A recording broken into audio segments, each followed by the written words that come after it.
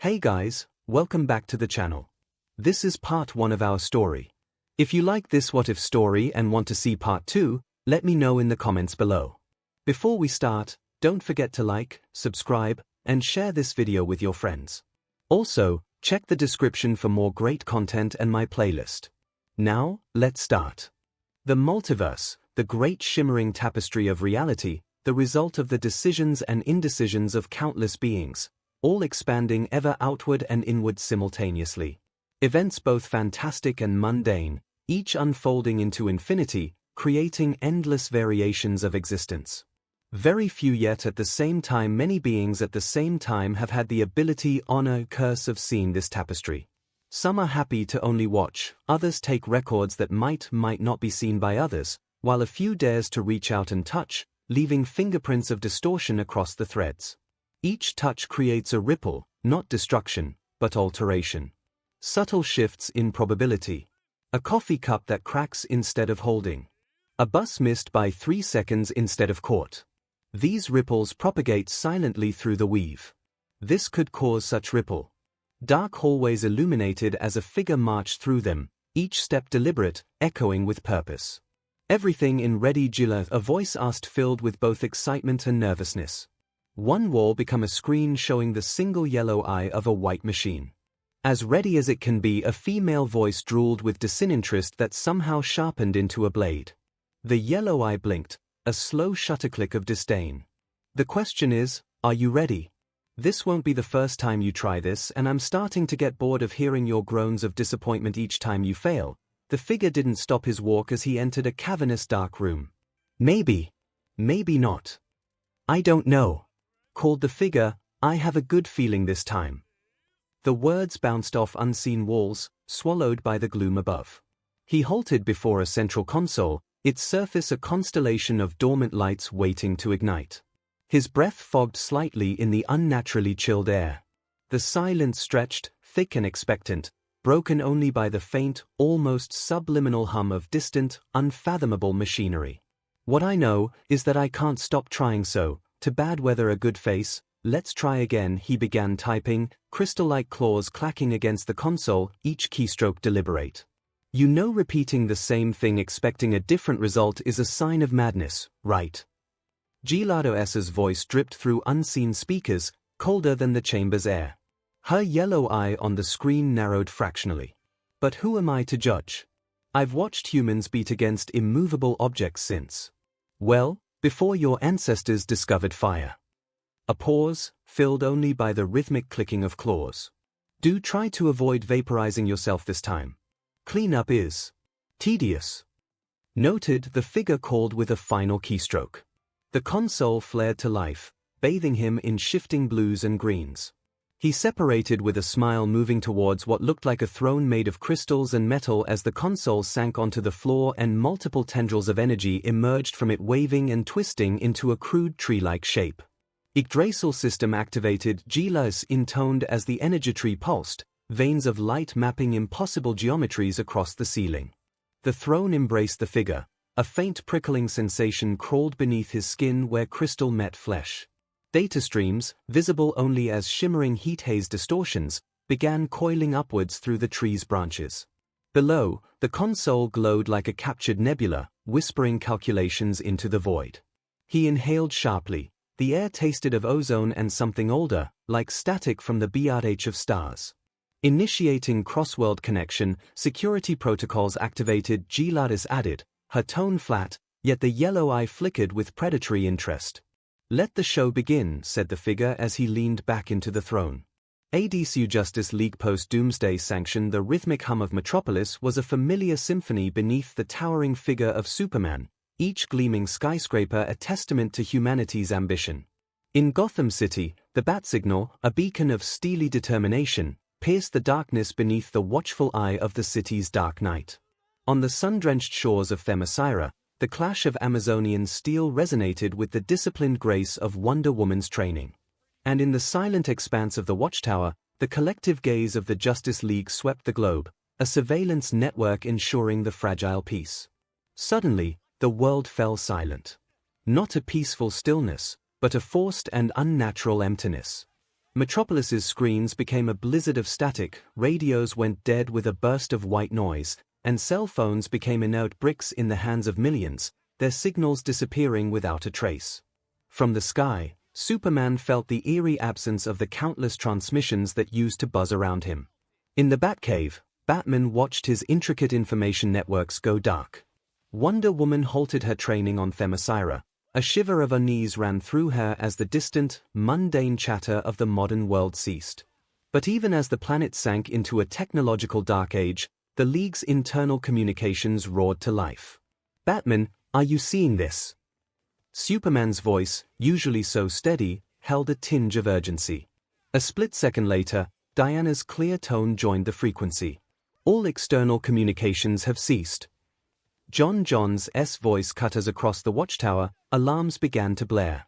"Our communications are still active," Batman's gravelly voice cut through the alarm. "Contact everyone you can. We'll see you at the watchtower." With that, he was already initiating calls to his network of Robins and other allies, the immediate crisis demanding immediate action. Meanwhile, in Gotham, the Joker's cackles were replaced by a furious snarl as his oversized television went from a live broadcast of his favorite midday soap opera to a flurry of blinding snow. He hurled a vase across the room, the ceramic shattering against the wall. "No! My show! Who dares interfere with my viewing pleasure? This isn't funny at all." In his office of her rebuild building, Luthor frowned at the silent phone in his hand, dead weight. He thumbed the screen again, then hurled it onto the marble desk where it bounced, inert. At the hidden base of Cadmus, Amanda Waller's screen dissolved into fractal static. Her fingers hovered over encrypted panic buttons as Waller's gaze hardened, not fear, but cold calculation assessing an unprecedented variable.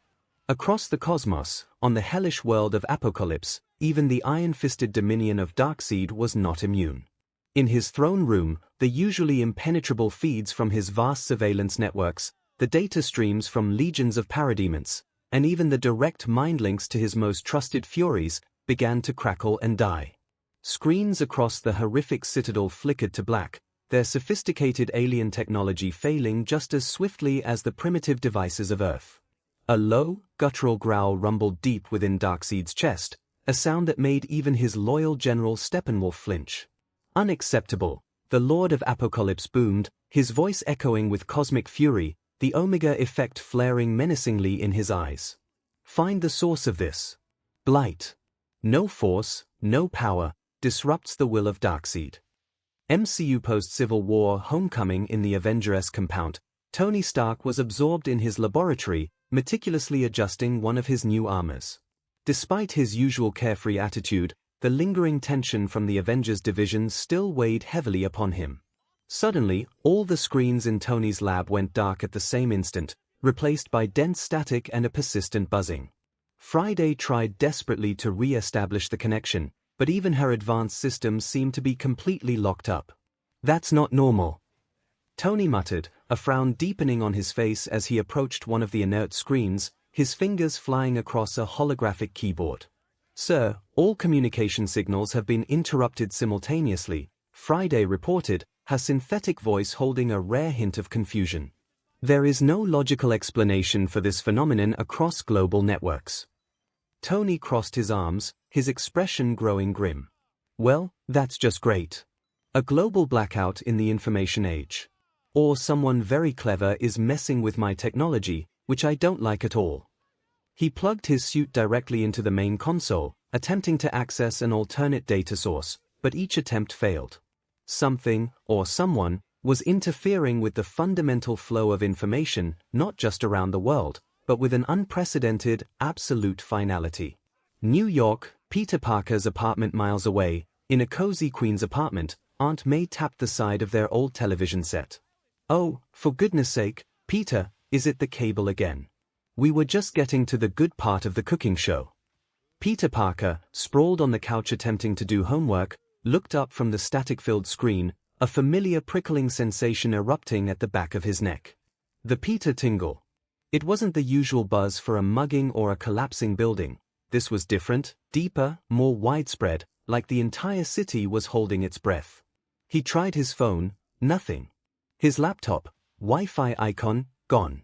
Aunt May, he said, pushing himself up, his eyes darting towards the window. I don't think it's the cable. I think something's really wrong. Wakanda, deep within the technologically advanced heart of Wakanda, King T'Challa stood by a shimmering holographic display, reviewing strategic defense protocols. Nearby, Steve Rogers, Natasha Romanoff, and Sam Wilson were in a secure training facility, their own comms suddenly cutting out. Shuri. T'Challa's voice, usually calm, held a note of sharp inquiry as his vibrant display dissolved into a mess of scrambled symbols and then vanished entirely. Around him, the distinct hum of Wakanda's vibranium-powered network faltered, then died. From the training area, a frustrated grunt echoed. My comms are dead. Anyone else? Steve's question was met with silence, save for the sudden, eerie quiet settling over the usually bustling Wakandan labs. Shuri's voice, relayed from a nearby console, was laced with disbelief. Brother, all external and most internal communications are down. Our vibranium network. It's compromised. No, not compromised, it's silent. This isn't a hack. It's an erasure. T'Challa's expression hardened, his mind already racing. An erasure. Find me the source, Shuri. Now. Steve, Natasha, and Sam emerged, their faces grim, knowing that if Wakanda's peerless technology couldn't maintain its connection, the entire world was truly isolated. My Hero Academia Universe, Japan. Before the sludge villain incident in a modest apartment in Musutafu, a young Izuku Midoriya was hunched over his desk, engrossed in analyzing the latest hero fight footage on his computer. His notebook, crammed with detailed observations, lay open beside him. On the living room television, his mother Inko was watching a news report about a minor villain incident. Suddenly, the screen on both Izuku's computer and the living room TV went black, replaced by a jarring, high-pitched static. The lights flickered, then stabilized, but the screens remained a chaotic mess of white noise. Izuku frantically tapped his keyboard, then tried his phone, nothing. No signal bars, just a dead screen.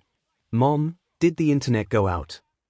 Izuku called, his voice laced with a mixture of confusion and frustration at missing crucial hero data. Inko, already peering at the TV, tried her own phone. Oh dear, it's not working either. And the radio just went silent. Her voice held a note of growing concern. Miles away, in a quiet alley, Toshinori Yagi, All Might in his weakened form, felt a sudden, unsettling lack of information. His earpiece, typically buzzing with reports from police and hero agencies, was now dead. The digital billboards he passed flickered and froze. His broad smile faltered, replaced by a deep frown. This is unexpected, he muttered, reaching for his own dead phone.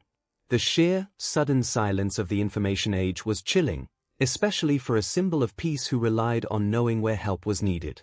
Ue High School, Principal Nezu's office at the prestigious Ue High School, the usually composed Principal Nezu watched his multiple monitor setup, designed to provide comprehensive oversight of the entire campus and external hero networks. One by one, the displays sputtered, pixelated, and then faded to absolute black, leaving only the dull glow of power lights. His specially modified tablet, linked directly to the school's highly secure, redundant network, became an inert slab of metal. A sharp, digital alarm, localized to his office, blared. Warning. External and internal network integrity compromised. Communications, offline. Surveillance, offline. Perimeter defense systems, functioning at basic level, but isolated. Nezu's bright, intelligent eyes narrowed. This wasn't a simple hack. His sharp mind, capable of outthinking the most cunning villains, raced through possibilities, each one more alarming than the last. He pressed a button on his desk, activating the school's direct intercom. His voice, usually jovial, now carried an undeniable edge of urgency. Attention all faculty. This is Principal Nezu. We are experiencing an unprecedented, critical system failure. Effective immediately, Ue High School is under full lockdown. All students are to remain in their current classrooms or secure locations. All pro-heroes and faculty are to report to the main conference room for an emergency meeting. We are operating on an isolated, non-digital emergency frequency only. Repeat, 𝐸 is under full lockdown. Across Japan, in a messy bedroom somewhere in Musutafu, Katsuki Bakugo slammed his gaming controller down, a furious string of curses erupting as his online match froze and his screen went to static. What the hell? My signal. Who messed with my DMN connection? He kicked his desk chair, the sound of exploding rage echoing through the sudden silence. Hundreds of miles away, in the icy quiet of the Todoroki household, Shoto Todoroki looked up from his textbook as the television in the living room, usually a constant source of Endeavor's self-aggrandizing news reports, abruptly went dead. His father, Enji Todoroki, the flame hero Endeavor, let out a frustrated growl from his study, his own high-tech communication systems failing. Even the vast, intricate networks of the Todoroki family, connected to hero agencies across the country, were gone. In a cluttered workshop, lit by the flickering emergency lights of a now-dead projector, Myheroacademia looked up from her latest baby, a new set of power-up boots. Her workbench, usually a chaotic symphony of whirring gadgets and flashing lights, had gone silent. Her communication goggles were blank. Here. No signal. But I just perfected the universal frequency modulator. This is a fascinating malfunction. She mumbled, immediately intrigued rather than alarmed, reaching for her screwdriver as if static was a design challenge. In a fancy mansion, the Yorozu family screens went dead at the same time. Momo Yorozu looked at her phone, which suddenly had no bars, then at her parents' worried faces. In a more common and less wealthy apartment, Okiko Uraraka and her family were surprised when their TV screens suddenly showed static, and their phones stopped working. "Oh dear, what's happening?" her mother murmured, trying to dial out again. Same incidents happened in the home of the hero Ingenium, where he and his brother leader Tenya were discussing heroics. Screens blinked out, communications died. Tenya adjusted his glasses, stiffening as his brother tried to communicate with other heroes without luck. Villain underbelly, deep within the shadowed, forgotten corners of Japan, in his darkened hideout, the doctor, Kyudai Garaki, let out a gasp of utter disbelief. Every one of his monitors, intricately linked to underground networks, covert surveillance, and experimental data feeds, dissolved into a chaotic swirl of static. His emergency communication devices, normally impervious to hero interference, were dead. "Impossible," he shrieked, his voice cracking with a mixture of terror and scientific indignation. "My systems are isolated. This cannot be." He frantically stabbed at keyboards, his quirk-enhanced research lab, usually humming with data, now ominously quiet. Near him, Tomura Shigaraki scratched frantically at his neck, his irritation mounting. His handheld gaming device went black, and the crackle of a pirated news channel on a nearby monitor died. "What the hell, Doctor? Did you mess up the power again? I was just about to beat this level." His voice was a rasp of annoyance, quickly escalating into a frustrated growl. From the deepest shadows of the hideout, a calm, chilling voice resonated, despite the sudden silence. "Interesting. Truly interesting. All for one, connected to a life support system that suddenly failed to display his vital signs, remained unperturbed. Such an absolute, universal erasure. A force capable of silencing everything. This is far beyond the capabilities of any mere hero, or even any known quirk. This is something new." A subtle, predatory hum vibrated in the air around him, not of anger, but of a terrifying curiosity. The technological darkness had fallen even upon the shadows where villains lurked. One Punch Man Universe. Z City, Saitama's apartment. After Boros' attack in his humble apartment in Z City, Saitama had just settled down for a marathon session of his favorite fighting game. He'd cleared a spot for his discount chips and soda, controller in hand. Suddenly, the television screen, displaying the game's title menu, flickered violently and then went dead, replaced by the infuriating hiss of white noise. Saitama blinked. Then he poked the screen. Nothing. He tried the remote. Still nothing. His phone, lying on the table, was a dead brick. "Seriously," he muttered, his expression one of pure, unadulterated annoyance, far more aggrieved by the ruined gaming session than any potential global catastrophe. First the supermarket closes early, now this. What's a guy gotta do to relax around here? A few feet away, Genos, meticulous as always, had just finished calibrating his internal systems when his entire comms array and external sensor suite simultaneously went offline. His advanced cybernetic eyes whirred as he attempted a diagnostic, but every port, every data stream, every connection to the outside world, even the Hero Association's emergency frequencies, was met with an impenetrable wall of silence. His internal processors, usually humming with data, found nothing. "Sensei," Genos said, his voice surprisingly calm despite the existential dread he felt. "All communications have ceased. My systems indicate a complete, universal blackout of all electronic signals. This is unprecedented. All my analytical capabilities suggest this is not a malfunction, but a deliberate, all-encompassing interference. The scale. It's beyond anything I can compute." He looked at Saitama, who was still idly trying to smack the television back to life. "This is a serious threat, Sensei." Yeah, Saitama mumbled, giving up on the TV. "Think they got any good sales on next week's specials, Genos? Hope the stores aren't affected." Dragon Ball Universe. After the tournament of power in the vast, verdant expanse of his home, Goku was mid-bite into a massive feast, the air around him thick with the familiar, humming presence of his own boundless ki. On the far side of the planet, in the meticulously controlled gravity chamber of Capsule Corp, Vegeta grunted, sweat beading on his forehead as he pushed his body to its absolute limits, his ki radiating with furious intensity. Suddenly, the world went cold. Not just physically, but energetically. Goku's bowl of rice fell from his slackened hand as the vibrant warmth of his own ki, and the distant, familiar auras of his friends, simply vanished. He felt hollow, empty, like a fire that had been instantly extinguished. All the bustling life forces across the planet, once so clear to him, were now a total, unnerving blank. "What's happening?" he exclaimed, his voice filled with shock. He tried to power up, to summon even a spark of his energy, but there was nothing. No golden glow, no lightning, just stillness. He then tried to instantly transmit himself, but his connection to the other living beings of the planet was gone, his sensory ability to know where they were, gone. In his gravity chamber, Vegeta felt a similar jolt of alarm. His painstakingly built-up ki vanished, and with it, the artificial gravity of the chamber, which immediately powered down. The room went silent, the familiar whir of the generators replaced by a chilling void.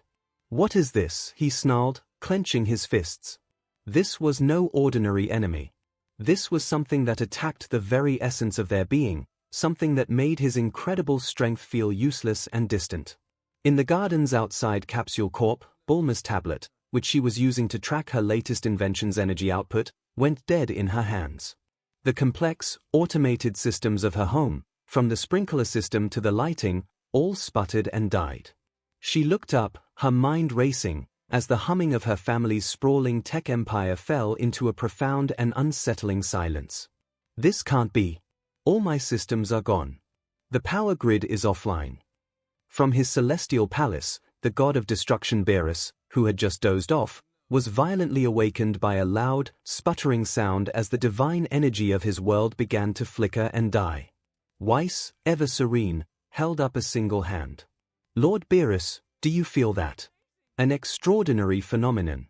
It seems the very flow of ki has been silenced." Beerus's eyes snapped open, a low, guttural growl rumbling in his chest. "Find the source, Whis. This is unacceptable. My next meal depends on the universe's ability to exist." The Disney realm Earth 626 in the suburban sprawl of Middletown, California, a young Kim Possible was mid-conversation with her sidekick, Ron Stoppable, over her wrist-mounted communicator. "So, the Tweebs are planning another one of their pranks, Ron. Think you can handle it while Her voice was suddenly cut off as the communicator's screen went blank, its familiar beeping silent. "Kim. Hello. Earth to KP." Ron's voice sputtered from his end, then his own communicator, held precariously in his hand, died. He stared at it, then at his mobile phone, equally unresponsive. "Whoa, that's not just a bad signal. Rufus, you getting this?" His naked mole rat merely blinked, equally confused by the sudden quiet. Across the country, in the bustling heart of New York City, Jake Long, the American Dragon, felt a strange ripple. He'd been about to turn on his gaming console, but the screen remained dark. His phone, which he just used to text Trixie and Spud, was now a useless slab of plastic. Man, this stinks. No signal anywhere. What gives? Even his grandfather's ancient magical artifacts, usually unaffected by mundane tech, seemed to vibrate with a peculiar dissonance, though still functional. Thousands of miles away, on the tropical island of Kauai, Hawaii, Lilo Pelekai was trying to teach Stitch a new hula dance when her boombox, blaring Hawaiian music, suddenly cut out with a pathetic squeal. Stitch, ever the alien experiment with enhanced senses, felt his internal communicators go silent, his connection to Jumba's often irritating signals vanishing. His usually vibrant facial displays flickered, then went dark. "Cousin." "No signal," Stitch grumbled, poking his own internal scanner, which was now dead. Jumba Jookiba, observing from his makeshift lab, watched his galactic comms and experiment trackers fail, his multiple screens turning to static. "Impossible. My long-range subspace relays. They are impervious to local interference. This is galaxy-wide," he exclaimed, recognizing a scale far beyond any earthly sabotage. In the busy hallways of 3rd Street Elementary, the perpetually bored students were interrupted as their portable gaming devices, school intercoms, and even the digital clock on the wall all simultaneously flickered out. T.J. Detweiler, looking up from his dead handheld, exchanged a bewildered glance with Spinelli, Vince, Gretchen, Mikey, and Gus. All right, who pulled the plug on the whole world? And back in downtown Oakland, Penny Proud was midway through recording a new dance for her Penny's World vlog when her phone's camera froze, then the entire device died. Her laptop, playing music, abruptly silenced. "Daddy, my social media's gone. The Wi-Fi's dead. This is, like, a total disaster for my followers." Oscar Proud, busy trying to sell his latest Proud snacks via a solar-powered digital billboard, watched in horror as his advertisement vanished, replaced by an empty screen. The colorful, chaotic digital tapestry of their world had been unceremoniously unraveled. Mobius Game Sonic Universe in his sprawling, high-tech workshop, Miles Tails Prower was deep in the intricate wiring of a new communication array, his multiple monitors displaying complex energy readings and satellite feeds. Suddenly, all screens in the room flickered, convulsed with a riot of static, and then went utterly dark. His communicator, usually chirping with signals from Sonic or the Freedom Fighters, emitted a painful screech before going silent. "What?" Tails stammered, his twin tails bristling as he frantically jabbed at control panels. "My universal translator is offline. My long-range scanners are dead. Even the local network linking to the city's power grid is down. This isn't just a power surge, it's everything. All frequencies. Gone." He tried to contact Sonic via his wrist communicator, but it merely remained inert. Miles away, blurring across Green Hill Zone, Sonic the Hedgehog screeched to a halt, kicking up a plume of dust. His internal chronometer and GPS, usually providing him with precise readings, suddenly went dark. His ring-shaped communicator, typically buzzing with messages from Tails or Amy, was eerily silent. "Here. No signal. Tails, you there, buddy? This ain't like you to be quiet." The familiar hum of distant robotic patrols was also absent, replaced by the natural sounds of the wind. A shiver, rare for the carefree hedgehog, ran down his spine.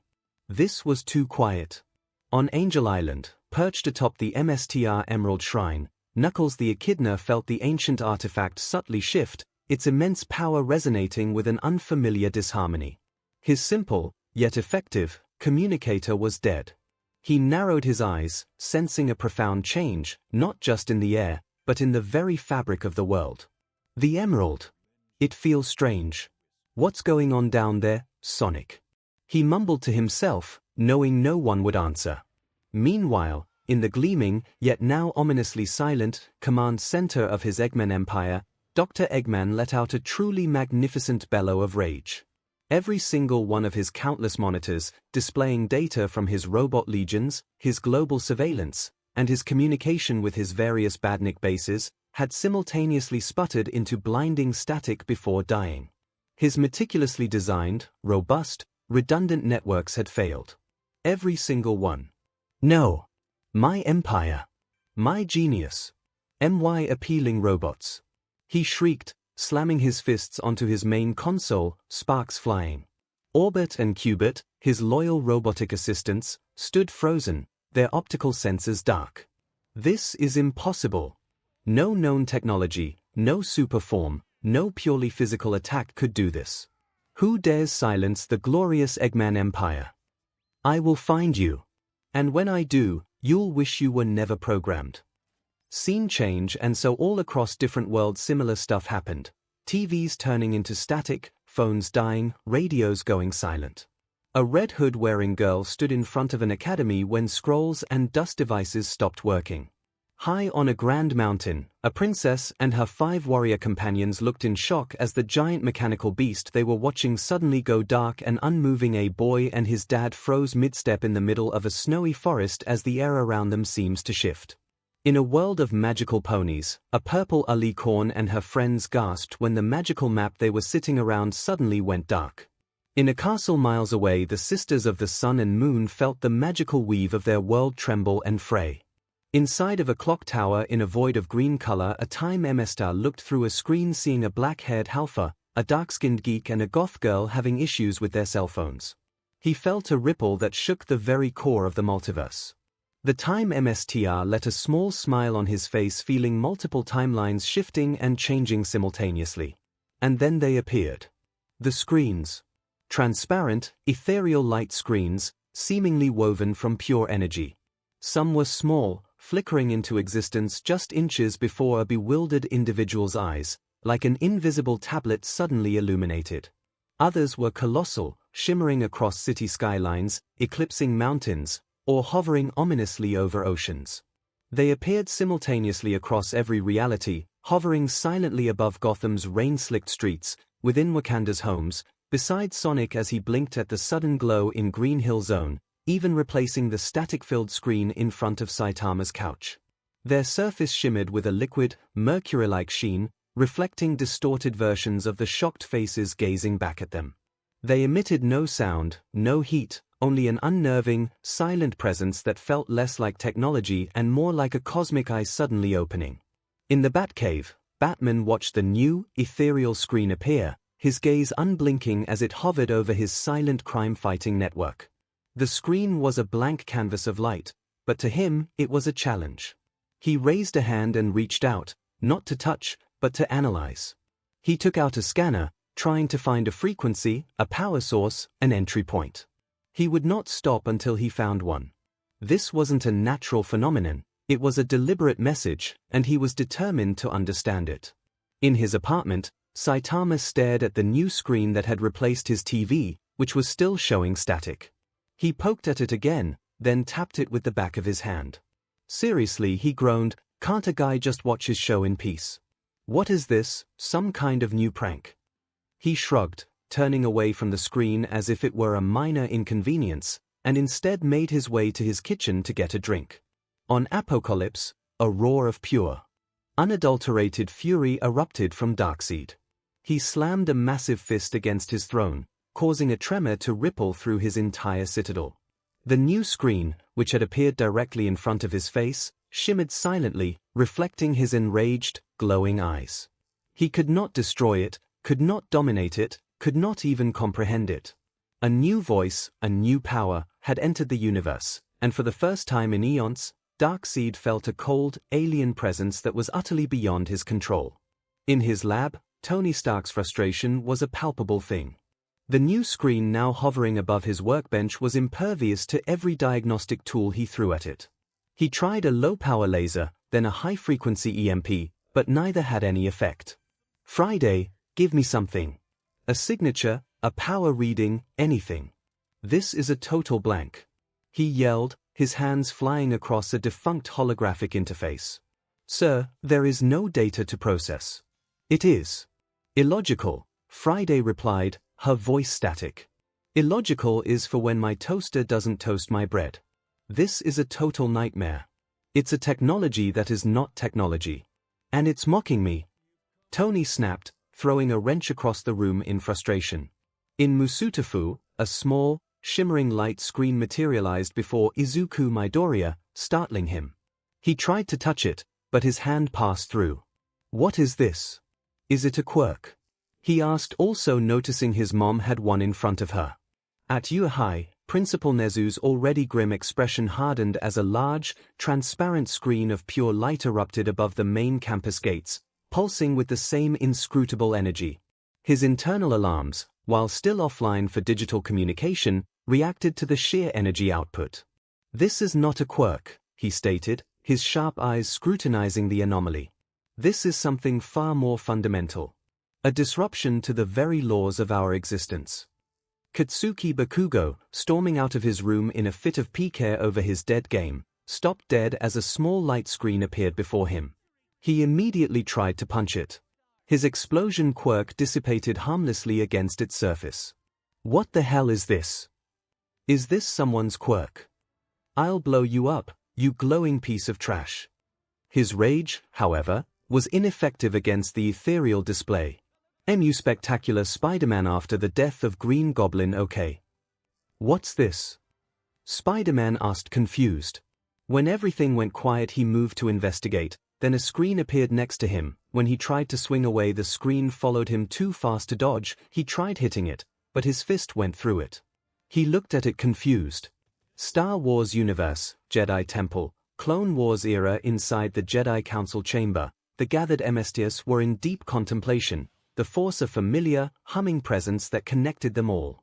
Suddenly, that presence vanished.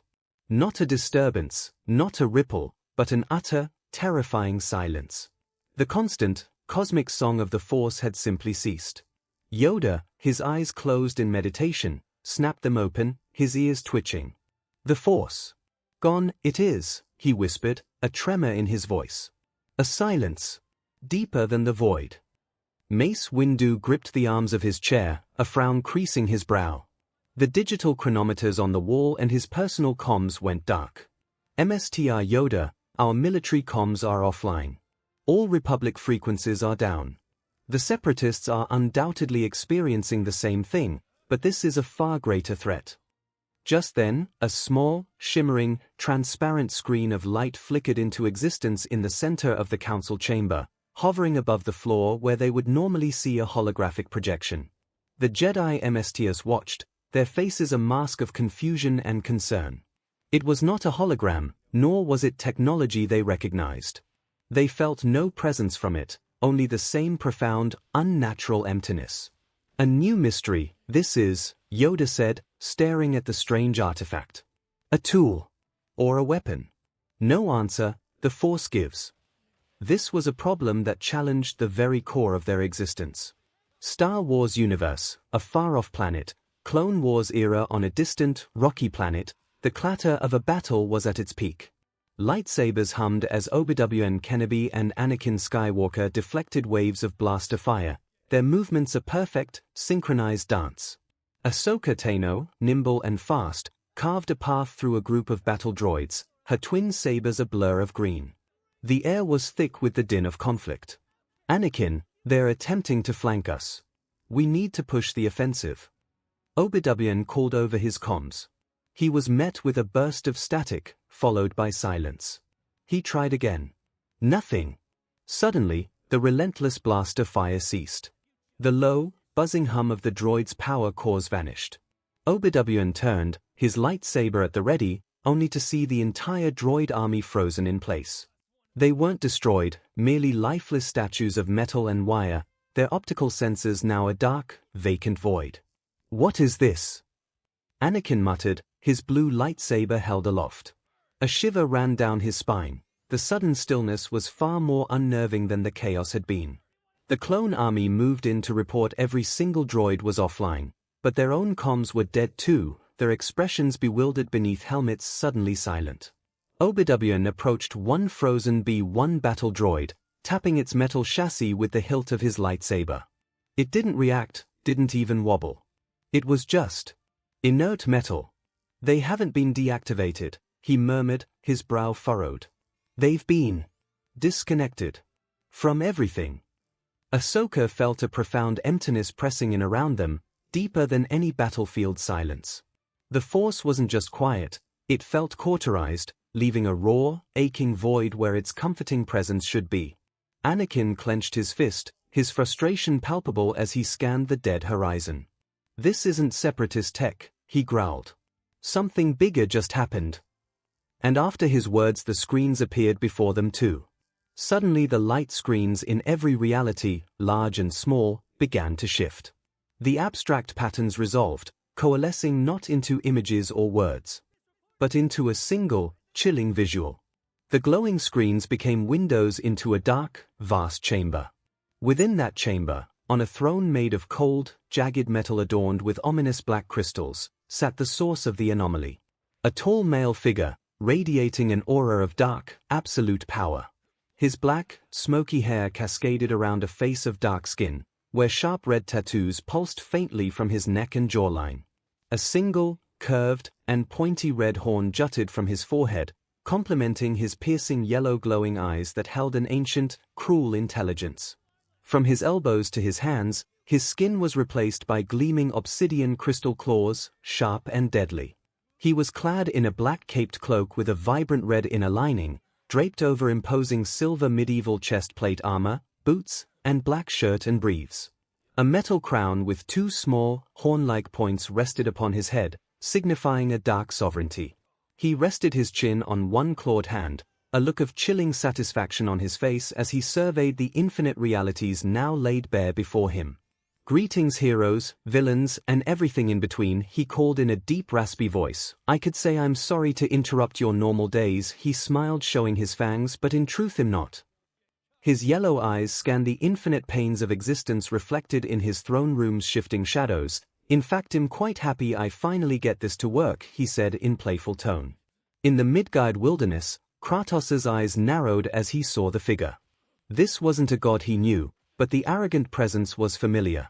Atreus, meanwhile, had a look of shock on his face. This was bigger than any of the gods they had faced. "What is this creature?" Atreus asked, his voice barely a whisper. Kratos said nothing, but his eyes were blazing with cold fury. On his couch, Saitama finally found a snack to eat. He looked up at the screen, saw the villain talking, and merely shrugged. "Oh, a villain. Well, if you could just tell me how to get my TV back on, that would be great. I've been waiting for this show all week," he said, then turned back to his snack, completely unfazed by the powerful figure. Batman narrowed his eyes at the figure, half a step ready to call to the others while kept listening. "Friday, what I'm seeing here?" Tony Stark asked as his armor assembled around him. "Sir, visual analysis confirms the broadcast is occurring simultaneously across every major global frequency, or rather, what's left of them. Facial recognition yields 0 matches across all known databases." A villain? All Might called, already transforming into his buff form and leaping into the air, a screen following him. He knew he should be careful about his time limit, but he couldn't stand by. "Unacceptable. Show yourself, coward." Across Japan, heroes and villains alike froze mid-action, eyes glued to the screens. Endeavor's flames faltered as he stared, a rare flicker of uncertainty crossing his features. Hawks paused mid-flight, his wings catching an updraft as he watched from above Tokyo's skyline. Even Shigaraki Tomura, scratching furiously at his neck beneath the League's crumbling hideout, stopped, his red eyes wide with a mix of fury and fascination at this unforeseen variable. Sorry, oh, I always wanted to do the villain introduction thing." The figure laughed, his tone being more playful. "Sorry for the scare." He coughed. "I suppose I should introduce myself. A small bow im darkness racing. You can call me Da for short." He made a small bow motion. Lord of the Rings world. After the Battle of Helm's Deep, Gandalf looked at the screen and the recent introduced Dia, his pipe forgotten, cold ashes clinging to its bowl. Aragorn's hand tightened instinctively around Andril's hilt, the unnatural light of the hovering screen reflecting coldly in his grey eyes. Legolas muttered an elvish curse under his breath, his keen senses recoiling from the utter wrongness of this intrusion. Gimli simply growled, "What foul sorcery is this?" "I don't know," said the White Wizard. "I can feel shadows and darkness." Yet I don't feel evil nor malice. Just power. Gandalf frowned deeply. A shadow veiler maybe, suggested Legolas, but the idea felt wrong. Gandalf shook his head, his brow furrowed. No. This is different, Gandalf murmured, his voice low at the unknown of what this could mean for the war. In the wildness Frodo, Sam and Gollum froze mid-step. The hobbits' breath caught in their throats as the strange screen materialized before them, illuminating Gollum's wide, terrified eyes. Nasty tricks. Tricksy bright things. Gollum hissed, scrambling behind a rock, his voice a raspy whisper lost in the sudden, unnatural silence that had swallowed even the wind. Frodo clutched the ring beneath his shirt, its cold weight suddenly feeling lesser, as if it also went quiet at the presence of the screen. Mordor, even the great eye paused, Sauron's eye, a colossal, lidless orb of malevolent flame atop Barad-dûr, ceased its ceaseless scanning of Middle-earth. The eye's fiery gaze fixated on the strange light screen hovering in the barren air above Mount Doom, a phenomenon utterly alien to its ancient malice. The eye burned, its wrath palpable even at a distance, but it did not comprehend the screen. It saw no magic, only a profound emptiness that resisted its piercing scrutiny. Within the eye's fiery core, a ripple of something akin to confusion, fury. It pulsed, a silent roar echoing across the dead plains of Mordor. The Dark Lord's will, usually an irresistible tide, found no purchase on this intrusion. The screen remained, indifferent and impenetrable, a silent mockery amidst the desolation. Back to the screen. To make things clear, I'm not a villain nor a hero, continued Dia. In what it's known as a multiversal watcher of the author class, he explained. This means my job is observe the events happening on the past, present and future of different worlds and keep a record of them for the study and entertainment of others and myself. He smiled. And yes, I said worlds as in universes as in. Congratulations, now you know a multiverse exists. He chuckled. Every decision made and not made all exist. Different worlds, different possibilities, different outcomes, all exist. He leaned back, and my job is to keep track and register each and all these events and share them with others, hence my classification as an author across the multiverse. The words of the author were received differently. In different versions of Gotham City, Batman's jaw tightened beneath his cowl.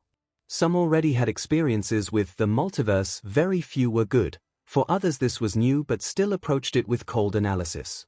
Marvel Comic Universe 616 Universe. Oh great, another guy from beyond our world with a god complex, Tony Stark remarked with an eye roll as he and the other Avengers were in the tower. So what? Are you gonna tell us you're our creator?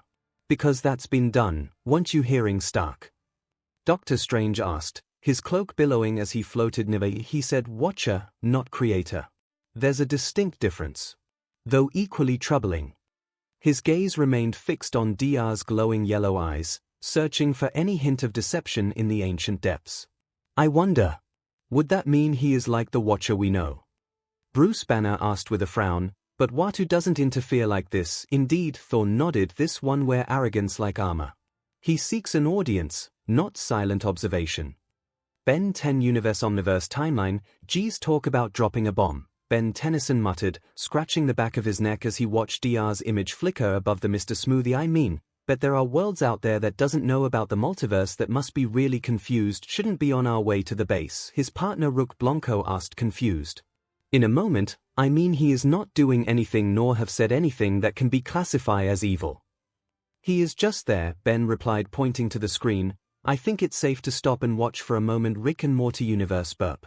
Oh great, another of these assholes, Rick Sanchez slurred, waving a half-empty flask dismissively at the hovering screen. Morty tugged nervously at his collar. Oh geez Rick, isn't this kind of a big deal? He's saying he watches everyone. Rick belched again, a spray of amber liquid misting the console. Relax, Morty. He's just another glorified PPNG TM with a fancy title. Probably gets his kicks watching alternate versions of You Wet the Bed. He slammed a button, attempting futilely to blast the screen with an energy beam that passed harmlessly through it. Pointless. See. All bark, no bite. Just ignore the cosmic creeps. How? Back on the throne of fractured realities, DR tilted his head, observing the ripple of disbelief and panic wash over countless worlds through his shimmering portals. A faint, predatory smile touched his lips. Skepticism. Always refreshing. His obsidian claw tapped a rhythm against the armrest of his throne, a soundless beat that vibrated in the marrow of those watching. Allow me to demonstrate the scope of my authorship. The screen shifted abruptly, dissolving from DR's image into a chaotic montage: Spider-Man dodging debris in New York, Kratos roaring defiance against Olympian gods, All Might mid-leap above Tokyo's skyline, Frodo stumbling towards Mordor, Darth Vader choking a rebel officer, Link pulling out the MSTR sword, Team RWBY being formed, Iron Man with an infinity gauntlet, Naruto eating ramen and Goku training at King Kai's planet, each fleeting moment crystal clear, impossibly NTMT, yet devoid of context. These are not simulations, DR whispered, the montage freezing on Ben Tennyson activating the Omnitrix. They are. Now. Simultaneous, both wonderful and terrible. Yet always fascinate to see the multiverse in Gotham. Batman's cold analysis deepened. He had seen the multiverse before. But seeing it presented as a slideshow of highlights, of NTMT moments from lives he didn't know, felt like a gross violation. The montage wasn't just a demonstration of power, it was a psychological attack, a way to show that he knew everything about everyone, and that their struggles were simply entertainment. He didn't flinch, but his eyes narrowed further as he began to look for connections, for a narrative thread that DR might have left. In the Fortress of Solitude, Superman's jaw was clenched. He saw worlds of heroes and villains that mirrored his own, and the sheer scale of the suffering and triumph was overwhelming. The montage made the ethical burden feel infinite. He felt a deep sense of compassion for every struggling being on the screen, and a primal, alien anger at the one who would so casually put them on display. He had faced many tyrants, but this one didn't just want to conquer worlds, he wanted to own their very existence. In the Lord of the Rings universe, Gandalf's face, already lined with age and wisdom, seemed to sag. The montage was a series of quick, incomprehensible images: flying metal suits, beams of light, strange monsters, a boy with glowing green eyes and a glowing MSTR sword. He had no context, only the unsettling feeling that his world was just one of many, a single, insignificant part of a vast, incomprehensible tapestry. It made the struggle against Sauron feel small. In the Rick and Morty universe, a half-drunk Rick Sanchez just laughed. "See, Morty. Told you. It's a cosmic highlights reel. Look, there's you little nerd, running away from a monster. Oh, and look at that, a guy eating ramen. How exciting." He took another swig from his flask, a gleam of recognition in his eye. He's showing us the script. He's telling us he's the director. And the only thing we can do is give a terrible performance to ruin his movie. My Hero Academia universe Izuku Midoriya stared at the screen, his mind an unreadable blur of analysis and sheer, unadulterated terror. He had seen glimpses of these other worlds before, in All Might's old comics and in whispered theories about the nature of quirks. But to see them laid out like this, a rapid-fire slideshow of heroes and villains, was a whole different matter. He saw a man in red and blue swinging through a concrete jungle, an angry-looking man with a gun in his hand, a blonde man in a superhero costume with an impossibly muscular body. A still infuriated Bakugo watched the montage, his rage a fiery thing that couldn't find an outlet. He saw the fleeting image of a Saiyang, a man with a wild grin and a shock of black hair, training in what looked like another world. Who is that? That hair. That aura. Is he trying to mock me? Bakugo bellowed, his hands sparking with the familiar explosive energy that now felt useless against the screens. He saw a man in a black helmet and armor, choking a rebel with the power of his mind. He saw a girl in a red hood, and a man in a flying iron suit. He had no context for any of it, but he knew what he was seeing. Power! And this DR was displaying it like it was a toy, and that enraged him more than anything else. "You think you're so cool," he screamed at the screen, his voice raw with fury. "You think you're a god? I'll prove you wrong. I'll blow you and your stupid screens to smithereens." At UA Nezu's paws flew across a secondary console, bypassing fried mainframes with desperate ingenuity. His beady eyes narrowed at the frozen image of DR's throne, crystalline, alien, pulsing with energies that defied conventional physics. The signal origin. It's not terrestrial, he murmured, whiskers twitching. Nor extraterrestrial in any known sense. He turned to the other teachers reunited in his office. So think we can agree he is telling the truth. A gleam shined in his eyes. How fascinating. So the multiverse theory is real and we are being observed. Aizawa had the urge to groan. You taking this way too calmer than you should, he muttered, his capture weapon tightening instinctively around his neck. Vlad King slammed a fist on the conference table, cracking the reinforced surface. Observed. Like lab rats. That's what we are to this thing. Midnight hummed, not sure if she'd feel flattered or violated, she said. Etheria. After the Battle of Bright Moon, the Princess Alliance was gathered at Bright Moon Castle when the screen appeared. Adora, mid-strategy discussion with Glimmer and Bo, froze as Xia's sword hummed with unfamiliar energy. Whoa, Bo breathed, lowering his tracker pad which had just died. That's new, he said as his eyes were glued on the images of this multiverse. Adora felt Xia's power surge within her, not as a weapon, but as a resonating chord struck by the impossible vista unfolding on the screen.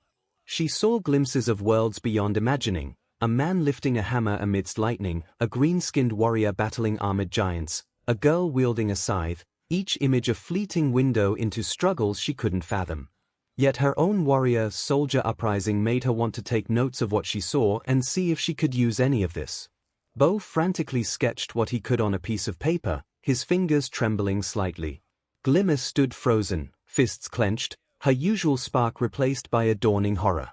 He watches everything, she whispered, the implications settling like ice in her veins. Our victories. Our losses. Just entertainment. The question made the other two pause. Bo lowered his sketchpad, his expression troubled. If he sees everything, does that mean he saw the Horde's movements? Our weaknesses? His voice held a desperate edge. And if he did, would show them to us? Adora added, her voice tight. In the fright zone, the soldiers of the Horde and Hordak himself watched the screen with mixed reactions. Hordak's crimson eyes narrowed at the montage, his clawed fingers tightening on his throne's armrest. A chronicler, not a conqueror, he rasped, disappointment warring with a flicker of predatory interest. Yet knowledge is power. If he observes all, he knows all. Entrapta bounced beside him, her usual manic energy replaced by wide-eyed wonder. The data streams. The sheer dimensional resonance. Oh, the possibilities. Her fingers twitched, aching to dissect the impossible signal. Catra watched silently from the shadows, her tail lashing. Entertainment. Her suffering, her battles. Just a show. A low growl escaped her throat. Avatar. Well before the day of the Black Sun, Aang and the others gathered around Appa, their journey paused by the sudden silence of the world. No winds rustling, no distant animal calls, just the oppressive stillness broken by Dia's voice. Katara clutched her water skin, her eyes wide as the montage flashed. Giant flying machines, armored warriors clashing with lightsabers, a girl summoning vines from concrete. Spirits, she whispered, the word hanging heavy with dread and awe. Sokka frantically tapped his boomerang against his palm, as if testing reality itself. Okay, new plan. Figure out if this guy is gonna drop spoilers about the Fire Lord's battle strategies. I think he will, Aang called as he noticed a scene in the montage. The Battle of the North Pole, the moment when he fused with the ocean spirit to destroy the Fire Nation fleet. His own face, glowing with cosmic power, stared back at him from the screen. Aang froze, a chill spreading through him despite the warm air. Katara gasped, her hand flying to her mouth. Aang. That's... Whoa! Toph called out, her sightless eyes somehow fixed on the screen. That's you, Twinkle Toes. But bigger. Angrier. Her voice held none of her usual mocking edge, only stark realization. Wait. Toph. You can see that? Asked Sokka, confused, making the others turn to her. Well. Not seen as me watching. It's like... I can see it. In my mind, Toph stammered, her usual confidence faltering as she touched her temple. The montage's vibrations resonated through her seismic sense as distinct, alien textures, metal cities humming, energy blasts crackling, mystical swords singing, each imprinting itself directly onto her perception of the world's heartbeat. Her blindness had always painted reality in tremors and pressures. Now, it sketched impossible vistas in shuddering detail. In the Fire Nation, 𝐒𝐻𝐿a watched the montage with predatory stillness, her golden eyes sharpening as fleeting images of cosmic battles and armored warriors flickered past. A smirk touched her lips, not amusement, but calculation. So, she murmured, the words slicing through Ozai's tense silence beside her, the Avatar's little spirit trick wasn't even original. Just another act in this menagerie. Her gaze lingered on the frozen image of Aang fused with the ocean spirit, a spark of contempt igniting. How disappointingly derivative. You wouldn't say that if you have been there. Zuko called next to her. He might have been busier getting payback at Zhao, but he witnessed that day. It was terrifying, he muttered as he saw the scene again. 𝐒𝐻𝐿a merely flicked a dismissive hand, her attention already shifting to the screen's shifting geometries. Terror is a blunt instrument, Zuzu. This author wields something far sharper. Her gaze sharpened on DR's throne, a predator assessing a new apex hunter. He doesn't conquer worlds, he owns their narratives. That is true power. The implication hung heavy. If DR curated reality stories, whose script was the Fire Nation following? Dragon Ball universe amazing, called Goku excited as he saw the montage, taking note at anyone that looked strong. He and his family had teleported to Capsule Corp once they learned everyone everywhere had felt something. Look, Vegeta. That guy with the green skin looks tough. And that armored warrior. His usual grin faltered slightly as the screen froze on a Saiyang warrior, himself, battered but triumphant after defeating Frieza. And that's me. What? Vegeta called in anger, and where am I? Why is he showing you? You are not the strongest Saiyang. Vegeta scanned the montage frantically, fists clenched. His pride stung deeper than any physical blow. Where was his victory over Frieza? His ascension to Super Saiyang? The screen flickered past scenes of other warriors, other glories, but never his own. A low growl rumbled in his chest.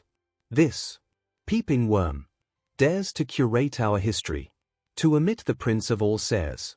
The ground cracked under the pressure of his anger. He will learn the cost of such an insult. Ugh, how nosy, Beerus muttered as he and Weiss were already there too, eating. The Destroyer God watched DR's throne with detached annoyance. So this guy keeps records of all that happens in different universes. Sounds like a librarian. He yawned, showing rows of needle-sharp teeth. Indeed, but more exciting if he can look even beyond our own 12 universes, Weiss mused, his staff tapping lightly against the floor as he observed DR's throne with polite curiosity. One wonders what criteria he employs for his selections. Or omissions. His gaze lingered meaningfully on Vegeta's seething form. I am more curious about why he is showing us all this, called the Destroyer God. Does he want something? Or is he just bored? Beerus asked Weiss, because if it's the latter. Well, that sounds familiar, he added with a smirk. As if he had heard the question, the montage disappeared and the image returned to DR in his throne. Now I'm sure many are wondering why I am showing you all this. DR's voice echoed across the multiverse, a velvet blade slicing through the silence. His obsidian claws steepled beneath his chin. Consider it an invitation.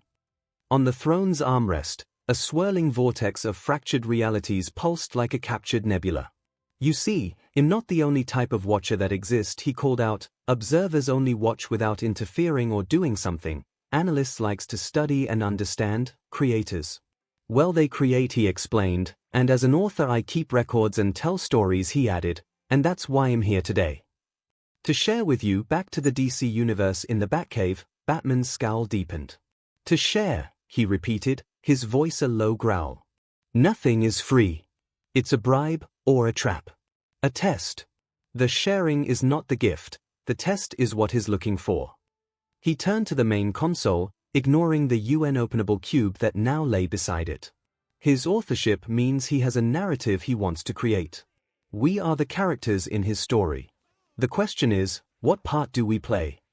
He began typing, his fingers a blur, a new focus replacing the frustration he had previously felt.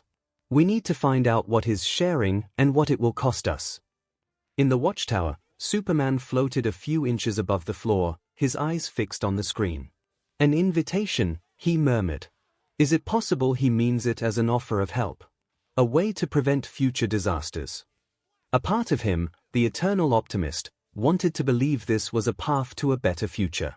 The other, more guarded part, saw the arrogance in the figure's eyes and knew that true power was never given, only taken. Wonder Woman felt her hand instinctively fall to the hilt of her sword. An offer of knowledge is a test of character, she said, her voice a quiet storm. The heroes of our world have often faced such temptations. We must not be so eager to accept without understanding the price of this sharing. Marvel Comic Universe 616 sharing, here. Tony Stark scoffed, crossing his arms. Sounds like a sales pitch. He's going to dangle a new toy in front of us, make us desperate to get our hands on it, then he'll pull the rug out from under us and laugh as we squirm. I can't believe I'm saying this, but I'm with Captain America on this one, trust no one. His cynical words, however, were tinged with a dangerous curiosity. His mind was already racing, attempting to build a system that could receive whatever DR was sharing without giving him an advantage. Doctor Strange's expression was grim. He is not an entity of magic, he declared, his cloak subtly rippling in the stagnant air. He is something different. His sharing will not be of power, but of information. The most dangerous weapon of all. With enough knowledge of other realities, one could unravel the very fabric of our own. Whether it's a trap or not, we have to assume this is a threat, Captain America said, his voice a low, steady rumble. His shield was already on his back, a familiar comfort. He ignored the screen, instead focusing on the other Avengers around him. We don't need his knowledge. We need a plan. He's trying to divide us with this gift. Our first move is to stay united and keep our people safe. Spider-Man, perched high atop a skyscraper, watched the montage with a knot forming in his stomach. He saw countless other heroes, some looking powerful, others exhausted. It made his own struggles feel both insignificant and more overwhelming. Okay, so there's a multiverse, and this guy is, what, the Netflix showrunner. Great. Just what I needed. Another cosmic headache to deal with before I finish my history essay. He tried to shake off the feeling, but the cold, alien presence of the screens was hard to ignore. In Wakanda, Black Panther stood before a large, ethereal screen, his fingers twitching with the urge to analyze it. The death of Wakanda's internal network had been an unacceptable insult, but this was an unprecedented opportunity. A sharing of knowledge, he murmured, his voice a quiet command. This could be a weapon or a tool, and we cannot afford to be without it. Let the others be wary. Wakanda will be prepared to learn what this author can teach us. Above the X-Mansion, Storm's eyes glowed with concern. The air, usually a symphony of shifting pressures and currents that she could command, was now a dead, silent thing. She had felt a connection to the very elemental nature of her world, and now that connection was muted. He has silenced the very world itself, she whispered, her voice a soft gust of wind. He offers a gift in one hand, while showing us the utter powerlessness he holds over all things in the other. This is not a gift, it is a MSTR's lesson, a test to see if we will kneel. At UA, Midnight's playful smirk vanished. Share. Vlad King snarled, the cracked table groaning under his fist. Like we're his DMN book club. Nezu's claws clicked rhythmically against the console, a frantic calculus playing behind his eyes. Records imply preservation, he mused aloud, whiskers twitching. But storytelling necessitates curation. What horrors has he edited out? Aizawa's capture scarf coiled tighter, his dry voice cutting through the tension. Or what horrors is he saving for the next chapter? Dragon Ball Universe Goku's eyes lit up. Sharing. You mean like, he's going to teach us a new technique? Awesome. I can't wait to see what he's got. His eternal optimism saw only a new form of training, a chance to get stronger. Vegeta, however, was still fuming. I don't need his scraps, he bellowed, his fists shaking. This insult will not go unpunished. I will show this author who truly commands this universe.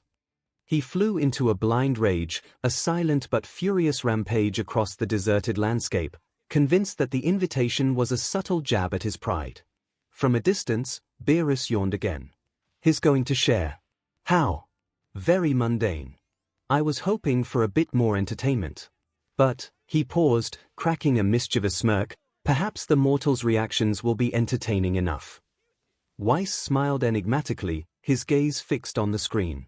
Star Wars universe in the Jedi Council chamber, the MSTRS remained silent. A path to knowledge, this is, Yoda said at last, his voice a low rumble. A dangerous path. A Sith Lord offers power, this one offers information. The Jedi must be wary of both. On the distant planet, Obi-Wan felt a cold unease. He will share with us, he said, his voice laced with suspicion. He will give us a weapon. And in return, we will become his pawns. Anakin, however, was already thinking in a different direction. Pawn. Obi-Wan, if this guy is an author, maybe he can show us how to win the war, how to find the Separatist base, how to defeat the Sith. His reckless longing to protect those he loved, to end the war, made the invitation seem like a direct gift from the Force itself. Back in the throne, a pair of watchers of the Analyze class, codenames Wiz and Boomstick, have made their life job to see and analyze the weapons, armors, and skills of the most powerful and the not most powerful warriors of the multiverse. He smiled. Their job have put them basically on the top of their class group, if I might add, as they use that info to generate simulated battles of those warriors to answer one simple question. Who would win a death battle? He smiled, and now here I am to offer to show you the result of their investigations. DC Comic Universe in the Batcave. Batman's eyes narrowed to a slit. A simulated battle, he muttered, his fingers flying across the Batcomputer's keyboard, attempting to trace any data signature. It's a test of capabilities. A public demonstration of power, disguised as entertainment. If his projections are accurate, they would provide an invaluable tactical database on potential threats, but at a terrible price. He's asking us to consume violence, to objectify our peers, and to accept his authority as the arbiter of who is strongest. He didn't like it. He preferred his victories quiet and his knowledge earned. In the watchtower, Superman floated a few inches above the floor, a frown creasing his brow. Who would win a death battle? That sounds barbaric, he murmured, his voice laced with concern. He believed in the power of a fair fight, but the term death battle felt too final, too cruel. He saw the potential for a new kind of conflict, one fueled by pride and rivalry, which he hoped to prevent. Wonder Woman clenched her fists. The Greeks had their myths, their trials, she said, her voice a quiet storm. But these are not myths. These are real warriors. To pit them against one another for sport is a profound violation of their honor. It is a sport made for the gods, not for mortals. She saw the offer as a vulgar form of voyeurism. From his cell in Arkham Asylum, the Joker stared at the frozen image of the Death Battle title card, a slow, maniacal grin spreading across his face. A little game, is it? He cackled, a low, rasping sound. And a final conclusion. My oh my, how? Final. A punchline for the whole universe. I've been saying for years that the best part of the GG is the finish. Oh, the possibilities. I can't wait to see what puppets he pulls for his little show. Maybe he'll even find me a suitable partner for a dance. Lex Luthor, in the penthouse of LexCorp, watched the screen with an icy calm that belied the fury in his eyes. A death battle, he spat, the words of venomous whisper. He dares to quantify and grade humanity like cattle. This author is a tyrant, a would-be god. But he has made a mistake. He's provided a variable to an equation I've been trying to solve for years, a database of the world's most powerful beings. With this information, I can find the weaknesses of every metahuman and prove, once and for all, that humanity is its own MSTR. My Hero Academia universe Izuku Midoriya's mind was in overdrive. His notebook was open, and his pen was scratching furiously against the pages. Wiz and Boomstick. An Analyze class. They gather data on quirks and abilities and simulate battles. This is incredible. He whispered, his eyes wide with a mixture of awe and panic. This could be a way to find weaknesses in villains. To create the perfect countermeasures. But what about the heroes? What if they reveal a hero's weakness in a death battle? His mind was a whirlwind of ethical dilemmas and tactical possibilities. A death battle. Katsuki Bakugo roared, a new wave of explosions erupting from his palms. You think you can decide who's the strongest with your stupid simulated fights? I'll show you. I'm going to be the #1 hero, and I'll prove it in the real world. Not in some lame TV show. His fury was a palpable, explosive thing that wanted to tear the screen apart. All Might, who had rushed to see his friend, Naomasa Tsukochi, scoffed. A death battle, that is a barbaric phrase, he said in his weakened form, his voice a low rumble. This kind of information. It could be used for great good, but also for great evil. We cannot allow ourselves to be pawns in a contest of strength, not when so many lives are at stake. A true hero protects, not just defeats. He saw this as a profound test of their hero's resolve. In the main conference room, the UA teachers stared at the glowing screen. Principal Nezu's keen eyes narrowed. A simulated battle. The data models must be impossibly complex to accurately predict victory. This is not just entertainment, it's a profound, if terrifying, scientific tool. The question is, can we use it for our own benefit without becoming what it represents? Aizawa, ever pragmatic, had his capture weapon held loosely in his hands, his expression a perpetual scowl. It's a distraction. A trap. This author is trying to get a rise out of us, to make us react. The smartest move is to ignore it. Don't engage with this death battle nonsense. Our job is to protect our students, not to prove who's the strongest. I don't like it, Vlad King grumbled, his fists clenched. Putting heroes on a screen like this, it's a violation. We're not animals in a cage for some cosmic being's entertainment. Midnight's eyes, usually playful, were serious as she stared at the screen. There's a psychological component to this. He wants us to be a part of his story, and a story needs conflict. By broadcasting these battles, he's trying to fan the flames of rivalry and pride. It's a very clever way to sow chaos without lifting a finger. Dragon Ball Universe. Goku's eyes lit up. A death battle. Awesome! He exclaimed, a wide, genuine grin spreading across his face. So he's gonna show us who's the strongest. I can't wait to see who's next. He looked at the screen, his mind already racing with the idea of a new opponent, a new challenge. The idea of death didn't faze him, he saw it as a temporary setback for a great fighter, a chance to come back stronger. Vegeta, however, was shaking with unadulterated rage. Death battle. He dares. I'll show him a real death battle. I am the Prince of all Sairs. There is no simulation that can prove anything. He will see the difference between a simulated battle and a real one when I am done with him. He flew into the air, a furious golden aura flaring around him, ready to hunt down this author. Beerus, who had been yawning moments before, now had a look of genuine interest on his face. Simulated battles that don't affect me, yet promise to showcase the strongest warriors in the multiverse. Now this sounds like it could be entertaining, he mused, a mischievous smirk on his lips. Perhaps this author knows how to put on a good show after all. A game, a show, a story. All require an audience, Lord Beerus. And an author always expects something in return for his hard work. Weiss said in his normal tone. MCU, Avengers compound. Tony Stark stared at the frozen image of Dr's throne, the static buzz mirroring the frantic energy crackling in his mind. Whiz and boomstick, he muttered, tapping a dead holoscreen. Cute aliases. Friday, cross-reference those handles with any darknet chatter, archived 𝐔𝐬𝐽 evils, hell, even D&D forums. Silence answered him.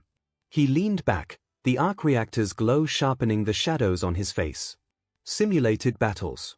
Predictive algorithms taken to cosmic horror levels. If they've modeled us. His voice trailed off, the unspoken question hanging. What weaknesses did they catalogue?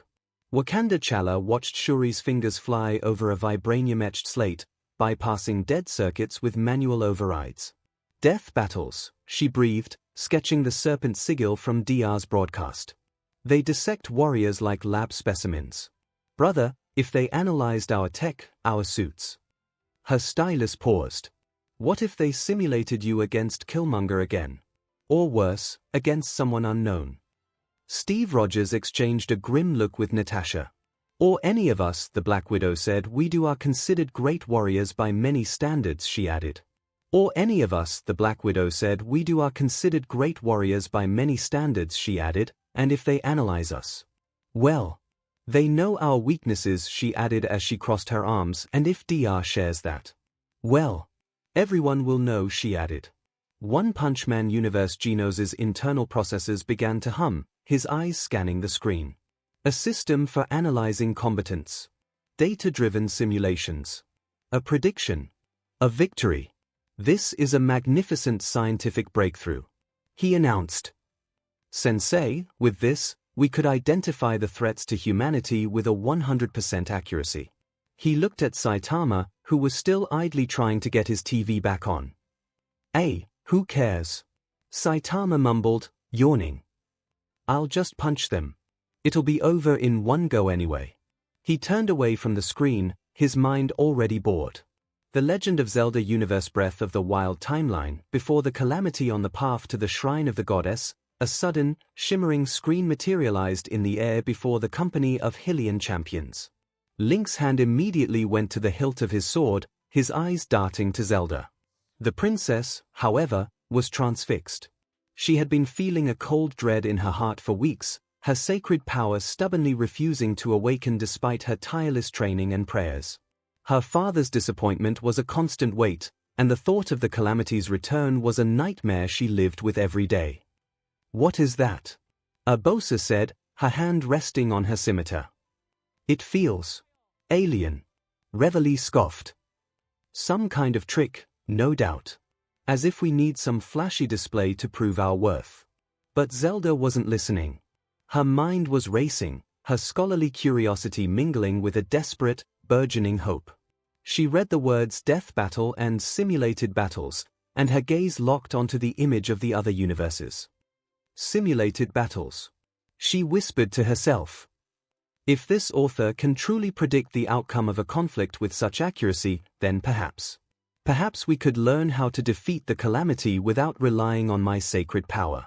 Her eyes shone with a new, frantic light. Perhaps this is the path to a different victory, one that does not require me to be what I am not. Darek gave a low rumble of concern. Hold on, princess. You're putting a lot of faith in this. Whoever this is. We can't trust something that just popped up out of nowhere. Myfa's gentle voice was filled with worry. Zelda, please be careful. This sharing feels unnatural. A true gift would not carry such a heavy title. Link said nothing. He simply stepped closer to Zelda, his presence a silent shield against the unknown. But his gaze, usually so steadfast, held a subtle flicker of concern as he watched the princess, his closest friend, latch onto this impossible hope. Back to the throne. Now many would wonder why I would do this, share important and even secret info about you all. Maybe I'm trying to help. Maybe I just want to share the wonders of the multiverse. Maybe your worlds are about to reach an important point in your history and I only want to add an extra portion of chaos. He raised his arms on dramatic fashion before letting himself fall on his chair. Or maybe I'm just bored and this is just an entertainment for me, he chuckled. That's for me to know. And for you to wonder, he added with a smile. But I assure you, this experience will be illuminating. His obsidian claws tapped the armrest, the sound echoing unnaturally across realities. After all, you will have the chance of learn more not only about your enemies, but also about yourselves. You will see how others see you, how others perceive your strengths and weaknesses. And maybe, just maybe, you will learn something about your past, present and even future across the DC universe. Batman's jaw tightened. Illuminating. Or invasive. This wasn't sharing, it was dissection. Every simulated fight, every exposed weakness broadcasted, would be a weapon forged for any villain watching. Superman's frown deepened. Learning about oneself sounded noble, but framed as entertainment for a bored entity. It felt exploitative, turning their struggles into a cosmic spectacle. Wonder Woman gripped her lasso, its faint glow reflecting her inner turmoil. To see oneself through another's eyes, could it reveal hidden flaws? Or twist perception into doubt? The Joker's cackle echoed through Arkham, pure delight. A mirror, Batsy. A funhouse mirror for the whole universe. Can't wait to see what cracks show. Deep within Cadmus, Amanda Waller's gaze remained on the screen. On one hand she was angry about something be able to affect her organization like this. On the other hand, if he gives them info about the League's weaknesses, well, that could be useful. Her gaze hardened, not fear, but cold calculation assessing an unprecedented variable. MCU Tony Stark's fingers drummed a frantic rhythm on the silent console. Learn about ourselves. Through his lens. He scoffed.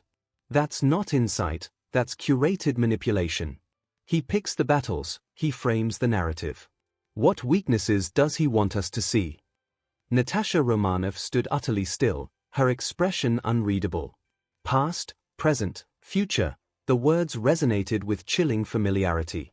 Secrets buried deep, read in her ledger. Could this author drag them into the light for the world to dissect? Steve Rogers met Chalares' gaze across the Wakandan chamber. The shared history of conflict, the fractures within their own ranks, would this illumination heal old wounds, or rip them wider open? Sam Wilson muttered. Feels less like sharing secrets, more like dangling bait. My Hero Academia All Might's smile vanished entirely. A public dissection of One for All's legacy, of his own frailties, could it shatter the symbol of peace before he could find a successor? Principal Nezu's whiskers twitched thoughtfully. Perception. He murmured. How would 𝐴's rigorous training, its philosophy, be interpreted by entities beyond their world? Would they see heroes, or merely tools for conflict? Izuku Midoriya's pen hovered over his notebook, trembling slightly. Learning about himself. The thought was terrifying. Would they analyze his quirklessness? His reckless strategies? His desperate admiration for All Might? Yet, a small, insistent voice whispered. Could it show me how to be better? Katsuki Bakugo slammed his fist against the wall, cracking the plaster. Learn, he roared, sparks popping in his palms. I don't need some cosmic freaks how telling me jack squat. I'll prove I'm the strongest by crushing every DMN. Challenger myself. The idea of being judged, analyzed, found wanting by outsiders ignited a furnace of defiance within him. In his dark room All for One chuckled softly, the sound like dry bones rattling. Illuminating indeed, he murmured, fingers steepled beneath his chin. A catalogue of strengths, vulnerabilities, freely offered. How generous. His mind raced, quirks dissected, heroes laid bare. This wasn't just entertainment, it was an arsenal delivered to his doorstep. Could they simulate him? Could they predict the perfect moment to shatter All Might completely? The possibilities were intoxicating. Avatar Universe Aang, his eyes wide with a mixture of terror and hope, felt his heart P&D in his chest. He knows the future, he whispered, his voice barely a sound. He looked at Katara and Sokka, a single, devastating thought running through his head. He knows what happens to us. He knows if we defeat the Fire Lord. A desperate, almost reckless hope flared in his eyes. What if this was the key? What if he could use this knowledge to prevent his friends from getting hurt, to stop the war before it escalated? But beneath that hope lay a deeper fear. What if the author showed him failing? Deep within the Fire Nation Palace, Ozai watched the screen with a predatory stillness. A catalogue of strengths. And weaknesses, he murmured, the flickering light casting harsh shadows on his face. His gaze lingered on the image of Aang. Show me the Avatar's breaking point. Show me how he falls. The prospect wasn't just tactical, it was deeply personal. Could this author reveal the flaw that would finally allow him to crush the Avatar's spirit and cement his absolute dominion? God of War Universe Midgard Kratos grunted, his weathered hand tightening around the Leviathan axe's haft as the spectral screen flickered above the frozen lake. Atreus stared, wide-eyed. He knows. Everything, father. Like. How we fought Balder. Or Thor. The boy's voice held a tremor, not fear, but the unsettling awe of secrets laid bare. Kratos' gaze remained fixed on the image of Dia's throne. Illumination. He had seen gods play such games before. Knowledge offered freely was often a blade disguised as a gift. His past, a BLD-soaked tapestry he sought to shield his son from.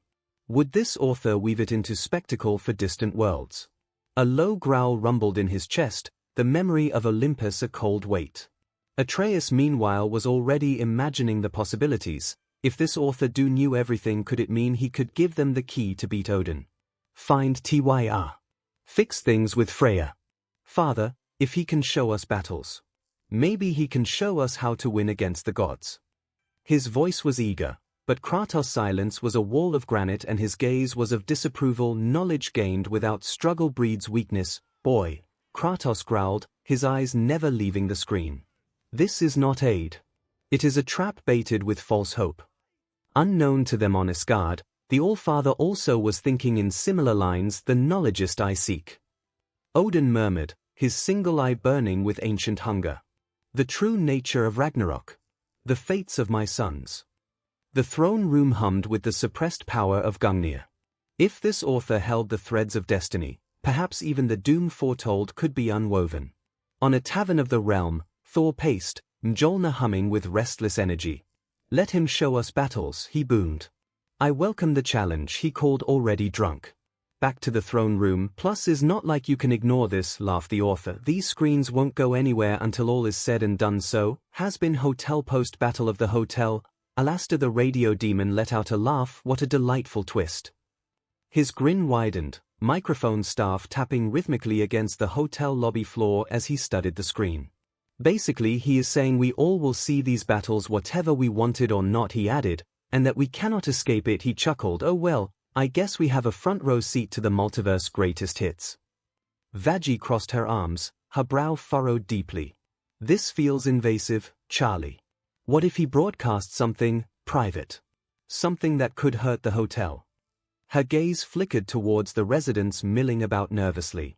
It probably won't show anything unless we are in any of those battles, Lucifer said without much caring, and more irritation about his time with Charlie was interrupted by these screens. Dad, you know something about this? Charlie asked, her hopeful eyes darting between her father and the hovering screen. The Lord of Pride hummed. Nope. Nothing comes to mind, Lucifer said with a shrug. Probably some bored cosmic entity with too much time on his claws, he said without care. Father's full creation extends far and wide, more than many of our kind actually know so. He waved his hand dismissively. Just ignore it. You watched her. And there is the trap, Flash said, his fingers tapping nervously against the console. He forces the audience to see this. His gaze swept the silent watchtower monitors. Every villain, every rival power. They're watching too. The implications hung heavy. Secrets laid bare for friend and foe alike. Maybe we should think on make sure our close ones are safe, said Superman, a bit worried about Lois and his parents.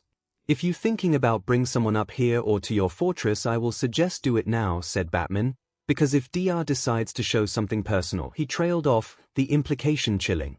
Across the watchtower, heroes exchanged grim glances. The forced broadcast wasn't just invasive, it painted targets on loved ones. That goes for everyone, he added, knowing Alfred would be safe in the Batcave.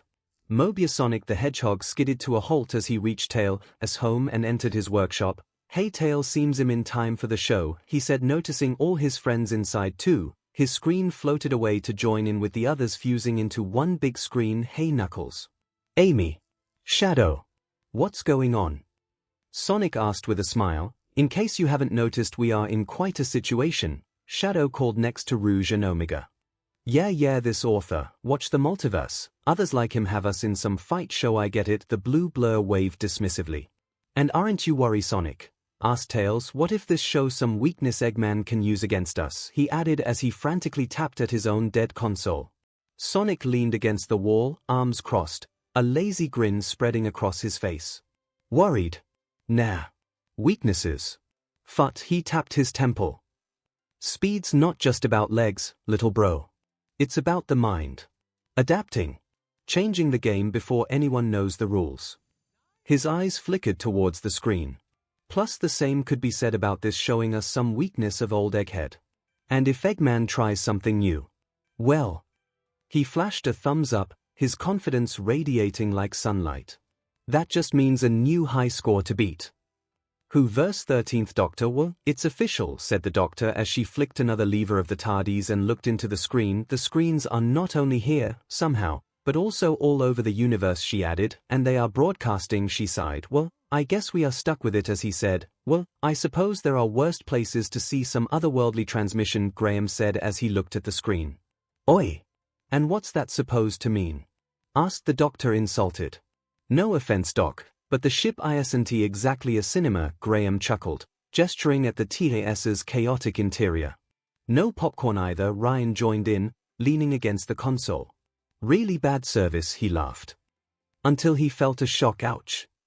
That's what you get for insulting the one that take you all over time and space, Yasmin called with a smile as she patted the TARDIS console.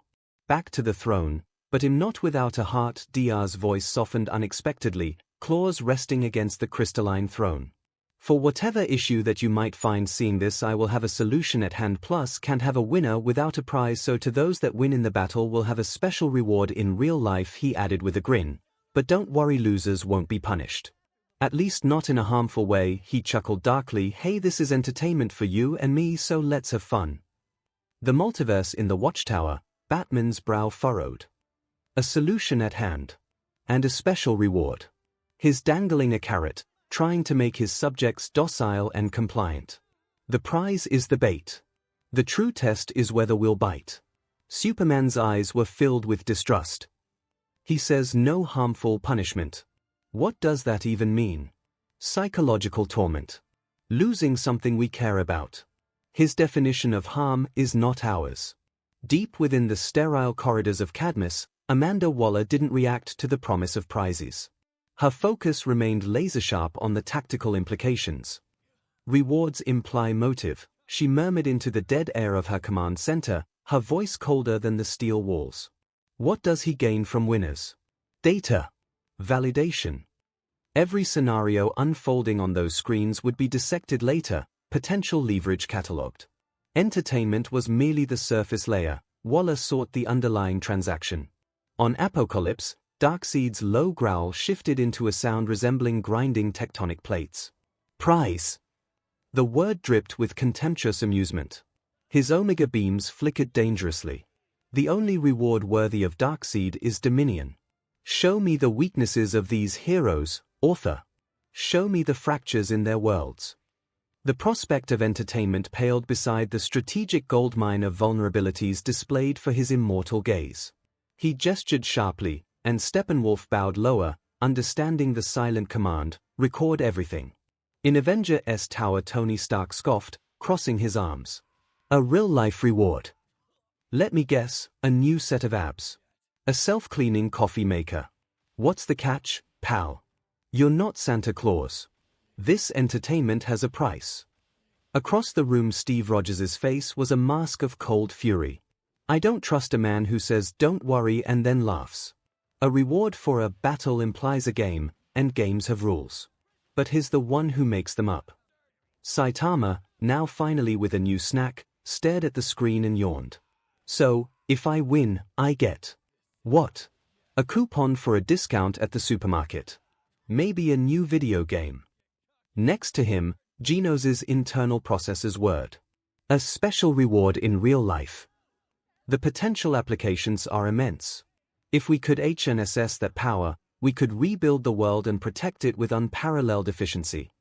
In Musutafu, Izuku Midoriya's pen trembled in his hand. A special reward for the winners. Does that mean the losers won't get anything? Or will they still be part of the show? Katsuki Bakugo's palms ignited with rage. Prize. You think you can buy US? I'm not a performer for your DMN sideshow. My victory is MYOWN, you DMN cosplay villain. At UA, Principal Nezu's whiskers twitched thoughtfully. A tangible reward. Transcending dimensional boundaries. Could such a prize stabilize a fractured society? Fund revolutionary quirk research. Secure resources against future threats. The potential applications weren't just personal, they were geopolitical chess pieces offered on a cosmic board. His eyes gleamed with possibilities far more intricate than mere victory. Goku's eyes lit up, his grin returning. A reward. And he wants to have fun. This guy isn't so bad after all. I wonder what the prize is. Maybe a lifetime supply of the best food in the universe. Vegeta, however, was shaking with unadulterated rage. I am not a performer. I am a warrior. The Prince of All says does not fight for some pathetic reward from a lower life form. You will not toy with me, you cosmic clown. Beerus's feline ears twitched with genuine interest. A real-life reward. He mused, a mischievous smirk on his lips. Perhaps this author knows how to put on a good show after all.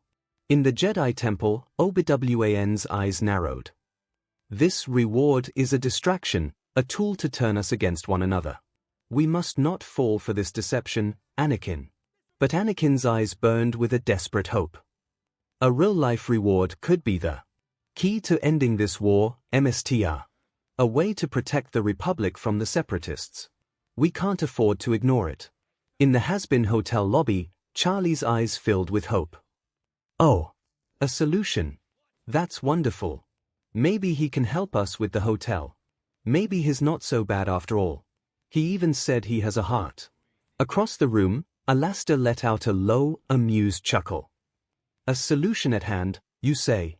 And a real-life reward. He's dangling a carrot on a stick for the most powerful beings in the multiverse. The arrogance is intoxicating. And the not in a harmful way clause, a wonderfully subtle threat. On Mobius, Sonic grinned, his confidence radiating. Prizes. Fun. Now you're speaking my language. Let's get this show on the road. Shadow, standing next to him, folded his arms. Fool. A prize from this entity is a leash. The promise of no punishment is the chain. We are already his puppets. Kingdom Hearts, Destiny Island's Sora stared at the shimmering screen hovering over the Paupu fruit tree, his keyblade resting loosely in his grip. Whoa! Battles from other worlds. He murmured, a spark of excitement warring with unease. Beside him, Kairi clutched his arm.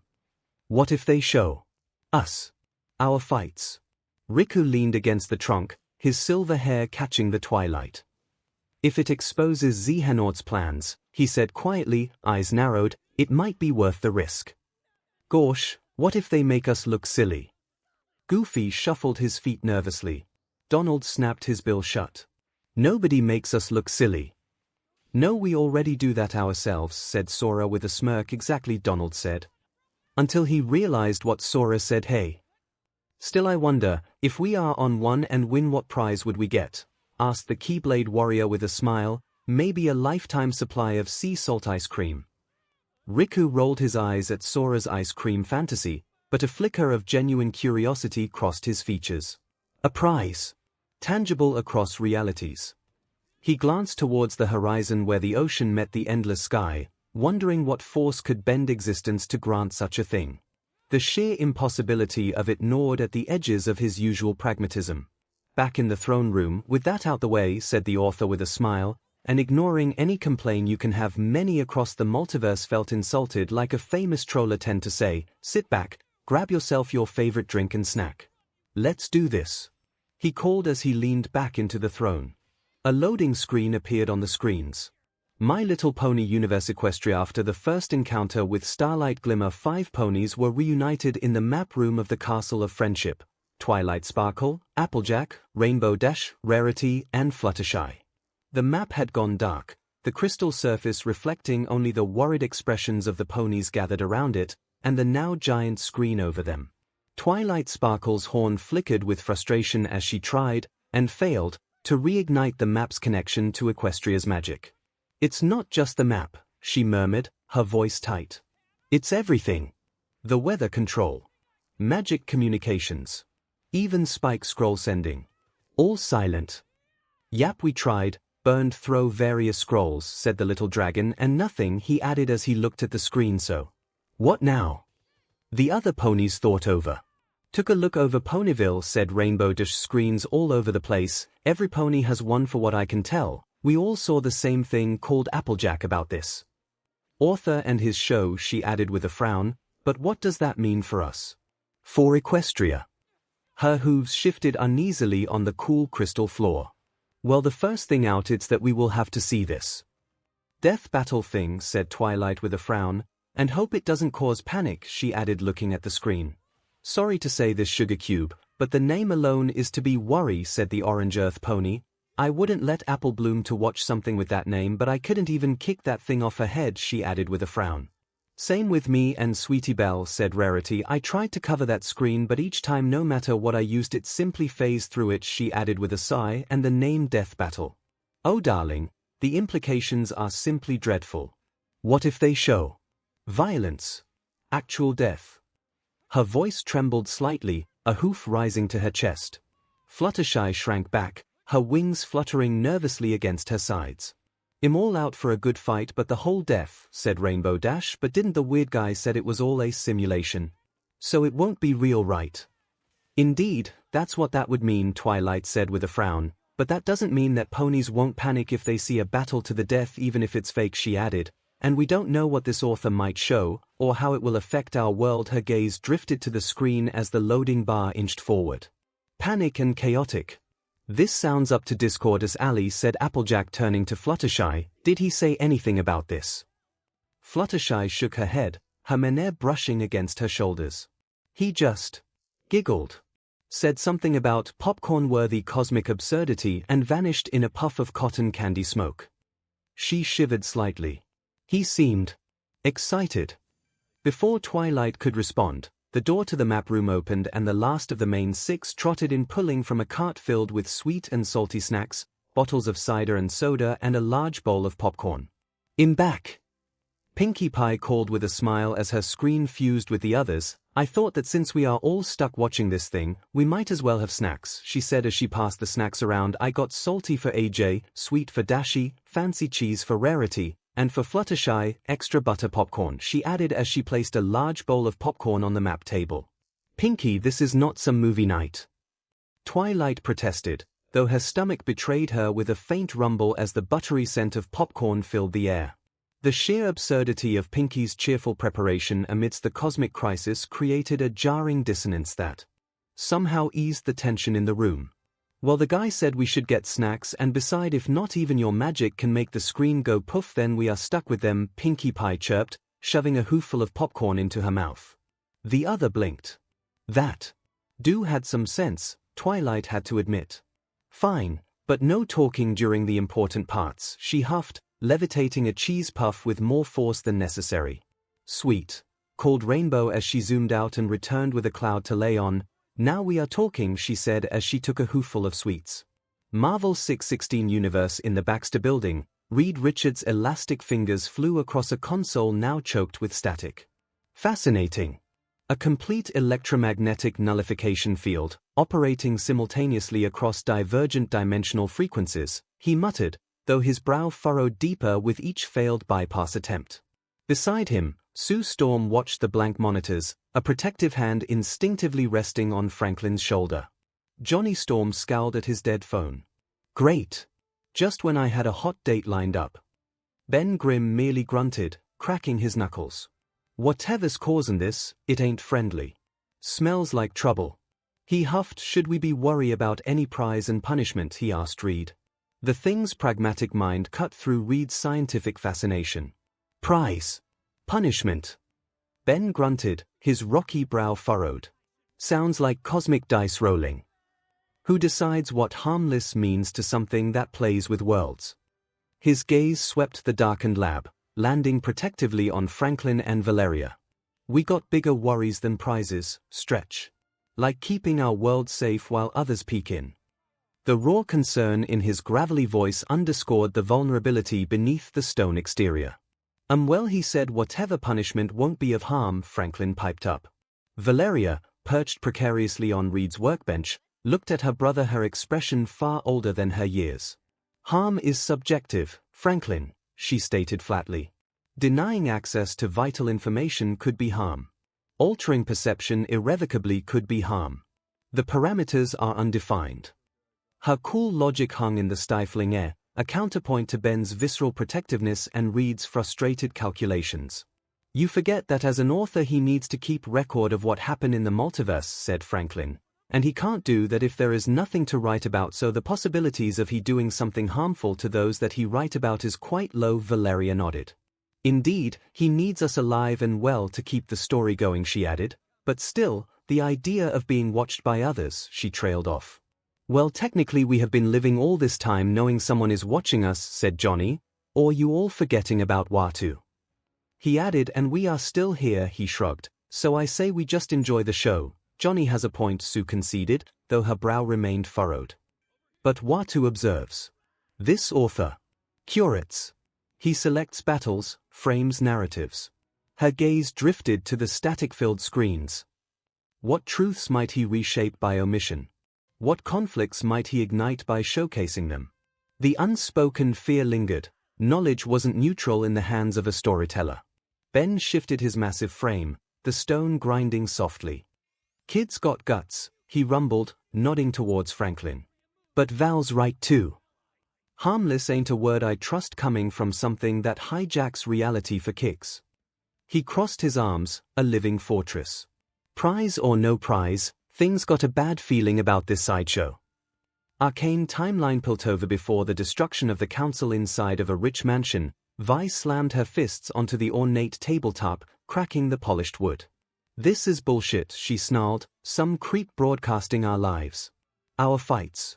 She was angry when, during the montage, she saw herself younger, on the day Vunda and the others died. The day she saw Powder last, but also heard they could show any of them fighting for entertainment of some unknown persons watching them through these screens that she couldn't break no matter how hard she punched. I'm going to ag, she grunted as she fell on the couch again as the wound on her side opened again. Damn it. "Sigh, I told you that would happen," Caitlin sighed as she gently pressed a clean cloth against Vi's reopened wound, her touch firm yet careful. "Stop thrashing. You'll bleed out before this even picks his first fighter." Her gaze flickered to the hovering screen, its surface swirling with impossible constellations. Weird how things went from chasing a terrorist to find about a conspiracy between the security forces of the city and some draglord, to survive a shot down and a bridge explosion, to find themselves on the Karaman household while the heir of the house patched the sister of said terrorist, to end with this. Some cosmic author broadcasting their lives for entertainment and forced to watch it all together because of course the parents of said heir were also at home and now Vi was bleeding again on the couch. "Although I must say this is quite an opportunity," Caitlin's dad murmured, as he moved to help close Vi's wound. "Again, the idea of other worlds beyond what we know. Quite fascinating," he added as he helped Caitlin with Vi's wound. Across the room, Cassandra Karaman stood rigid by the fireplace, her usual composure fractured by the screen's impossible presence. Her knuckles whitened around a crystal tumbler. "Fascinating, it's not a word I would use," she scoffed. "If this entity can breach our reality," she stated, her voice icy, "what stops it from broadcasting council sessions? Undermining Piltover's stability?" Vi gritted her teeth against the sting of Tobias's ministrations. "Stability," she spat, glaring at Cassandra.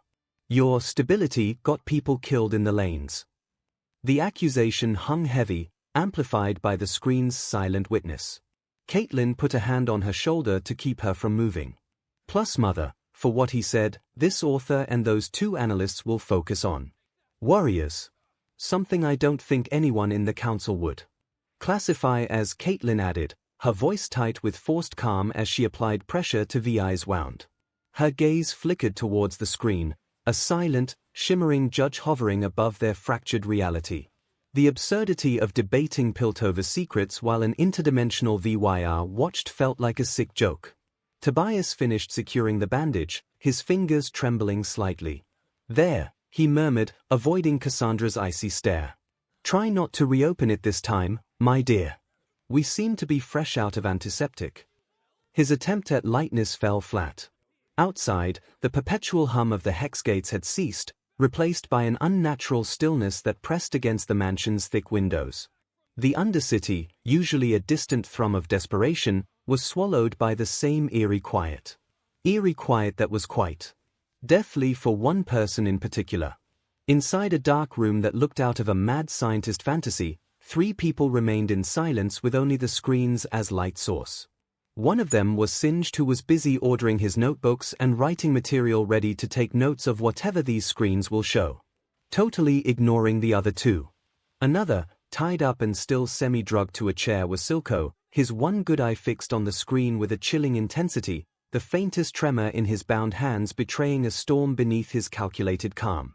He saw the shimmering image of Wanda, of a younger Powder, and the raw potential for chaos this broadcast represented. Although the moment he moved his eye from the screen, he looked at his real primary concern. An awakened Jinx looking at him with now glowing purple eyes, making her best impression of an angry and hungry wildcat gazing on him as she was sitting on the surgical table were moments before she was injected with shimmer to save her life after the battle in the bridge. When the screens appeared, one of them shocked the unconscious girl, bringing her back to consciousness and him out of the effects of the drag 𝐶𝐻𝐻 had injected him. But only enough to talk and move his head. Which might be an issue considering the blue-haired girl seems to be fully in control of her limbs and was holding a wrench with a death grip while staring at him. Her breathing is ragged, shallow, and each exhale seems to carry a faint, discordant hum. The shimmerous violet glow pulses beneath her skin, tracing jagged paths along her arms and neck, casting long, distorted shadows across the surgical tools scattered nearby. 𝐒𝐭𝐴's voice, when he finally finds it, is a raspy whisper, stripped of its usual velvet control. Jinx! 𝐒𝐭𝐴 began, only for her to raise a finger shutting him up. Then she took a deep breath. Looked at the still loading screens. Then back to 𝐒𝐭𝐴. Then to 𝐶𝐻𝐻, who was ignoring them. Then back to 𝐒𝐭𝐴. And then she just laid back on the surgical table, wrench still clutched in one hand, and stared at the ceiling. The violet glow in her eyes pulsed in time with the low, arrhythmic thrum of the shimmer in her veins. Her silence was more unnerving than any scream. "Tell me the truth," she finally said, her voice a low, distorted rasp that vibrated the surgical instruments on a nearby tray. "Did you really didn't know my sister was alive?" Her gaze remained fixed on the ceiling, the wrench trembling slightly in her grip. The question hung in the toxic air, sharp as broken glass, cutting through the cosmic absurdity unfolding on the screens. 𝐒𝐭𝐴's eye widened almost imperceptibly, the pupil dilating in the dim light reflecting off Jinx's shimmerlit skin. The air crackled with unspoken betrayal, thick with the scent of antiseptic and the metallic tang of the shimmer serum still dripping from an overturned vial nearby. He swallowed, the sound unnervingly loud in the sudden stillness, his gaze flicking to the wrench clutched in her trembling hand before settling back on her unnervingly still face. "Jinx! I swear I didn't knew she was alive," 𝐒𝐭𝐴 rasped, the words scraping his throat raw. His gaze darted to the wrench, its metal gleaming dully under the screen's light. "After you came to live with me, I sent my men searching for her. They found nothing. I never thought she was still alive," he added with a tone that almost sounded like regret. "I thought she was dead. Like Wanda. Like 𝐼𝐼. Like 𝐒𝐻𝐿." The names hung heavy, ghosts crowding the small, chemical-stinking room. Jinx's breathing hitched, a wet, ragged sound. The shimmerous violet pulse beneath her skin flared brighter, casting jagged shadows that danced across 𝐶𝐻𝐻's hunched back as he meticulously arranged his notes, utterly detached from the human wreckage beside him. "Funny. I should be hearing them. Yet I feel like empty." She turned to him. "For the first time in many years up here is quiet," she said, touching her head. "I think I broke something when I saw her." Her voice was flat, detached, like reporting weather. The wrench slipped from her fingers, clattering loudly on the metal floor. 𝐶𝐻𝐻 paused his note-taking, tilting his head with clinical curiosity at the sudden silence in her chaotic mind. "These screens did something," the scientist said. "You recovered too fast. As in you were healed in seconds. But the shimmer, it fused with something else. Something that came through the screen," he mused, tapping his pen against a vial of glowing serum. "The mental silence. Fascinating. Perhaps the broadcast's energy acted as a neural reset. Or a catalyst for unforeseen mutation." His gaze shifted to the loading screen, its progress bar now at 50%. Jinx hummed as she let herself off the table and walked towards the bound 𝐒𝐭𝐴, her steps unnervingly silent despite the scattered debris. She paused inches from his face, her shimmerlit eyes tracing the lines of desperation around his good eye. Empty feels peaceful, she whispered, her breath cold against his skin. I like it. She untied his arms with a flick of her wrist that was too precise, too controlled. Then she sat on his lap, leaning her head against his chest as if listening for a heartbeat that wasn't there. 𝐒𝐭𝐴 remained frozen, his hands hovering awkwardly in the air, unsure whether to embrace the ghost of his daughter or push away the weapon she'd become. I hope I can stay like this for a while, she murmured. And with that, he closed his arms around her, holding her close as if she were the most precious thing in the world, his fingers trembling against her back. The screens pulsed brighter, bathing them in an alien glow that made the shadows dance like restless spirits.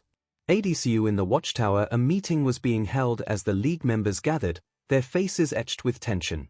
Superman floated near the central console, his eyes scanning the blank monitors as if sheer will could restore the signals. The disruption isn't localized, he stated, his voice low. It's planetary. Every satellite, every frequency, dead. Batman, already cross-referencing encrypted logs on a handheld device unaffected by the blackout, grunted. Only close-range communications are functional, Batman rasped, his cowl lenses narrowing as he studied the handheld sparse data. And the screens are present in every city. This isn't an attack. It's a presentation. Wonder Woman stepped forward, her lasso faintly glowing at her hip. Presentation or invasion, the effect is the same. Billions are cut off, vulnerable. We need eyes on the ground, now. Green Lantern's ring flared, projecting a shimmering map of Earth dotted with static symbols. I'm already coordinating with the Lantern Corps across sectors. Whatever this is, it's hitting multiple star systems simultaneously. I went to take a quick look at Central City, said Flash, mostly calm, many people getting together and even making small gatherings to watch whatever the author planned to show. He added, outside the initial panic it seems things are calm. He added, the people are more curious than scared. He added, I think they are treating this like a movie. Curiosity is a luxury we can't afford. Batman countered, his voice a low growl, it's not the author the one that worries me, he is just the showman. What I worry about is the work of the two analysts he mentioned. His eyes scanned the room. If it's true and they have been analyzing us not only in the now but in the past and future, it means that they have access to information that could be used against us, he added, and depending how accurate their info is, this universal view will lay down our weaknesses to not only our enemies but to a multiversal audience. Well, the author called them the best of their type, so we must assume it would be very accurate, said Superman. And that is why we must be ready for whatever comes next, he added as he looked at the screen in 60%, but I agree. We need to be cautious, he added. For now, we should focus on the immediate threat. Maintaining order without our usual networks. Flash, coordinate with local authorities globally, use your speed to relay messages where tech fails. Lantern, expand your sector sweep. If this is cosmic, we need early warnings. Diana, you and I will handle crowd control in the major cities, reassure the public. His voice, calm and authoritative, cut through the rising tension like a beacon. Batman, analyze the screen's energy signature. Find its origin point. If this author wants an audience, perhaps we can send a message back. Okay, then we should meet back for when the show starts, said Flash. Anyone want me to bring snacks? He asked as he looked at the screen that was at 70%. I mean, if we are going to watch this we might as well have some popcorn, he added with a smile, trying to lighten the mood. Focus, Flash, Batman growled, but the speedster had already vanished in a streak of crimson lightning, leaving behind the faint scent of ozone and the distant echo of his laughter. In his wake, the heavy silence of the watchtower felt momentarily lighter, a crack in the tension that even Superman acknowledged with a slight, weary tilt of his head. Diana offered a small, approving nod. Sometimes, the most human responses were the strongest shields against cosmic dread. My Hero Academia Island. While heroes in Japan panicked and tried to find the origin of the transmission, on Island 1 David Shield was having, in his words, the best day ever. I want all our best equipment ready to record and analyze this, he yelled at his team as he bounced on his heels. This is unprecedented. An interdimensional broadcast. The data streams alone could revolutionize quantum entanglement theory.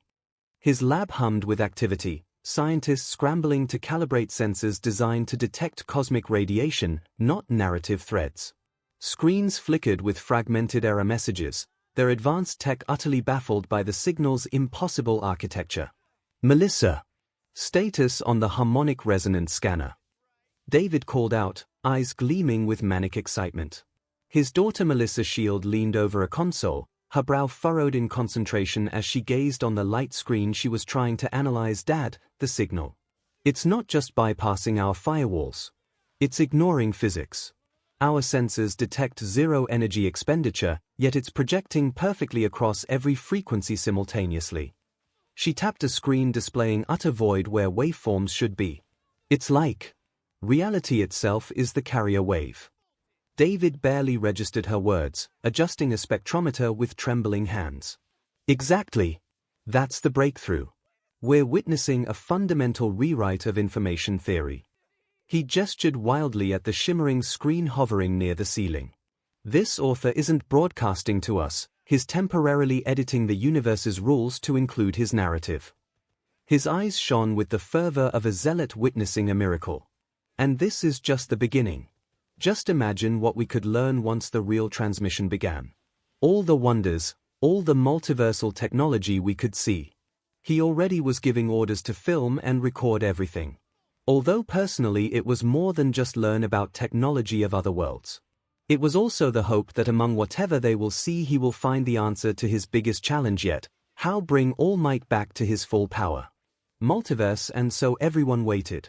Across countless worlds, in palaces and alleyways, labs and living rooms, heroes and villains, children and kings, all eyes fixed on the pulsing screens. The air crackled with anticipation, thick with unspoken questions. Who would be chosen? What battles would unfold? What secrets would bleed into the light? The silence stretched, a collective breath held across the multiverse, waiting for the author's first word to shatter the stillness. Finally, the screens reached 100% and the image of darkness racing appeared again, his voice smooth as velvet yet carrying an unsettling weight. All right everyone, everything is ready to begin. All if left to do is choose what will be the first battle to be shown. A fanged smile appeared on his face, and for that we have a little surprise, he said as he snapped his fingers. Immediately a roulette filled with names and numbers appeared behind them. I won't choose. You will, he said. I will turn this wheel around and whatever universe it lands, a person of that universe will choose the battle. ADC Watchtower. In the Watchtower, the glowing roulette wheel appeared, spinning lazily in the center of the room. The Justice League gathered around the projection. Batman's scowl deepened. He's not just showing us battles, he's letting us choose them. This is an escalation. Superman's jaw tightened as he hovered beside him. If there's a chance to steer it towards something that prevents harm, we should take it, he said. Better we choose than leave it up to someone with no regard for life. Wonder Woman's hand rested on her sword hilt. Or it is a trap, a way to lure us into legitimizing this spectacle. A warrior's trial is sacred, but this is a mockery. The Flash leaned forward, trying to hide his unease. Look, if we win, maybe we pick something small, low stakes, nobody dies. Do we even know if these matches are lethal? They are called death battles. Batman's tone left no room for interpretation. In Gotham's shadowed alleys, the Joker paused mid-tantrum, his painted grin widening into something feral as the roulette spun. Ooh, pick me, he shrieked to the uncaring static, twirling a knife. Let's see Batbrain squirm. Marvel Cinematic Universe. Tony Stark crossed his arms, watching the roulette spin. Well, that's just peachy.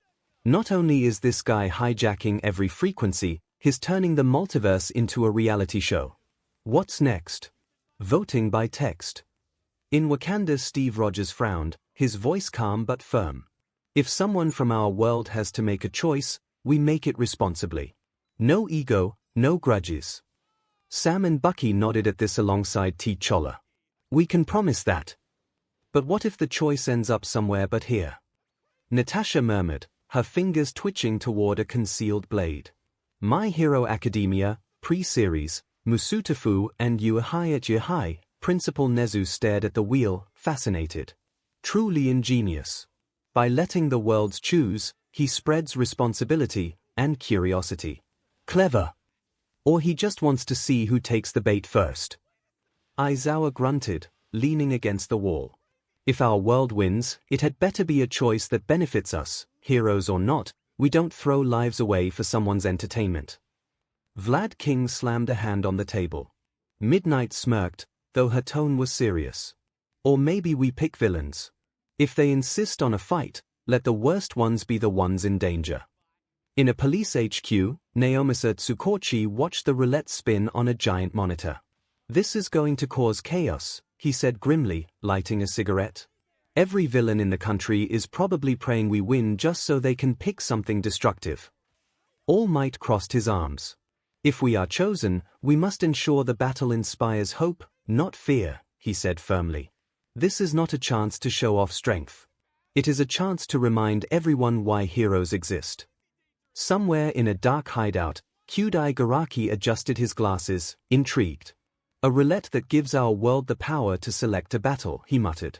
This could be an opportunity to study unknown powers and improve my Nomyu designs. Tomura Shigaraki scratched his neck furiously, growling. Who cares about your Nomyu document? If we win, I say we pick whoever can tear this stupid screen apart. All for One's voice slithered through the shadows. Patience, Tomura. If the roulette favors us, we will choose carefully. There is no greater weapon than information, and this author is offering it freely. It would be foolish not to take it. Meanwhile, in Musutafu, young Izuku Midoriya furiously scribbled notes, stared wide-eyed at the spinning roulette on the glowing screen. So, the whole multiverse picks a fight, and someone from the winning world gets to decide. His pen flew over his notebook, sketching out possible matchups even as his hands trembled. If our world gets chosen, would they let a civilian pick? Inko frowned, still clutching her dead phone. Sweetie, I don't think this is a game you want to be involved in. This sounds dangerous. Izuku hesitated, then muttered under his breath, almost too quietly to hear, but if we could see how the strongest heroes fight, we could learn from them. Dragon Ball Universe at Capsule Corp. Goku practically bounced on his heels as the wheel spun. This is so cool. If we get picked, can we pick a strong guy? Like that shiny suit hero or that bald guy with the serious face? Vegeta growled, his aura flickering. No. If we win, we pick me. Then I show this fool what real battle looks like. Bulma folded her arms, unimpressed. You two do realize this could be dangerous, right? What if whoever we pick actually dies? Beerus yawned, tail flicking lazily. I say let it play out. If our universe wins, maybe I'll choose just to see someone interesting fight. Or I'll pick someone annoying just to watch them lose. Weiss smiled slightly. A fascinating social experiment, wouldn't you say, Lord Beerus? Letting mortals choose their champions is almost more telling than the battles themselves. One Punch Man universe, Z-City Genos analyzed the glowing will intently. If we win, Sensei, we should select opponents whose data will provide the most strategic value. This could revolutionize our understanding of potential threats. Saitama, still chewing on chips, shrugged. If we win, just pick someone fast. I don't want to sit through 3 hours of build-up. Across the multiverse in the swirling depths of the warp, Tsunch chuckled, a sound like shattering glass. Choice, such delicious chaos. Let them pick, and watch their hopes twist into despair. On the Normandy, Commander Shepard watched the roulette with wary eyes. If we're chosen, we pick smart. No unnecessary risks, not with Reapers still out there. Garrus' mandibles twitched. Agreed. Preferably someone who fights dirty. Like me. In the Jedi Temple, Yoda closed his eyes, sensing the disturbance ripple through the Force. Clouded, the future is. Choose wisely, we must, if called upon. Obi-Wan Kenobi stroked his beard. A test of character as much as chance. Katra's claws dug into the metal railing of the fright zone.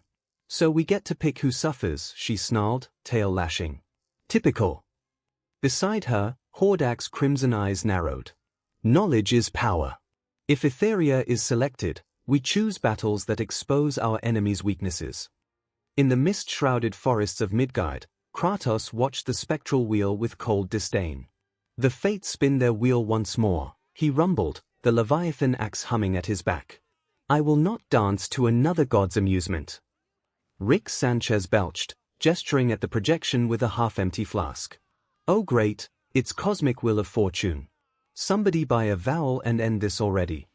Morty fidgeted beside him, whispering. But Rick, what if they pick us? Rick just scoffed. Relax, Morty. Worst case scenario, we portal out of this pathetic narrative. On the throne room around the roulette began to spin, its multicolored segments blurring into a hypnotic streak of light and shadow. Names flickered past too fast to read, each a universe holding its breath.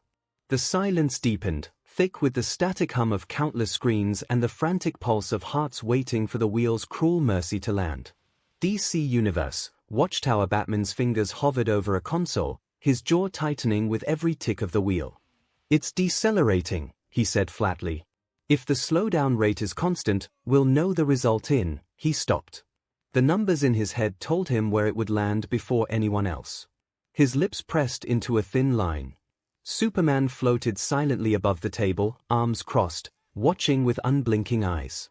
Even he felt his stomach tighten. Whatever it lands on, we have to be ready. Flash couldn't stand still anymore. Am I the only one hearing the creepy game show music in my head right now? Because this is seriously stressing me out. Marvel Universe, Avengers Tower. The wheel's glow reflected off Tony Stark's faceplate as he let the helmet seal over his head. Jarvis, tell me it's gonna land on someone else first. Processing probabilities, Jarvis replied. Outcome is inconclusive. Of course it is, Tony muttered, pacing.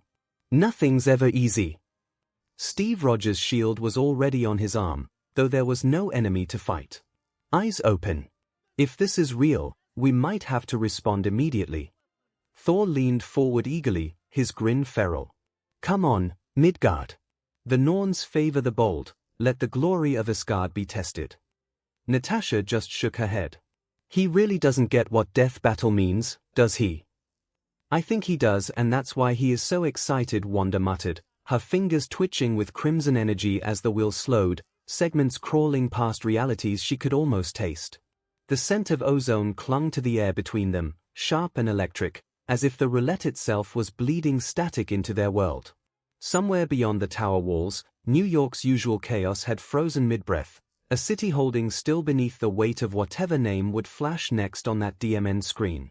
My Hero Academia at you.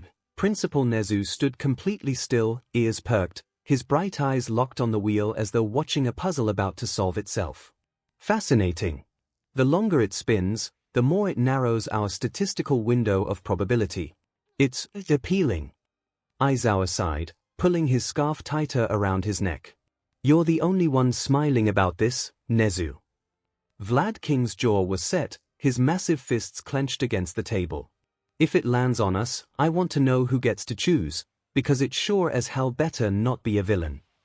Across Musutafu, Izuku Midoriya leaned forward on the couch, holding his breath. His pen hovered above his notebook, waiting to write down the result. Please, just let me see who it picks, he whispered. Dragon Ball Universe, Capsule Corp. Goku practically had his face pressed against the screen. It's slowing down. It's slowing down. Vegeta's fists were clenched so tight his knuckles cracked. If it lands on us, Kakarot, you stay out of it. This is my fight to choose. Bulma just groaned. Oh, great. If we win, you two are going to start another tournament and blow up half the planet, aren't you? Beerus finally sat up, an amused smirk tugging at his lips. Oh ho! I do enjoy a good moment of suspense. Star Wars, Jedi Council Chamber. The Jedi Emestus watched in utter silence, the glowing wheel spinning like a strange holocron come to life. Steady, everyone, Mace Windu said, his voice low. If it lands on the Republic, we must decide quickly and speak with one voice. One Punch Man Universe, Z-City Geno's eyes tracked every motion of the roulette like a computer analyzing data. Almost there. It will stop within the next few rotations. Saitama scratched his head. Cool. Can we just skip to the end? I don't need all this build-up. And then, the wheel's humming slowed to a deep, resonant thrum. It clicked from section to section with an echoing thunk that could be felt rather than heard, each rotation slower than the last. The entire multiverse seemed to hold its breath as the glowing marker crawled toward its final stop. One last click. And the wheel stopped. The chosen universe's name lit up. In blinding light, shining across every screen in every world. And the winner is the 𝐵 universe, called the author as the wheel stopped. A quick recap of this universe for everyone. This is sometimes called the hero universe by other watchers because 80% of the population of this version of planet Earth have some sort of superpower. Dr. explained as the screens showed images of heroes and villains fighting. They call them quirks. It's a world where heroes are celebrities and villains are hunted. But not everything is sunshine and rainbows. The screen showed darker images of a child with crusted skin on the street with people walking around ignoring him, a lizard boy having stones thrown at him, a beaten green-haired boy under a shadow with explosions on its hand, a boy with red and white hair looking at his own hand with disgust, because beneath the flashy costumes, deep scars run through society. 𝐒𝐻𝑢 in the watchtower. Batman's eyes narrowed at the screen's fleeting image of the green-haired boy, a vulnerability he catalogued instantly. Their society fractures under its own power worship, he stated, with a percentage like that of powerful individuals. Stigma for certain powers or lack of them are expected. Batman's voice was a low growl, his mind already dissecting the implications of a world built on such volatile foundations. This isn't just entertainment. His exposing fault lines. Wonder Woman's eyes fell on the image of the crusted kid on the street, her grip tightening on her lasso. A society that abandons its children is no society at all. The fleeting glimpse of the green-haired boy under the shadow of explosions sent a familiar chill down her spine, the kind born from witnessing the casual cruelty inflicted on the vulnerable. Hidden in her base, Amanda Waller's gaze lingered on the lizard boy dodging stones.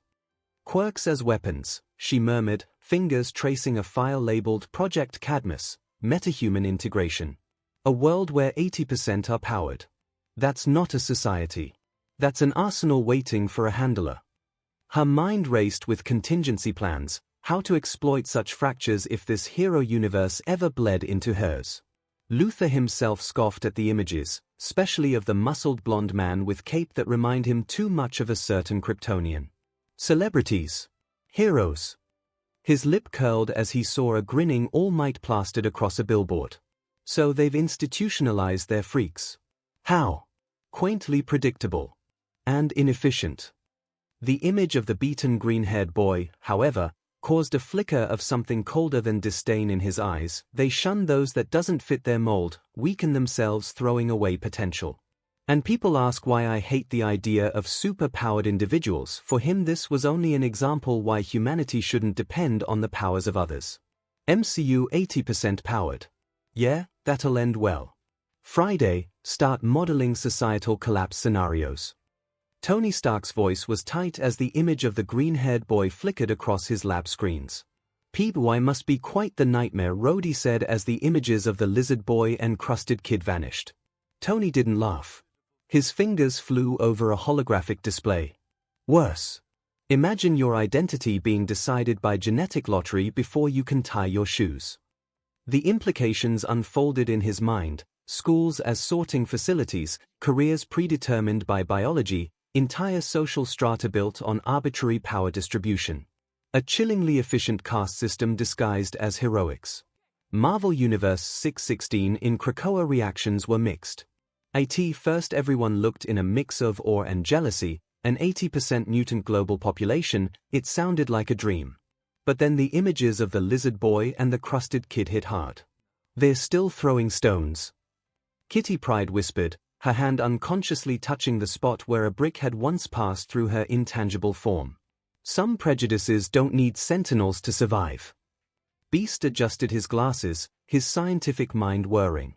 Fascinating genetic expression. But the societal stratification is alarming. Power without purpose, celebrated without context, a recipe for instability. But why? Cyclops erupted in anger seeing this. They all have power, why are they still doing this? Close by Wolverine let out a cold death laugh. Bub, no matter if you human, mutant or whatever they are, some things just don't change, Wolverine growled, his claws unsheathing with a metallic snick as the image of the green-haired boy curled on the ground flickered across the screen. People always find someone to look down on. Always. His gaze lingered on the crusted child ignored by passers-by, the memory of 100 back alleys where mutants bled alone flashing behind his eyes. Differences, in that world. The bullies got superpowers too. One Punch Man Universe Silver Fang frowned at the screen as he and the other S-rank heroes were reunited in the HA headquarters, a world so similar to ours yet utterly alien. Bang murmured, his gaze fixed on the image of the beaten green-haired boy. The fleeting glimpse of vulnerability beneath the heroics resonated with the old MSTR. It mirrored the quiet desperation he sometimes saw beneath the flashy bravado of modern heroes. They build monuments to strength, but forget the foundation must be compassion. Oh please! Tatsumaki scoffed, floating above the S-Class assembly, her green hair crackling with barely contained energy. What they should be doing is fight back. If they don't want to be picked up, they should just crush the rocks back at the idiots. Her eyes narrowed at the image of the lizard boy flinching. Pathetic. Power wasted on the weak-willed. That's not pretty at all, Puri prisoner exclaimed, wiping away a tear as the image of the beaten boy vanished. Such delicate flowers need protection, not stones. His flamboyant distress contrasted sharply with Metal Bat's scowl. Protection? Screw that. Kid should have smashed those rock throwers' faces in. What's the point of having powers if YA don't swing back? He slammed his bat against the floor for emphasis. Child emperors. Fingers flew across his holopad, cross-referencing the fleeting sociological data. Fascinating. But unsustainable. An 80% powered populace with visible societal fractures. Their infrastructure must be under immense strain. The energy signatures from those quirk manifestations alone. His voice trailed off, already calculating potential cascade failures. Their government must be similar to ours with Heroes Association, but the sheer numbers. How they manage it. My Hero Academia universe. Meanwhile, on the named universe, the reaction was a wave of stunned silence followed by escalating chaos. At you? Nezu's cheerful demeanor vanished into razor-sharp focus as he watched the broadcast replay their world's darkest moments for an infinite audience. What people tend to forget, it's that the bigger light can cast the darkest shadows. I don't like this, Vlad King called on the way he said and show it, that dear guy made it look like we are a bunch of monsters. No monsters, but do remind us that we might be heroes. But we can't be everywhere, Midnight murmured, her usual playful tone replaced by grim resignation as the screen lingered on the beaten child, a child who could have been any of their students. That boy! He looked so small. Indeed. Hound Dog called, his voice low and gravelly as he watched the screen. Discrimination, quirk superiority mindsets. Students have come to my office with issues like that and more, he sighed. It would be naive to think those problems don't exist just because we have heroes, but to have them broadcast like this. Cementos muttered, his stone features hardening as the image of the lizard boy flickered. The silence in the conference room thickened. Then maybe we should start wonder how bad we really are, for a being like the author to not only notice but also consider it necessary for other words to know about it, said Nezu, his voice unnervingly calm as the broadcast continued. After all, what does it say about us that our deepest wounds are deemed educational? Police HQ. A deflated All Might looked at the images, his mind on warring thoughts. The symbol of peace should be proud of the society he helped build. But the images of the beaten boy and the crusted kid ignored by passing people. Were those things that were happening? While he smiled and gave autographs. He felt his stomach turn. I didn't know things were that bad, he muttered, his voice barely audible over the static hum of the dead screens. The weight of his own ignorance pressed down on him, a crushing burden heavier than any villain he'd ever faced. Next to him Naomasa Tsukochi, his expression grim, watched the broadcast replay their world's darkest moments. We knew, he said quietly, the weight of his quirk, the truth detector, making the words land like stones. We knew, Toshinori. We just chose which truths to prioritize. His gaze lingered on the image of the green-haired boy, a flicker of professional shame crossing his features. How many reports of schoolyard quirk discrimination had he filed away as low priority? The crusted child ignored on the street, How many similar scenes had his officers walked past, focused on chasing flashier villains? The broadcast wasn't revealing secrets, it was holding up a mirror, forcing them to see the ugliness they'd normalized. In the Todoroki household, Endeavor watched the screen with cold fury, his flames flickering higher. The image of the beaten boy was irrelevant noise to him. His focus was laser-locked on the brief glimpse of his own son, Shoto, looking at his hand with disgust. Weakness, he growled under his breath, the word a condemnation. Broadcasting our internal matters. An insult. The implication that his world, his meticulously crafted legacy, was being judged as flawed by outsiders ignited a dangerous heat within him. This wasn't exposure, it was an invasion. Musutafu Inko Midoriya watched the broadcast with trembling hands, her eyes fixed on the image of the beaten boy, her Izuku, before the screen shifted. A choked sob escaped her as she pressed a hand to her mouth. What was worse, she knew those explosions on the shadow representing someone attacking her son. She knew who it was. Izuku. She turned to her son, her voice trembling. Izuku himself sat frozen, his notebook forgotten, his wide eyes reflecting the screen's harsh light. The image of his own battered form, curled under Bakugo's shadow, felt like a physical blow. He flinched, his hand instinctively rising to cover the phantom sting of remembered explosions. The broadcast hadn't just exposed society's cracks, it had ripped open his deepest, most private wounds and displayed them for the entire multiverse. A hot wave of humiliation washed over him, followed by a chilling dread. What would Kaken do now? I'm fine, Mom. That happened long ago, Izuku stammered, his voice cracking as he stared at the screen showing his own past humiliation. He found himself hugged by his mom in the next second. That happened is what matters. You are my son, my baby, and I should have known, she said with tears falling from her eyes. Was that the only time? Had it happened more times? Why you never told me? She asked as she held him tighter. Izuku felt his own eyes watering as he hugged her back. I didn't want you to worry. He muttered, his voice muffled against her shoulder. Plus it's Kaken, he is going to be a great hero, so I thought maybe I deserved it for being so weak. The words tasted like ash, a script he'd rehearsed in his head 1,000 times but never spoken aloud. You don't deserve that at all, and you are not weak. Inko's voice cracked, fierce through her tears, her embrace tightening, and Bakugo will have to explain himself to me. The raw maternal fury in her words was a shield against the multiverse gaze, a private war declared in the ruins of her son's secrecy. Across Musutafu, Katsuki Bakugo stared at the frozen image of the green-haired boy curled on the ground. Recognition slammed into him with the force of one of his own explosions. Deku. That useless, quirkless Deku. A familiar cocktail of rage and something uncomfortably like shame boiled in his gut. Damn nerd, he spat at the screen, knuckles white as he gripped the edge of his desk. Had to go and make us look like extras on some pity channel. However, his anger was interrupted by the sound of his own mom's roar. You brat, as she stormed into his room. Mitsuki Bakugo's face was flushed crimson, her eyes blazing with a fury that made even Katsuki instinctively recoil a fraction. Explain that. She jabbed a trembling finger at the screen, where the image of Izuku Midoriya, small and broken under a shadow shaped like explosions. PSS off HG. It's not my fault. Deku's too pathetic to defend himself. Katsuki roared, shoving himself up from his chair, palms crackling with involuntary sparks. But Mitsuki was already on him, grabbing his collar with a grip honed by years of wrangling explosive tempers, her voice a low, dangerous hiss cutting through his bluster. Don't you dare spin this, Katsuki. That screen showed you hurting someone smaller, weaker. That ain't strength, that's cowardice.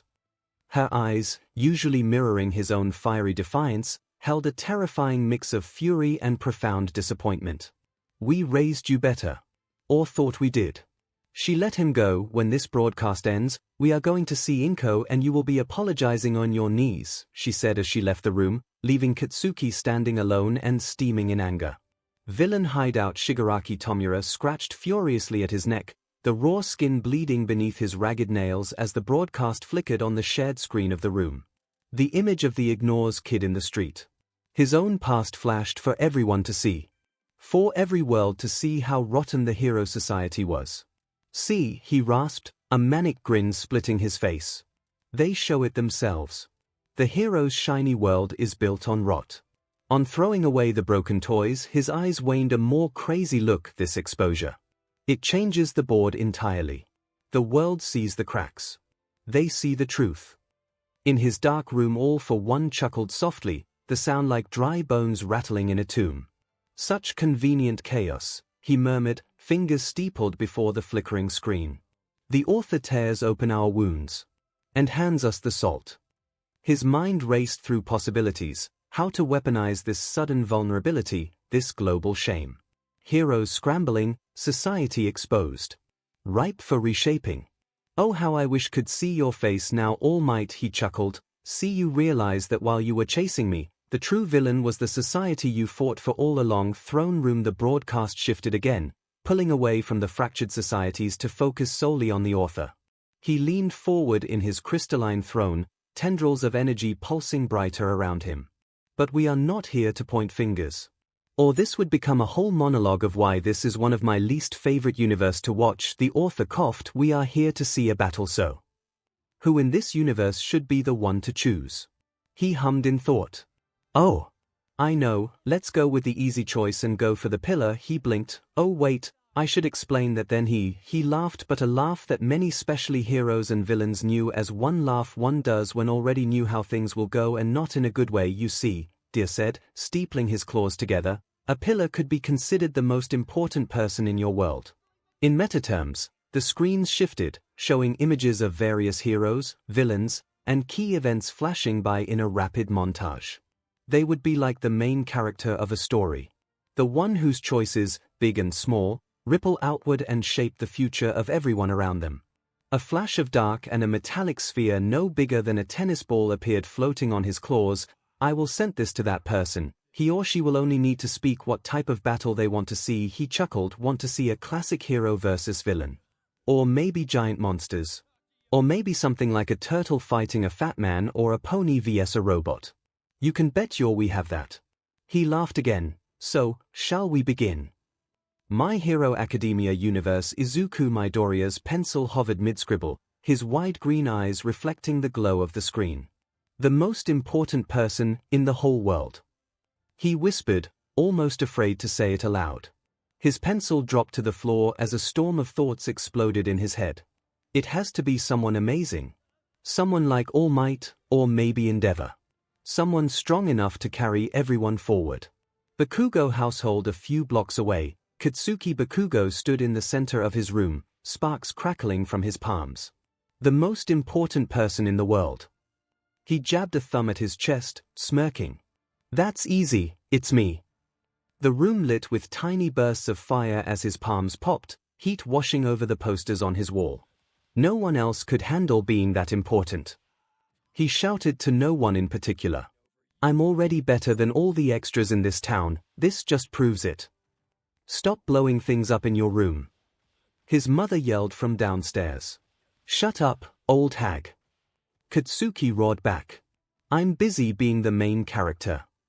But as the screen shimmered, almost as if acknowledging him, his grin faltered just a fraction. TCH. If it picks someone else, then I'll just prove it wrong. I'll prove I should have been chosen. Yuhai, staff room principal Nezu's black eyes gleamed with intellectual delight as he watched the words play across the light. How fascinating! He exclaimed, tail flicking. To isolate a single individual as the linchpin of an entire reality's narrative, what a brilliant sociological experiment. He scribbled notes into a personal tablet, already plotting predictive models. You're way too excited about this, Aizawa muttered, his scarf hanging loose around his shoulders. He looked as tired as ever, but his eyes were sharp. If this pillar really exists, villains are going to try to find them. And we'll be stuck cleaning up the mess. Or protecting them, Vlad King rumbled, slamming a fist into his palm. Someone with that much importance will be a target. We'll need to be ready. Midnight leaned back in her chair, her usual playful smile subdued. One soul holding the future of the world, it almost sounds romantic, she said, before her expression hardened. But if they choose poorly, it could change everything, for the worse. Todoroki household at the Todoroki estate, the glow of the screen filled the hallway with pale light. Shoto stood silently, his mismatched eyes fixed on the floating words. Behind him, Endeavor's towering silhouette filled the doorway, flames crackling faintly around him. If this is true, Endeavor said, pride swelling in every word, the pillar must be someone strong. A symbol of power. Fear. That can only mean me. Shoto turned his head just enough to meet his father's gaze, his voice flat and quiet.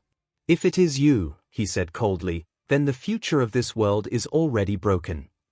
He walked away without another word, leaving Endeavor glaring at the glowing screen, his jaw tight. Across Japan in offices, agencies, and training facilities, pro-heroes watched the hovering screens with grim expressions.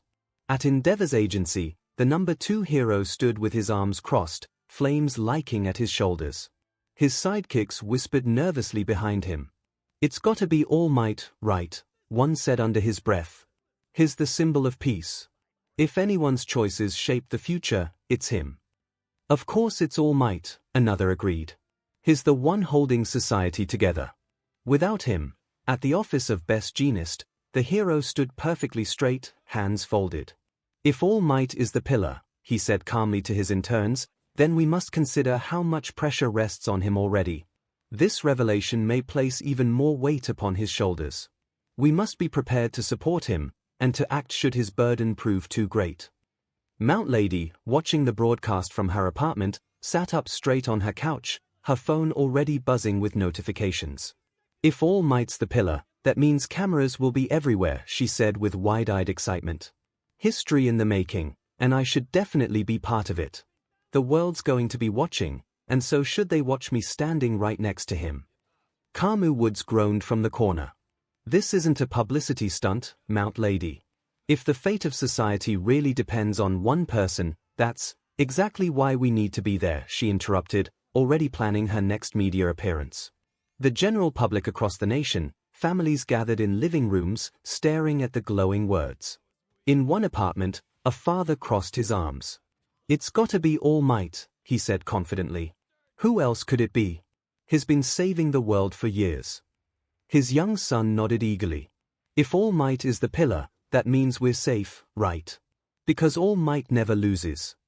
The mother smiled faintly, but her expression was tight. I hope so. If something happened to him, she didn't finish the thought.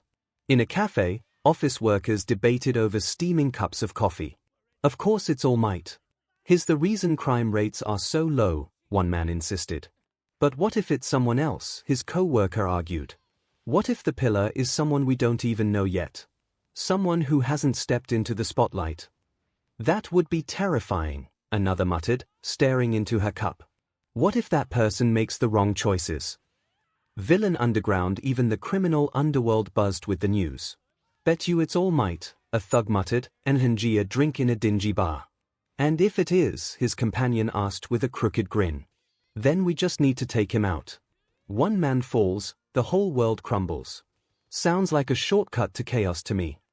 The bartender said nothing, just polished a glass with a grim expression. Everyone in the room was thinking the same thing. If one person really was holding up society, their death would be the ultimate power play. Police HQ Detective Naomasa Tsukochi stood beside the window, arms crossed as he watched the words scroll across the light. A pillar, the one whose choices shape the path of the future. Naomasa let out a slow sigh. The media's going to have a field day with this, he said quietly. By sunrise, everyone in the country will be saying the same thing. The pillar must be you. Toshinori's sunken eyes didn't leave the screen. They already see me as the symbol of peace, he murmured. And now they want me to be the symbol of the future as well. He pressed a hand to the scarred side of his torso, wincing slightly. But I am not as strong as I once was. Not as unshakable. Naomisa's expression softened. You've carried the weight of this country for years, Toshi. If you're not the pillar, then whoever it is has some big shoes to fill. And if I am the pillar? Toshinori asked, voice low, almost hoarse. What then? I can't keep this up forever. The fire's burning out, Naomasa. If the future of the world rests on me, then we're running out of time. The detective stepped closer, resting a reassuring hand on his friend's shoulder. Then maybe it's time to start preparing for the day someone else carries the torch. Whoever this pillar is, we'll find them, before the villains do. Toshinori's gaze lingered on the screen, a faint spark of resolve lighting in his tired eyes. Yes, he said softly. If this world's future rests on one soul, then I must do everything I can to guide them. Villain hideout. The bar was quiet, save for the flicker of a single overhead light and the faint hum of the glowing screen hovering over the counter. Dust swirled lazily in the air, the silence almost oppressive. Shigaraki Tomura sat hunched over the bar, clawed fingers scratching at the side of his neck until the skin turned red and raw. His red eyes were fixed on the words floating in the air. One person decides everything, he muttered, his voice low, dangerous. His lips curled into a feral grin, a child's delight twisting into something monstrous. Then all we have to do is break them. Crush the pillar, and everything else falls with it. Kurogiri stood behind the counter, his misty form calm as ever. It would not be so simple, he said gently, as if addressing a restless child.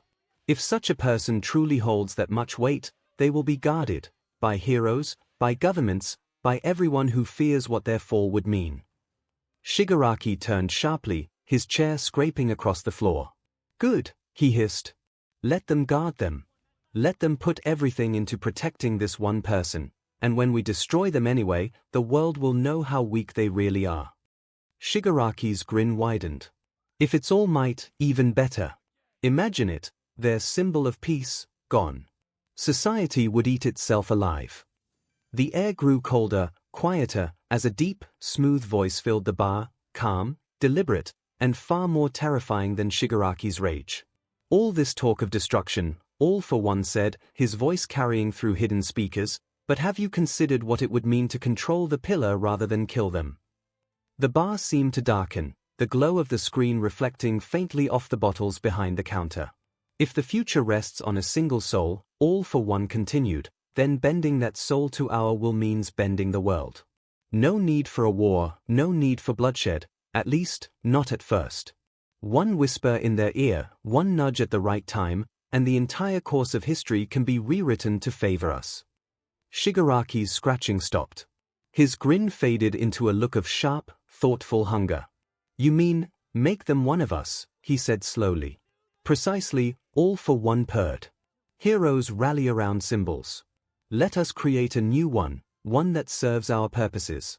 And when the world realizes their beloved pillar now stands on our side, he let the thought hang, poisonous and tempting. Shigaraki's grin returned, wider this time. Then we find them, he said, almost laughing now. Find the pillar before the heroes do. And when we do, his fingers twitched, aching to decay something. We'll see just how strong the foundation of this world really is. Kurogiri's glowing eyes narrowed slightly, his mist swirling with unease. If you succeed, Tomura, you will not simply destroy society. You may reshape it entirely. Shigaraki turned to him, his grin feral. Good. That's exactly what Sensei wants. Back in the throne room. Okay, here we go, said the author as the sphere glowed and then disappeared from his hand. Now let's see. He leaned forward on the throne, eyes fixed on the shimmering branches of Yggdrasil. The energy tree pulsed brighter, its fractal branches extending through unseen dimensions. Everyone held their breath waiting. And waiting. And waiting. Yet the screen didn't change. What, Asta, did you expected me to show you who the pillar of that world was? He then began laughing. Oh no, it won't be that easy. The laughter echoed strangely through the throne room, sharp and metallic against the pulsing light of Yggdrasil. Tendrils of energy coiled tighter around his crystalline throne as he leaned forward, claws steepled. Revealing the pillar outright. Especially in the moment it stands.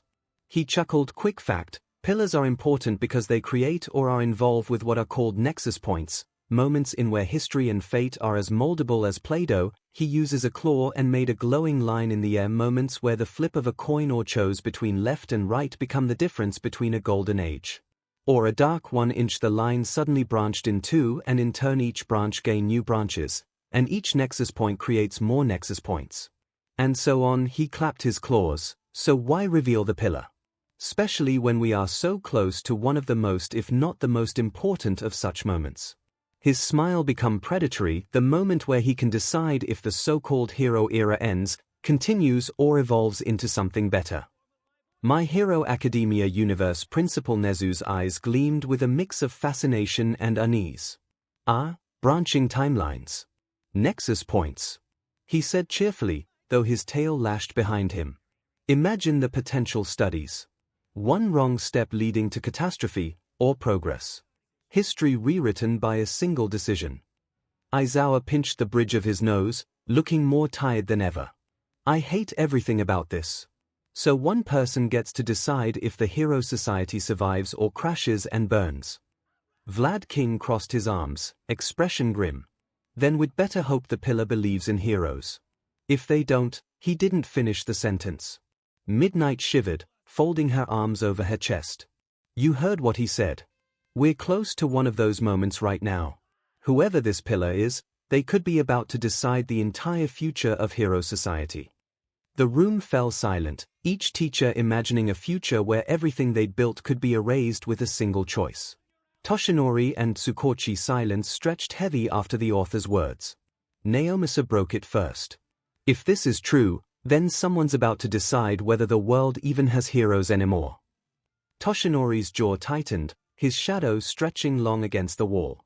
Then we cannot sit back and wait for fate to play its hand, he said, voice low but steady. If the future is this fragile, we must make sure whoever holds it chooses the right path. Naomasa nodded grimly. Which means we find them first, before someone convinces them to take the wrong branch. Toshinori turned back to the screen, the determination in his sunken eyes burning like a faint ember. If this truly is the most important nexus point, he clenched a thin fist. Then we must protect it, at any cost. Villainous Lair Shigaraki's grin split his face as he leaned closer to the screen, crimson eyes reflecting the branching lines like firelight. Did you hear that? He said, voice trembling with excitement. One choice, and we could end the entire hero era. One choice, and they all fall into chaos. Kurogiri's mist swirled uneasily. Or someone might choose to strengthen hero society instead, make it harder than ever to dismantle. Shigaraki scratched at his neck until flakes of skin drifted to the floor. Then we make sure they choose the wrong path. Sensei was right, if we can control the pillar, we control everything. All for One's voice rolled through the room, calm and amused. And soon, he purred, we shall have the chance to turn the future in our favor. Be patient, Tomura. Nexus points are opportunities, and we never waste an opportunity.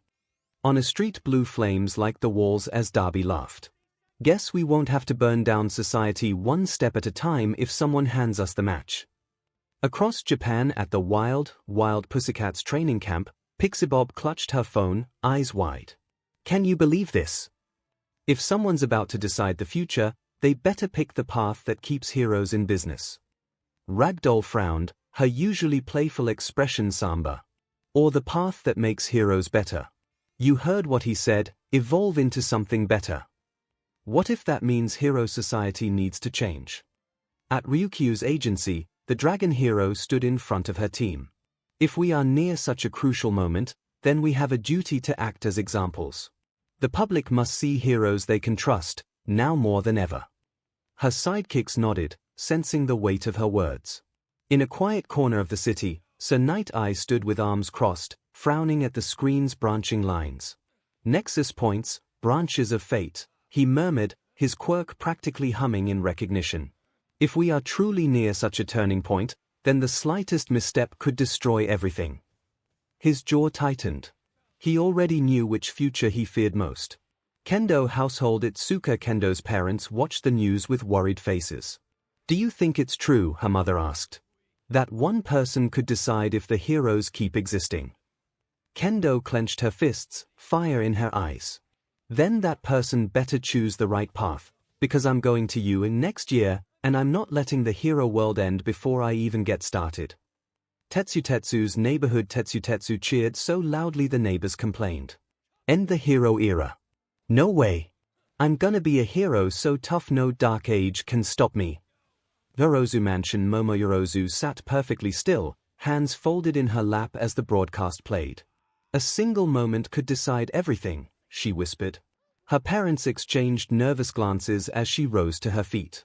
Then I must prepare myself. The heroes of tomorrow cannot afford to be unready for what is coming. Kirishima's apartment. A hero. Kirishima clenched his jaw, heart pounding. The hero era can't end, he muttered, fists tightening. Heroes are what make the world manly. Whoever this pillar is, I hope they've got the guts to keep moving forward. Shinso's room. In a dim bedroom, Hitoshi Shinso leaned back in his chair, purple eyes glinting in the screen's glow. So one person gets to decide the future, he murmured, a bitter edge in his voice. Figures. The world's always been rigged by someone else's choices. He smirked faintly, though it didn't reach his eyes. Maybe they'll finally choose a future where people like me get a fair shot. Meanwhile, in the alleys of Hosu City, a lone figure with mismatched knives strapped to his belt stood silently beneath the screen's pale glow. The man's expression was calm, almost reverent, as the branching lines of 𝐒𝐽𝐽 faded.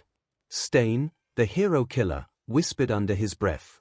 The era of false heroes may finally come to an end. His eyes burned with conviction. Whoever this pillar is, they must make the right choice. If they choose to preserve this rotten system, then I will be there to cut it down myself. ADC Watchtower. The glow from the holographic screens bathed the Watchtower's command center in cold, unearthly light. The Justice League Corps members stood in a loose circle, the branching image of 𝐒𝐽𝐽 pulsing silently in the air. Batman stood with his cape draped around him, jaw set, his expression unreadable, but his mind was racing. This isn't just information, he said finally, his voice low and hard. It's a trap. The others turned toward him. A trap? Superman asked, brow furrowed. Batman's eyes narrowed as he gestured toward the image of the tree, its fractal branches still glowing faintly. Think about it. The moment you tell an entire world that its future depends on one person's choice, what do you think happens?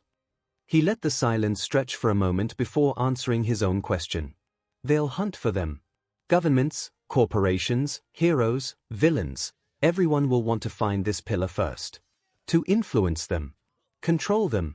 Maybe even eliminate them if they think their choice will go the wrong way. Wonder Woman's expression hardened. You think this author wants them to do that? I think he wants to see what happens, Batman replied coldly. And now we're going to watch a world tear itself apart looking for the one person who could save it. Superman crossed his arms, jaw tight. We can't just sit here and do nothing.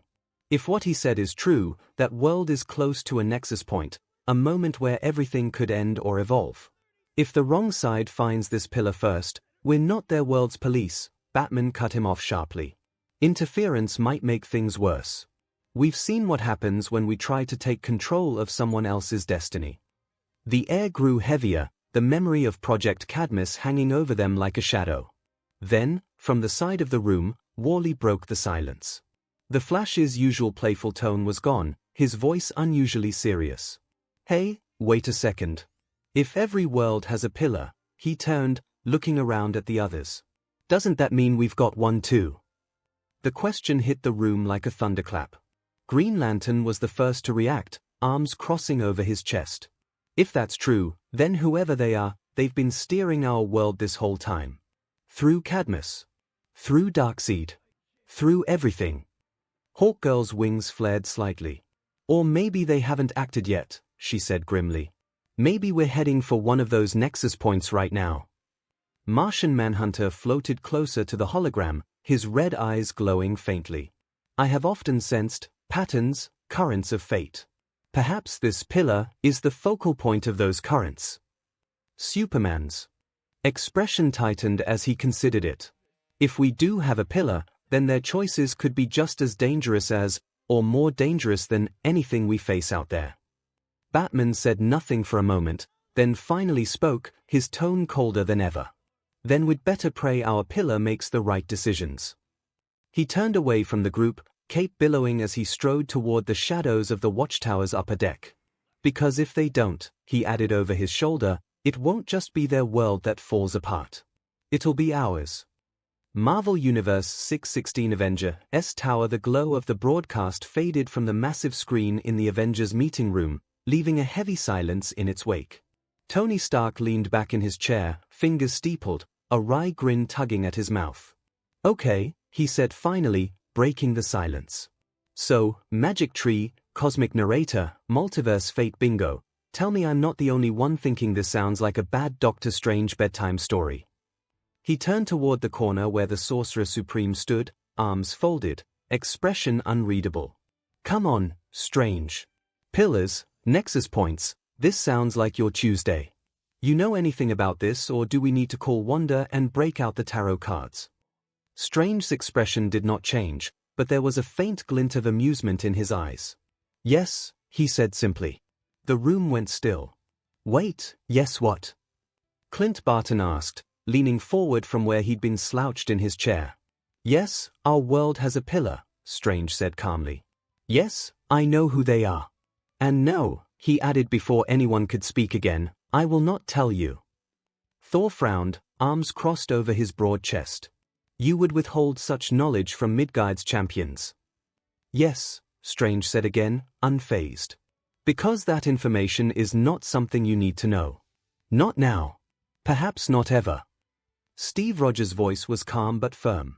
"Doctor, if someone has the power to decide the future of our entire world, then we have a responsibility to what?" Strange cut in sharply, his tone like the crack of a WHP. "Control them. Influence their choice. Ensure the future you think is best." The room went quiet. Strange's gaze swept the table, his expression grave. "I know who the pillar is," he said. "And I will tell you this much, you would not believe me if I told you. Even I can scarcely believe it, and I have seen gods rise and fall." Tony's brow furrowed. "What? Is it a god? A celestial? Some hidden cosmic being we never heard of?" Strange's mouth curved into a thin, almost amused smile. "No. Not a god. Something far humbler. And yet infinitely more important." That cryptic statement sent a ripple of confusion around the room. Before anyone could press further, Strange turned and opened a glowing portal. "The threads of destiny are already weaving toward their moment. Do not pull at them, unless you want to unravel everything." With that, he stepped through the portal and was gone, leaving the Avengers staring at one another in unsettled silence. Natasha broke it first, her voice low and measured. "That was not reassuring." Clint whistled under his breath. "So, we just trust the guy with the floating cape and hope whoever this pillar is doesn't accidentally doom us all." Steve's jaw tightened. Strange is right about one thing. If this is real, we can't interfere. But we can be ready. Whoever this pillar is, they'll need help, and we'll be there when they do. Tony sighed, running a hand down his face. "Great. So we just sit around and wait for the universe to go sideways. Again. Somebody wake me when it's time for the world-ending decision." Thor gripped Mjolnir, his expression grim but resolute. "When the fated hour comes, we shall stand ready. Pillar or no pillar, Midgard will not face its fate alone." The Avengers exchanged looks around the table, a knees still hanging in the air. Whatever choice was coming, it was far bigger than any of them, and for once, all they could do was wait. Throne room. "Okay, since I know the pillar of the hero world likes to overthink," called the author. "I will give him 10 minutes to decide what type of battle he wants to see." The throne pulsed softly, its crystalline structure casting fractured light across the author's predatory grin. Below, the Yggdrasil tree's energy branches flickered like synapses firing across dimensions. "If he doesn't choose, then I will simply pick up anyone else of that world. So better pick up fast." And with that a 10-minute countdown filled the screen. My Hero Academia universe. The entire world seemed to hold its breath as the author's words faded and the 10-minute countdown appeared on every screen. 10 o'clock. 9:59. 9:58. And then, in a small apartment in Musutafu, a metallic sphere blinked into existence, floating silently in front of a wide-eyed boy. Izuku Midoriya froze, his heart hammering so hard he thought it might burst out of his chest. "And no, this can't be." The sphere pulsed gently, as though acknowledging him. 9:45. 9:44. Izuku's breathing quickened. His mind raced faster than he could control. Me. I'm the pillar. The most important person in the world. No, that's impossible. I'm quirkless, I'm nobody. If I choose wrong, if I doom the hero era. He grabbed at his hair, tears pricking at his eyes as the panic swelled. Why me? There are pro-heroes, police chiefs, politicians, even All Might. Why not them? The sphere floated closer, as if waiting patiently for his decision. 9:15. 9:14. The entire planet was watching, but in that tiny apartment, the only sound was Izuku's ragged breathing and the frantic ticking of the countdown. 8:30. 8:29. The metallic sphere pulsed brighter, casting shifting silver patterns across Izuku's terrified face. His trembling fingers brushed against its cool surface, not glass or metal, but something impossibly smooth and dense, humming with latent energy. Outside, the silence of Musutafu felt heavier than ever, pressing in like the weight of the entire world holding its breath. He could almost feel millions of eyes boring into him through the screen, waiting for the boy who wasn't even a hero student yet to decide their fate. His notebook lay open beside him, filled with frantic scribbles about heroes, All Might's smile, Endeavor's power, Eraserhead's unwavering resolve. His fingers trembled as they brushed the page. What would All Might do? The symbol of peace wouldn't freeze. He'd act. But Izuku wasn't All Might. He was Deku. Useless. The word echoed in his mind, sharp and cruel. Suddenly a voice broke through the darkness of his mind. Izuku! 𝐒𝐭𝐚𝐲 grabbed her son's shoulders, pulling him into her arms. Sweetheart, breathe. You have to calm down. Her voice was thick with tears, but her grip was firm. Mom. His voice cracked as he clutched at her shirt. If I choose wrong, if I mess this up, everyone's counting on me, the whole world. 𝐒𝐭𝐚𝐲 gulped, even she didn't know what to think. Izuku was her baby. But she knew her son, she knew what he loved, what he dreamed of. But she never expected this could be his destiny. Yet right now she could care less about pillars or cosmic destinies. Her son needed her and that's all for her. So she forced herself to meet his panicked gaze. Listen to me, she said, her voice trembling but fierce. All your life, you've watched heroes. You've studied them, admired them, dreamed of being one. She cupped his face, her thumbs brushing away his tears. There is no way someone with your heart could ruin anything, if you think this era needs to end or change. Then reasons must have and I will trust them. I will trust you. Izuku looked up at her, tears still wet on his cheeks. And why?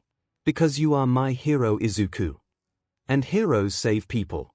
So no matter what you decide, I'm sure you will be saving me. 𝐒𝐿𝐴's voice broke on the last words, but her smile held steady.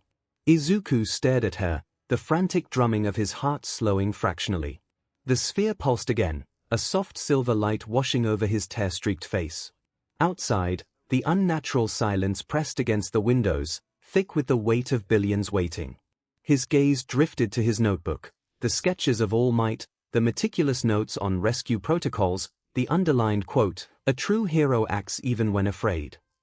Slowly he began to relax his grip on his mother's sleeve.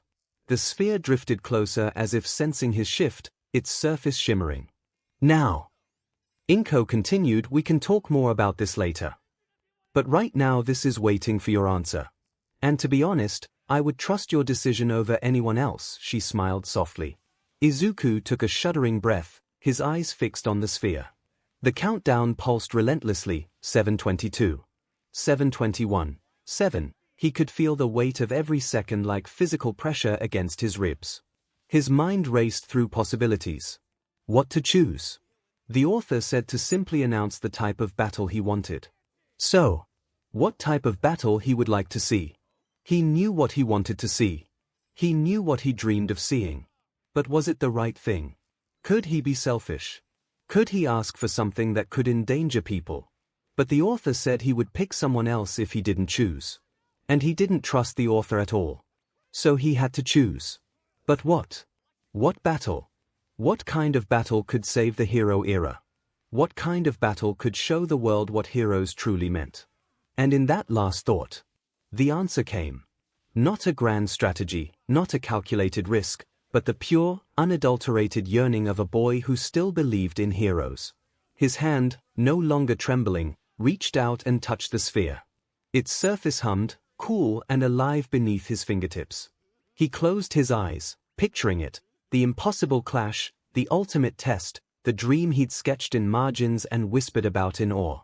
When he spoke, his voice was quiet but carried the weight of a world's hope.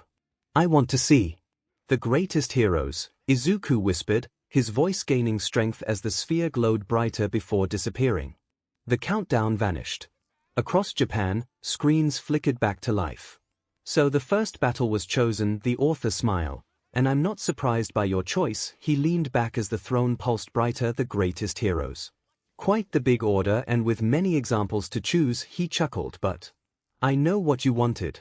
To see those that better represent what being a hero really means. The good and the bad. The struggle and the victory." He snapped his fingers. "You want the best. Then we will be going to the very top," he announced with joy. The day vs the night, the avatar of vengeance vs the symbol of responsibility. The unstoppable force vs the immovable object. Let's see what happened when the Bat of Gotham faces off against the friendly Spider of New York. And in the screen appeared the title Batman vs. Spider-Man My Hero Academia Universe. Izuku's breath caught as the words appeared. The Bat of Gotham. The friendly Spider of New York. He grabbed his notebook, scribbling furiously. Gotham must be a city in their world. If they call him the Bat, maybe he uses fear. And Spider-Man. A spider theme means mobility, climbing, maybe webs. And he's called friendly. So maybe he's a rescue hero type. His mother blinked, still holding onto his shoulder. "You don't even know what they look like yet, Izuku." "That's what makes it so exciting," he said, eyes gleaming. "We're about to see what their idea of a hero looks like." His previous fears and doubts soon were pushed to the back of his mind as his hero fanboy persona took over. And his mom couldn't be happier, if being honest. UA staff room principal Nezu was practically vibrating with curiosity. Two foreign heroes we know nothing about. This could be an incredible case study. Imagine what we could learn about hero culture in other worlds. Aizawa sighed, pulling his scarf tighter. "Let's hope this isn't just theater. If this is supposed to define heroism, it had better not be some flashy popularity contest." Vlad King nodded grimly. "Or a bloodbath. The wrong outcome could shake public trust worse than anything we've seen." Batman and Spider-Man. Midnight hummed, basic names, but depending on their quirks and abilities could be an easy A in my class. Quirks. Nezu chuckled. "Midnight-san. We have no idea if they even have quirks. Their power source could be entirely different, technology, mutation, or something we haven't conceived of." His tail twitched with scholarly excitement. "This is unprecedented anthropological data." Aizawa felt his eye twitch, not knowing what was worst, if his friend's obsession with names or Nezu's obsession with data. But he had to admit that Midnight's comment was oddly reassuring. At least someone was treating this cosmic insanity with mundane professionalism. Across classrooms buzzed with hushed speculation, heroes analyzing potential tactics, support students sketching imagined gadgets, general studies kids debating the philosophical weight of symbols. Villain hideout Shigaraki's grin was sharp, fingers twitching against the arm of his chair. Avatar of vengeance? Sounds like my kind of guy. His cracked lips stretched wider. Maybe this bat understands what heroes really are, hypocrites in costumes. Crush the spider, bat. Show them all how pointless their symbols are. Krogiri's mist swirled thoughtfully beside him, a silent observer calculating the chaos yet to unfold. All for One's voice oozed through the room. "Patience. Whether the bat or the spider wins, we will learn something valuable. The so-called greatest heroes of another world may yet show us how best to unmake the ones in this one." His unseen presence radiated cold anticipation. ADC Watchtower Flash was the first to break the quiet. "Okay, wait, the Bat of Gotham. Is that you, Bats?" Batman's jaw tightened beneath the cowl. "Obviously." Hawkgirl frowned, arms crossed. "So the multiverse just announced you as one of the greatest heroes alive and is going to throw you into a fight to prove it." "Not to prove it, Batman said grimly. To test it. To dissect what makes us what we are. Superman's expression darkened. And who, or what, is this Spider-Man? No one answered. Friendly Spider of New York, John Stewart repeated. Maybe he's like Plastic Man, Flash said, half joking. Only with 8 arms and a sunny personality. Batman turned sharply, cape swishing. Whoever he is, he's apparently the best that world has to offer. Wonder Woman's gaze hardened. Then this fight will be about more than just skill. It will be about ideals. Batman said nothing, but the shadows seemed to cling tighter around him.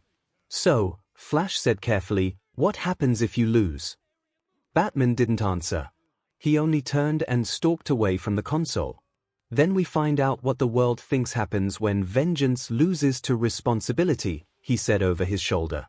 The watchtower fell silent again. Jokerless hideout. The Joker leaned forward, his grin stretching unnaturally wide as he watched the screen flicker back to life. Batman. Oh, Bats is finally getting the spotlight he deserves. He cackled, slapping his knee. And some bugboy thinks he can play hero. This is gonna be delicious. He snatched a half-eaten sandwich off the floor, waving it like a conductor's baton. Place your bets, boys. I've got $20 on the Bat turning that spider into a greasy smear on the pavement. His laughter echoed off the grimy walls, sharp and unhinged. Cadmus Waller stood with her arms crossed, eyes narrowing at the title lingering on the screen. Of course it's him, she muttered. Hamilton swallowed. Batman against this Spider-Man character. Do you think Batman can win? Waller's lips pressed into a thin line. If the multiverse chose him, he doesn't just have to win, he has to prove that our way of handling heroes works. And if he doesn't, she turned toward the window, her reflection hard as steel. Then our world will pay the price. Lex Luthor, LexCorp Tower. Lex chuckled darkly as the announcement replayed on a silent loop. Oh, this is perfect, he said, pouring himself a drink. The Bat finally dragged into the light, forced to defend his methods on the biggest stage imaginable. He swirled the brandy in his glass, savoring the thought. And this Spider-Man, if he is the pinnacle of another world's heroism, then this fight will reveal all his secrets. Every weakness.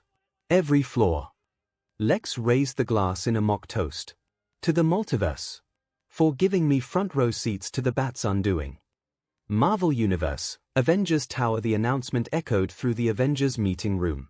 Batman vs. Spider-Man. The words hung in the air as the team processed them. Tony leaned back in his chair, eyebrows raised. Okay, did anyone else just hear our friendly neighborhood Spider-Man get drafted into an interdimensional cage match? Clint grinned. Guess he just got promoted from rookie to multiversal champion. Steve's expression was serious, his hands clasped on the table. If they chose Peter, then they think he represents what a hero is supposed to be. That's a heavy burden. Thorne nodded solemnly. A worthy choice. The young Spider has the heart of a warrior. Natasha frowned. And who is this Bat of Gotham? Another vigilante. Someone like Moon Knight. I just hope Peter's ready for this, Steve said quietly. Fantastic Four, Baxter Building. Valeria Richards' eyes went wide as she saw the words. Uncle Peter's fighting someone called Batman. Franklin pumped his fist. He's totally gonna win. Go Spidey. Sue smiled softly, though her brow was furrowed. It's a big responsibility for him. He didn't choose to be a symbol for another universe. Reed adjusted his glasses, expression thoughtful. Which makes his selection fascinating. Whoever this Bat of Gotham's, the multiverse has decided Peter is his equal. Ben chuckled, cracking his rocky knuckles. Equal or not, I'm bettin' on the kid. He's got heart. Johnny grinned, arms crossed. And style. Batman doesn't stand a chance. Sue gave him a look. You don't even know who Batman is yet. Johnny just smirked. Doesn't matter. Spidey's family. That means we cheer for him. Peter Parker, Rooftop Peter sat on a water tower, mask rolled up as he stared at the glowing words on the screen next to him. Batman, here. He rubbed his temples. Okay, Parker, breathe. Just another guy in a costume, right? He probably doesn't even have powers. Maybe. Hopefully. He pulled the mask back down and fired a web line. Great. First I get chosen as the symbol of heroism, now I'm fighting some guy whose name sounds like a Saturday morning cartoon villain. This is fine. Totally fine. But his voice was more nervous than he wanted to admit. MCU Queen's Peter sat slumped in the corner of the subway car, earbuds dangling unused around his neck. Every phone screen around him still displayed the announcement, Batman vs. Spider-Man. He pulled his hoodie tighter, muttering under his breath. Why me? There are way bigger heroes out there, Cap, Iron Man, Black Panther. I've only been Spider-Man for a couple months. A couple of teens nearby were arguing about what Spider-Man might look like, one of them jokingly drawing a stick figure with 8 arms on a napkin. Peter buried his face in his hands. Oh man, Mr. Stark's gonna kill me. Or ground me. Or both. As the train rattled toward his stop, Peter glanced out the window, his reflection pale but determined. Okay. Deep breath, Parker. If this is happening, you just gotta, be the hero.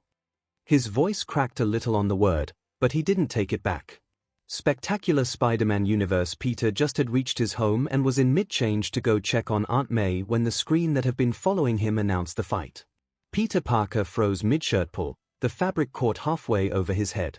The glowing screen hovering near his bedroom window pulsed with the words, Batman vs. Spider-Man. Static electricity prickled across his skin, not danger, but cosmic inevitability settling over Queens. Outside, car horns blared as drivers gaped at identical announcements flickering across billboards and phones. A distant siren wailed, then cut abruptly. Even emergency channels were hijacked for this spectacle. Okay, what? Me? Peter stammered, finally yanking the shirt down. His reflection in the cracked window showed wide eyes and mussed hair. Batman? Seriously? Sounds like a guy who hangs out in caves and broods. He rubbed the back of his neck. Guess I should practice. Maybe do some extra push-ups. He shook his head as he moved down the stairs. May. Did you see? He paused as his screen suddenly moved and fused with the one that was in front of Aunt May. The screen grew bigger and brighter. Okay. So they can do that, Peter muttered as he saw the screen showing the bat symbol and the spider symbol overlapping each other.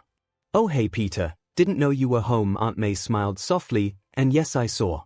Spider-Man is going to fight a bat. She raised an eyebrow. That sounds messy. She frowned. Well, whatever it is, I hope that poor Spider-Man doesn't get himself hurt. He's been through enough, always rushing around the city like that. Peter's throat tightened. Why, he has. Aunt May gave him a warm smile, reaching out to pat his hand. You look exhausted, Peter. Sit down, I'll make you some tea. As she shuffled off to the kitchen, Peter collapsed onto the couch, burying his face in his hands as the words still burned on the TV. Batman vs. Spider-Man, he muttered under his breath, low enough that May couldn't hear. Why me? Out of everyone in the world, why me? In another part of New York, the Osborn mansion was quiet, shadows pooling across the marble floor. Harry sat on the couch, hunched forward, his eyes locked on the glowing screen. Batman vs. Spider-Man, his hands curled into fists. Spider-Man, he muttered, bitterness dripping from the word. Every time he closed his eyes, he still saw his father's lifeless body, still heard the last terrible moments replaying in his mind. They're calling him a hero. The greatest hero. He stood abruptly, knocking over the glass on the table, but he didn't care. My dad's dead because of him. The camera on the TV swayed back to the author's smiling face, but Harry wasn't listening anymore. His jaw tightened as a single thought burned in his mind. If this Batman takes him down, good. Let the whole world see what kind of fraud he really is. Harry's gaze hardened, dark and determined.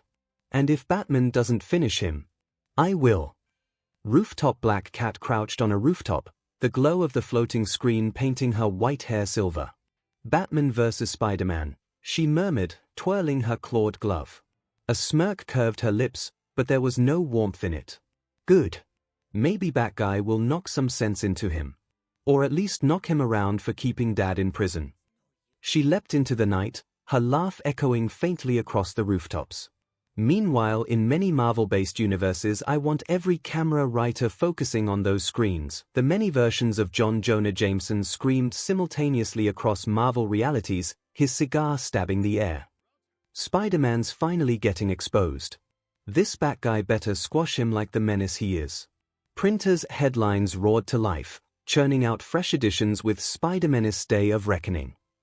The Batman universe, the Batcave, was silent except for the glow of the massive Bat computer screen. The words burned across it in stark, undeniable letters. Batman vs. Spider-Man. Robin whistled low, leaning back in his chair. Whoa! Guess you're officially famous, B. Batgirl tilted her head, tapping her chin. Spider-Man. Never heard of him. You think he's a vigilante like you? Batman stood in the shadows, cape drawn tight, gaze locked on the screen. Whoever he is, he said quietly, the multiverse thinks he represents the idea of a hero. And they think I do too.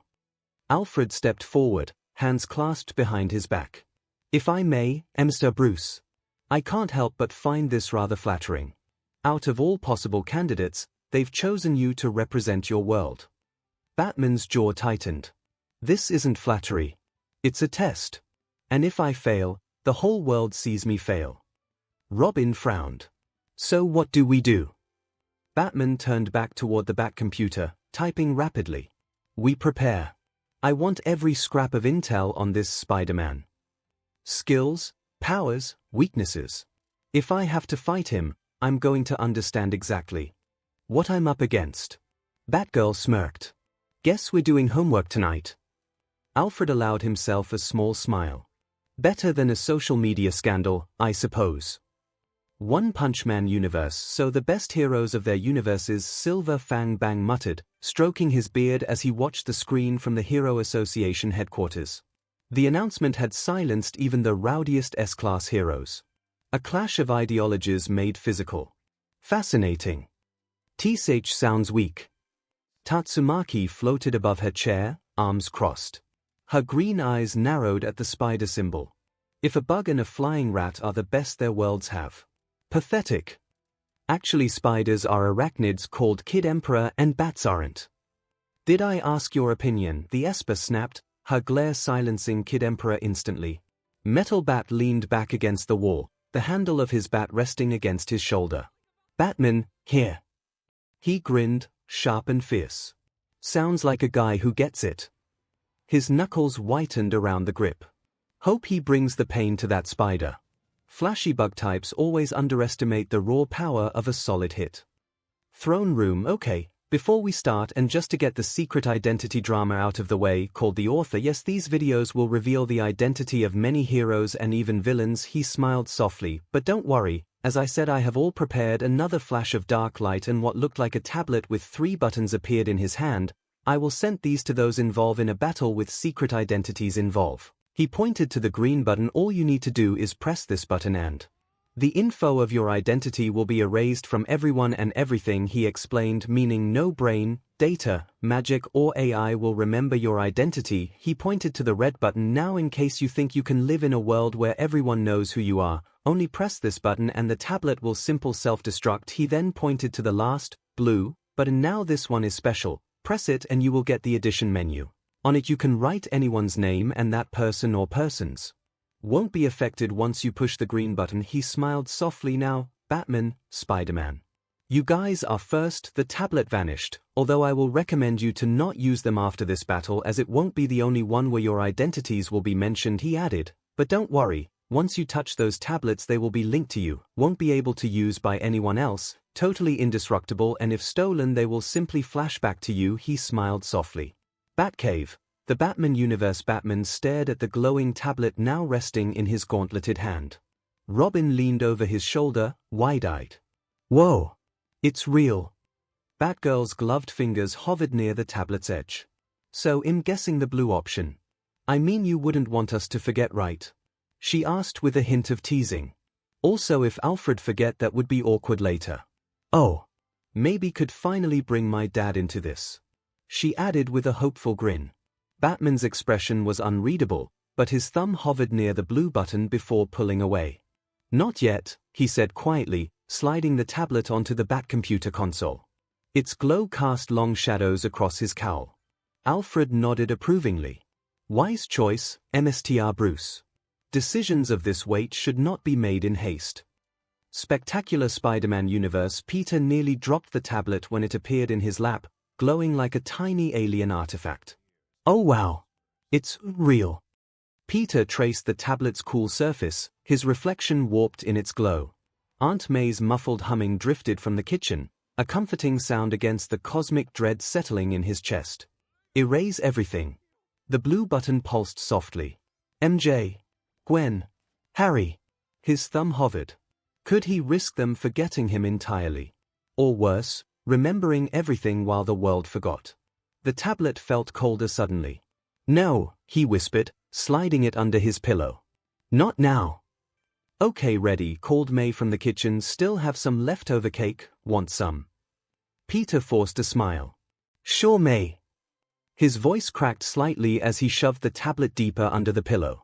Marvel 616, Avengers Tower. Peter Parker's tablet floated into his hands, startling him so much he almost webbed it to the ceiling. He finally had reached the tower, as he felt would be better be around friends during this. Okay, so I wasn't hallucinating. Peter stared at the tablet, its glow reflecting in his wide eyes. The Avengers watched silently, Tony's arms crossed, Steve leaning forward with concern, Natasha's gaze analytical. Thor's hand rested on Mjolnir's handle. Tony Stark raised an eyebrow. Magical witness protection with an override menu. Fancy. Tony Stark leaned forward, fingers steepled. You mind if I give it a look? Bet can decipher how it works. Tony, don't even think of it, groaned Captain America. The last time you tried to look at alien tech we ended up fighting Ultron. Again, Steve Rogers' voice cut through Tony's curiosity like his shield through titanium. The decision is Peter's alone. Natasha only looked at the tablet. If you press blue, who would you protect? Her voice was low, almost gentle. Your aunt. Your friends. She paused, her gaze sharpening. Us. The question hung heavy, a reminder that forgetting Peter Parker meant erasing shared battles, late-night pizza runs, the quiet trust built saving the world together. Watchtower, Justice League Unlimited. Batman stood rigid, tablet in hand, as Flash leaned in.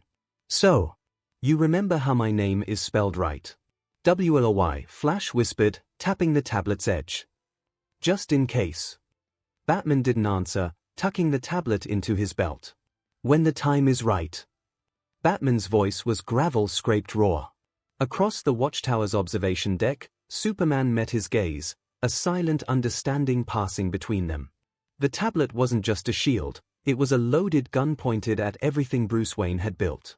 Diana placed a hand on Bruce's armored shoulder, her touch grounding him against the cosmic vertigo threatening to pull him apart. The world forgets. Easily, she murmured, low enough only he could hear. But forgetting you, that would be a wound. Bruce's knuckles whitened against the tablet's edge. He gave a curt nod, acknowledgement, not agreement. Multiverse across the different realities. Others, Batman and Spider-Man variants, received their tablets. Some vanished them into hidden pockets, others stared at the blue button like a loaded gun. In a universe where Peter Parker wore the symbiote, the tablet pulsed black veins before settling, a silent threat acknowledged. Elsewhere, an elderly Bruce Wayne from a ruined Gotham traced the green button with a scarred finger, a lifetime of sacrifice weighing heavy.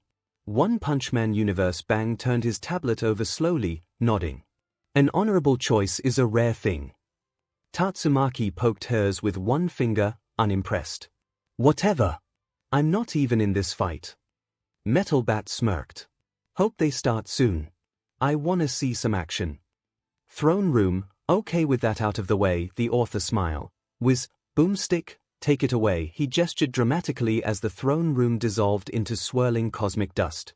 A rock theme music began filling everyone's ears as the screen showed a metal background filled with bloody spikes and chains with the name Death Battle as logo in the center. Before anyone could comment, the screens were filled with scenes of Batman fighting villains, each punch landing with brutal precision.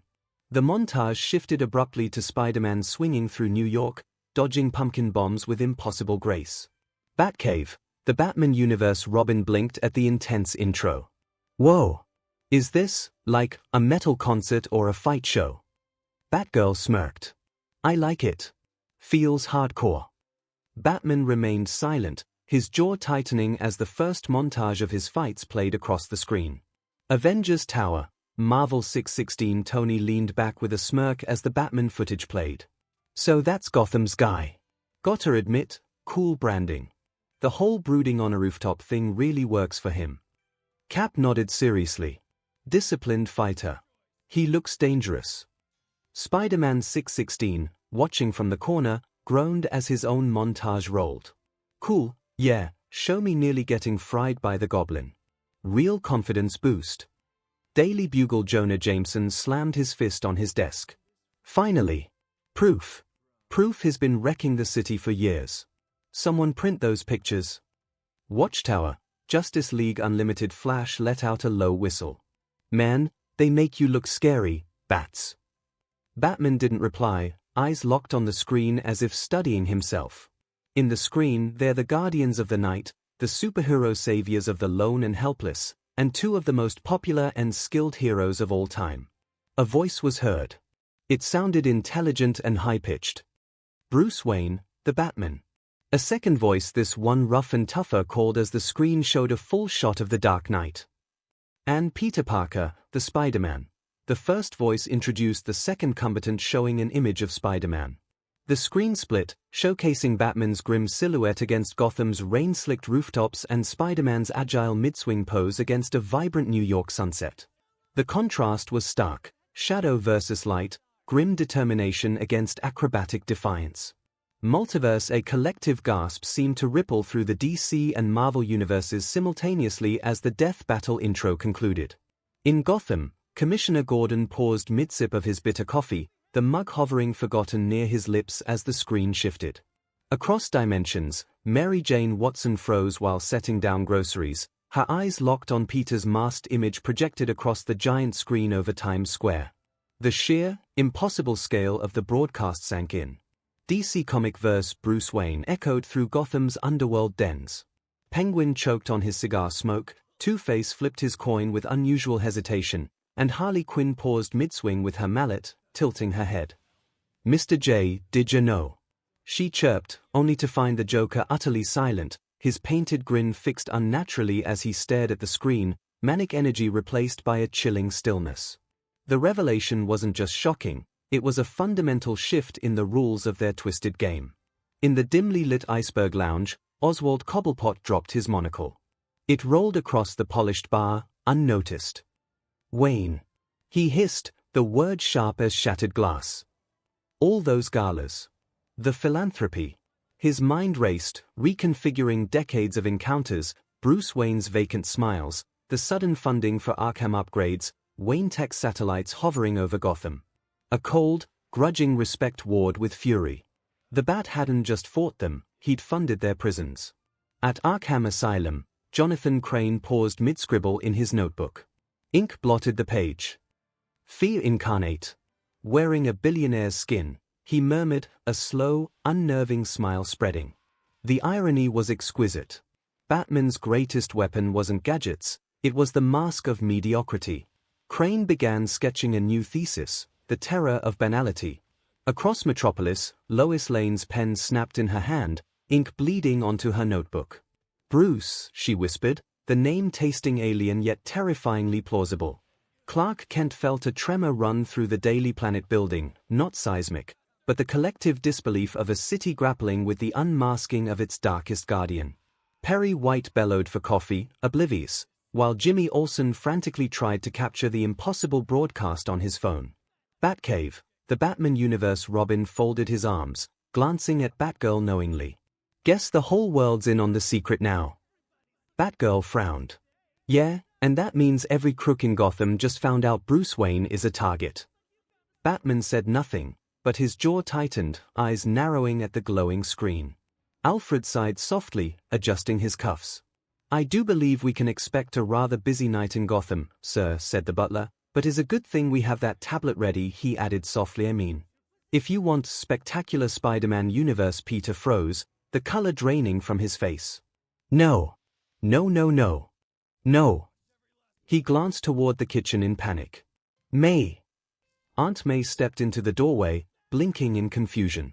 Peter, did they just say your name? Peter forced the most nervous laugh of his life. Must have been a different Peter Parker. Real common name. He grabbed the tablet that had materialized on the couch beside him and held it like a lifeline, thumb twitching near the green button. Gwen Stacy's apartment. Gwen nearly dropped her phone as the name Peter Parker rang out. Peter. Peter's Spider-Man. Her mind raced as memories crashed together. Every time he'd mysteriously vanished during crises, every lame excuse. That's why he kept running off. That's why he missed our. Her breath caught, heart tightening with a mix of worry and guilt. All this time, he was risking his life, and I didn't know. Liz Allen. Liz sat on her bed, staring at the floating screen, frozen in place. Peter Parker. The shy, awkward boy I dated. She swallowed hard, tears threatening. All those times he missed dates, disappeared, he was out there fighting for people. Her hands clenched around her phone. And I broke up with him because I thought he didn't care enough. The montage on the screen showed Spider-Man saving civilians from a collapsing building. Liz's lip trembled. You idiot, Peter, she whispered, half angry, half proud, you could have told me. Osborn Mansion. Harry's glass shattered in his hand, rage blazing in his eyes. Peter Parker. You. He grit his teeth, trembling. You were Spider-Man this whole time. Flash Thompson, Midtown High. Flash was at the arcade with Kenny when the screen appeared, replaying the announcement. Peter Parker, the Spider-Man. Flash's soda hit the floor. No way. He jumped to his feet, startling half the room. My idol, my hero, the guy I've been talking about non-stop, was Peter freaking Parker this whole time. Kenny blinked. Dude, didn't you used to bully him? Flash's face went red. Shut up. That was before. I mean, come on. Of course Parker was Spider-Man. The guy's been jacked since sophomore year. He grinned suddenly, fist pumping. Wait until everyone at school hears I was Spider-Man's #1 fan from day one. He paused. Okay, maybe day 365. MHA Universe in Musutafu, giant screens flickered with the split image of Batman and Spider-Man, each frozen in their dramatic poses. The public stared, murmuring as speculation began to buzz across the country. UA President MIC pointed at the screen, grinning. Yo. Whoever this Batman guy is, he's got style. That cape move. Sick. Eraserhead squinted, arms crossed. He looks like a vigilante. Moves with precision, though. Probably skilled in hand-to-hand combat. Midnight tilted her head thoughtfully. Brooding type. Dark, mysterious, definitely has a fan club somewhere. Leader Household Tenure. Ida adjusted his glasses as he watched the montage with his brother Tensai. Incredible. That Spider-Man individual appears to use some kind of grappling equipment, highly efficient for urban mobility. Tensai chuckled. Or maybe that's his quirk. Either way, he's fast. Bakugo Katsuki. Bakugo snorted from the back of the crowd, hands in his pockets. Fut swinging around on webs. Weak. I'd blow that guy out of the air in 5 seconds. In other parts of Japan, Ochiko Uraraka tilted her head. He looks so quick and agile. I bet he's hard to hit. Shoto Todoroki remained silent, studying Batman's silhouette. He's cautious. A strategist. Someone who plans several moves ahead. Police HQ. All Might stood with arms crossed, towering over the glowing screen. His usual grin was absent, replaced with a thoughtful frown. This Batman fellow reminds me of a certain underground hero I know, stealthy, methodical.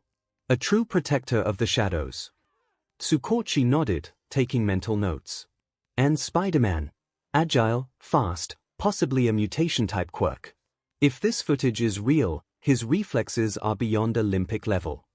All Might's frown softened into a small smile. Two very different heroes, but both fighting for the people. I'm curious which of them this death battle will favor. Midoriya apartment. Izuku sat cross-legged on the coach notebook already open, pencil flying across the page as he muttered to himself. Spider-Man's movement resembles a combination of grappling and slingshot mechanics, high mobility, high unpredictability, possible quirk, web generation. No visible support equipment though, maybe natural. That means he's probably strong too. To support that momentum, he flipped the page and started sketching Batman's silhouette. And Batman, no obvious quirk effects, but precision strikes, martial arts stances, clearly years of training. Gadget reliance. Maybe a multi-tool belt. The way he moved suggests tactical planning over raw power. He could be a top-level strategist or even a detective-class hero. Izuku paused, staring at his notes. These are amazing. I asked to see the greatest heroes, and these two look like exactly what I imagined. He hugged the notebook to his chest, heart racing. I hope I picked right. Back to the screen, it's no secret that given enough prep time, both Batman and Spider-Man can defeat pretty much any opponent, mostly Batman. The second voice noted as an image of a smiling Batman giving a thumbs up appeared.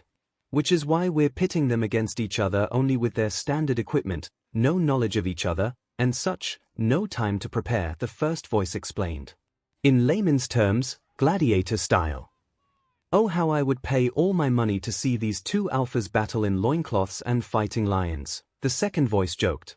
The rather comical drawing of the two heroes in nothing but loincloths, their respective masks and wielding shields and swords while fighting lions in a coliseum appeared in the screen. Batcave, the Batman universe. Robin nearly fell out of his chair laughing. Oh man, you'd kill that look. Batgirl tried to stifle a giggle, cheeks turning pink. I mean, they're not wrong about the muscles. Batman's eye twitched, clearly regretting everything about this situation. Alfred raised an eyebrow, smirking just enough to be noticed. It does have a certain classic aesthetic, sir. Spectacular Spider-Man universe. Peter turned bright red, tugging his shirt collar. Why is this my life? Aunt May blinked. She still was processing the fact her nephew was Spider-Man, but the loincloth image. That was too much. She burst out laughing, a genuine sound that filled the tiny home. Oh Peter, honey. If that's the uniform, maybe stick to the webs. Peter buried his face in his hands, the tablet clutched tightly, a groan muffled against his palms. It's not funny, May, he protested weakly, though the tips of his ears burned crimson. Meanwhile, Gwen was at home, hand frozen over her phone as her cheeks flushed crimson. Oh my God, she whispered, staring at the cartoon's very heroic interpretation of Spider-Man. Liz clutched a pillow to her chest, groaning. I should not be thinking about my ex like this, Liz muttered, burying her face deeper into the pillow. Especially not. Loincloths. Would he look like that in real life? She shook her head violently. Focus, Liz. In her rooftop, Black Cat was fighting the blush that threatened to spill over her cheeks as she watched the loincloth cartoon. No. No matter how he looks. He's still. She froze. Didn't her dad was jailed cause he shot someone named Parker? Marvel 616. Mary Jane covered her mouth, grinning despite herself. Wow, Tiger, not bad. Felicia Hardy 616 leaned back in her chair, eyes glittering with amusement. He always was in good shape. I approve of this version. Carol Danvers raised an eyebrow, smirking. Gotta admit, Spider-Man's packing more muscle than I thought. Peter groaned into his mask. This is the worst day of my life. Tony Stark nearly fell out of his chair laughing. Nah, kid, this is character building. Baxter building. Are you blushing? Johnny asked his sister as he noticed Sue Storm's cheeks flush pink while studying the cartoonish loincloth depiction of Spider-Man. No. Sue called really fast. It's just. The art style is bad, she said, trying to hide her face. Johnny smirked, leaning closer. Bad art style. Right. He chuckled. Kinda wish I had that bad art style physique. Close to her, Franklin and Valeria giggled, noticing their mother's blush. Watchtower, Justice League Unlimited. Flash was doubled over, barely breathing from laughing. Bats, you'll fut. Wonder Woman's eyebrow quirked as she gave a rare, amused smile. I must admit, the warrior aesthetic suits you, Bruce. Supergirl grinned wide. Wow. He's actually ripped under that suit. Even Hawkgirl cracked a grin. Guess the bat works out more than we thought. Gotham's underworld Catwoman perched on a windowsill, purring with a sly smile. And here I thought you were just muscle under that armor. Joker was howling with laughter. Oh, this is gold. Can we keep this image forever? Screen. The image changed this time to a new location. A room divided in half with one side looking like a lab filled with beakers, microscopes, and weird gadgets, while the other resembled a dimly lit workshop cluttered with weapons, tools, snacks, and drinks. Both sides were messy in their own way, organized chaos versus purposeful clutter. In the center of all a big screen showing the images of the two heroes. 𝐼𝐬𝐽, the first voice introduced as a young lean scientist, walked into the camera. He had white hair, as well as a pair of green glasses. He wore a white lab coat with a green recycling t-shirt, belt, black briefs, and brown shoes on him. His left arm was mechanical. And 𝐼𝐬𝐽 Boomstick, the second voice said as an obese individual walked into camera. He had a red and white cap on his head and a mustache. He was wearing a red and black shirt, as well as a white shirt inside. Jeans, a brown shoe with a shotgun as his right leg, and a tattoo on his left arm of two crossed shotguns over a heart in his left arm. And it's our job to analyze their weapons, armor, and skills to find out who would win. A death battle. Wiz ended the intro. Screen. The image changed this time to a new location. A room divided in half with one side looking like a lab filled with beakers, microscopes, and weird gadgets, while the other resembled a dimly lit workshop cluttered with weapons, tools, snacks, and drinks. Both sides were messy in their own way, organized chaos versus purposeful clutter. In the center of all a big screen showing the images of the two heroes. 𝐼𝐬𝐽, the first voice introduced as a young lean scientist, walked into the camera. He had white hair, as well as a pair of green glasses. He wore a white lab coat with a green recycling t-shirt, belt, black briefs, and brown shoes on him. His left arm was mechanical. And 𝐼𝐬𝐽 Boomstick, the second voice said as an obese individual walked into camera. He had a red and white cap on his head and a mustache. He was wearing a red and black shirt, as well as a white shirt inside. Jeans, a brown shoe with a shotgun as his right leg, and a tattoo on his left arm of two crossed shotguns over a heart in his left arm. And it's our job to analyze their weapons, armor, and skills to find out who would win. A death battle. Wiz ended the intro. My Hero Academy universe present MIC whistled low. So that's the guys behind the curtain. Gotta admit, they've got style. Midnight tilted her head, smirking slightly. The scientist is kind of cute. Shame about the let's make heroes fight to the death thing. Eraserhead sighed, unimpressed. The loud one worries me. He seems too eager for violence. Nezu's eyes gleamed with curiosity. On the contrary, I find their dynamic fascinating. One represents logic, the other chaos. Together, they create balance. Nezu's paw tapped the desk thoughtfully. I can't wait to see what they considered strength or weakness, what parameters they use to measure their skills. It's fascinating how they are going to do this. Shota had to make an effort to not groan out of frustration. Again. You are enjoying this too much, the Erasure hero said to his boss. Police HQ Tsukochi narrowed his eyes at Boomstick. That one's dangerous. He looks like he enjoys watching the fights too much. All Might smiled faintly. Perhaps. But I sense no malice. If anything, he represents the excitement people feel watching heroes in action. The detective still looked unconvinced. Excitement can turn ugly. People might start wanting BLD. All Might's gaze stayed on Whis, who was calmly adjusting his glasses on screen. And that's why the other one is there, to keep things grounded.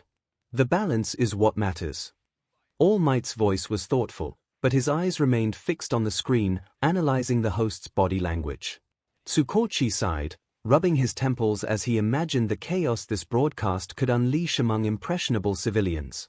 Across Japan, Kirishima sat cross-legged on his bed, watching the screen on his phone. His grin was wide and unshaken. Boomstick looks like a riot. Bet he'd make any fight sound even manlier. He pumped a fist. If I ever get picked for one of these, I hope he's the one narrating my fight. Kendo, her family living room. Itsuka Kendo sat with her parents on the couch, arms folded as she watched Wiz and Boomstick introduce themselves. That Boomstick guy sounds reckless, she said with a frown.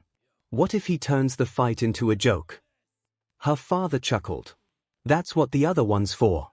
Look, the scientist keeps things serious. Kendo nodded slowly but didn't look convinced. Momo Yorozu, study room. Momo sat at her desk, her screen propped up beside her textbooks. She watched Wiz calmly adjust his glasses before speaking. If they've been studying everyone for this long, they must have a complete record of heroes and villains across the world. Her brows furrowed slightly. The way they present that information will shape how other worlds view our society. I hope they choose their words carefully.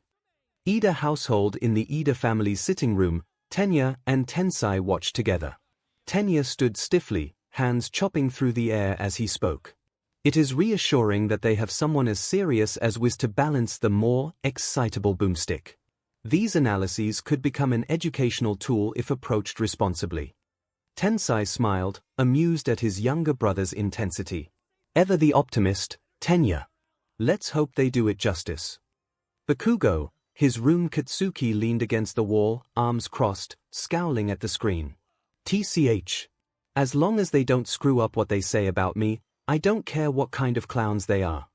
But the faintest twitch at the corner of his mouth betrayed how much the loud, shotgun-legged boomstick appealed to him. Uraraka family. Ochiko sat with her mother, a bowl of rice half-finished in front of her.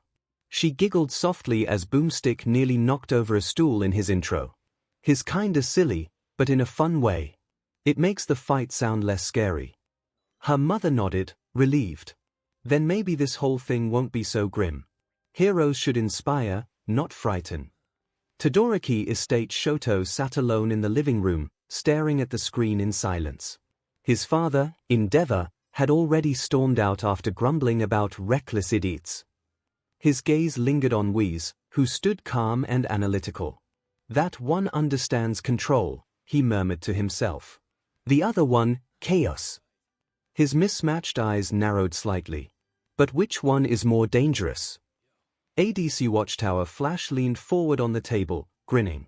Okay, gotta admit, I like these guys.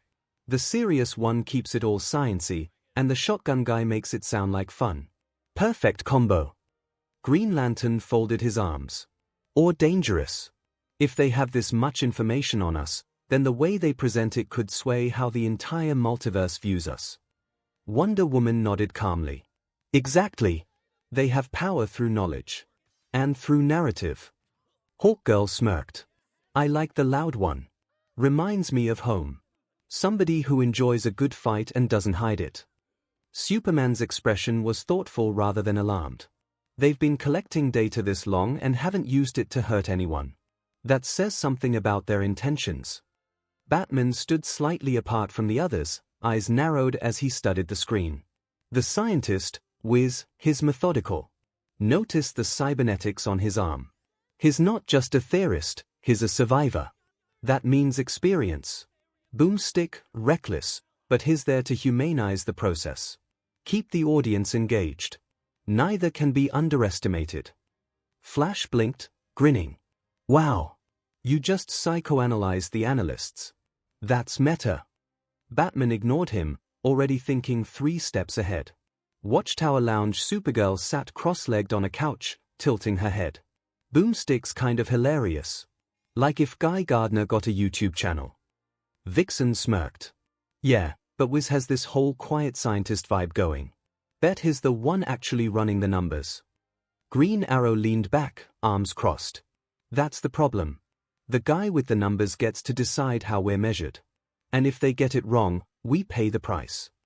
Cadmus headquarters. Amanda Waller stood in her office, hands clasped behind her back as the feed replayed.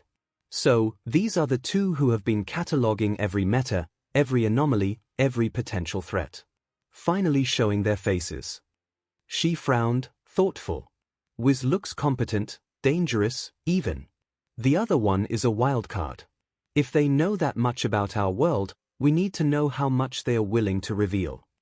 She turned to a subordinate. Start compiling everything we have on these two. If they are real, I want contingency plans before the day's over. LexCorp. Lex Luthor sat alone in his office, the glow of the screen reflected in his glass of wine. So these are the arbiters of fate the multiverse is so enthralled with. His smile was slow and calculating. Interesting. A scientist and a brute. The perfect partnership. If they've mapped the strengths and weaknesses of every hero and villain, then they have knowledge even I don't. He set the glass down and steepled his fingers. Perhaps it's time to see if they're open to negotiation. Marvel 616 Universe. Tony Stark leaned back on the couch, a smirk playing on his face. So those are the mystery narrators. One's a mad scientist, the other's a redneck with a shotgun for a leg. Love it. Peak multiverse television. Steve Rogers frowned. Tony, this isn't entertainment.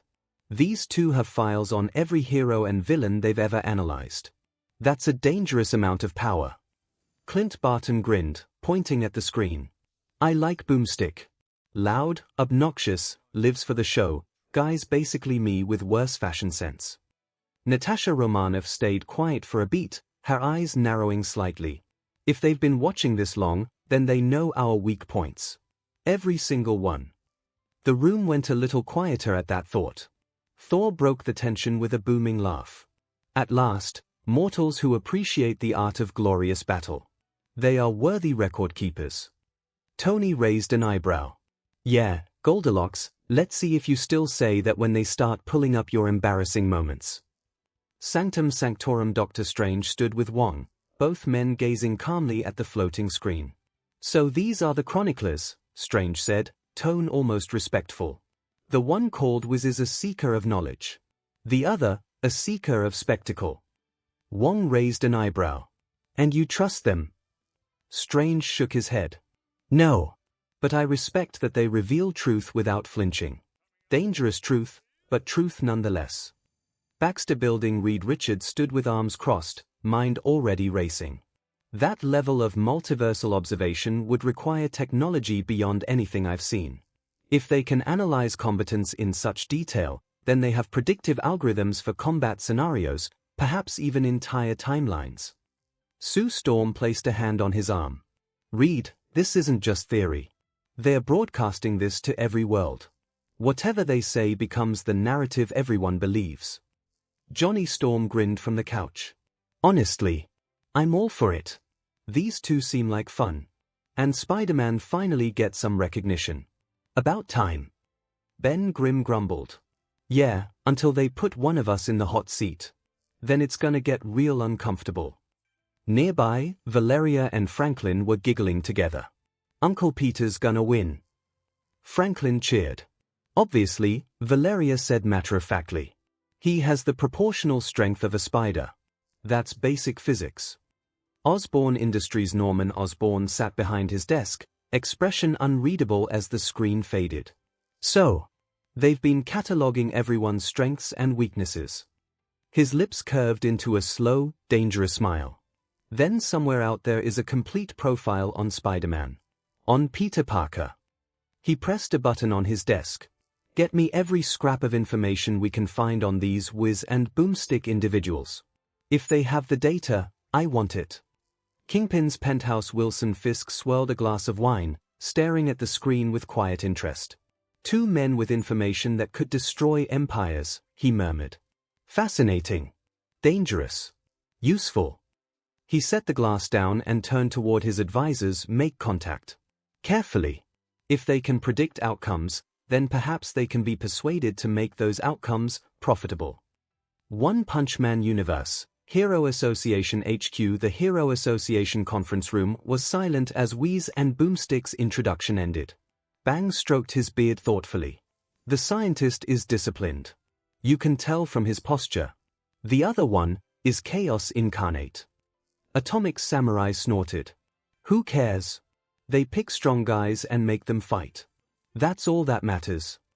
Tatsumaki floated lazily above her chair, arms crossed. HMPH. Two creeps who watch everyone's lives like it's entertainment. I'd crush them if they ever tried spying on me in person. Metalbat grinned. Nah, I like 'em. Shotgun guy seems like he'd be fun to hang with. Dragon Ball Universe. Capsule Corp. Bulma stared at Wiz's cybernetic arm, eyes shining with curiosity. Ooh, now that is some tech I wanna take apart. Vegeta crossed his arms, unimpressed. Another pair of weaklings pretending to be gods. 𝐻𝐻. Goku just grinned. If they can find strong fighters to watch, then I wanna meet 'em someday. Naruto Universe, Hidden Leaf Village pre-Sasuke retrieval Shikamaru side as Whis and Boomstick finished their intro. Great. Two guys who know everyone's strengths and weaknesses. What a drag. Kiba grinned. I like the loud one. He'd totally cheer during a Chunin exam match. Sakura frowned. But if they've been studying everyone, then they know our jutsu secrets too. Kakashi pulled at his mask just enough to give a wry smile. Then I guess they know who I am under this mask too. Good luck keeping that secret from the fans. In her office, Tsunade alongside Jiraiya rested her chin over her crossed fingers in though. Neither of the Sannin liked the idea of someone managing to spy on them or their village without any of them even knowing up to that moment. Tsunade's fingers tapped impatiently against her desk, lips pursed. How you think they have been spying on us? She asked Jiraiya, voice low. The pervy sage, for once, didn't have any jokes to make. His expression was uncharacteristically serious. That's the thing, he muttered. They shouldn't have been able to. Not without me noticing. His fingers twitched slightly, like he was mentally reviewing every mission report, every spy network, every failed attempt at infiltration. Sigh. I suppose it must have been the same as that author guy. Tsunade frowned. I don't like this. And even less that we can't do anything. She like many tried to smash the screen but, as many found out, physical superstrength or jutsus didn't work on them and almost hit Jiraiya SPP once. Not that that would have been a big loss, only wait and see princess and pray no high sensitive secret comes out, Jiraiya finally answered before glancing back at the screen. Teenage Mutant Ninja Turtles Universe 2003 continuity. The turtles sat around the lair TV, watching with wide grins. Mikey laughed. Shotgun leg dude is awesome. Can we invite him to the lair? Donnie tilted his head. That lab setup is actually pretty impressive. I'd love to compare notes with Whis. Leo crossed his arms. As long as their goal is to teach through these battles, I don't mind. But if they just want BLD, Raph cracked his knuckles. Then we show 'em what a real fight looks like. Mortal Kombat Universe Raiden stood with arms behind his back, frowning slightly. These two have made themselves arbiters of destiny, pitting warriors against one another. Dangerous, but perhaps necessary. Johnny Cage just smirked. I dunno, I kinda like the big guy. Dude's got stage presence. Cage nudged Sonya. Think they'd do a Cage vs. Scorpion episode. I'd pay to hear Boomstick narrate my flawless victory. Focus, Cage, Sonya snapped, though her eyes stayed glued to the screen. If they've got files on Outworld, Earthrealm's defenses are an open book. Outworld. Shao Kahn laughed, his voice booming across the throne room. Ha! Two mortals claim the right to decide who is the greatest warrior. Then let them witness Outworld's strength and despair. Sonic Universe, Eggman's base. Inside one of Eggman's many secret bases, the screens that usually displayed schematics for giant mechs and doomsday weapons now broadcast Whis and Boomstick's intro. Eggman adjusted his glasses, scowling at Whiz's calm professionalism. HMPH. So that's the so-called genius who thinks he can analyze everyone. A mechanical arm, a lab full of toys, and a smug look. Honestly, he looks like a discount version of me. He turned to Orbit and Cubit. And that loud buffoon. Clearly the comic relief. If this death battle is supposed to be scientific, he's ruining the credibility. Orbit floated nervously. But sir, doesn't this mean they might analyze you one day? Eggman paused, then slowly smirked. Then I will ensure my analysis is perfect. They will recognize me as the greatest mind in the multiverse. Cubit tilted his head. Even if you lose. Eggman twitched. I said perfect. Now get me data on these two. If they think they can out-scheme Dr. Ivo Robotnik, they have another thing coming. Spider-Verse, Spider Society HQ. The glowing screens covered the vast hall of the Spider Society HQ, displaying Whis and Boomstick's introduction. Miguel O'Hara's hands clenched into fists as he stalked across the platform, fangs bared. They're not just showing him fight. They're breaking him down. Every strength. Every weakness. In front of the whole multiverse. He slammed a clawed hand down on the control console, the holograms rippling but refusing to turn off. "Override transmission now," he barked. Lila flickered into view beside him, shrugging apologetically. "Already tried, boss. Whatever this signal is, it's on a dimensional layer I can't touch. It's like, beyond even your HQ protocols." Miguel growled low in his throat, pacing like a caged animal. "This compromises everything. If they expose too much, it could destabilize entire timelines. Spider people aren't supposed to be." He cut himself off, fangs flashing. Spectacle. Across the HQ, Jessica Drew crossed her arms, watching him carefully. "You're taking this personally. Maybe too personally." Miguel turned on her, eyes glowing red. "Of course I'm taking it personally. They're turning one of us into a sideshow. Into entertainment." He jabbed a claw toward the screen where Spider-Man's image still hung beside Batman's. "Peter Parker is the core of the web. If anything happens to him because of this, we all pay the price." Jessica didn't flinch, but her voice was calm. "You can't stop it, Miguel. All you can do is watch, and be ready for what happens next." Miguel's shoulders tensed, but after a moment he turned back to the screens, glaring. "Fine. But if this gets him killed," his claws scraped against the console, sparks flying, "I'm going to find those two idiots and end this death battle myself." In the screen the door of Death Battle closed and opened again immediately to show the first fighter with multiple incarnations being shown. Most of his impressive muscular physique was covered in his black and very dark gray suit, wearing black boots on his feet and black gloves on his hands, with sharp blades sticking out of his wrists, guards or gloves, with his only skin shown being his lower half of his face, showing off an impressive chiseled chin and stern frown. The rest of his face and head was covered in a black cowl with white eyes narrowed in fierce glare, and two pointy ears similar to a bat on the top of his head. The dark-clothed fighter also wore a golden, sometimes black, belt around his waist with multiple pockets around it, a black cape with sharp points at the end that when extended made his shape seem more bat-like, and a symbol of his chest that varied between different looks, including the area around it changing from yellow to black, but the symbol always looked to be in the shape of a bat. Batman, the Dark Knight, is a MSTR of the shadows and the world's greatest detective. Wiz began. Using intimidation as a weapon, he patrols the streets of Gotham City. On screen, Batman moved with predatory grace through rain-slicked alleys, his silhouette merging with gargoyle-studded rooftops before dropping soundlessly behind unsuspecting thugs. "You know you're doing something right when people are terrified of just your shadow," Boomstick said. When people think of the term vigilante, the first name on their minds is the Batman. On screen, Batman stood on a gargoyle overlooking Gotham City, his cape billowing in the wind. Across the multiverse, reactions to Batman's profile were as varied as the worlds themselves. But one constant was that in every world someone gulped in fear at the sight of the Dark Knight. Gotham City, streets and rooftop civilians watching the screens in homes and in bars fell quiet. "That's him, the Bat. You think they'll actually show him fighting? I heard he takes down entire gangs by himself." Some shuddered, others smiled nervously. No wonder the crime rate dropped. Who'd want to be on the streets with that thing watching you? 𝐔𝐬𝐽 Justice League Watchtower. Observation deck. Superman's jaw tightened as Batman's tactical takedowns flashed across the screen, a brutal efficiency strepeptov. "Mercy. He makes it look effortless," Diana murmured, her gaze fixed on the Gotham skyline projection.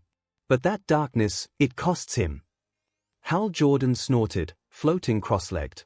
"Cost him? The guy's got more gadgets than my ring has settings.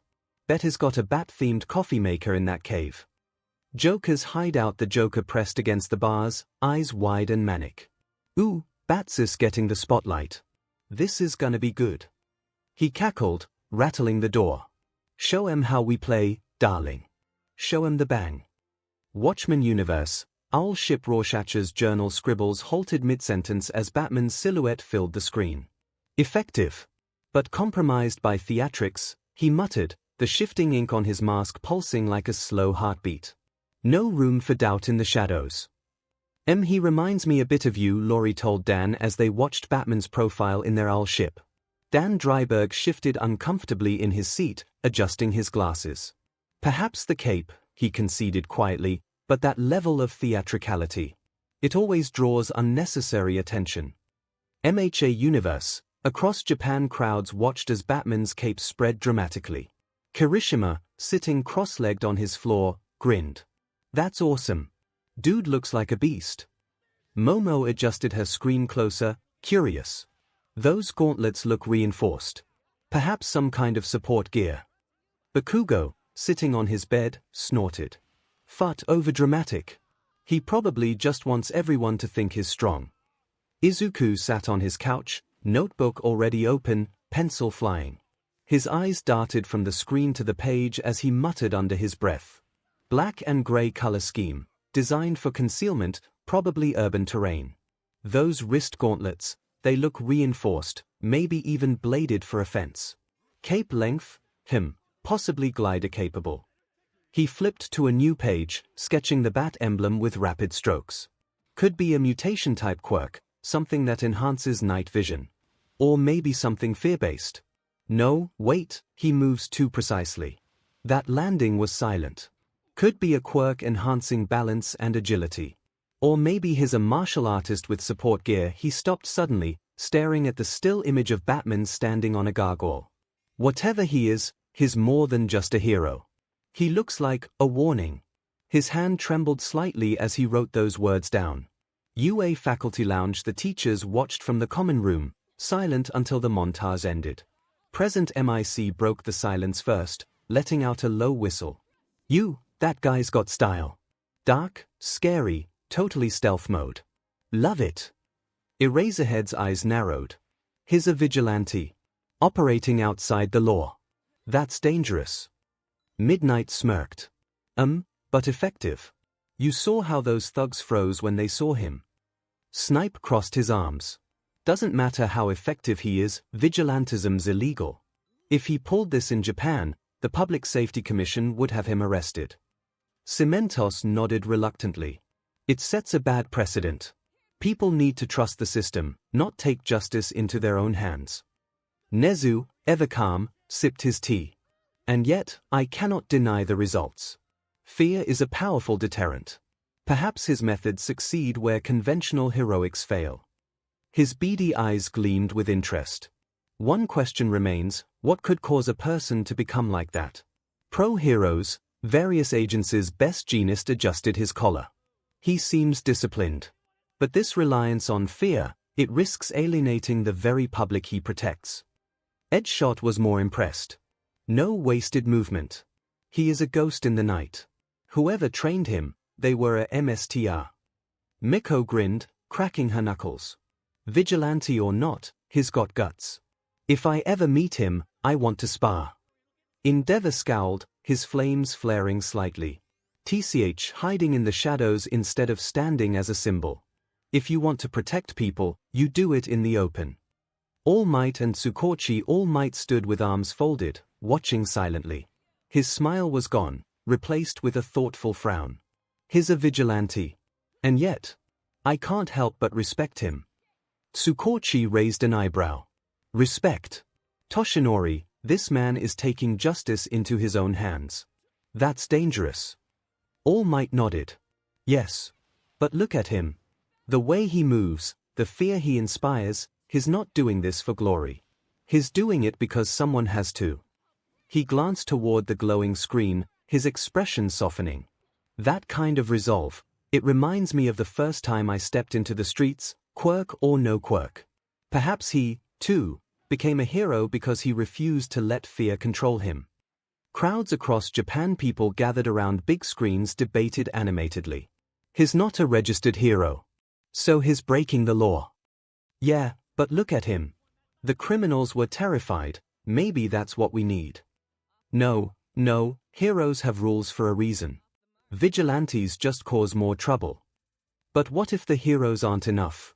Gotham looks worse than Camino Ward ever did. The debate quickly split the crowd, some admiring Batman's dedication, others worried about what his methods might mean for society. ADCU, the darkened command center, was silent except for the faint hum of the watchtower's systems as the montage ended. leaving Batman's silhouette frozen against the Gotham skyline. Flash was the first to break the silence. Okay, I know we see him all the time, but he still manages to look 10 times cooler on camera. How does he do that? Hawkgirl smirked, wings rustling. Because fear's half his game. And that montage nailed it. Even I felt a chill. Green Lantern crossed his arms, looking skeptical. Yeah, scary shadow guy. What worries me is that now every villain in the multiverse knows what he looks like when he's hunting. Wonder Woman remained calm but thoughtful. They showed him as he truly is, a guardian of the night. I do not think this weakens him. If anything, it spreads his legend. Superman nodded slightly. The criminals watching this will be terrified, just like Gotham's are. Even on other worlds. Flash grinned. Hey, Bats, you're about to be the galaxy's #1 urban legend. Batman stood slightly apart from the others, cape half draped around him. He didn't answer, but his eyes narrowed just slightly as the screen replayed his landing behind the thugs. Inside, Bruce was already calculating. They've captured the fear perfectly. Every criminal who sees this will think twice, good. But the more they know, the more they can counter me. This just became a two-edged sword. Watchtower, secondary lounge elsewhere, other League members had gathered. Green Arrow leaned back in his chair, smirking. I mean, I've been telling people for years that Bats is the scariest guy on the team. Guess now the multiverse knows too. Vixen tilted her head thoughtfully. They made him look like a creature of the night, not a man. That'll either inspire people or terrify them. Shining Knight nodded gravely. I tease the way of the Dark Knight. He means to put fear in villainous hearts. Cadmus headquarters Amanda Waller watched the montage from behind her desk, expression unreadable. So they've decided to show Gotham's boogeyman to the entire multiverse. She tapped a pen against the desk. This could go either way. Terrify crime lords everywhere, or provoke them to start planning around him. She turned to an assistant. Keep monitoring. If they start revealing more than the image, I want a full psychological profile on how this broadcast might shift criminal activity worldwide. Gotham City, the streets of Gotham were alive with murmurs. They caught the Bat on camera. I knew he was real. Inside Arkham, Two-Face glared at the screen. Yeah, great, now the whole multiverse knows he's coming. Maybe they'll take him out before I get the chance. Riddler adjusted his glasses. HMPH. About time the rest of existence realized what kind of genius they're up against. If they're going to analyze him, they'd better do it properly. I expect riddles. Marvel 616 Universe. The screen's Gotham montage ended, leaving Batman's figure standing in the rain, cape billowing. Tony Stark leaned back with a low whistle. Okay, I'll give him this. Guy's got the aesthetic nailed down. All broody and mysterious. He should trademark that cape pose. Steve Rogers frowned thoughtfully. Look at his stance. He's no amateur. That's someone who's trained his body and mind for years. You can see it in every step. Natasha Romanoff smirked. No wasted movement. No fear. Whoever he is, he's dangerous. Clint Barton pointed at the belt on the screen. Check out the utility belt. Guy's packing gadgets. Probably has a dozen tricks we haven't even seen. Thor tilted his head curiously. A mortal, yet cloaked in the guise of the Bat. A hunter of night, a worthy foe, if he proves as fierce as they claim. So, this is the guy, here. Peter swallowed hard. He looks like he could punch through a wall and not even blink. And those eyes, yikes. He sighed. Okay, Parker. You fought guys who throw pumpkin bombs, turn into giant lizards, and talk to fish with robot suits. You can handle one broody guy in a cape, right? There was a pause, then he muttered, right. Baxter Building. Johnny Storm grinned. Dark cape, spooky glare. You know, Reed, I think we just found Daredevil's cooler cousin. Sue Storm gave him a look. Johnny, focus. This isn't a joke, look at the fear he inspires. Reed Richards was already analyzing. A fascinating figure. His presence alone modifies the behavior of those around him, classic psychological warfare. I'd like to know how much of Gotham's lower crime rate correlates directly with his sightings. Hell's Kitchen Matt Murdock Daredevil stood on a rooftop, listening to the rain and watching the broadcast. He moves like a predator. Silent. Precise. Whoever trained him knew what they were doing. Nearby, Luke Cage crossed his arms. Looks intense. But if this guy's taking on Spider-Man, I hope he's ready. Pete doesn't pull punches when it matters. Various locations Kingpin watched from his penthouse, expression unreadable. Another masked vigilante. If this one spreads fear as effectively as they say, Gotham's criminal underworld must be trembling. Norman Osborn smirked from his private office. Good. Maybe someone will finally put that wall-crawling nuisance in his place. Already various low-level criminals were betting on Batman to beat Spider-Man. MCU Peter had just dropped his backpack on the bed when the screen above him flared to life, showing Batman's brooding figure. Oh no. No, he yanked off his mask, running a hand through his hair. Okay, deep breaths. It's just some guy in a bat suit. Big, scary, cape-wearing guy who looks like he eats mobsters for breakfast. He paced the room. What if this is some kind of cosmic hazing ritual? I just started being Spider-Man. I haven't even fought like a wizard yet. Peter flopped onto his bed, groaning into his pillow. Great. I'm gonna get my butt kicked in front of the entire multiverse.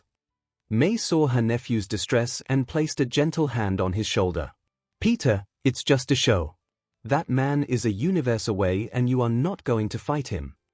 Across the city, Tony Stark's lab screens flickered back to life, revealing Batman's tactical analysis. Friday, run a behavioral simulation, Tony ordered, eyes narrowed. How would this world's greatest detective handle a Chitauri swarm? Spectacular Spider-Man universe. Peter blinked, seeing the montage of Batman. Whoa. Okay, that's actually kind of terrifying. Aunt May frowned at the dark figure. That poor man looks so lonely, May murmured softly. He must have gone through something terrible to choose a life like that. Peter's stomach tightened. Yeah, he said quietly. Probably. Gwen Stacy's bedroom across town. Gwen sat cross-legged on her bed, laptop streaming the same montage. Batman, she muttered. If that's Peter's opponent, I hope he's ready. That guy looks like he doesn't pull punches. She texted Peter immediately, are you seeing this? Please tell me you're not freaking out right now. Liz Allen, living room. Liz sat on the couch, froze on Batman's image. Figures. Peter just got out of one mess, and now the universe wants him in another. She sighed, pulling her knees up. That guy looks scary. I hope he doesn't hurt him too bad. Mary Jane as home. Whoa, talk about dramatic entrances. Guy looks like something out of a horror movie. She smirked. If Spider-Man's gonna fight him, it's gonna be one heck of a show. Hope Tiger's ready to up his game. Rooftop. Felicia Hardy perched on a rooftop, mask pushed up just enough to smirk at the screen. So that's the competition, here. Looks like Mr. Bat plays by the same rules I do, at night, in the shadows. Her smirk faded slightly. Careful, Spider. This guy doesn't look like the playful type. Sonic World. Whoa, that guy reminds me of you, Shadow, and somehow even more serious, Sonic said as he watched Batman's profile in Tails' workshop. Shadow scowled, arms crossed. He relies on theatrics. Fear is a tool, not a crutch. Nearby, Amy tapped her chin thoughtfully. But look how he protects that city. It's different from how we do things, but it works. Knuckles grunted, flexing his fists. Still, hiding in shadows. A real warrior faces their enemies head-on. I don't know Muscles, Rouge said with a humming and an interested look in her face. I think he has my vote to win this fight. In the screen background, a secret identity. Bruce Wayne, age, 41, a height, 6 feet 2 inches, a weight, 210 pounds, a net worth, $6. $9 billion, orphan, 12 MSDRs, degrees or aliases, the world's greatest detective, the Dark Knight, the caped crusader after his wealthy parents, Thomas and Martha Wayne, were murdered in a back alley by a common thug, and seeing the failures of the justice system, Bruce Wayne, now orphan and sole heir to the Wayne family fortune and company, dedicated his life to fighting the criminal underworld in vengeance.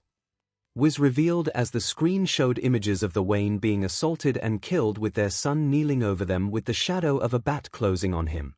Yep, this man is loaded, with his net worth being $6.9 billion. Boomstick exclaimed, "That's like 8 zeros. No wonder he goes around and beats on us lowly commoners." He finished with a joke. The sound of the gunshot echoed through the footage, and the sight of a young Bruce Wayne kneeling between his fallen parents filled every screen. For a long moment, no one on the watchtower spoke. Flash's usual grin had vanished. "Man, I knew about this, but actually seeing it." He ran a hand through his hair, suddenly subdued. "No kid should have to go through that." Jon Stewart's face was carved in stone. "And that night forged the man we know. You can't look at this and say he does what he does for anything but justice." Shiera's wings shifted restlessly, her voice quieter than usual. "Explains a lot. The way he never stops. The way he pushes himself past the point of reason." Wonder Woman stepped closer to the screen, eyes soft. "This is why he fights. Not for glory. Not even for redemption. He fights so that no one else has to feel that pain." Superman's gaze remained on the image of the boy in the alley, his voice solemn. "He turned tragedy into resolve. That's harder than any battle I've ever fought." Behind them, Batman stood completely still. He didn't look away from the screen, didn't speak, didn't move. But his gloved hand closed into a fist so tightly the leather creaked. Observation deck Green Arrow exhaled slowly, rubbing the back of his neck. "You know, I've always teased the guy about being broody. But seeing this, maybe he's earned it." Black Canary nodded, arms crossed. "Yeah. That kind of pain doesn't go away. It just becomes part of who you are." Huntress's voice was steady, almost approving. "He took his worst day and turned it into a crusade. I respect that." Cadmus headquarters Amanda Waller watched the footage in silence, her face unreadable. When the screen swayed back to the death battle set, she finally spoke. "So now the entire multiverse knows exactly what drives the Bat." She stubbed out her cigarette and turned to a waiting aide. "Get me a full psychological profile update. This makes him more predictable and more dangerous. A man with that much trauma will never stop. The only question is how far he's willing to go." Gotham City, Wayne Manor in the Batcave, Alfred stood perfectly straight, but his eyes were glistening as he watched the memory of that night play again for all creation to see. "Mr. Bruce. I am so sorry the world must witness your grief." He took a deep breath and squared his shoulders. "But perhaps they will understand you better now." Joker's lair Joker clapped like a child at a magic show. "Oh, look. They're showing everyone your origin story. Tragic alleyway, dead parents, brooding bat, it's practically Shakespeare." He grinned wide, pressing his face close to the screen. "Smile for the multiverse, Brucey. Now everyone knows why you wear the mask. Can't wait to see how they use that against you."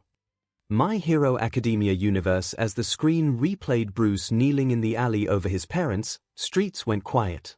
Then the debate began, loud and heated across the streets. "He's a vigilante. People like him make heroes look bad." "You kidding? He could have stayed rich and done nothing, but he chose to fight crime. He's a billionaire, that's why he can get away with it. So what? He's saving people, and that's what matters. He's a vigilante. He doesn't have a license, doesn't follow any rules.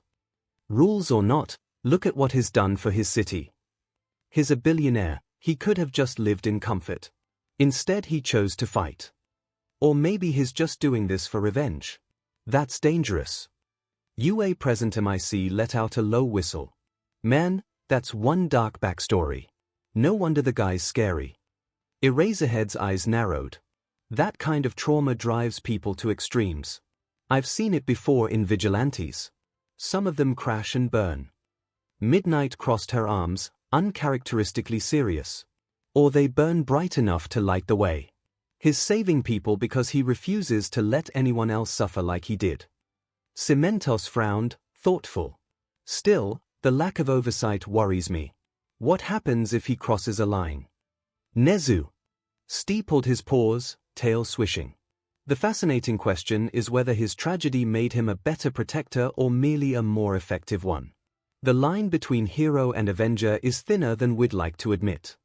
Pro Hero's best genist adjusted his tie, expression unreadable. A billionaire who uses his resources to fight crime in person. Admirable, but also reckless. 𝐻𝐸𝐿 nodded slightly. His dedication is impressive. To MSTR so many skills, to turn tragedy into purpose, there's DSPLN in every motion he makes. Miko cracked her knuckles, grinning. Now that's the kind of story I respect. Someone wrecks your life, you get strong and hit back harder. I like this guy. In other parts of Japan, Kirishima sat cross-legged on his bedroom floor, pumping a fist. That's so manly. He lost everything and decided to fight back. Mina Ashido sat at the foot of her bed, frowning. It's so sad. Does he even has friends? Ida sat stiffly. This is a powerful example of justice. Though his methods must still be illegal. His brother didn't say anything. As a pro he should agree with the last part, yet he felt he needed to watch more before judging. Midoriya Home Izuku's hands shook as he scribbled in his notebook, the page filling with notes. His whole life changed in that one moment. He made fighting crime his mission. He even studied everything he could to prepare himself. He underlined dedication 3 times, tears pricking at his eyes. He didn't let what happened stop him. He became something more. Inko couldn't help but feel sad and worry seeing the image of the young Bruce over the death bodies of his parents. And for a moment see her Izuku in that place. Oh my, she whispered softly, that poor boy. That poor family. Tsukochi's office. Tsukochi exhaled heavily, leaning back in his chair. So that's why he does it. I can't believe I feel sorry for him. All Might's smile was gone, replaced by a thoughtful, shadowed expression. He saw the very worst the world had to offer and still decided to protect it. That kind of resolve. He glanced down at his hands, remembering his own path. It's the mark of someone who carries a true hero's heart. Vigilante or not, he deserves respect. Tsukochi nodded, but his face stayed serious. Respect doesn't mean he isn't dangerous. Men like him never stop, and that can be as much a risk as it is a blessing. Marvel 616 Universe Avengers Tower. The screen froze on the image of young Bruce Wayne in the alley, rain pouring down on the bodies of Thomas and Martha Wayne. The room went quiet. Steve Rogers' face softened, his voice quiet but firm. Parents murdered in front of him, and this is what he made of himself. That's admirable. Natasha Romanoff nodded slightly, crossing her arms. Explains the way he carries himself. The man doesn't just fight crime. He's at war with it. Clint Barton exhaled through his nose, shaking his head. Kid loses his parents and grows up to turn fear into a weapon. That's heavy stuff. Thor's expression turned solemn. A tragedy to forge a warrior. I have seen it before among the Einherjar. It is a hard road, one that leaves many broken. Tony Stark leaned back in his chair, expression unreadable as the net worth, $6.9 billion graphic flashed. Great. Another rich orphan with a fixation on saving the world. He's making me look predictable. Not far from him, Spider-Man eyed the image of Bruce Wayne kneeling over his parents, his own chest tightening with a familiar ache. He lost them, Peter whispered, the words catching in his throat. His parents, gunned down right in front of him. And instead of shutting down, he became Batman. He swallowed hard. I thought Uncle Ben's death defined me. But this is everything. His whole life became about stopping that from happening to anyone else. He paused, fingers tracing the spider emblem on his suit. Next to him, Captain Marvel watched Peter's reaction, her expression softening. Loss shapes us, she murmured, but it doesn't have to break us. Across the room, Bruce Banner adjusted his glasses, his eyes lingering on Batman's tactical analysis footage. Interesting. He channels trauma into hypercompetence. A coping mechanism with global impact. Baxter Building. Reed Richards was already taking notes, fascinated. Remarkable. The trauma seems to have catalyzed a lifelong obsession with control, not just through technology, but through mastery of mind and body. Sue Storm frowned softly. I don't think remarkable is the word I would use, she said, scowling at her husband. That poor boy, to see that happen and carry it for the rest of his life. Johnny Storm tried to lighten the mood but faltered halfway through. Guess I'd be broody too if that happened to me. Ben Grimm crossed his arms, scowling at the screen. Kid took the worst day of his life and turned it into a mission. Gotta respect that. Hell's Kitchen Daredevil clenched his jaws as he heard the narration. Another child forged by violence, another crusader in the dark. I know that path. He bowed his head briefly in silent respect. Luke shook his head. No wonder the guy's so intense. He's been carrying that night with him his whole life. Jessica took a long sip from her glass. Kid grows up rich, spends it all on gadgets, and punches muggers until sunrise. Here. I've heard worse coping mechanisms. Somewhere else Kingpin, watching from his office, steepled his fingers. So Gotham's knight is Gotham's prince. Interesting. Fear is a powerful tool, but grief is a weakness that can be exploited. Norman Osborn's smile was razor-sharp as he leaned back in his chair. Perfect. A billionaire vigilante driven by guilt. He'll crack eventually. And when he does, the whole world will watch. Spectacular Spider-Man universe. Gwen sat on the couch with her father. She hugged a pillow to her chest as the clip ended. That's so sad, she whispered. Captain Stacy nodded gravely. And he turned it into a mission. That's one way to make sense of a world like his. Gwen bit her lip. Dad, do you think Peter feels like that sometimes? After Uncle Ben?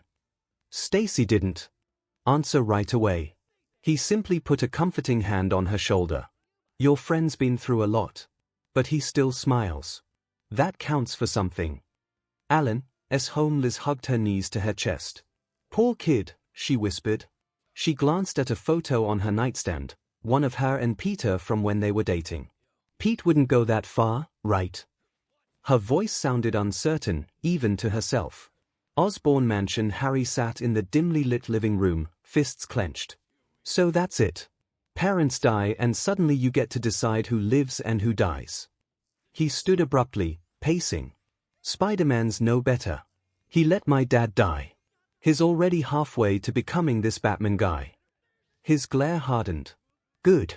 Maybe this bat will beat him. Maybe he'll show the world what kind of hypocrite Spider-Man really is. Parker Home. May paused and turned to her nephew and her heart squeezed painfully. Peter, she asked, was what happened to your uncle?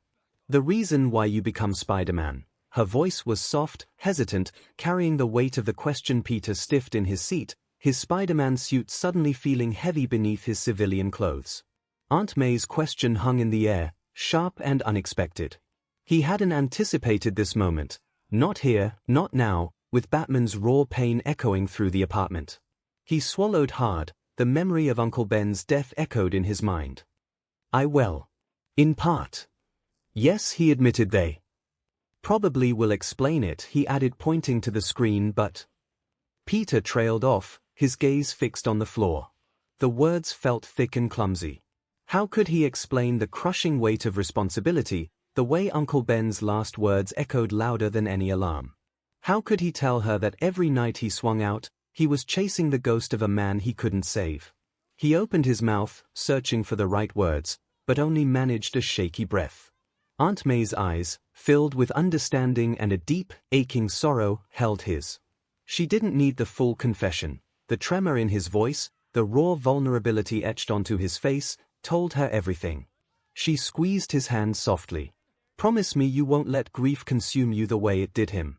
Bruce Wayne seems to have turned his whole life into a fight. I want you to live too.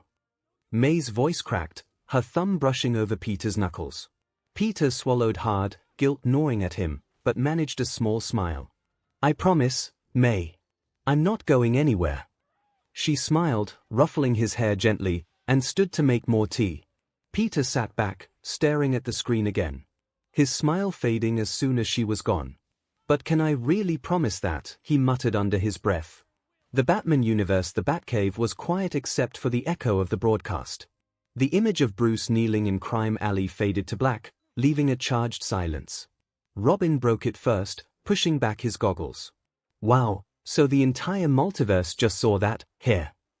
Batgirl glanced at Bruce, her expression softening. Bruce, are you okay? Batman didn't look away from the screen. His jaw was set, eyes shadowed. It doesn't matter how many people saw it. What matters is that they understand why I do this. Robin frowned, glancing between Bruce and the frozen image of young Bruce on the screen. Still, that was pretty personal. Feels kinda wrong that everyone knows. Alfred, standing at the console, gave a small nod. Mr. Bruce has never sought pity, but perhaps some good may come of this. Perhaps it will remind others of why Gotham needs the Batman. Batgirl crossed her arms, thoughtful. Or make criminals think twice. If they see what made you, that you're not just some myth but someone who chose to become this, it might scare them even more.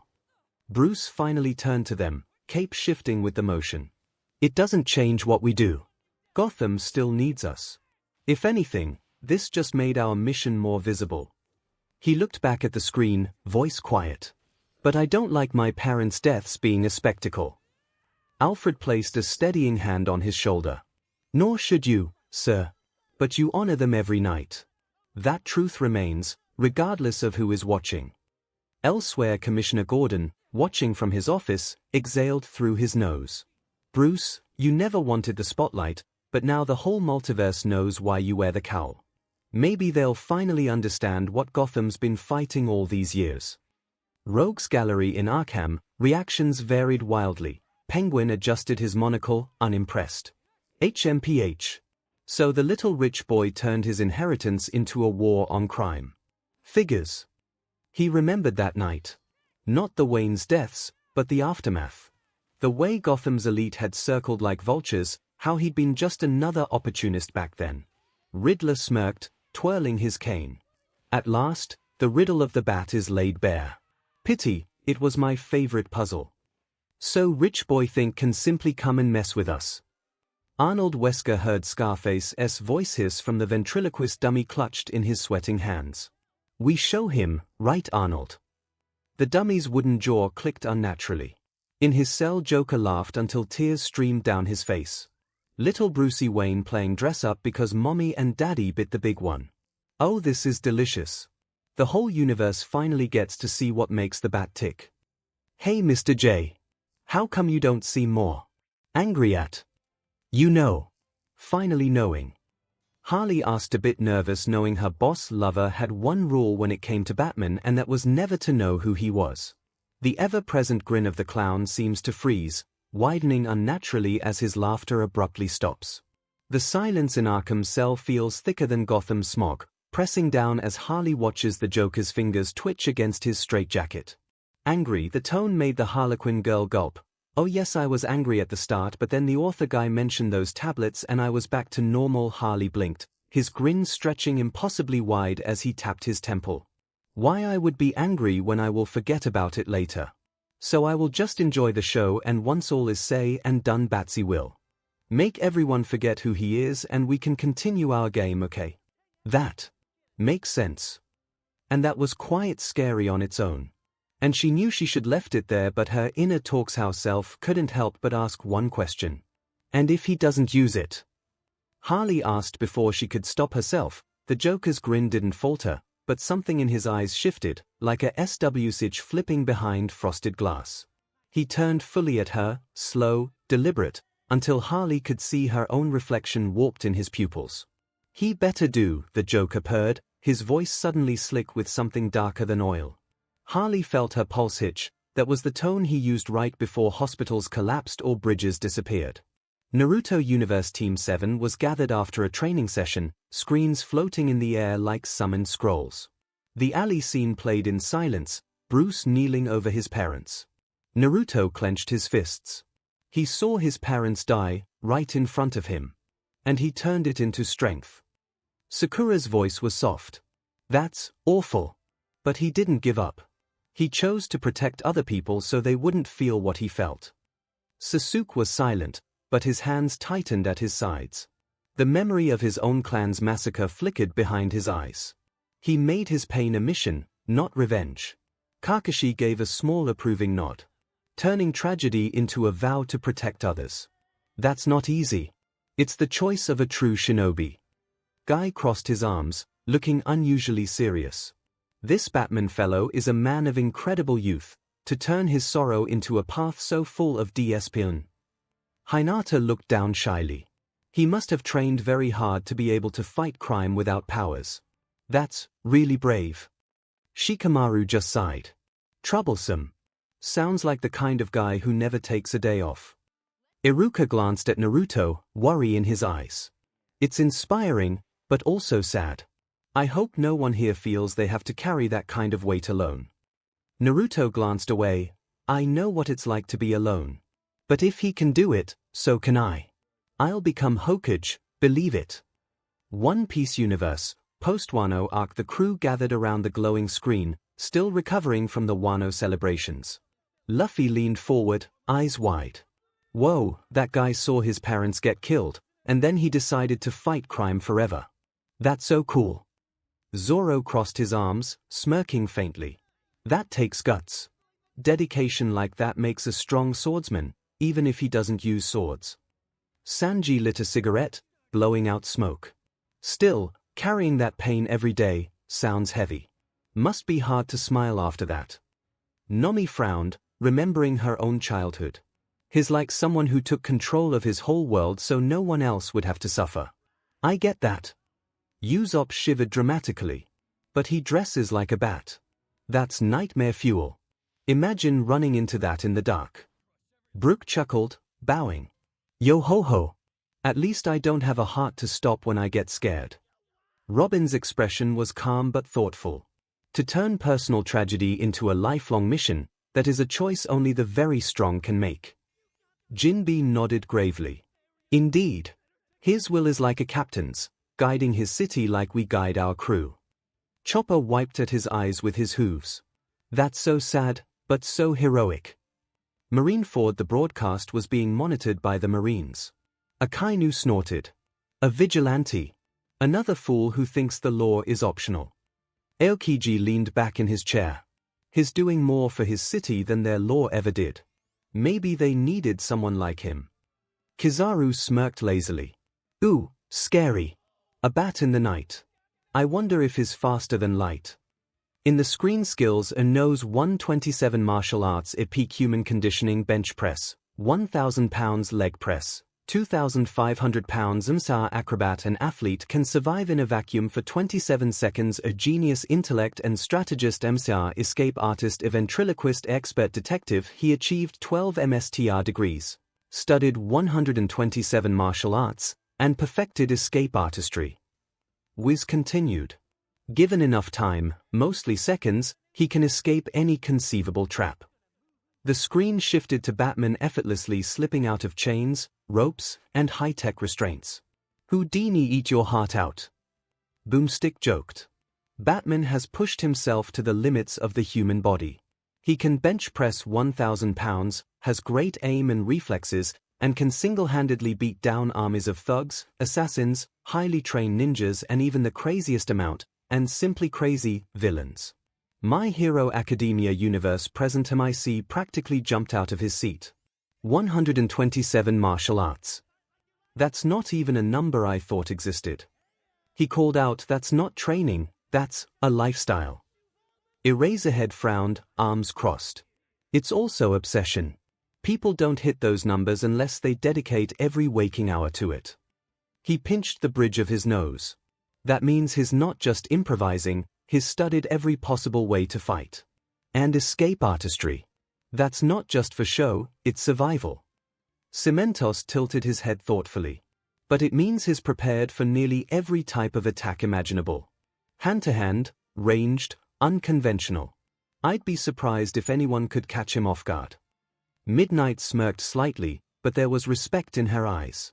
He's sculpted himself into a weapon, mind and body. You don't see that kind of balance even in most top pro heroes. She called out, he's not just strong, he's precise. Calculated. That's terrifying. It's impressive. Nezu called, eyes gleaming, not just physical training, but intellectual. 12 MSTR's degrees. He's not merely a fighter, he's a tactician. I'd wager he rarely enters a fight he hasn't already won on paper. Pro Heroes Edgeshot sat in quiet admiration. A man who MSTRs so many disciplines has forged himself into something greater. That kind of DSPN could rival even pro hero training. Best Jeanist adjusted his jacket. But such singular focus can be dangerous. A person that driven might not know when to stop. Miko grinned wide. When to stop? Who cares? That's a fighter. Forget the analysis, I just wanna spar with him. She cracked her knuckles, eyes gleaming. Mount Lady was streaming live, wide-eyed. Did you see him bench 1,000 pounds like it was nothing? That's hot, I mean, impressive. Very impressive. Endeavor scowled. Strength, skill, strategy, and he still chooses to operate outside the law. Wasteful. If he truly wanted to inspire, he'd be a symbol in the daylight, not a terror in the night. Future student's Kirishima nearly leapt off his bed. 1,000 pounds. That's so manly. Mina's jaw dropped. Wait, he knows 127 martial arts. He must have been training since BRTH. Ida stood ramrod straight, scribbling notes furiously. Such discipline, such commitment to study and practice. His methods should be studied in UA curriculum. Kendo Class 1B watched with arms crossed, serious. It must have taken years of pain to get that strong. I hope he doesn't forget why he started doing this. Midoriya's apartment. Izuku's pen flew across his notebook so fast it was a blur. 127 martial arts, peak human strength, can escape from almost any trap, he's practically unstoppable. He scribbled diagrams and arrows connecting words like strategy, adaptability, fear as a tool. If I could just learn how he plans his fights.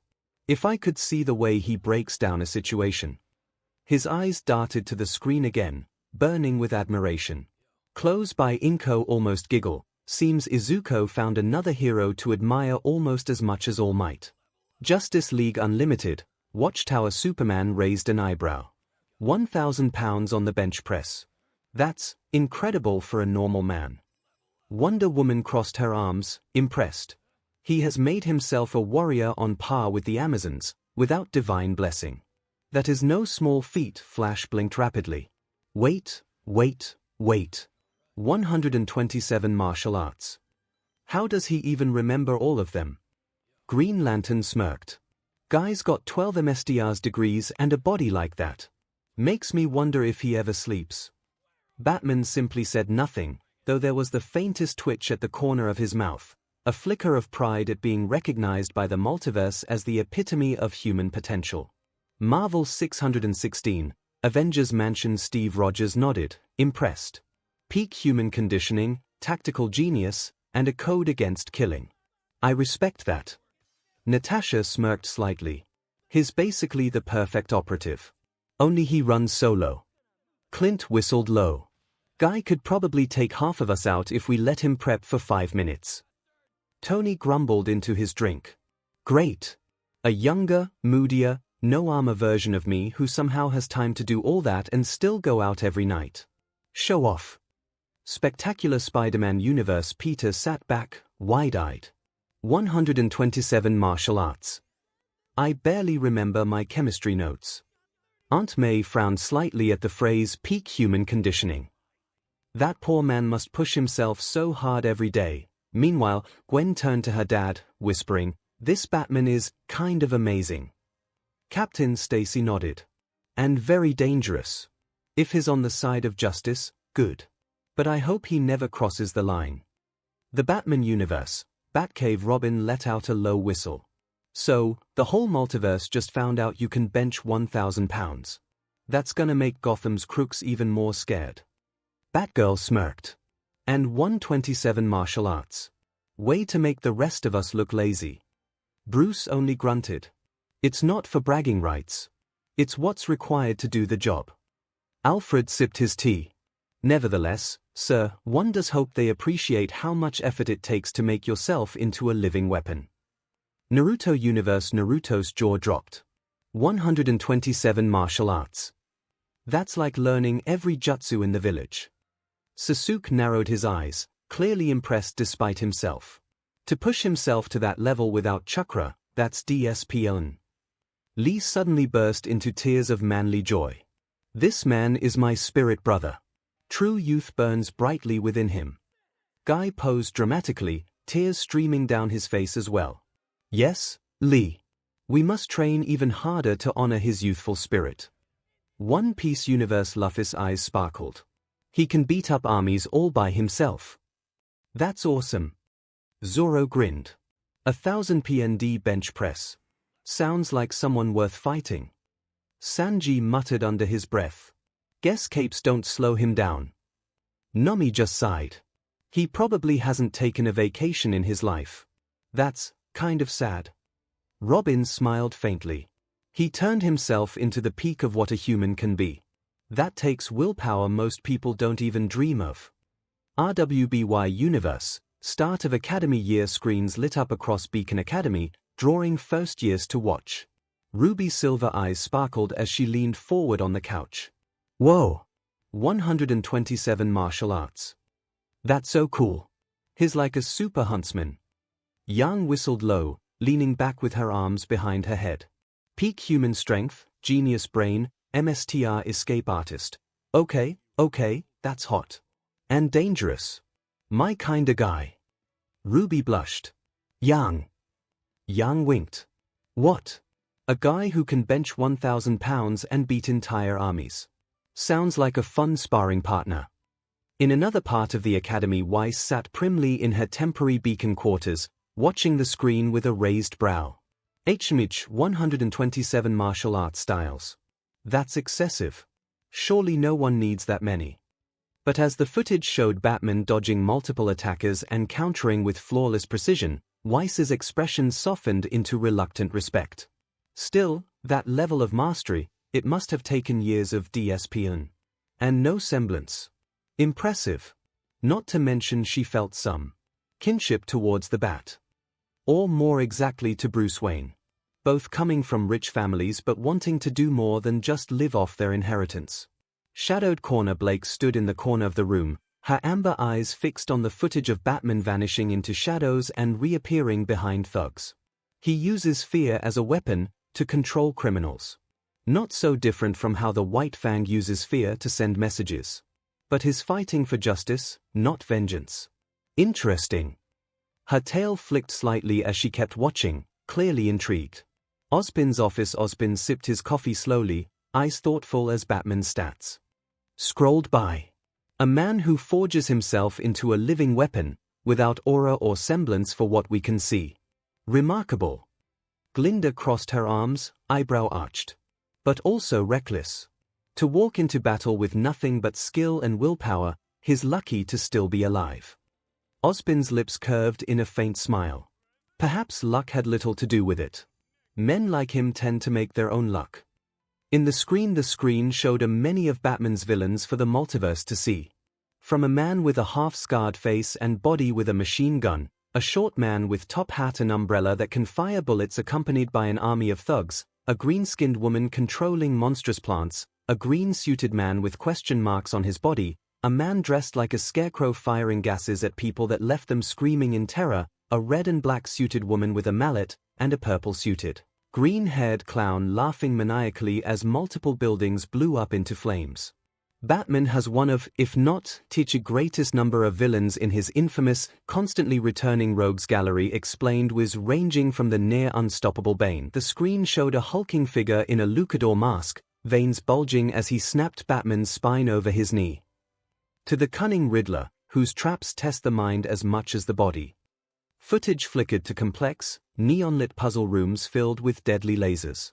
The literal femme fatale eco-terrorist Poison Ivy. The screen shifted to a Seki scantily dressed green-skinned woman commanding vines and giant flytraps. The ice-cold hearth Mr. Freeze, followed by a man clad in a cryogenic suit, freezing entire city blocks. The bird kingpin of crime, the Penguin, showed a short man with a cigar, surrounded by machine gun-wielding goons. The dual-face tragic fallen lawyer Harvey Dent aka Two-Face, flicked to a coin spinning midair, reflecting both sides of Two Face's disfigured face. The fear-inducing Scarecrow, a gaunt figure in burlap, released yellow gas that twisted civilians into screaming, hallucinating wrecks. And the maniacal clown Prince of Chaos, the Joker. The screen cut to green hair, Richter's grin, and a city block erupting in flames behind him while he laughed as people went out in flames or fell on the ground with smiles on their faces.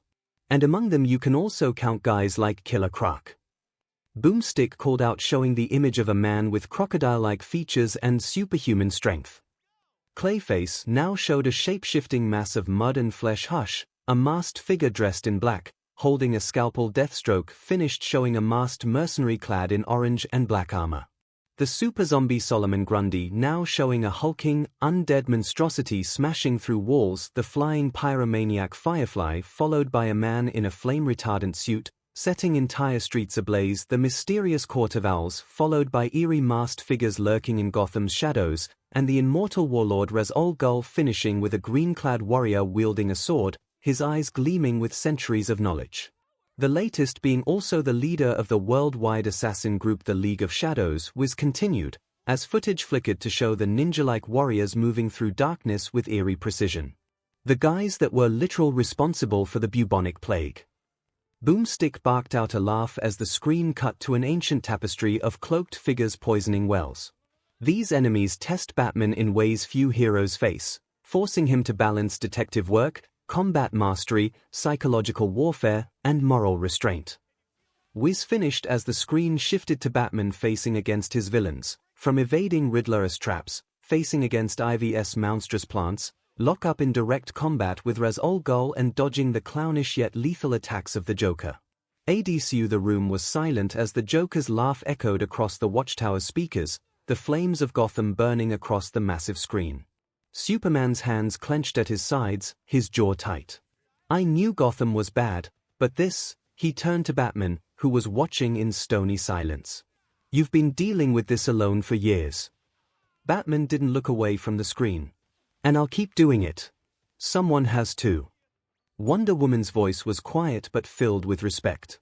You fight gods and monsters every night without powers. And you face them again and again, no matter how many times they escape. Flash had gone pale, for once not smiling. Dude, I complain about my rogues gallery, but this is nightmare fuel. He called out, his expression unusually sober. I know Gotham's a rough neighborhood, but seeing them all back to back, it's like a convention for the clinically insane. He pointed at the screen as the Joker's face lingered. And that guy. Every time I see him, I remember why I prefer Central City. My villains just want to rob banks. This guy wants to set the world on fire just to see the colors. Green Lantern John Stewart folded his arms, eyes narrowing at the footage. No wonder you're always so on edge. I'd be too if I had to face that on a nightly basis. He remarked, watching Scarecrow's fear toxin twist civilians into screaming wrecks. It is not just their strength, but the way they attack. Fear toxins, mind-altering pheromones, psychological torment. I'm pretty sure many of them could be considered war crimes. His voice was low, almost clinical, but the faintest tension in his jaw betrayed his disgust.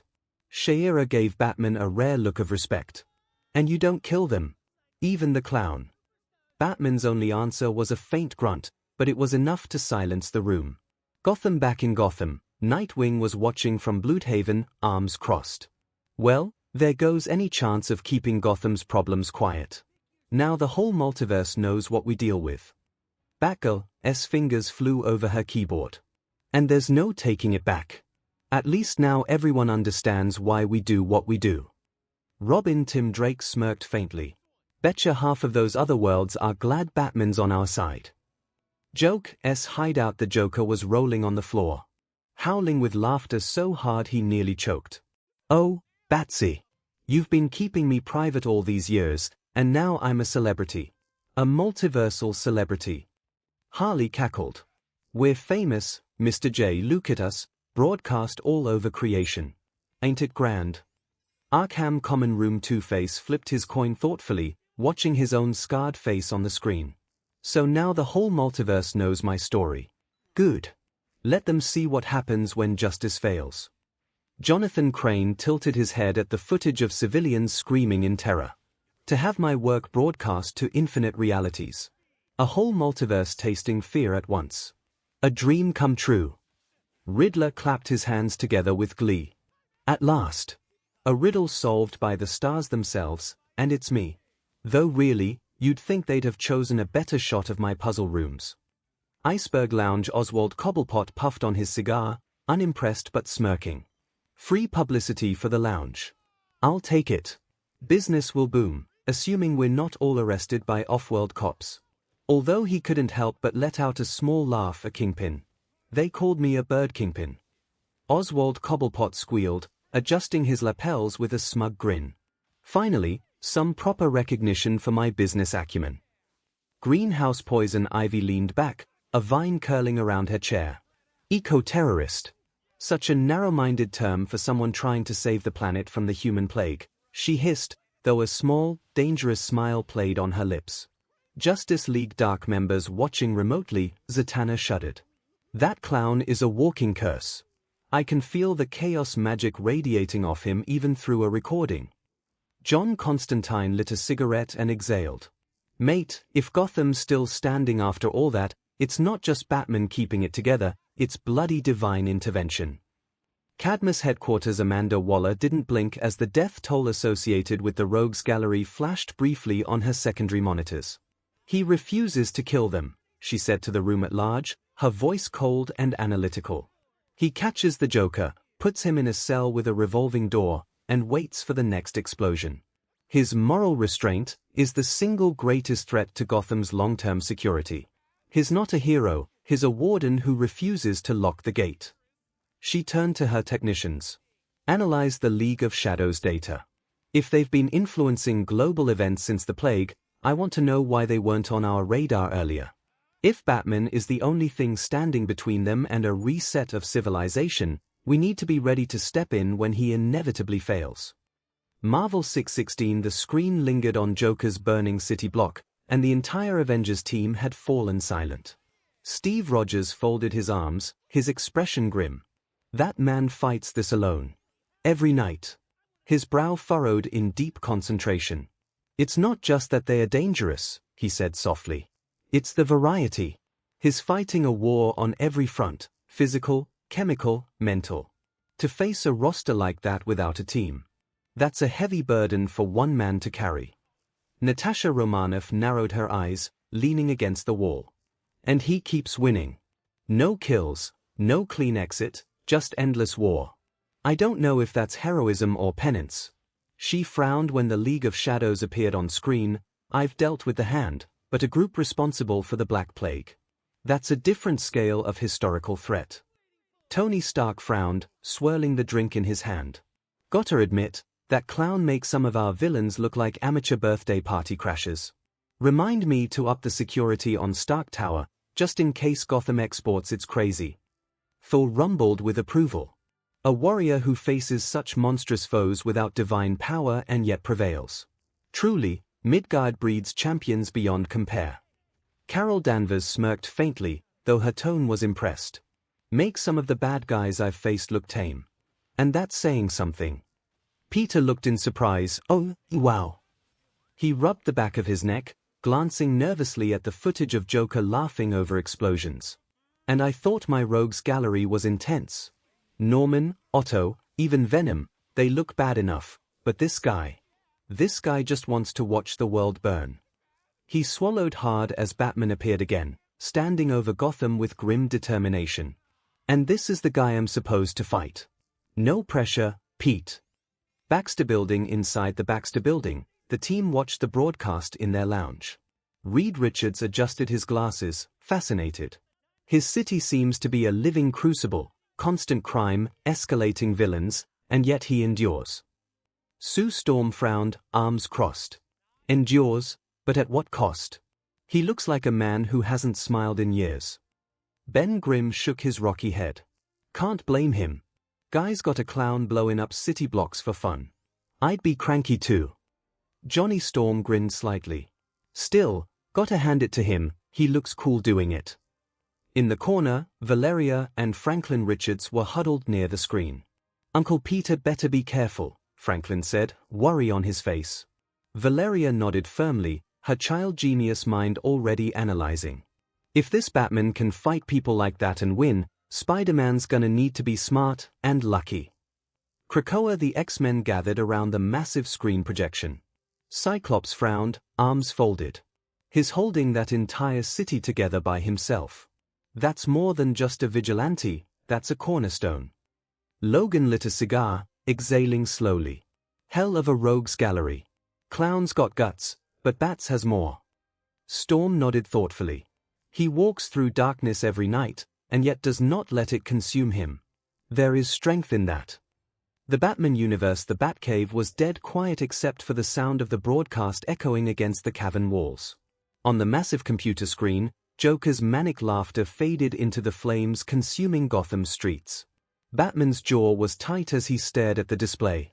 So this is what other versions of Gotham look like. He leaned back in the chair, his cape draped over the armrest, his mind racing. Some of these villains look familiar: Penguin, Riddler, Joker, but that one. He rewound the footage of Scarecrow, his eerie silhouette releasing clouds of yellow fear gas. We don't have a Scarecrow. Not yet. He glanced at Alfred. But we should start preparing. Just in case. Alfred nodded, calm but concerned. Very prudent, Mr. Bruce. If the multiverse is any indication, Gotham has yet more nightmares in store. Robin crossed his arms, still processing the footage. I mean, we've dealt with Joker plenty of times, but this Joker looks like a whole other level of nuts. Blowing up city blocks. He'd fit right in with Joker's worst days. Batgirl shivered slightly at the image of Bane breaking Batman's spine. And that guy Bane. I really don't like how he looked at you in that clip. Like he knew he was going to break you. Batman said nothing, but his grip on the chair tightened until the leather creaked. Then we make sure he never gets the chance. He pulled up schematics of the villains shown in the broadcast, analyzing their strengths and methods. If those versions exist out there, we need to be ready for ours to escalate. The line between what we face now and what they face is thinner than we think. He turned to Robin and Batgirl, his tone firm. Training intensifies starting tomorrow. Gotham might not be this bad yet, but if the multiverse is showing us a warning, we'd better be ready. Arkham Asylum. The Joker's laugh rang out through Arkham's halls as he rolled across the floor of his cell. Oh, this is appealing. Look at me, bats. I'm famous. And not just Gotham famous. Multiverse famous. He grabbed the cell camera, grinning manically. What do you think the ratings are here? Billions. Trillions. I always knew I was made for the big stage. Riddler's hands were shaking, not from fear, but excitement. Riddles across realities. They'll all know the name Riddler now. He cackled as he started scribbling new puzzles on the wall. Let's see the multiverse solve this one. Huff, I feel insulted I wasn't mentioned. Ragdoll pouted, how could they forget me? Rooftop Catwoman lounged on a rooftop, her WHP lazily trailing behind her as she smirked at the footage. So now everyone knows you're the bad boy who keeps Gotham from falling apart. She grinned. Guess I'll have to work twice as hard to keep things interesting. My Hero Academia universe. In cafes and homes across Japan, civilians whispered fearfully as Joker's explosions and Bane's spine-breaking feat played on the screen. Are you seeing this? That city looks like a war zone. And one man stands against all that. Not even a team. Our heroes would never handle this kind of madness. Not if it kept coming back. Come on, we have Endeavor, Best Jeanist, Miko, they could stop them. Maybe. But Batman does it alone. That's the scary part. A man muttered, his knuckles white around his coffee cup. Imagine if someone like that Joker showed up here. Don't even joke about something like that, someone snapped, the tension thick enough to choke on. Police HQ. Naomis aside, pinching the bridge of his nose. If even one of those rogues appeared here, the Hero Commission would have a panic attack. All Might's face was somber. And Batman does this every night. If nothing else, I respect that man's resolve. It takes more than muscle to stand against that level of madness. He clenched his fist tightly. It takes an unbreakable will. All Might's face was grim, his usual smile absent. That man doesn't just protect Gotham. He's holding the line between that city and chaos itself. He glanced down at the floor, troubled. Even in my prime, I don't know if I could have faced a rogues gallery like that every night and not lost hope. His voice dropped to a near whisper. How many times has he been broken? How many times has he gotten back up? That's the real strength. And him. All for one broke him in more ways that he liked to admit. And he never truly recovered. Elsewhere at the Hero Commission HQ, board members murmured nervously as Joker's grin replayed again and again. If a villain like this Joker appeared in Japan, he'd bypass half our safeguards before we could react. We'd need to rewrite entire disaster response protocols just to handle one of them, and Batman handles dozens. At Endeavor's agency, sidekicks whispered in the halls, would even Endeavor stand a chance against someone like Bane? Maybe, but if they had gas like scarecrows, one good hit and the whole team could be taken out. Endeavor overheard but said nothing, his eyes narrowing in thought. In smaller agencies, pros tried to talk tough but betrayed their nerves. We'd have them locked up in Tartarus before they caused that much damage. Yeah. Tell that to Joker. He just keeps coming back. The realization that Japan had never faced this level of consistent villainy was beginning to gnaw at their confidence. Midoriya's home Izuku had filled half a notebook page in minutes, frantically scribbling observations. Bane. Incredible musculature, possibly quirk-enhancing compound. Joker. Psychological warfare specialist, unpredictable, scarecrow. Chemical weapons specialist, uses fear as a trigger. He paused, his pencil trembling slightly as the screen replayed Batman fighting his villains again and again. He faces them alone. No support, no backup. And he wins. If even half of this is accurate, Izuku's face lit up with admiration, his fear giving way to determination. Then he's not just a hero. He's the definition of one. Inko didn't share his enthusiasm.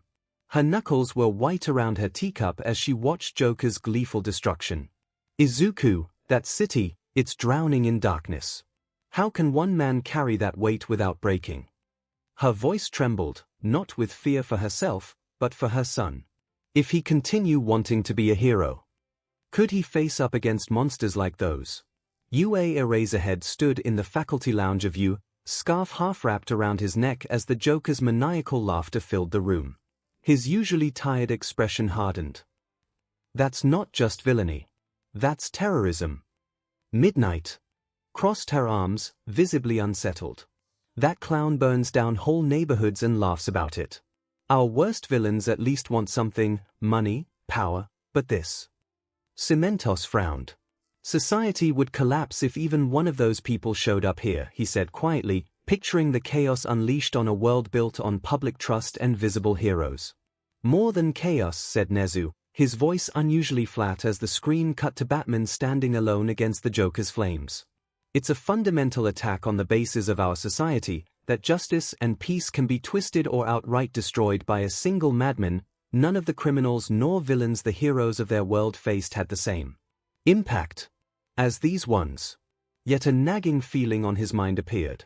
If before the author pointed out the failings of their society, could it have been a warning of them siring their own versions of such monsters? Villain's hideout Shigaraki Tomura scratched at his neck furiously, his red eyes locked on Joker's grinning face. He's just destroying things for fun. Not to change society, not to send a message, just for chaos. He gave a low, bitter laugh. Pathetic. At least we have a goal. We want to tear down a corrupt system. This clown just plays with fire. Kurogiri's voice was calm, though his glowing mist flared faintly. Perhaps. But look at the result. Fear spreads faster than ideology. And yet Batman never breaks.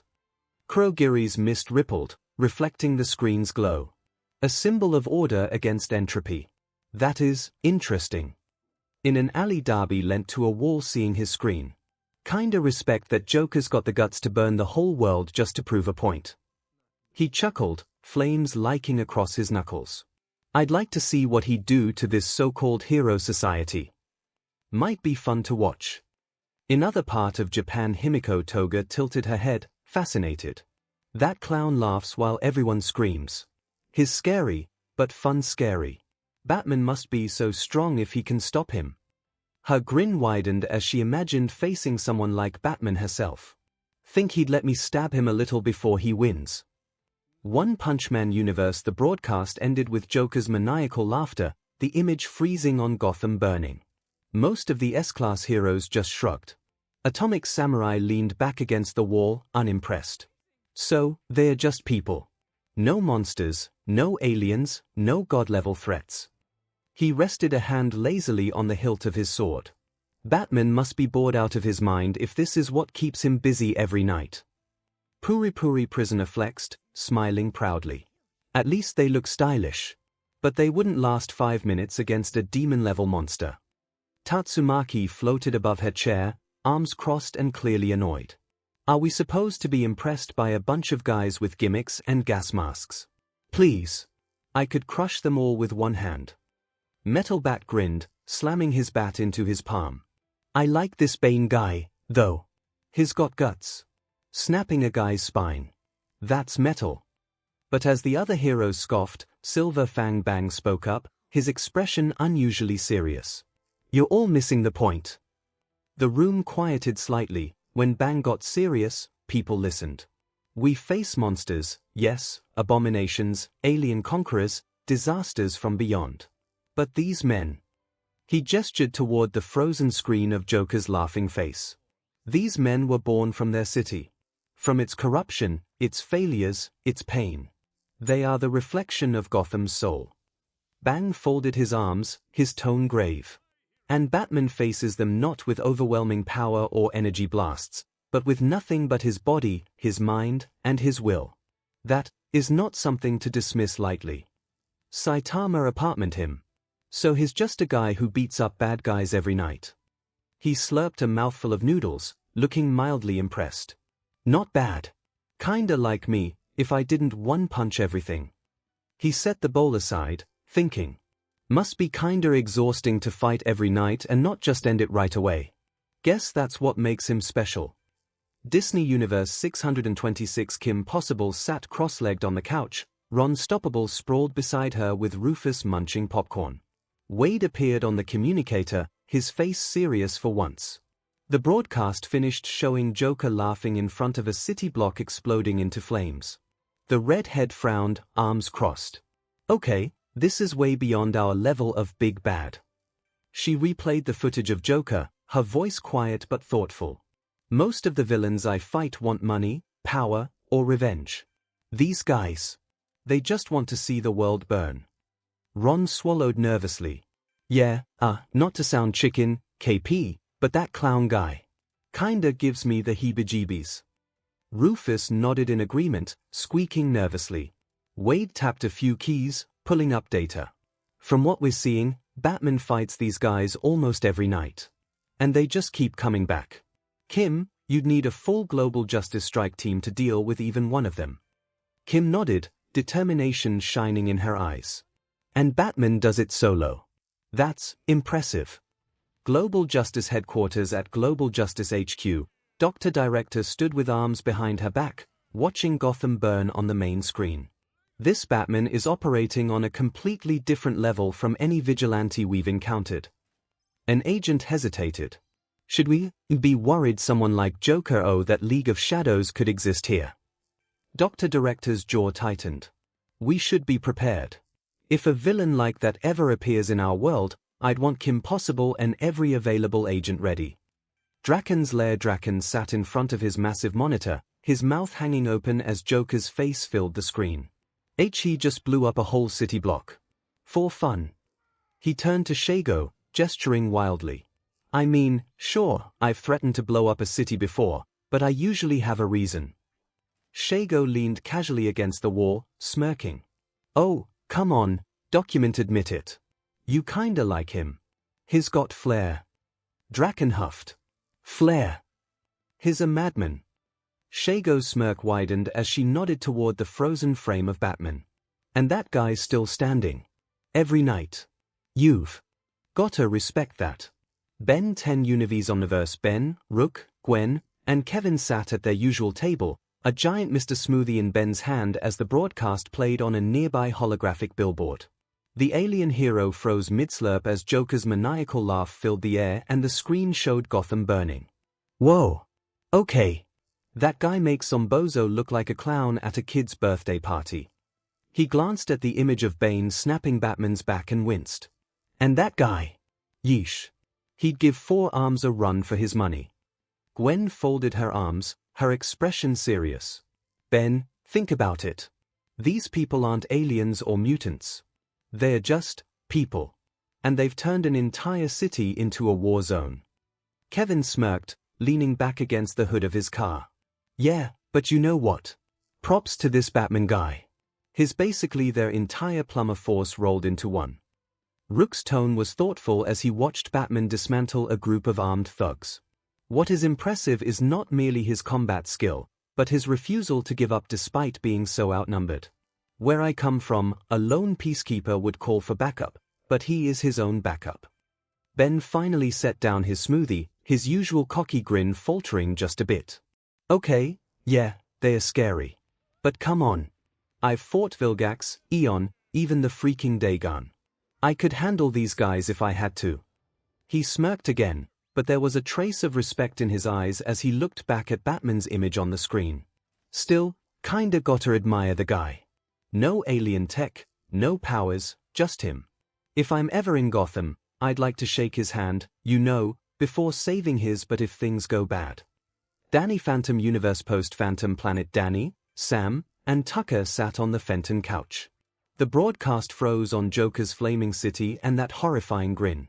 Okay, we've fought ghosts, freaky ghost hunters, freakier GIW agents, but this. Danny pointed at the screen as Bane snapped Batman's spine. This guy's just a normal dude.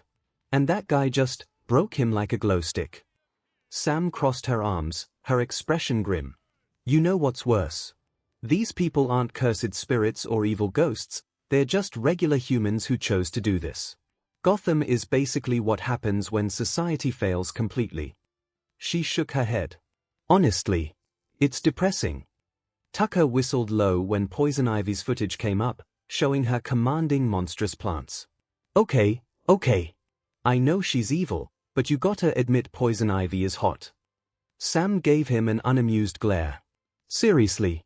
She literally mind controls people with plants.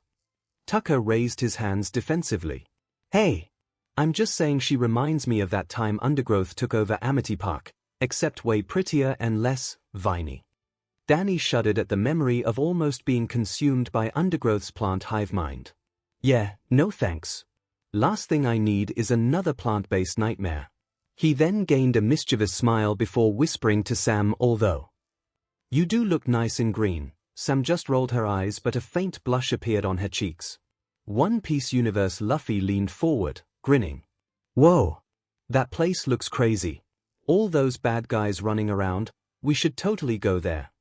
Nomi's fist came down on his head immediately. Are you out of your mind? That city is basically cursed. We just finished fighting Kaido, I am not sailing into another nightmare. Usopp grabbed Luffy by the shoulders, eyes wide with panic. Did you see that big guy break Batman's back? That could be us, Luffy. I am not getting my spine snapped. Chopper was clinging to Robin's leg, trembling. Those villains are scarier than any Yonko. That clown guy, he's worse than Caesar Clown. He doesn't even have a reason to hurt people. Sanji lit a cigarette, glaring at the screen.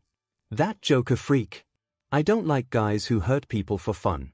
He'd better pray we never cross paths. Zoro folded his arms, unimpressed. HMPH. At least Batman's got guts. Taking on that whole gallery of freaks every night by himself. That's some serious determination. Robin nodded thoughtfully. It is impressive. He reminds me of a lone revolutionary, fighting to keep his city from falling into chaos. Even if it costs him everything.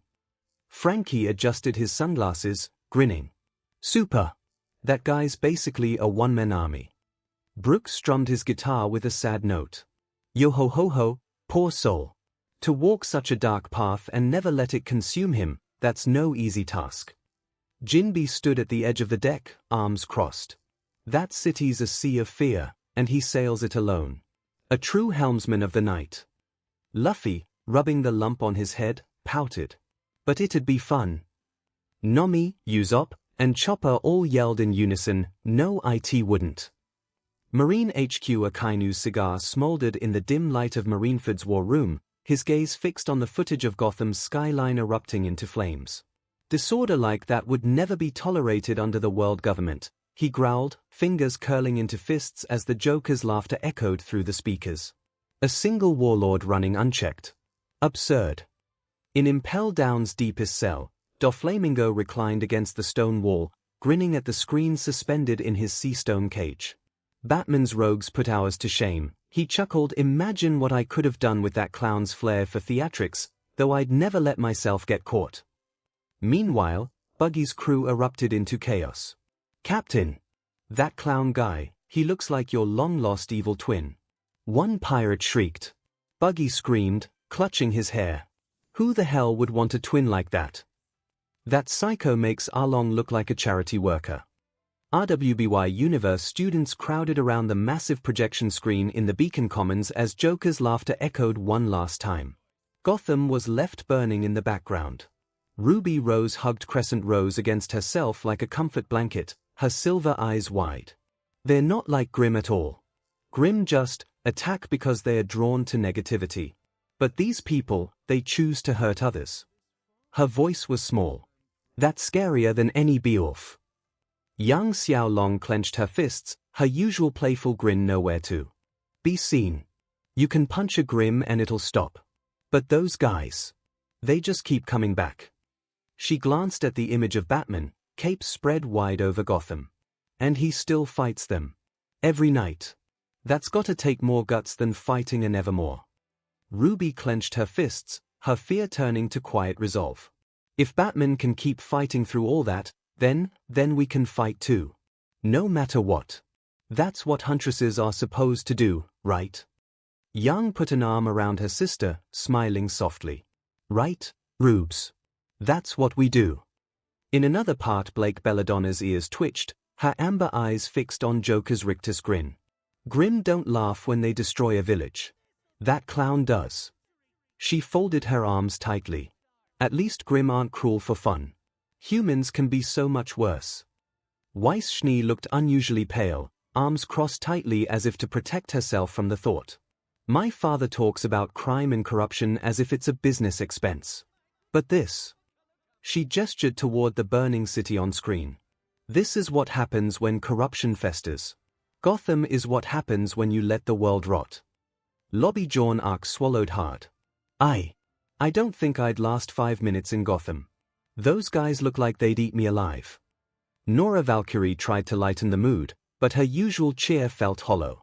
Well, at least they're not giant death monsters, right? Just, nightmare murder clowns. Her smile faltered as she caught sight of Bane breaking Batman's spine. Okay, that's worse. Pyrrha stood near the back, her arms folded thoughtfully. That man is the only shield his city has. And he does not falter, even when it breaks him.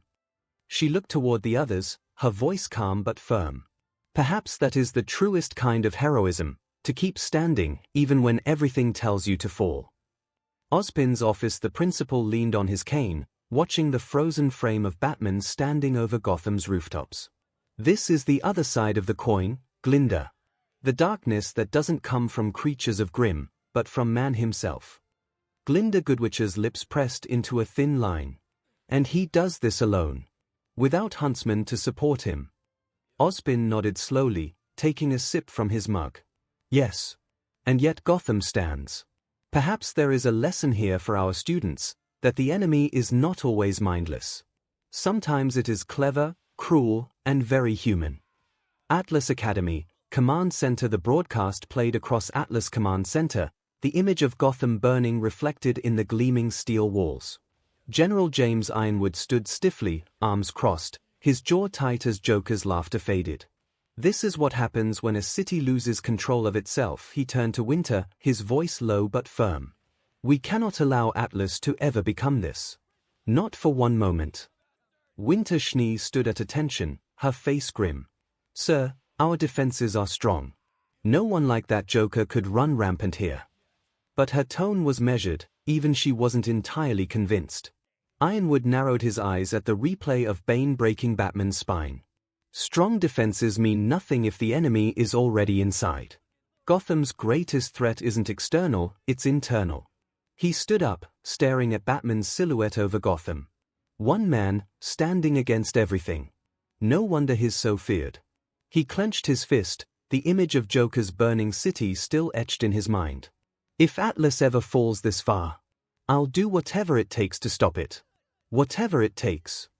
Schnee Manor inside Schnee Manor, Jack Schnee watched with a scowl, swirling a glass of wine. Savages. Entire city brought to its knees by lunatics.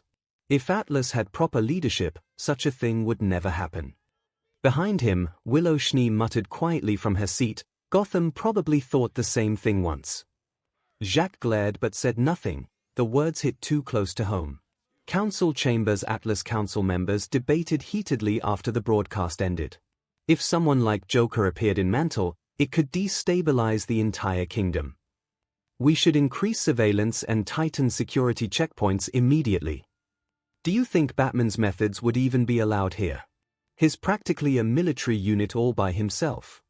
Some argued for stricter control over Mantle's populace, others worried that Gotham's chaos was proof that repression only created more villains. Watt's lab. In a secret lab, Arthur Watt smirked at the screen, leaning lazily against his desk. How fascinating. A city where villains are born from corruption and incompetence. Gotham is proof that civilization doesn't need an outside enemy to destroy itself.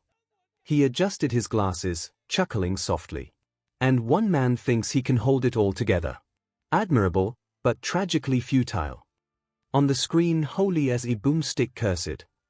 With that much crime and chaos in Gotham, this guy must have some insane badass powers to take care of all of them. Actually, he doesn't. We said.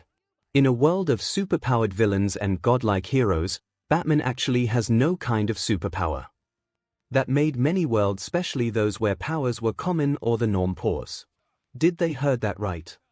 Yep, this guy is just a normal dude in Batsuit. Boomstick said. A normal dude if he was a high-tech, rich, badass, scary ninja, who has stood with and against the best of the best.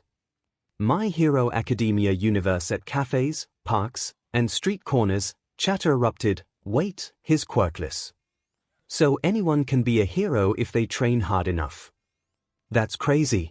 No way someone with no quirk could survive that. But he did. That's why Gotham still stands. Social media and news broadcasts exploded with debates. See. He's quirkless. Anyone can be a hero if they work hard enough. Stop romanticizing it. Gotham is a nightmare. He's probably one bad day away from becoming one of the villains he fights. Still, he's doing it. And he's winning. Makes you wonder if we depend too much on quirks. A mother nearby hugged her quirkless son tighter, tears in her eyes. If he can do it, maybe my boy can too. But another parent whispered nervously, and maybe he'll end up dead in an alley just like Batman's parents. UA Present MIC was the first to react, slamming both hands on the table. Are you telling me this dude is running around at night beating up psychos, with no quirk? Midnight slowly lowered her teacup, looking genuinely shaken. That's impossible. No one without a quirk could handle the kind of villains they just showed. Cementos adjusted his glasses. And yet, the footage clearly shows he does. Night after night. Snipe whistled low, leaning back in his chair. Guy's got stones, I'll give him that. Respect. Aizawa, scarf draped loosely around his neck, kept his usual calm tone, but his tired eyes were sharp, watching every second of the footage. If he's quirkless, that means every victory he's ever had was earned through training, intellect, and willpower. That makes him dangerous and admirable. Midnight frowned deeply. We tell kids all the time that you need a quirk to be a hero. What happens when they see Batman? We can't put that genie back in the bottle. Snipe grunted. If this inspires kids to train harder, maybe it's not all bad. A hero's not just their quirk, it's their heart. Aizawa wrapped his scarf around his shoulders. His proof that being powerless doesn't mean helpless. Society might not like it, but some kid's gonna see this and try to be him. Nezu's eyes gleamed. And perhaps that's exactly what our society needs. A reminder that the heart of a hero is not a gift, it is a choice. Bar Hideout. The bar was lit only by the glow of the screen. Joker's maniacal laugh faded as Wiz's voice repeated the words, Batman actually has no kind of superpower. Tomura Shigaraki's hand twitched on the counter, scratching furiously at his neck. His quirkless, and his still terrifying enough to scare his whole city. He tilted his head, red eyes narrowing as he watched Batman drop from a gargoyle onto unsuspecting thugs. Pathetic. If he were here, he wouldn't last a week. We'd turn him to dust before he could even growl at us. But the way he said it, too fast, too defensive, made Ķōghiri glance at him. Perhaps, Ķōghiri said smoothly, but his very existence is inconvenient. He is proof that strength doesn't require a quirk.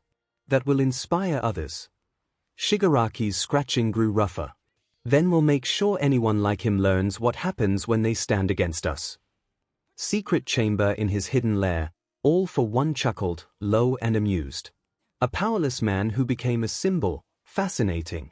He embodies human potential unshackled by power. He leaned back in his chair, fingers steepled. Such a man would be dangerous in our world. Not because of what he can do, but because of what he makes others believe they can do. His smile widened, cruel and calculating. Perhaps I should watch him closely. A man who rose from tragedy to become Gotham's fear might just be the most dangerous kind of rival. Meta Liberation Army headquarters Redestro stood before a massive screen, fists trembling at his sides. His teeth ground so hard it was audible. A quirkless man. The symbol of their era. He slammed a hand on the desk, cracking the wood. This is what happens when society oppresses the metahumans. They create false idols to convince the powerless they can stand equal. Around him, MLA members shifted nervously as he roared, "This Batman is a walking insult to liberation. A delusion dressed as justice. If such a man existed in Japan, I would personally see him crushed." His anger seemed to electrify the room, fueling the fanatical devotion of his followers. An alley somewhere meanwhile, the hero killer crouched on a rooftop, staring intently at the screen as Batman's silhouette faded. Quirkless, yet feared by villains, revered by citizens. His breath fogged in the cold night air. Perhaps he is the only one worthy of the word hero. A slow, feral grin spread under his mask. I would like to test him. To see if his conviction is as sharp as his legend. Police HQ Detective Tsukochi leaned forward, tapping the screen. No quirk. Toshinori, his proof that a powerless man can still hold back the darkness. All Might's face was hidden in shadow, his jaw tight. He's still human. How long before his body breaks? He turned away from the screen. I admire his resolve, but a quirkless man standing against superpowered villains every night. That's not heroism. That's a death wish. Outside the office discussions also started as police officers watched the footage grimly. I'll be honest, kinda makes me wish we had someone like him here, one officer muttered. His partner shot him a look. You'd want some rogue guy running around in a mask beating up villains. The first officer shrugged. Better him than waiting for a pro hero to get here 5 minutes too late. Mountain Lodge Pixie Bob dropped her drink. Wait, he's human. Just human. And he's that terrifying. Mandalay frowned, her telepathy brushing over her teammate's shock. It makes sense. If fear is his weapon, then he doesn't need a quirk, he just needs to make the criminals believe he's unstoppable. Hero agencies. Some pros laughed off the reveal, confident in their quirks. So what? He's just a buff guy in a cape. I could take him down in one hit. But others weren't so sure. Could you? He's beaten entire armies. You saw him dodge gunfire and take down metahumans. Yeah, but no quirk. One bad hit and he's done for. Then why do I feel like he'd still beat us? Hero Commission, boardroom discussion. The Hero Public Safety Commission held an emergency meeting as footage of Batman's feats replayed on a large monitor. This could encourage unlicensed vigilantism, a stern commissioner warned. We can't have quirkless citizens thinking they can fight crime like this. Another commissioner looked uneasy. But we also can't deny the morale boost this gives. If a man like that existed here, he might inspire society. Or destabilize it, the first commissioner countered. Imagine the headlines, quirkless vigilante saves the day while licensed pros fail. The public's faith in the system would collapse. The room fell into uneasy silence. Island, Melissa nearly dropped the tablet she was using to take notes. Wait. No quirk. None at all. She quickly rewound the footage, scanning Batman's movements frame by frame. Peak strength, gadgets of his own design, every skill honed to perfection. Her eyes gleamed behind her glasses as she grabbed a fresh notebook and started sketching. If he can do this with no powers, then with the right support gear, anyone could. I could make that a reality. Bakugo, as home Katsuki Bakugo glared at the screen, teeth grinding so hard they ached. So that's the guy everyone's drooling over. Just a normal dude in a bat suit. He slammed his palm into the desk, sparks crackling. If a quirkless loser can get that strong, then I've got no excuse. I'm gonna blow past him. Just watch. Midoriya, as home when we said no kind of superpower, Izuku froze. His pen slipped from his hand, clattering against the floor. Q, quirkless. His breath hitched. Slowly, almost fearfully, he looked back up at the screen where Batman stood silhouetted against Gotham's skyline. His, just like me. The words felt impossible, unreal. For years he'd been told his dream was worthless, that a quirkless boy could never stand with real heroes. But Batman was standing. He lunged for his notebook, flipping to a fresh page, tears blurring the paper as he scribbled, peak human strength. Strategist. Martial arts MSTR. Gadget user. Escape artist. The words poured out until the page was filled. Izuku's shoulders trembled, not with sadness, but with something electric and new. He did it. He really became a hero. For the first time in years, Izuku didn't feel small. He felt alive. If Batman can be a hero without a quirk, then maybe, so can I. His voice was a whisper, but it carried the weight of a dream reborn. Marvel 616 Universe. The Avengers sat clustered around a large screen, the glow lighting their faces as was confirmed Batman had no powers. Steve Rogers leaned forward, his jaw tightening, not in judgment, but in recognition. A man with no powers, standing up every night against madness and chaos. He nodded slowly. I know exactly what that feels like. Natasha Romanoff smirked faintly, arms crossed. No serum, no radiation, no magic hammer. Just skill and DSPLN. I like this guy. Tony Stark pointed at the screen, looking half impressed, half apprehensive. So he's basically me without the suit, or maybe me if the suit was his body. Honestly, that's a little terrifying. Sam Wilson chuckled, shaking his head. No powers, no flight, no nothing, and he's still Gotham's top dog. Makes you wonder how good the rest of their heroes even are. Clint Barton leaned back, grinning. Finally, a guy who proves you don't need powers to keep up with the big guns. I like him already. Spider-Man also looked in surprise. No powers. He thought about all the times his spider sense had saved him from being stabbed, shot, or blown up.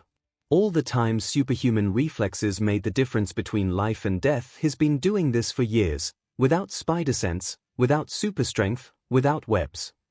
Peter rubbed the back of his neck, suddenly aware of how lucky he really was. Okay. Yeah. No pressure, right. I just have to fight the guy who does my job with none of my advantages. Baxter Building. Johnny Storm let out a low whistle. No powers.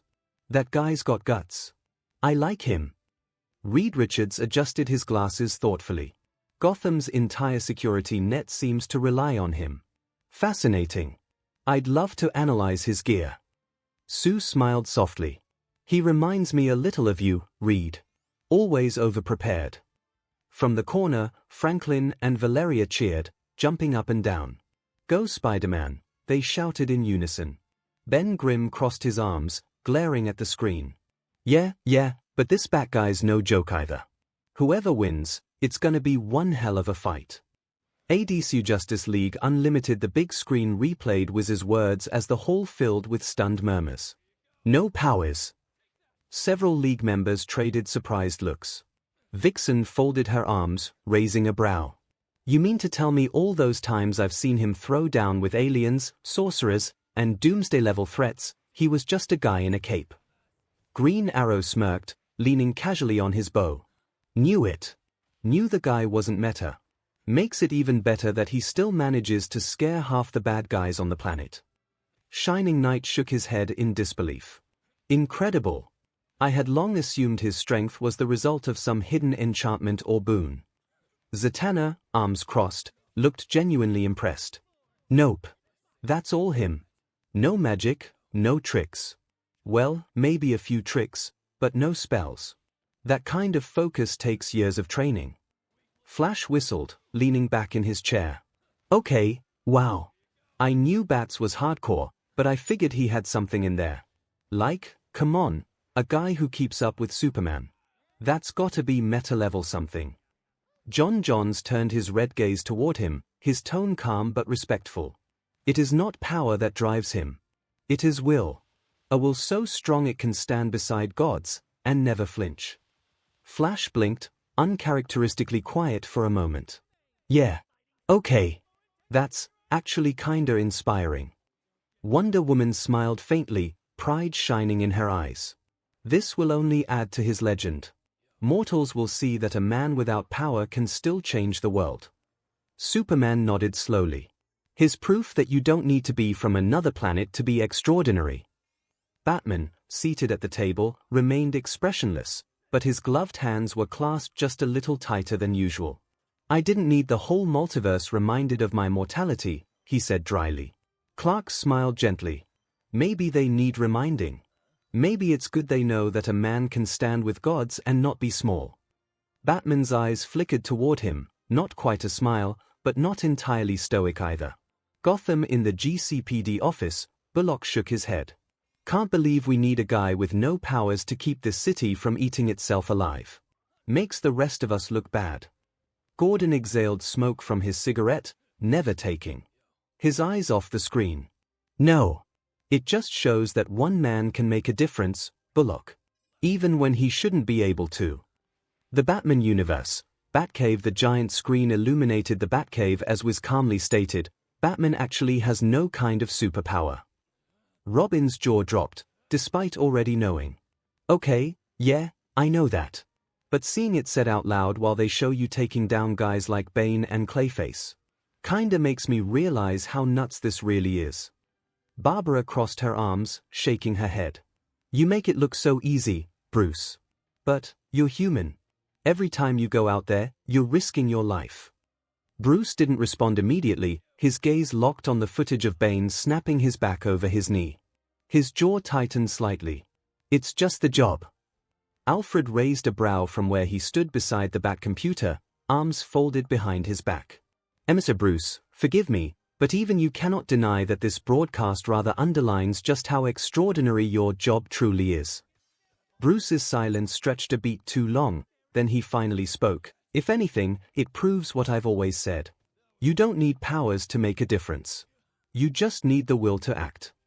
RWBY universe. When we said Batman actually has no kind of superpower, Ruby's jaw nearly hit the floor. No aura. No semblance.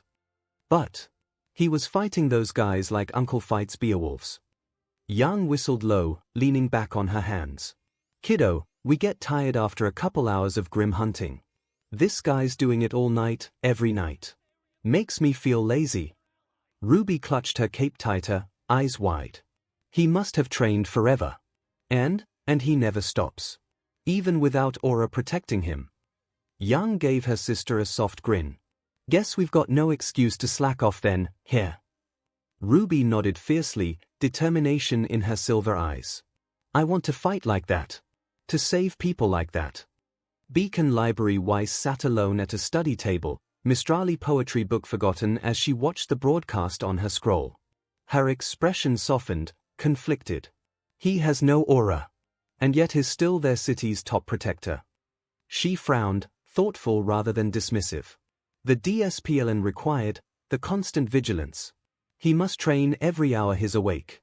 It's the only explanation. Closing her scroll, she sat back and exhaled slowly. Perhaps, there is more to heroism than birthright after all. Beacon dorm balcony. Blake stood on the dorm balcony, gamble shroud resting against her shoulder as the glow of the screen reflected in her amber eyes. No aura. No semblance. She thought about the White Fang, about the humans who feared fairness because of what they were born as. He made himself terrifying without being born with power. He chose to be the thing the criminals feared. Blake's ears twitched as she whispered to herself, I wonder if I could do the same. If I should. Beacon cafeteria at a corner table, John stared slack-jawed at the footage. He's just a normal guy. And he's still that good. For a moment, something like hope flickered in his eyes. Then maybe I'm not completely out of my depth. He straightened slightly, clenching his fists in quiet determination. Ozpin's office. Ozpin and Glinda watched silently as the segment ended. Glinda finally spoke, her voice softer than usual. A man who fights without aura. The odds against him must be astronomical. Ozpin sipped his coffee, a faint smile playing on his lips. And yet he prevails. Perhaps this is a reminder that the strongest huntsman is not always the one with the greatest power, but the one with the greatest resolve. Atlas Command Center Ironwood's reflection glared back at him from the massive monitor. So, no enhancements. No aura. Just training. Winter stood stiffly at his side. A huntsman without aura who can keep a city under control, that's nearly unthinkable. Ironwood's jaw set hard. Nearly, but not impossible. We should be asking ourselves if Atlas is ready for a man like this. One man could inspire Mantle to rise, or riot. Atlas Research Lab. Arthur Watts chuckled in the glow of his computer screen. A powerless man, yet capable of reshaping his world. A fascinating variable. He smirked, spinning lazily in his chair. If I ever meet this Batman, I'd enjoy proving that intellect, true intellect, belongs to those of us willing to use it without conscience. Vale Roman Torchwick's hideout. Roman flicked the ash from his cigar as the broadcast ended, the glow reflecting in his shades. Well, isn't that something? Guy's got no aura, no huntsman license, and he's still got an entire city terrified of him. He smirked, leaning back in his chair. Kinda makes me glad I operate in Vale. Last thing I need is a guy like that showing up every time I try to rob a dust shop. Neo tilted her head, signing something with a sly smile. Roman laughed. Yeah, you're right. Might be fun to see if I could outsmart him. Just once. White Fang Camp. Adam's hand clenched around the hilt of Wilt as he watched the screen. His red blade flickered, his breathing growing sharper with every second. A human. A single human. Strong enough to bring an entire city to heel. He slammed the sword into the ground, sparks flying. This is exactly why the Faunus cannot allow humans to grow unchecked. If one man can do this without aura, imagine what an army of them could do. Nearby White Fang soldiers murmured nervously. Adam's voice rose to a snarl. We will not let a creature like this exist in our world. If a human ever becomes as dangerous as this Batman, we will cut him down before he can rise. His words drew cheers from the more radical members, their anger fanned into a frenzy. Cinder's safe house. Cinder watched in silence, arms crossed as Joker's laugh faded from the broadcast. Mercury leaned casually against the wall. No powers. Guess that means we could take him if he ever showed up here. Cinder shot him a withering look. Don't underestimate a man like that. His power is not in his body, it is in his mind. He has made himself a living weapon. Emerald glanced at the footage of Batman gliding over Gotham. His, scary. Not. Like a grim, scarier. Cinder smiled faintly, her amber eyes gleaming with interest. A man who rules the night through fear alone. He understands power far better than most. He might even be worth learning from, if he survives this death battle. Salem's throne room far away, deep within her dark domain, Salem watched quietly. The screen's glow reflected in her pale eyes. A mortal man who has turned himself into a myth. Her voice was calm, but curious, almost amused. How delightful. Fear is the oldest magic of all. Tyrion giggled behind her, bouncing on his heels. Oh, Emesis, imagine if we could break him, twist that fear into madness. Salem's smile was slow, dangerous. Perhaps one day. For now, we watch. In the screen, but even with no powers, even Batman has to prepare himself with a suit to fight such dangerous foes. Wiz pointed out. Batsuit. Wait, £200 and Nomex reinforced fabric, a fire-resistant memory cloth cape, a bladed gauntlets, a steel-toed boots, a nose-piece gas filter, a radio receiver, ears, anti-removal cowl, night vision goggles, a 200,000-volt electrode network designed to evoke fear. The batsuit was designed to be the ultimate flexible combat armor, built for both combating hundreds of criminals and perfect for stealth. Wiz revealed. He has a nose-piece that filters out poisonous gases, bladed gauntlets that can be fired out, and night vision goggles to see in the dark and detect hard-to-spot elements, he explained as each of the features were shown on screen. While the pointy ears are a bit much for me, the armor can stop knives, gunfire, and can even resist being set on fire. Boomstick jumped in. Those ears actually function for both theatricality and practicality. Wiz added. They are fitted with radio receivers for listening in on any sort of frequency and transmission, while also used for driving fear into hearts of criminals, he explained as the shadow of Batman fell on some criminals, making them tremble. His memory cloth cape can be used as a glider to fly around the city, and the entire suit is lined with a 200,000-volt electro network, used mostly so that if he is ever incapacitated, overwhelmed, or captured, no one can remove his cowl and reveal his secret identity. Wiz continued. The scene showed a Batman on the floor, a croc trying to unmask him only to be shocked into unconsciousness. I guess when you're a billionaire, you can afford to turn yourself into a freaking human taser. Boomstick chuckled. My Hero Academia universe. The screen faded from the footage of Batman gliding through the night, landing silently behind a group of thugs. For a moment, the staff of you just sat there in silence. Snipe was the first to speak, letting out a low whistle. Now that's a getup. Looks heavy, though. Gotta be a hell of a workout moving in it. Midnight crossed her legs and leaned forward. Fireproof, bulletproof, gasproof, and intimidating. Whoever designed that suit knew what they were doing. That's not just armor, that's psychology. Her gaze lingered on the cowl's sharp silhouette. Theatricality and practicality, all in one. At the name and aptitude, I said he would have been an A in my class, Midnight mused, tapping her chin thoughtfully. Present MIC chuckled nervously. Man, just imagine seeing that shadow drop on you in an alley. I'd probably scream louder than his criminals. Aizawa's eyes narrowed. His plan for every scenario, gas attacks, restraint, even identity protection if he's captured. Aizawa's voice was low, analytical. This isn't just hero work, this is preparation for war. Every piece of that suit is about controlling the field, protecting his identity, and making sure his enemies stay scared. Power Loader grunted in approval.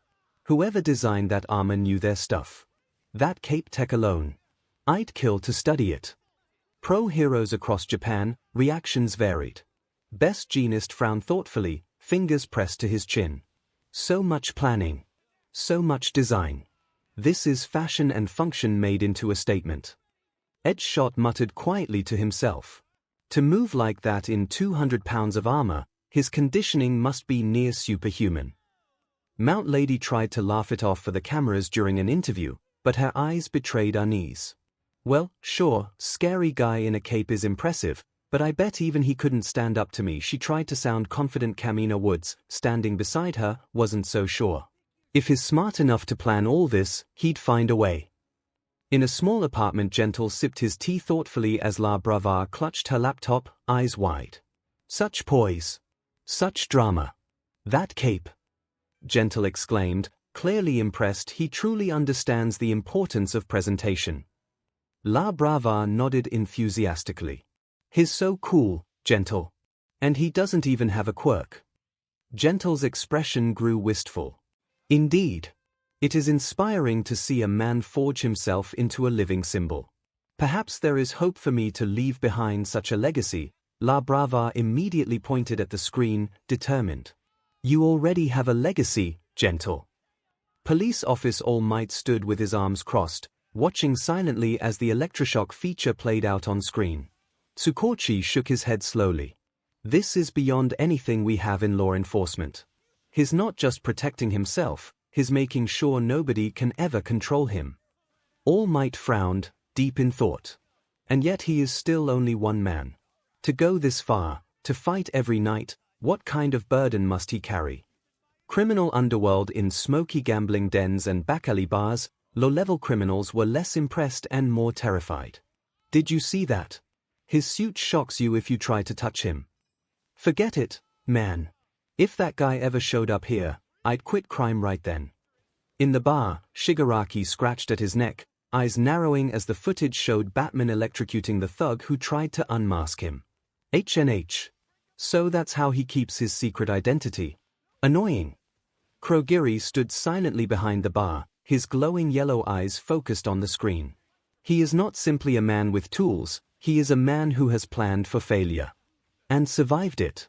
Shigaraki's lips curled into a grin. TCH good. That means he knows what it's like to lose. Makes breaking him that much more fun.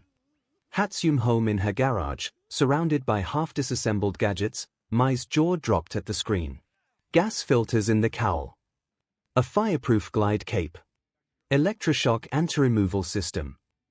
Her pencil scratched furiously, filling page after page with frantic schematics. He's not just wearing support gear. He is the support gear. I have to build something like that. No. I have to build something better. Her parents poked their heads in as sparks started flying from her workbench again. She's at it again, her father muttered. At least she's inspired, her mother sighed. Izuku's house. Izuku sat cross-legged on the floor, his quirk analysis notebook wide open. His pencil flew across the page so quickly it nearly tore the paper. Nomex reinforced fabric, that's heat-resistant. Memory cloth cape for gliding, maybe carbon fiber weave for flexibility. And the cowl, oh. The radio receivers. And an electric defense grid. He muttered non-stop, scribbling sketches of the cape's likely glide ratios and the cowl's filtration system. He even planned for someone trying to unmask him, that means he's been captured before, probably tortured, and he still came back stronger. Izuku's voice cracked with excitement and awe. Here's what I want to be. Not because of powers, but because he never gave up. Inko watched him quietly. Her heart ached at the sight of her son so inspired yet so fragile, knowing what his dream had cost him so far. But for once, instead of telling him to be careful, she knelt beside him and put a hand on his shoulder. If he can protect people without powers, maybe one day you can too, Izuku. He looked up at her with wide, tearful eyes. Do you really think so? She smiled softly. I believe you can do anything, my boy. ADCU. The footage of the memory cloth cape gliding played again, then cut to the electroshock sequence. Flash let out a low whistle. Man, our Batman doesn't do the whole human taser thing. You holding out on us, Bats? Batman's expression didn't change, but his eyes narrowed slightly. No. My current suit sacrifices armor for mobility. This design prioritizes protection and intimidation. Wonder Woman nodded thoughtfully. There is wisdom in such protection. You face Darkseid's forces bare-chested compared to this. Hawkgirl smirked. Hey, I like the ears. You should get ones that double as radio antennas too. Green Lantern leaned back, grinning. With your budget, I'm surprised you don't have this level of tech already. Batman was silent for a moment before finally replying. I could. I will consider upgrades. That made the others pause. Batman rarely admitted someone else's methods might have merit, and if he was considering adding features, they knew he was impressed. Down in the Watchtower's tech division, Mr. Terrific and Steel were already furiously taking notes. Steel shook his head. 200,000-volt failsafe in the cowl. Man, that's genius. Mr. Terrific smirked. You think we can get away with installing that in our armor before Batman tells us not to? Batcave. One might suggest, Mr. Bruce, that incorporating such a dramatic deterrent could save me the trouble of stitching you back together after your next encounter with Killer Croc. Alfred said dryly, polishing a gauntlet as he watched the playback. Though the aesthetic is rather theatrical, even for your tastes. Cadmus headquarters. The room was quiet except for the faint hum of the screen as Batman's electroshock defense replayed. Amanda Waller stood with her arms crossed, her sharp eyes unblinking. A cape that doubles as a glider, full-body armor that doesn't sacrifice mobility, built-in chemical filtration, and a fail-safe shock system that protects identity integrity. She turned slightly toward her lead scientist. Start drafting blueprints for something similar. Strapped down for field operatives. We need this tech adapted for 𝐻𝐻𝐻's security teams immediately. Dr. Hamilton hesitated. We could replicate aspects of it, but this design is customized around his body and fighting style. Waller cut him off. Then adjust it. Our people don't need to glide across rooftops, but gas filtration, ant-removal protocols, and shock failsafes. Those we need yesterday. She turned back toward the screen, her expression hardening. If one man can turn himself into a one-man army, I'll make sure Cadmus can field 10 just like him. We're not going to be caught off guard by someone like this. Metropolis. The lights of Metropolis gleamed through the windows of LexCorp Tower as Lex stood before a wall-sized monitor, replaying the Batsuit analysis frame by frame. Impressive. Not just the materials, but the integration, filtration, radio interception, glider function. This isn't simple hero cosplay. This is a one-man urban assault platform. He smiled, a cold glint in his eye. Improve on this design. Lighter alloy, stronger power source, integrated AI support. And while we're at it, he tapped a button on the console, pulling up a schematic of a green, crystalline shard, kryptonite. A few added surprises for our caped friend in case he gets too curious. Imagine what I could accomplish with a suit that makes me untouchable and untouchable to Superman. The Batman universe. The cavern was dim, the glow of the giant screen casting pale light across Bruce, Robin, and Batgirl. Robin tilted his head, impressed. Whoa! That cape actually lets him glide. And he's got a built-in taser. That's awesome. Batgirl nodded, arms crossed, eyes narrowing thoughtfully. The gas filters and cowl security are genius. How many times someone has tried to unmask you, Bruce? Bruce said nothing at first, his jaw tight as he replayed the footage of the memory cloth cape opening like bat wings.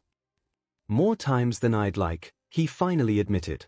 He turned slightly toward the Bat computer, pulling up schematics of his own suit. The Nomex reinforcement could be adapted without adding too much weight. And I could integrate radio receivers into the cowl without compromising mobility. Robin grinned. Wait, are you saying we're getting upgrades? Bruce didn't answer, his hands already moving across the keyboard. This design prioritizes survival. With the kind of threats we've been facing lately, we can't ignore that. I'll begin redesigning my suit immediately. And you too will be fitted for similar modifications. Robin pumped a fist. Yes. Best multiversal crossover ever. Batgirl smiled faintly but nodded seriously. If this keeps us alive longer, I'm all for it. Alfred, standing behind them with a tray of tea, raised an eyebrow. Just do be careful not to overdo it, Mr. Bruce. I'd rather you not turn into a walking lightning rod. Bruce allowed himself the faintest of smirks. Noted. Marvel 616 Universe. Tony Stark broke the silence first, leaning back in his chair with a smirk. Okay, yeah, nice toys. But let's not forget my suit can fly at Mach 3, shoot lasers, and has a built-in bar interface. Sorry, Bat Guy. Iron Man still wins the tech flex. Steve Rogers just gave him a look. You can admit it's impressive, Stark. Tony threw up his hands. Fine, fine. It's impressive. Old school tech, no repulsors, no AI, but solid engineering. Whoever built that cape deserves a patent. Memory cloth that can hold gliding weight without tearing. That's big. Tony paused, tapping a holographic schematic. Jarvis, run simulations on integrating similar tensile materials into the Mark LII's emergency deploy wings. And add a low-key electroshock layer to the outer plating. Nothing lethal, just enough to discourage unwanted hugs. Cough, copycat cough. Hawkeye muttered under his breath, earning an elbow from Black Widow as Tony glared. Spider-Man hummed at the image. Something in your mind? Asked Carol Danvers, noticing Peter's thoughtful hum as he studied the Batman footage. Peter tilted his head, fingers tapping his chin beneath the mask. The electroshock thing. That's slick. He paused, recalling rooftop chases. Imagine if someone tried to web me up to unmask me. A little zap would have saved me from that awkward explaining to Aunt May phase last month. Get you, a little extra security to keep your identity secret once you use that tablet thing the author gave you won't be bad, Carol said with a smirk. Peter nodded enthusiastically, already mentally sketching modifications to his suit. Yeah. Maybe weave conductive fibers into the outer layer. Subtle, but effective. Sonic Universe Tails spun excitedly as he leaned in close, eyes shining. Memory cloth cape with full glider functionality, built-in gas filter, cowl-mounted radio receivers, this is brilliant. He's engineered himself into the ultimate one-man strike force. Amy clasped her hands together. And he looks so cool. That cape makes him look like a giant bat when he lands. Knuckles grunted, nodding once. Gotta respect a guy who can haul that much armor and still move like that. That's pure DSPLN. Sonic smirked, tapping the screen with one finger. Cool suit, yeah, but I'd still outrun him. Tails shot him a look. It's not about running, Sonic. It's about preparation. Look at all these safety features, gas filters, shock systems, he thought of everything. Rouge chuckled from where she leaned against the wall. I like the look. Dark, mysterious, loaded with tech. Almost reminds me of someone I know. Shadow's red eyes narrowed slightly. He uses fear to control his enemies. Effective. Efficient. Knuckles smirked. You'd like him, wouldn't you? Shadow didn't reply, but the faintest ghost of a smirk touched his face. Eggman's base Eggman threw back his head and laughed after seeing the electric failsafe disable the thug trying to unmask Batman. Oh, I like this one. Turning your own mask into a security system. Ingenious. He spun in his chair and began furiously typing into his console. Orbit, Qubit, we're scrapping the last mech prototype. I'm designing a new series based on this, better armor, better shock defenses, and a glider system. If one man in a cape can terrify a city, imagine what I could do with an entire army. Orbit sweat dropped. Doctor, maybe start with one suit first. Nonsense. Eggman roared. I'll make a legion. I'll show this Batman who the true genius is. Qubit gulped. Oh. Here we go again. MLP Universe Equestria Twilight Sparkle leaned forward, eyes sparkling with fascination. Incredible. Look at the material. The cape seems to be made from some kind of enchanted, or in their case, engineered, memory cloth. It holds its shape in flight, meaning it must have some sort of tension lock to handle air resistance. And the gas filtration system. That's genius. She scribbled notes furiously with a quill floating in her magic. Imagine if we could enchant Royal Guard armor to do this. We'd be able to glide across Canterlot's walls in emergencies. Rainbow Dash zipped into the air, wings flaring. Okay. I know it's a suit, but did you see how he glided? That's almost as cool as flying. Almost. Then she frowned slightly. Still kinda reminds me of that whole Mayor Do Well thing, though. Mysterious masked hero showing every pony up. Yeah, that didn't end super great. Rarity huffed, tilting her head critically. Darling, I will admit it is functional. But honestly, all that black. All those points. And the belt, so bulky. She sighed dramatically. Though, I suppose it does achieve a very intimidating aesthetic. Applejack adjusted her hat and smirked. YA gotta admit, Rarity, scary or not, it's practical. Guy's clearly got himself ready for everything under the sun. Ain't nothing wrong with a little workhorse gear if it gets the job done. Fluttershy had been peeking out from behind her menere since the electroshock scene. He's really scary looking. Do you think he scares the bad ponies too? Twilight nodded gently. That's the idea, Fluttershy. It's how he keeps them from hurting others. Fluttershy blinked and slowly nodded, still nervous but thoughtful. I guess that's a good thing, then. Pinkie Pie, meanwhile, had somehow vanished from her chair. Only to leap back into the room wearing a full Batsuit sans armor, complete with cape and mask. Nana Bat Pinkie. She struck a dramatic pose, the cape somehow billowing despite there being no wind. Rainbow face hoofed. Where do you even get these things? Party closet. Pinkie chirped before dramatically gliding or at least pretending to around the room. The others simply rolled their eyes.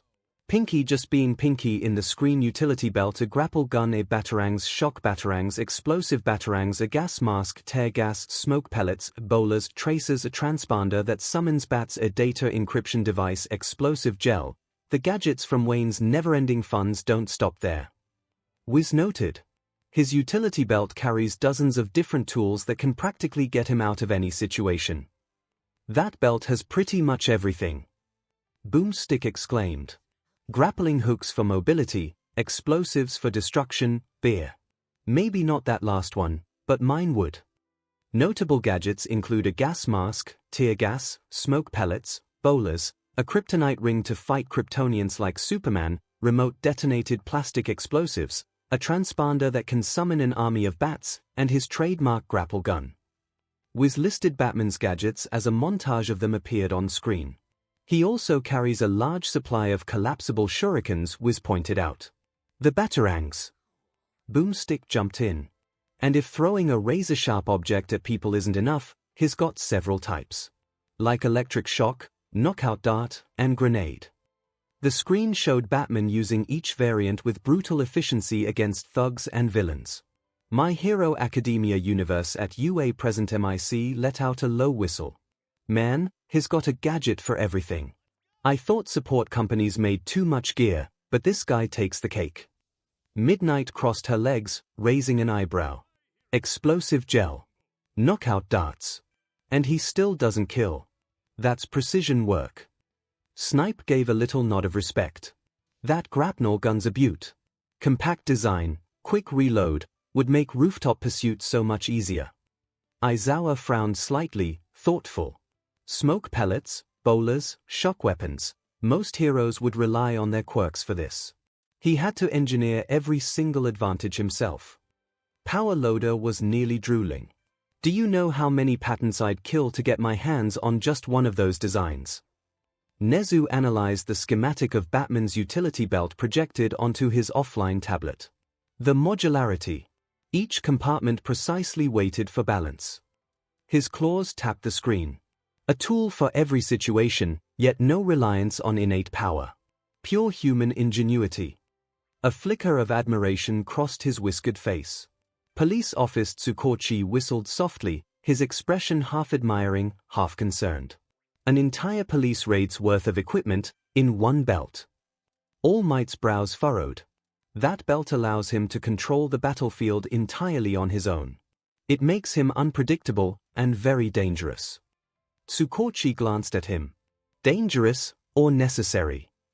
All Might didn't answer, but the look in his eyes showed he was thinking it through. Izuku's home Izuku was in full fanboy mode, scribbling faster than ever. Shock batarangs. Remote explosives. Summon bats. He can literally summon bats. He flipped to a fresh page in his notebook. He has something for every fight, every environment. His belt's like a portable support gear shop. Inko hummed at the screen.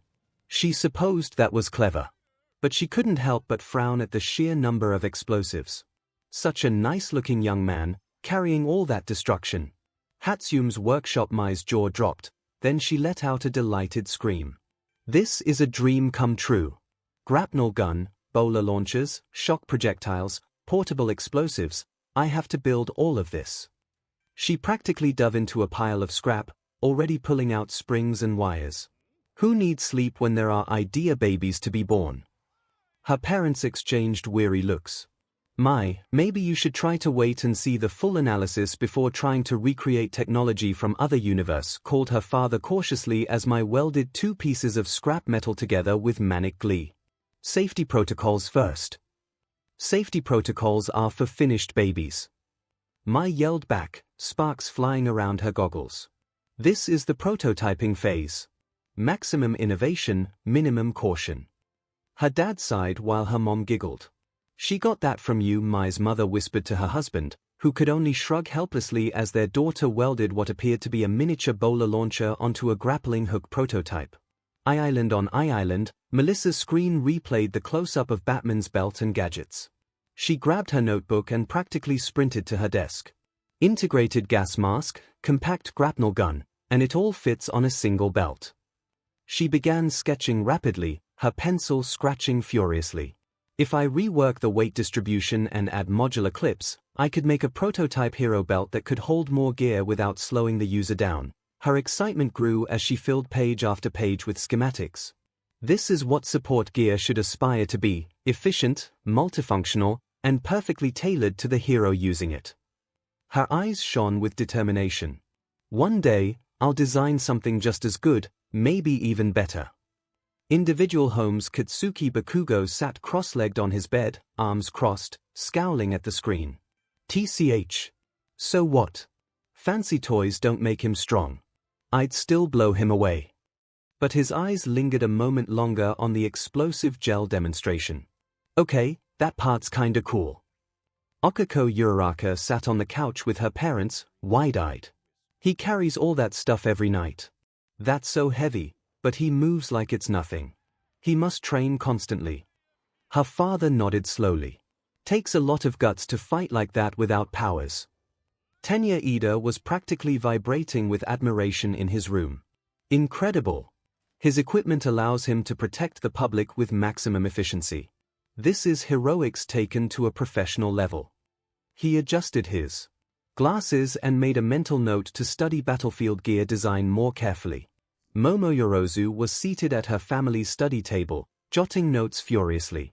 The modularity of that belt is ingenious. I should experiment with creating similar loadouts to maximize my quirk's efficiency in combat situations. Denki Kaminari grinned from ear to ear at the shock batarang scene. Yo, that's awesome. Shocking bad guys without frying them. I gotta figure out how to do that with my quirk. A hero Kirishima pumped a fist. Manly. All of it. Smoke bombs, grapple gun, explosives. That's how you make up for not having powers. Hitoshi Shinso leaned back in his chair, a faint smirk on his face. Here. So it's possible to be that effective without a quirk. Guess I've been underestimating what gear could do for me. His eyes sharpened with quiet resolve. Nito Minoma scoffed loudly in his own living room. Oh, please. A fancy belt doesn't make you the greatest hero. Clearly, if he had a quirk, he'd be even more impressive, but he doesn't.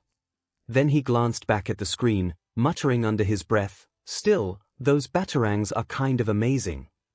ADCU Universe. The entire league watched as Batman's gadgets were displayed in high definition. Flash leaned against the console, grinning ear to ear. So that's where all the toys come from. I always wondered how many of those batarangs you had hidden in there. He glanced over at Batman and smirked. What do you do, Bats? Restock between missions or just have Alfred on speed dial drone DLVRY? Green Lantern John Stewart folded his arms, frowning slightly. Half of that gear is designed for crowd control, and the other half is for neutralizing meters. You've really been planning for everything, haven't you? Hawkgirl whistled low. Summoning bats. That's new. Creepy, but effective. Diana's expression softened as she watched the footage of Batman using smoke pellets to disappear into the shadows. Even without divine gifts, he's forged himself into a warrior who can stand among gods. His tools are merely an extension of his will. Clark's expression was calm but thoughtful. A kryptonite ring, hidden in his belt. He didn't sound angry, just reflective. I knew he had one. But seeing it like this makes you realize just how prepared he really is. Bruce didn't look away from the screen once. His face was calm, but behind the mask, his mind was already at work. Some of these gadgets. Mine could be refined further. The shock batarangs could be miniaturized without losing power output. And the cape, perhaps a reinforced glider frame, could improve stability during flight. He glanced at the others briefly, then back to the screen. I'll need to expand the cave's inventory. His hand brushed across the control panel, almost absent-mindedly, already queuing up designs in his head for improvements to his current utility belt and potential backup gear for his teammates if necessary. Cadmus. In another part of the world, Amanda Waller stood in her office, arms crossed as she replayed the footage. Now this is worth studying. Gear like that could make our security forces nearly untouchable. She pressed a button on her desk. Get the science division. I want designs inspired by that belt and cape. And yes, include the kryptonite contingency. Her eyes narrowed. If Batman can prepare for gods, so can we. Sonic Universe. The workshop buzzed with chatter as the screen replayed Batman's utility belt breakdown. Tails' twin tails spun with excitement as he zoomed between his workbench and the screen, taking frantic notes. Look at this. Grapple gun with a reinforced line, smoke pellet dispersal systems, electroshock batarangs. This is genius. He's basically a one-man strike team. He started pulling scrap metal and blueprints onto the table. If I modify my drone schematics, I could probably replicate half of these in a day. Knuckles crossed his arms, unimpressed but curious. Phut. Why carry so much junk when you can just punch your problems into the ground? Sonic leaned back casually, arms behind his head, a grin on his face. Because not everyone can move faster than the speed of sound, Knux. Gotta admit, the bat style is pretty slick. The whole call an army of bats thing. That's metal. Rouge stretched lazily on a chair, smirking as the footage replayed the bat transponder summoning a swarm. Bold move, really. If he can call bats like that, I might just give him my number, after dinner, of course. She winked at Knuckles, who immediately turned red and looked away. Amy frowned slightly, tapping her hammer against her shoulder. I dunno, all those gadgets make him look more dangerous than heroic. But, her frown softened. If they help him protect people, I guess that's pretty heroic too. Disney Universe 626. Kim and Ron sat on the couch in the possible living room, Rufus perched on Ron's shoulder, all three watching intently. Ron's jaw dropped as the montage of gadgets played. Whoa! That belt's like the ultimate communicator upgrade. Grappling guns, smoke bombs, exploding boomerang bats. KP, can we get one of those? Kim crossed her arms, nodding thoughtfully. The grapple gun's impressive, the design is compact, no wasted space. And the built-in gas mask. Genius. But, you'd have to be really disciplined to carry that much gear and use it effectively. She shot Ron a look. And you'd lose half of it in a day. Ron pouted, Rufus nodding in agreement. Rude. I'd keep at least most of it. Maybe the batarangs would survive. 3rd Street School. The gang sat around the old tire playground structure, watching the broadcast. TJ's eyes practically sparkled. Guys, imagine if we had that belt. We could sneak past King Bob's guards like ninjas. Spinelli cracked a grin. Smoke bombs at recess. Now we're talking. Gretchen adjusted her glasses, analyzing the belt layout. Actually, if we consider the weight-to-function ratio, we could probably build a simplified version out of old science fair parts. Mikey smiled dreamily. I'd only use it to help others, of course. Like Batman. Vince elbowed TJ with a grin. Yeah, but you. Gotta admit, batarangs would be the coolest dodgeball ever.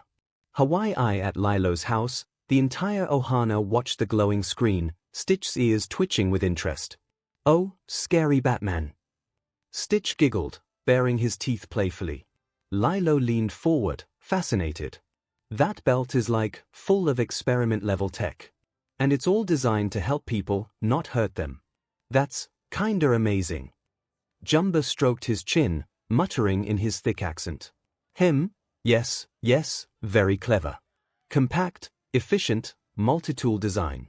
If I add plasma cutters, mini anti-gravity generators, and possibly a laser cannon, Pleakley yelped. Absolutely not. No more death gadgets. Nani shot Jumba a glare. You are not building Stitch a crime-fighting belt. Stitch tilted his head, big black eyes wide. But, superhero belt would look cool. Ben 10 Omniverse Plumber based. The screen hovered in the middle of the room as Ben, Rook, Gwen, and Grandpa Max watched the broadcast showing Batman's utility belt in action. Ben leaned back on the couch, smirking. Cool belt, but I've got the Omnitrix. Why bother with smoke bombs when I can just go ghost freak and sneak past people? He held up his wrist proudly. This guy spends billions to carry all that around. I just push a button. Rook tilted his head, arms crossed as he studied the footage carefully. Do not underestimate such preparation, Ben. Having gadgets for every contingency is impressive, especially for a human with no natural abilities. He pointed to the freeze frame of Batman using his grapple gun mid-fight. Notice how he transitions between tools seamlessly. This is a trained warrior, not just a man with toys. Gwen nodded in agreement. Honestly, Ben, you could learn a thing or two from him. He doesn't rely on powers, he relies on skill and planning. That's something even you could work on. Ben groaned dramatically. Great, now I'm getting lectured by Batman and Gwen. This is my life. Grandpa Max chuckled, clearly impressed. Actually, Gwen's right. A setup like that belt could save your skin if the Omnitrix ever times out at the wrong moment. You'd be surprised how many missions I got through with just a few gadgets back in the day. Kevin, leaning against the wall, smirked. Yeah, Tennyson. Maybe next time you face Vilgax, you can throw a smoke bomb at him and run away. Ben glared but couldn't hide a small grin. Ha ha, very funny. Still, I kinda want one now.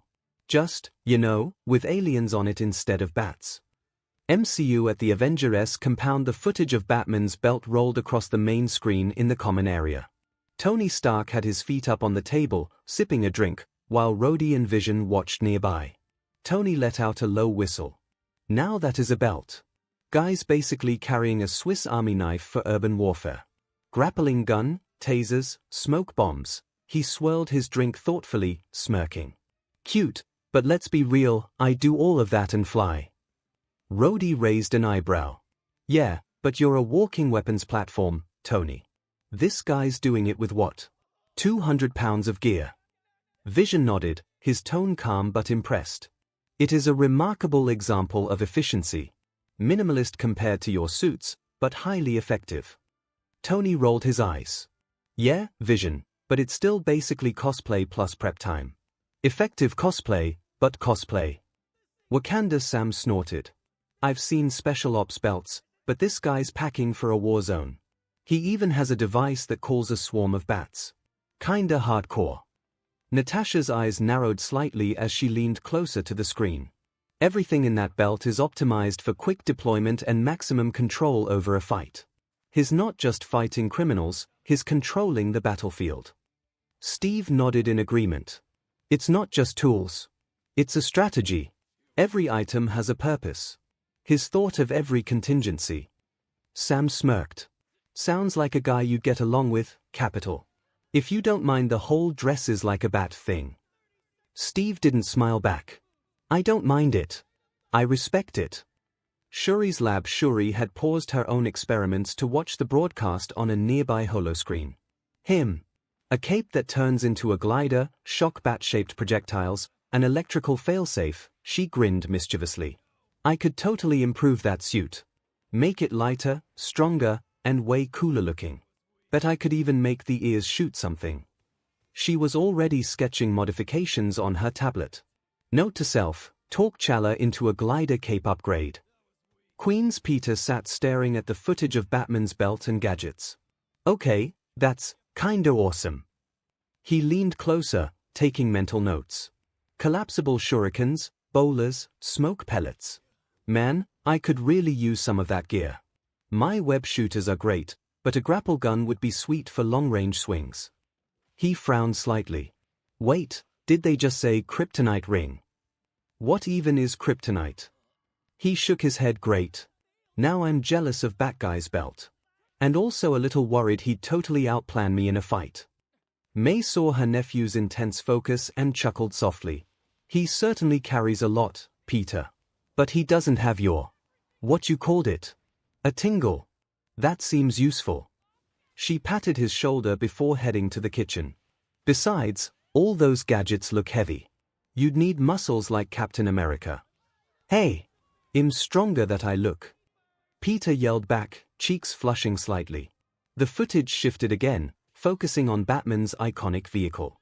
Peter's eyes widened further. Whoa! Is that a tank? In the screen, the Caped Crusader also has a wide variety of different vehicles, ranging from the iconic Batmobile, a highly durable, all-terrain, super-fast tank, a high-tech jet known as the Batplane, Batwing, the Batcycle, and several aquatic vehicles. Wiz continued listing the vehicles as the screen showed the Batmobile tearing through Gotham streets, the Batwing executing impossible maneuvers, and the Batcycle weaving through traffic. And let's not forget your classic helicopter, giant mechanized suits and even transforming vehicles, added boomstick as the screen showed Batman piloting a sleek, angular helicopter through Gotham's stormy skies, then seamlessly transitioning into a towering armored exosuit that crushed debris beneath its feet and ending with a literal car transforming into a plane and back again. Each vehicle is equipped with state-of-the-art weaponry, stealth systems, and countermeasures, making them formidable tools in Batman's arsenal. Finished whiz as the Batwing vanished into clouds using optical camouflage. Multiverse across countless realities, the sheer scale of preparation sparked varied reactions: admiration, envy, strategic recalculations, and in some cases, a dawning sense of inadequacy. 𝐒𝐻𝐈 why? Is that a car or a tank? That thing looks like it could smash through an entire villain hideout. Present MIC's voice crackled over the broadcast, echoing the stunned silence that had fallen over the teacher's lounge. That is metal. I mean, forget hero costumes, I want that as my ride to work. Aizawa shot his friend a look. You are already excessive loud normally. I don't need you driving a tank to work. He frowned at the screen. All of this, just to fight crime in a single city. He shook his head. Midnight agreed with him. He really has all this just for one city. That's equal parts impressive and terrifying. Snipe whistled under his breath. And that plane, stealth systems like I've never seen. That's military-grade tech, right there. Nezu's gaze remained fixed on the screen, his claws tapping rhythmically against his chair's armrest. A human, without a quirk, compensating to this degree. It's not just preparation. It's a statement. A declaration that humanity itself can stand against the impossible. He paused, the weight of the implications settling over the room like a physical force. What does that say about us, I wonder? When even our brightest support gear seems quaint by comparison. Tsukochi's office. The detective leaned back in his chair, eyes still locked on the screen. He's got a vehicle for land, sea, and air. The man is a one-man army. All Might frowned deeply, hands on his hips. This Batman does not inspire fear only with his presence, but with his arsenal. It's effective, but such reliance on machines worries me. A hero should inspire hope. Tsukochi glanced at him. Maybe in his city, fear is the only thing keeping the chaos at bay. All Might didn't answer, but the thought lingered. Island Melissa had her holopad out within seconds. A transforming car that becomes a jet. If I analyze the footage carefully, maybe I can map the hinge systems, and that armored suit he wore. I could design a lighter prototype for rescue missions. She was practically vibrating with excitement, already sketching diagrams as the footage replayed. My Doria apartment, incredible. That car looks like it weighs as much as a tank, but it's fast, probably turbine-powered. And that jet, it vanished in midair. Optical camouflage. Izuku's pen scribbled across the page as he muttered breathlessly. Modular vehicle systems, full urban assault capabilities, aquatic support vehicles. This isn't just transportation. It's an entire crime-fighting ecosystem. Then the Batmobile crushed through a barricade on screen, and Izuku froze for a second, eyes wide. He built all this, without a quirk. His chest tightened, awe, envy, and longing all twisting together. If someone like him can do this, maybe. He shook his head quickly, closing the notebook. No, don't get ahead of yourself. Focus, Izuku. Record the data. Learn. Indeed, called Inko, plus you are still too young to drive, she added with a smile, trying to lighten the mood.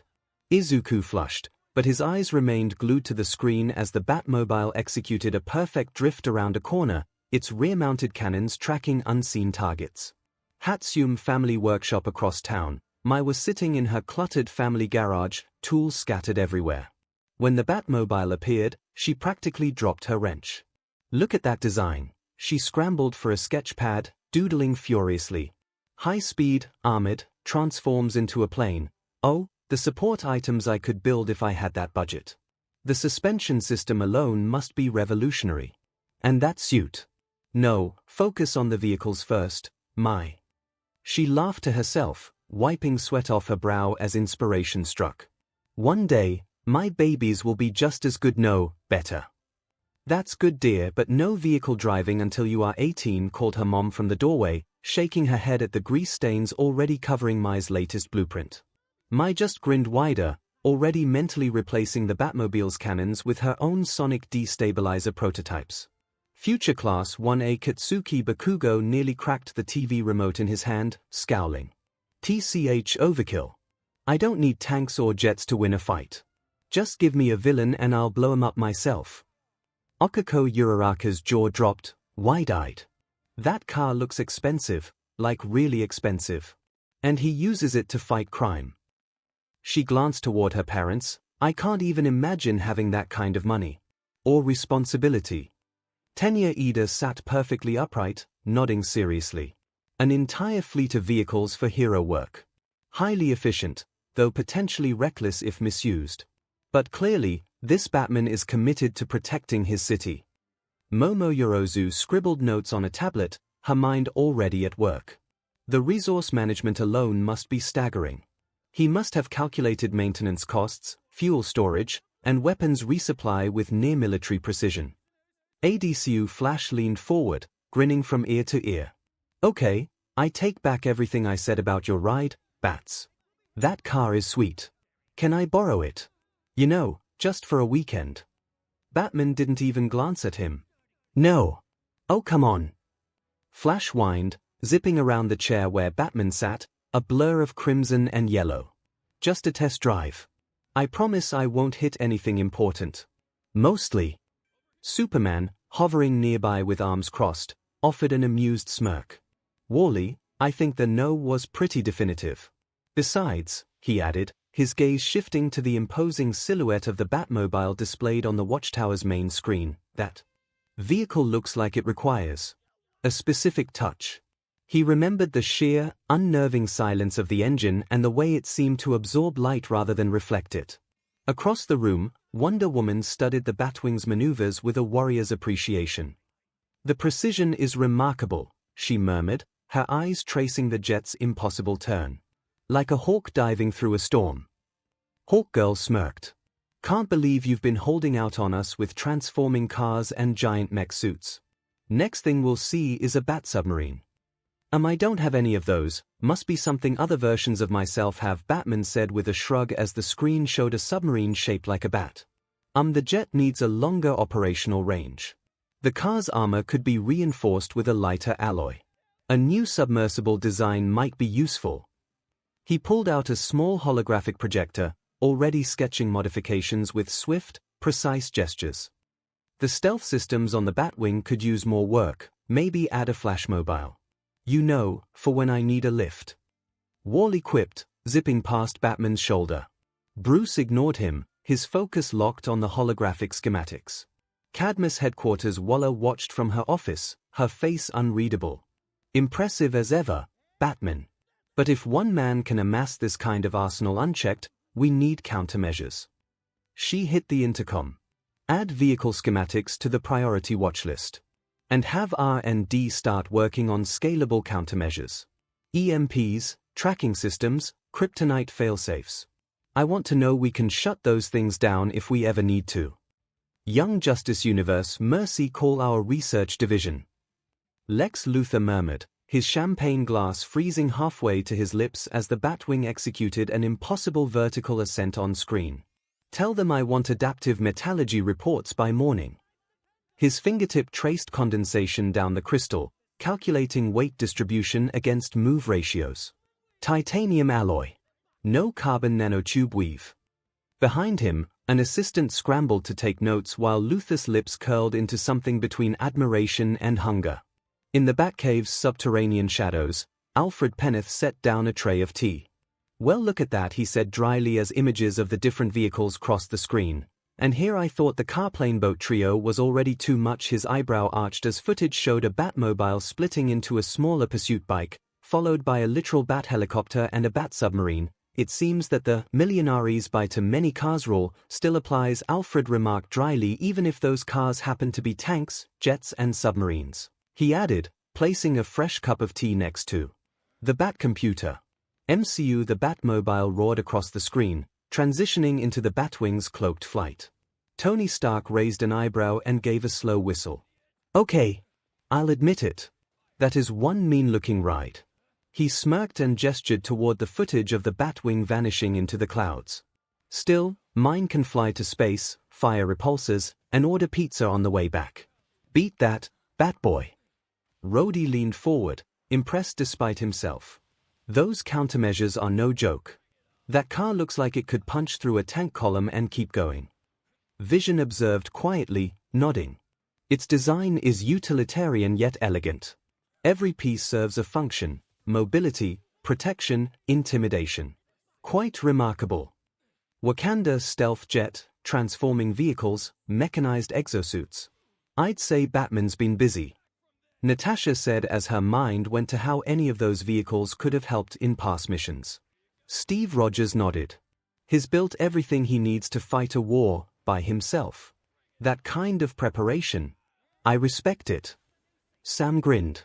Yeah, but imagine Bats pulling up next to us in that tank car and saying get in. That'd be the most awkward road trip ever. Shuri's lab. The princess grinned from ear to ear, holopen already dancing across her tablet.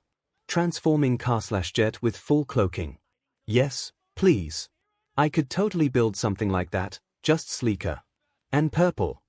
She called to her brother through the lab's comm channel, we are definitely upgrading your ride. Queens, Peter Parker's apartment. Peter's jaw nearly hit the floor when a version of the Batmobile transformed into a plane mid-chase. Are you kidding me? That is the coolest thing I've ever seen. He turned to May with wide eyes. Aunt May, can you imagine if I had one of those? I'd never be late for school again. May gave him a flat look as she set a plate down on the counter. Peter, you'd crash it into the first stop sign you saw. Peter blushed, muttering. Probably. But still. Look at it. Disney Universe 626. Ron's jaw dropped. Okay, KP, forget the communicator, we need one of those. Just think, Batron driving the Batmobile through Bueno Nacho drive-thru. Kim rolled her eyes but couldn't hide her impressed smile. Ron, you'd crash that thing in 5 minutes. But still, she leaned forward, studying the cloaking sequence carefully. That's a level of engineering I'd love to have on missions. Transforming vehicles, stealth jets, we could save entire countries with that kind of mobility. Rufus popped out of Ron's pocket, striking a superhero pose. Nacho Mobile. 3rd Street School. The gang huddled around Gus's tablet under the jungle gym as the Batmobile tore through Gotham. TJ was practically vibrating with excitement. Okay, team, picture this. We use that tank to roll through King Bob's court, rescue every kid with detention, and be back before lunch. Spinelli cracked her knuckles, grinning. Dibs on driving. Nobody's stopping us then. Gretchen adjusted her glasses. Actually, if we could copy even half the Batmobile systems, we could revolutionize the school's entire transportation system. Mikey sighed dreamily. Or we could just ride around spreading justice and friendship like Batman. Vince smirked. I'm just saying, Bat-tank dodgeball. Totally unbeatable. Hawaii in Lilo's living room, everyone watched as the Batwing deployed missiles mid-flight. Lilo gasped. That's like Stitch's red police cruiser, but scarier. The blue alien experiment's ears twitched, his eyes wide with excitement. Stitch want tank. Big scary car. Drive fast. He mimed holding a steering wheel before running in circles. Jumbo rubbed his chin, muttering excitedly. Yes. Transforming land-to-air vehicle. I could build a version for maybe add plasma cannons, hyperdrive thrusters, Pleakley practically shrieked. No. We are not giving Stitch a super tank. Nani folded her arms, glaring at Jumbo and Stitch. You're not even giving him a moped until he proves he can drive responsibly. Stitch slumped with an exaggerated pout. No fun. New York dude, that's quite awesome, called Jake Long as he watched the Batmobile drift around a corner on his laptop. Imagine pulling at the Huntsman with that. He'd freak. Foo Dog, sprawled lazily on a beanbag, raised an eyebrow. Yeah, kid, and who's paying for the gas? You got Wayne money stashed under your mattress. Jake waved a hand dismissively. Come on, Foo, tell me you wouldn't love to roll up on those HuntsClan clowns in a ride like that. Foo Dog smirked. Okay, yeah, it'd be a power move. But still, we're talking serious exposure here, whole world's watching, remember. Jake rolled his eyes. Yeah, but it's not like you or Grandpa have been able to do something about these screens, Jake retorted, gesturing at the screen they were watching while his grandpa fetched a spell scroll from a cabinet. If these transmissions cannot be stopped, they must be hidden. Moments later, 𝐼𝐻 was chanting and waving charms toward the screen, which remained stubbornly in place. Still there. Jake leaned against the doorway, grinning. Guess even the Dragon Council can't out-magic multiversal Wi-Fi. Fu Dog barked a laugh. Man, this is better than pay-per-view. RWBY Universe Yang whistled loud when the Batmobile plowed through a blockade and morphed into the Batwing mid-chase. Oh ho ho, yes. Now that's what I'm talking about. She punched the air, grinning from ear to ear. Imagine rolling up to a grim horde in that beast. Forget punching, just flatten 'em. Ruby practically pressed her face to the screen. It transforms.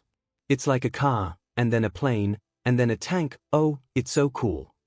Her silver eyes sparkled. Think we could build one? Yang ruffled her sister's hair. Oh, sis, we are so putting get a Batmobile on our beacon bucket list. Professor's Lounge Professor Port chuckled heartily as he watched the Batmobile crush through another obstacle. A fine vehicle. I once fought a Goliath with nothing but a wagon and some rope, but I must say, a transforming tank would have made things easier. Atlas Military Headquarters General Ironwood stood with arms crossed, watching the Batwing cloak itself and vanish from radar. His jaw tightened in quiet approval. Advanced mobility, full stealth capabilities, armored vehicles with urban combat applications, he's built an entire arsenal to single-handedly stabilize a war zone. He tapped the screen, pulling up schematics of Atlassian Knight units. We need to review our next-generation vehicle prototypes. If we could integrate that level of cloaking technology and modular combat capability into our fleets, he turned to Winter, who stood at attention nearby. See to it that R&D begins conceptual work on a transforming unit. If one man can do this, so can Atlas. Winter gave a crisp nod. Understood, sir. I'll contact the engineers immediately. 𝐶hnee Company Jacques watched the broadcast from behind his desk, swirling a glass of wine in one hand.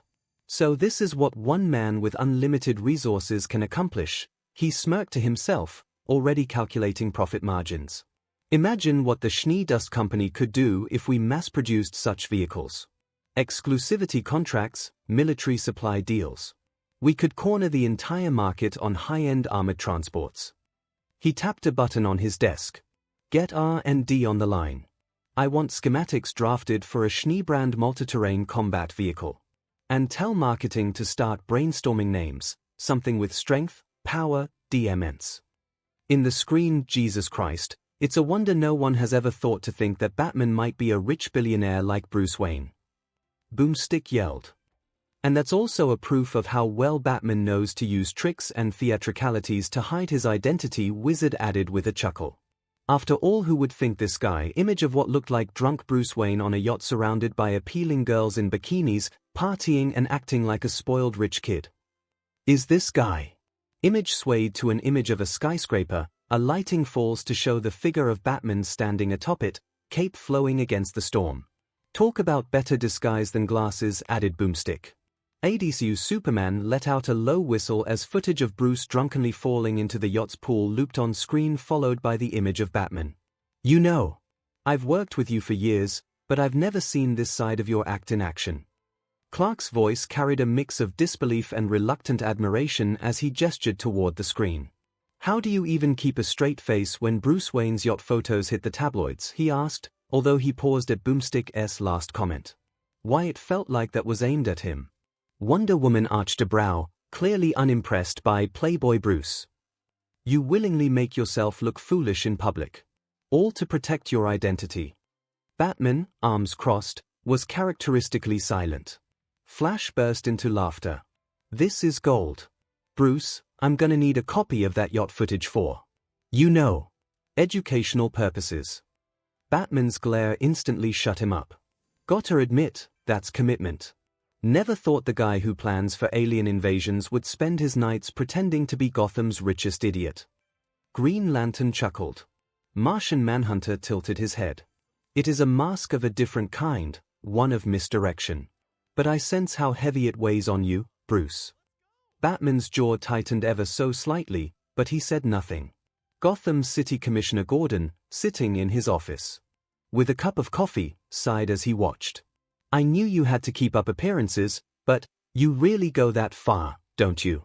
Guess it keeps people off the trail. He smiled faintly. Still can't believe you've been pulling this off for years. Hideout Joker was nearly crying with laughter. Oh Batsy, you pretend to be a shallow, drunken buffoon. That's almost better than the Cape and Cowl act. Bravo! He clapped like a delighted child.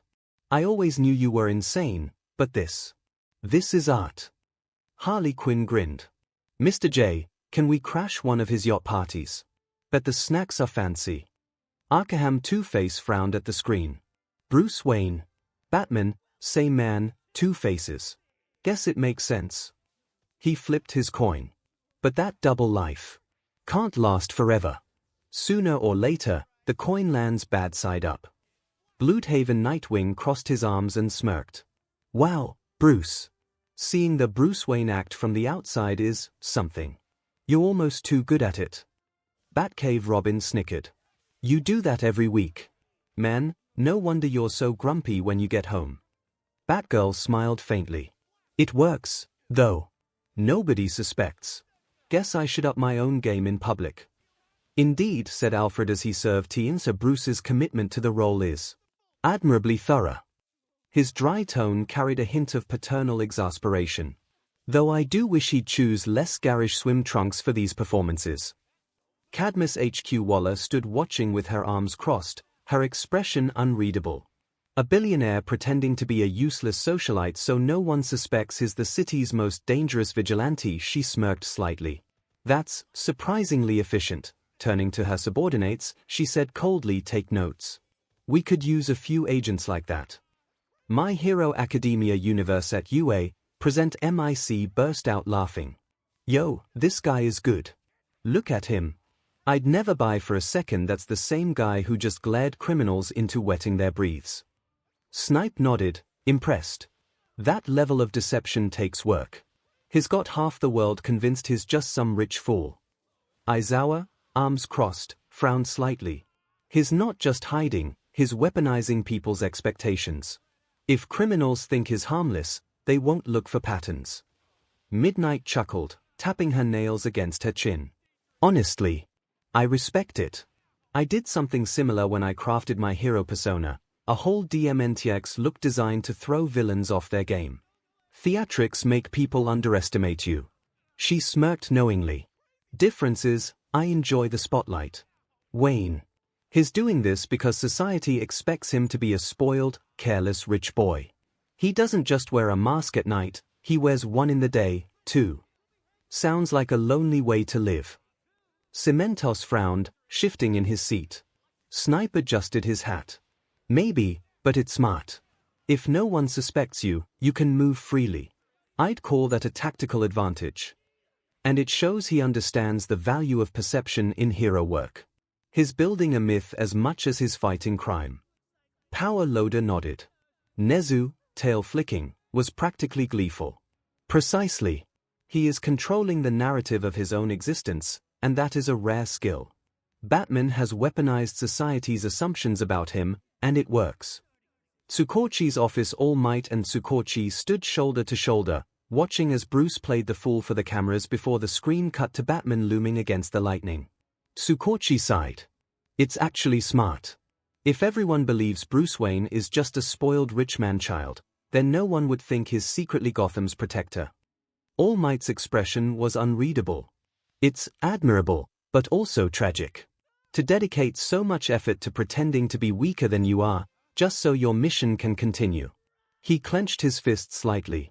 I have my own secret to maintain, but this man has made his entire life a performance. Midoriya, as a part met Izuku scribbled furiously in his notebook. He built two separate lives. He's not just Batman, he's Bruce Wayne and Batman, at the same time. He hummed, "If someone can make themselves into two different people so convincingly that no one notices, then he must have incredible mental DSPN. His Playboy act is as much a tool as his gadgets." 𝐼𝐼𝐵 Melissa Shield, in 𝐼𝐼𝐵's research lab, tapped her chin thoughtfully.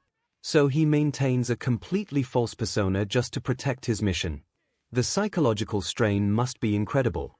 I wonder if his developed coping mechanisms, or if that pain is what fuels him. Yorozu estate. The massive screen glowed across the marble walls of the Yorozu mansion as Bruce Wayne's drunken partyboy antics replayed. Mr. Yorozu frowned, setting down his teacup. So this is how the wealthy are portrayed in his world. As careless fools wasting their fortune on hedonism. Mrs. Yorozu sighed, shaking her head. It's insulting. We have a duty to use our resources responsibly, not squander them for appearances. Momo's brows furrowed, her voice soft but firm. I understand why he does it. But to deliberately make himself seem useless, it's almost painful to watch. Doesn't it make all his work meaningless, if no one can respect who he really is? Her father crossed his arms. Perhaps that is his burden to bear. Still, it does society no favors to reinforce the idea that wealth breeds irresponsibility. Dragon Ball Universe at Capsule Corp. Bulma was glaring at the screen. Are you kidding me? This guy has access to ridiculous tech budgets and chooses to act like an idiot. Vegeta glanced up from the corner, smirking. HMPH. At least he fights, woman. He hides his power until the right time, it's a warrior's tactic. Bulma groaned, not impressed. I get the strategy. But do you know how many times I've had to deal with people assuming I'm just some spoiled heiress who doesn't earn her genius? This Wayne guy is setting rich people back decades. Bulma threw her hands up, pacing furiously. Vegeta snorted, crossing his arms. RWBY Universe Weiss, seated stiffly on a couch, frowned. I find it offensive, honestly. My family's name already carries enough weight without people assuming wealth means decadence. This Bruce Wayne may be using it as a strategy, but he's reinforcing every stereotype about the upper class being shallow. Her voice was clipped, aristocratic disdain dripping from every syllable. In their room, Ruby was both annoyed and curious why Yang suddenly covered her eyes. Yang, why'd you do that? Sorry Ruby, but you're still too young to see some things, Yang said quickly. Danny Phantom Universe, Fenton household Sam Manson nearly dropped her vegan smoothie as the footage played. Oh, come on. Another rich kid pretending to be a total idiot. He's literally playing into the stereotype I've been fighting against since kindergarten. Danny raised an eyebrow. I mean, he's doing it to protect people.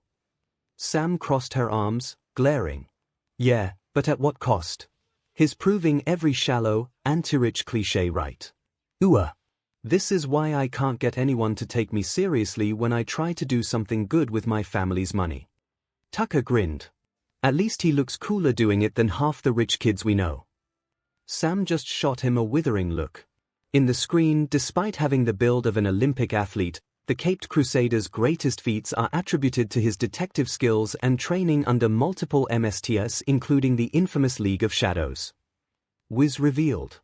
Feats solved numerous unsolvable crimes or invites near-death experiences, can best metahumans in combat and pinpoint their weaknesses, does not use firearms, no killing rule ignored for death battle, is single-handedly defeated Superman and the Justice League, only non-powered founder of the Justice League, survived his back being broken, a largest rogues gallery of villains. He can anticipate attacks through muscle movement and can memorize the smallest detail, even the shape of a cheek. His punched. Wiz explained. And while Batman is only human, his achievements stand among gods. He's a founding member of one of the most popular teams of superheroes, known as the Justice League. Boomstick revealed as the screen showed Batman standing alongside Superman, Wonder Woman, and other heroes. And he's even fought and defeated all of them, including Superman, the most powerful superhero of all time. Boomstick yelled loudly. The screen showed some feats of Superman, like lifting a planet, flying faster than light, and surviving supernovas, before shifting to a scene of an old-looking Batman in a bulk armor holding up a beaten and bloody Superman. Dark Knight Return. then shift to a similar scene with a young Batman in a similar armor, now holding a glowing green spear pointed at a downed Superman BVS.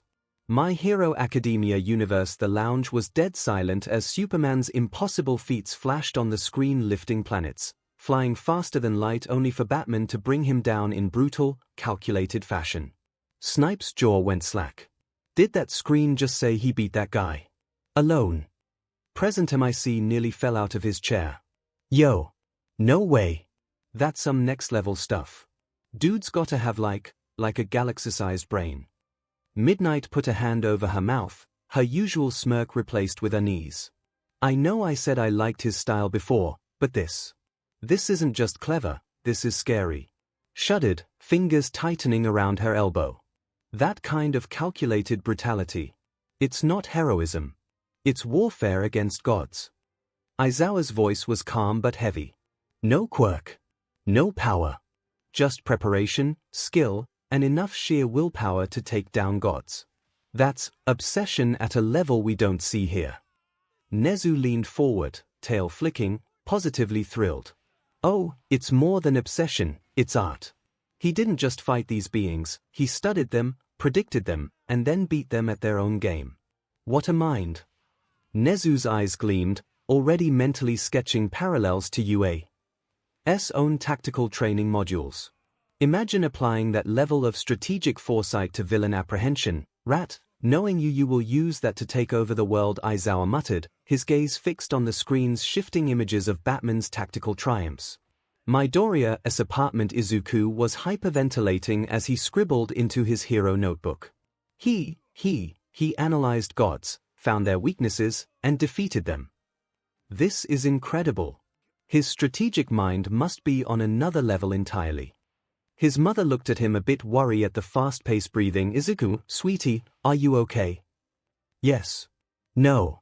Maybe. Mom, this man proves that even someone without a quirk can not only be a hero, they can be the greatest hero. He clutched his notebook to his chest, tears welling up in his eyes. I have to learn everything I can about him. His mother sighed softly, a mix of concern and affection softening her features. Tsukochi's office. Tsukochi's expression darkened. All might, if this is true, if this Batman could truly defeat someone like Superman. The hero crossed his arms, frowning, his smile gone. Then he is more dangerous than any villain Japan has ever faced. Not because he is evil, but because no one would ever see him coming. He let out a slow breath. Bakugo's room. Bakugo exploded. Literally. Small pops of nitroglycerine sparking from his palms as he shouted at the screen. Bullshit. No way some quirkless freak takes down a guy that can move planets. If he can do it, then that means Superman's weak. The footage of Batman holding a beaten Superman in the bulky armored suit faded, leaving the room in stunned silence. Superman's jaw was tense, his fists tight at his sides. I always knew he had contingency plans, but seeing it like this, he cut himself off, clearly shaken. Wonder Woman rested a hand on her hip, frowning. Those plans weren't just contingencies. In those worlds, he was willing to go all the way. To kill you, Clark. Could their own Batman had a similar plan? Diana wondered silently. Flash blinked rapidly, trying to lighten the tension but failing. Okay, I knew Bats was hardcore, but this is like next-level hardcore. Are we sure he's not secretly part robot?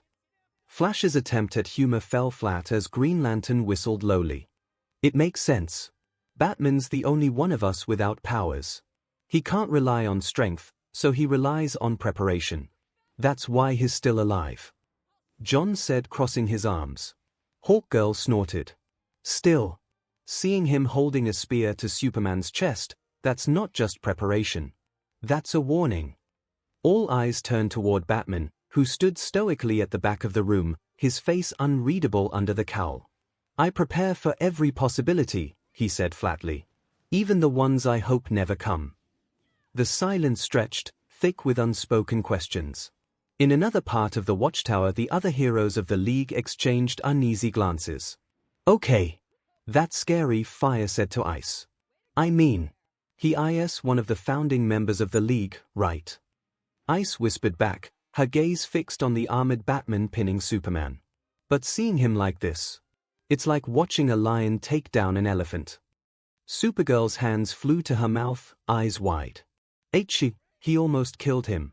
He was going to kill my cousin. Her voice trembled, fear mixing with disbelief, and she was ready to fly to Clark's side when a hand fell on her shoulders. "Take it easy," said Green Arrow Bruce. Batman. He's always been intense. But he wouldn't do that to Clark unless. He trailed off, unable to finish the thought. Unless there wasn't any option and he had to be stopped, Black Canary added softly, her gaze locked on the screen. But seeing it feels different than hearing about it. Her fingers tightened around Oliver's arm.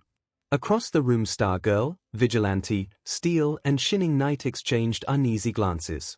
Steel crossed his arms, the metallic plates of his suit groaning softly. "Man's got contingencies for contingencies," he muttered, shaking his head. "Guess that's why he's the only one who sleeps easy when Darkseid comes knocking." I knew Bats was scary, but this is a whole new level. Dude had a spear ready for the big guy. Stargirl whispered to Vigilante, her knuckles white around her cosmic rod. "I would wonder if our Batman has one of those," the cowboy hero said softly. "Wouldn't surprise me. Man's got plans for everything." Steel shifted uncomfortably, the metallic plates of his armor scraping together. Plans are one thing. Seeing him actually do it, that's something else.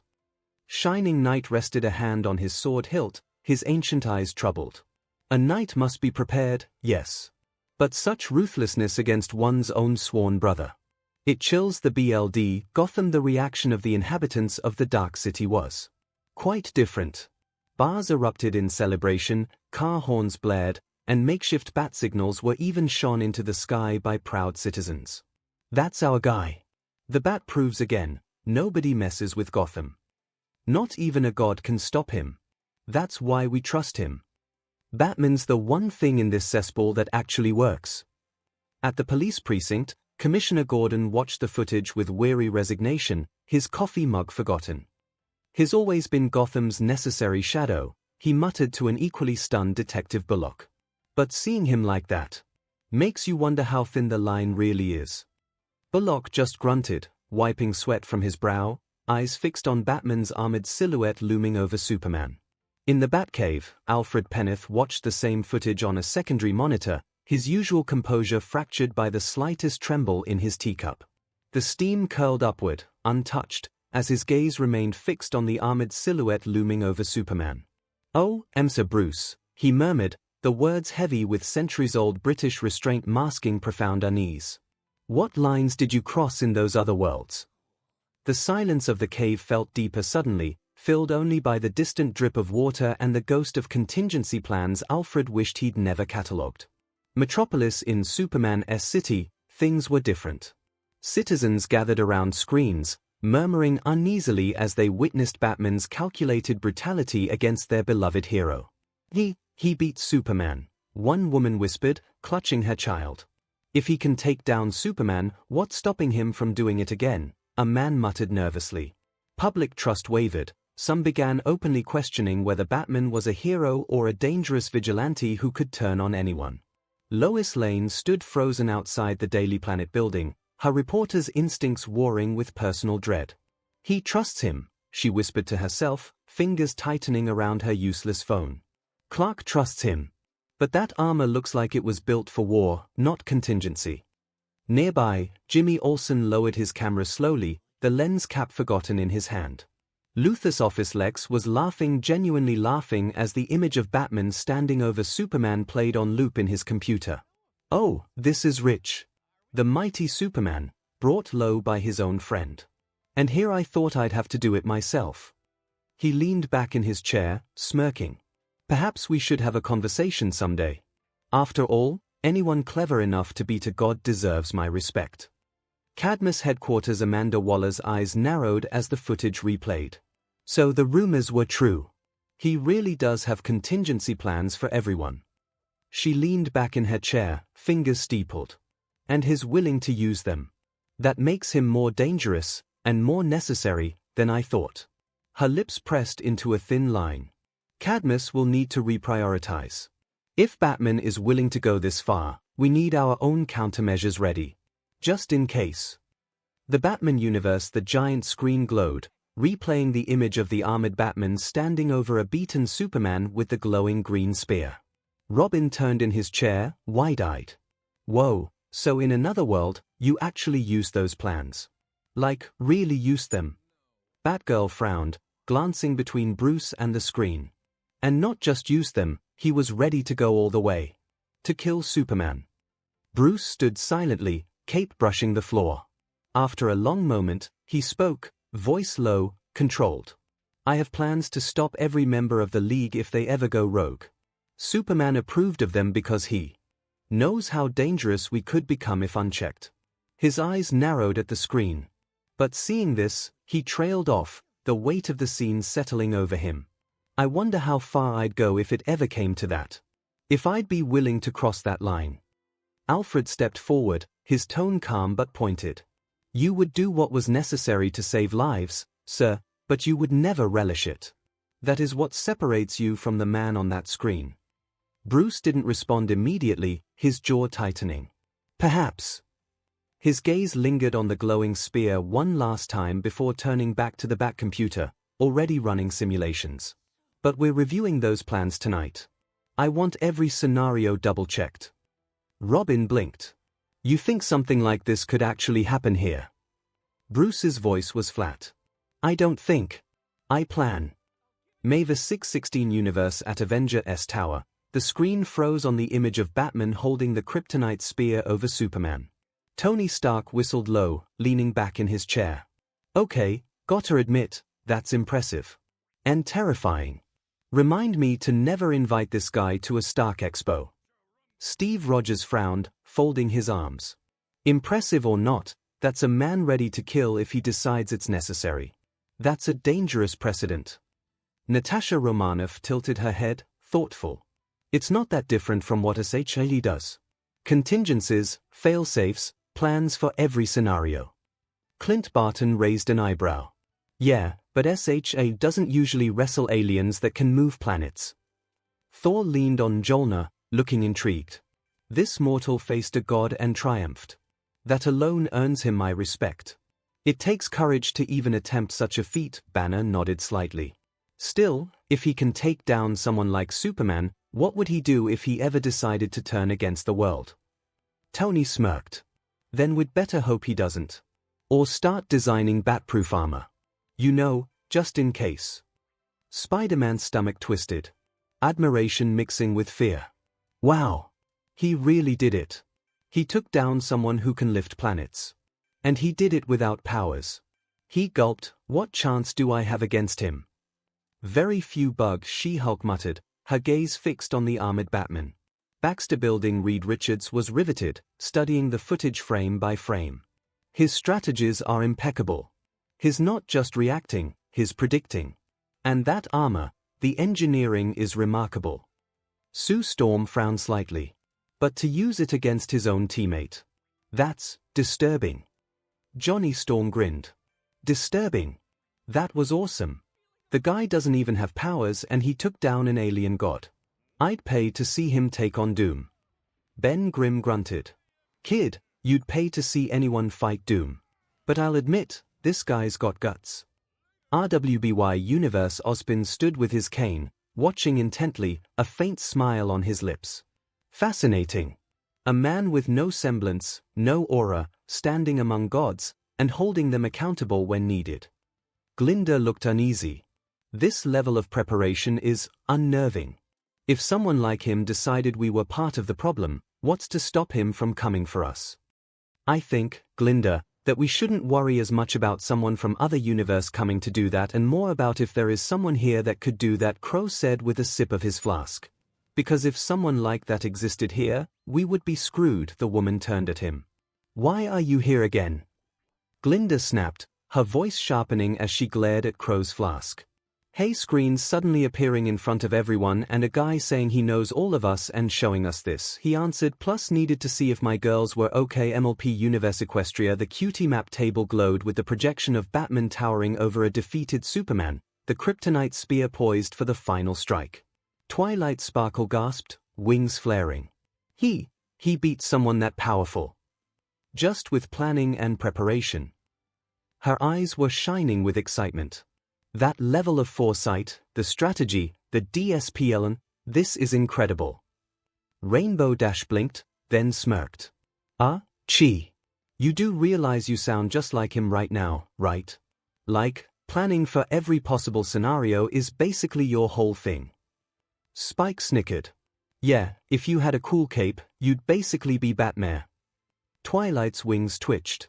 I wouldn't go that far. Applejack adjusted her hat, frowning slightly. Still, there's mighty unsettling. I don't know if I like the idea of one fella having that much say over who gets stopped or not. Rarity tossed her manner. Darling, say what you will, he makes that cape look marvelous. Fluttershy peeked from behind her throne, eyes wide. But he was going to hurt Superman. Isn't that scary? Pinkie Pie grinned. It's only scary if you're the bad guy. Or the alien god with laser eyes. Oh. Or if you're not prepared, which is why Twilight loves this guy. Twilight groaned, face-hoofing. I don't love him, Pinkie. I just respect the brilliance of his methods. Canterlot Luna, silent until now, stepped forward, her eyes reflecting the screen's glow. This one used fear not to dominate, but to guide. He has embraced the night and made it his ally. There is nobility in that. Celestia nodded softly, though her tone was more cautious. Perhaps. But there is also danger in walking so close to darkness. He risks becoming the very thing he fights. In the screen, this achievement was attributed thanks also in part of his detective work. Wiz explained. Batman can detect, analyze, and prepare how to take down any opponent's skills or abilities, such as kryptonite against Superman. And not only Superman, added Boomstick, cause this guy has a plan A to Z to take down any of the League's member, he called out, whatever they are, boxes filled with guns or tools lock and loaded in some dark corner of the Batcave or the infamous Agamemnon archives hidden in his more personal and secure file in the Batcomputer.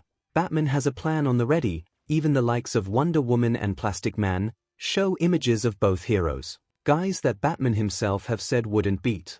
In a direct fight, have their own archives and plans ready. The screen now showed an image of Plastic Man being shot with an ice-cold weapon until he broke and Wonder Woman being shot with a gas that made her fight against illusions until she got a heart slide. ADCU the room was tense as the screen showed Plastic Man shattering under the cold and Wonder Woman collapsing under the illusion gas. Flash's eyes widened. Whoa, hold up. He's got a plan for Diana. Wonder Woman's jaw clenched, her expression dark. And for Eel, apparently. Plans that could kill us. She crossed her arms, her voice sharp. I trusted you, Batman. I trusted that you fought alongside us as an equal, not that you kept weapons trained on our backs. Hawkgirl snorted. Told you he was paranoid. Green Lantern stepped forward, frowning. He's not just paranoid, he's prepared. This is Batman. He doesn't do anything halfway. Superman's expression was unreadable, but his voice was quiet. I knew about the kryptonite. I didn't know about the rest. He turned to Batman, his eyes sharp but not angry. Were you ever going to tell us? Batman stood in silence for a moment before speaking, his tone flat and unflinching.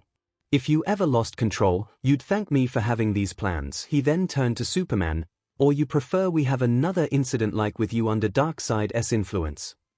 The silence that followed was thick, charged with the weight of unspoken betrayals and the cold logic of survival. In other parts of the Watchtower, heroes and personnel of the League looked at each other with different degrees of fear and distrust.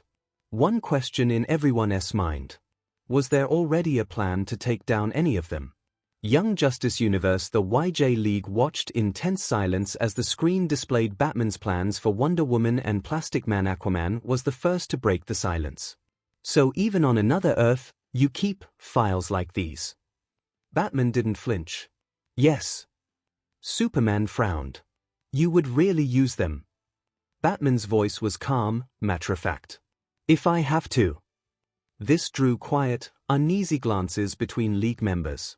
Black Canary sighed, rubbing her temple. Bruce, This is why we have trust issues inside the league. Secrets like this. Green Arrow crossed his arms, half grim but not surprised. I hate to say it, but he's right. If one of us ever went rogue, who else could stop us? Superman turned sharply. We stop each other because we're a team. We don't stockpile ways to kill each other. You rely on hope. I rely on certainty. Batman replied. No doubt nor fear in his tone. Hope failed you against Doomsday. Certainty saved Gotham from the Joker's toxin. The words landed like stones in still water.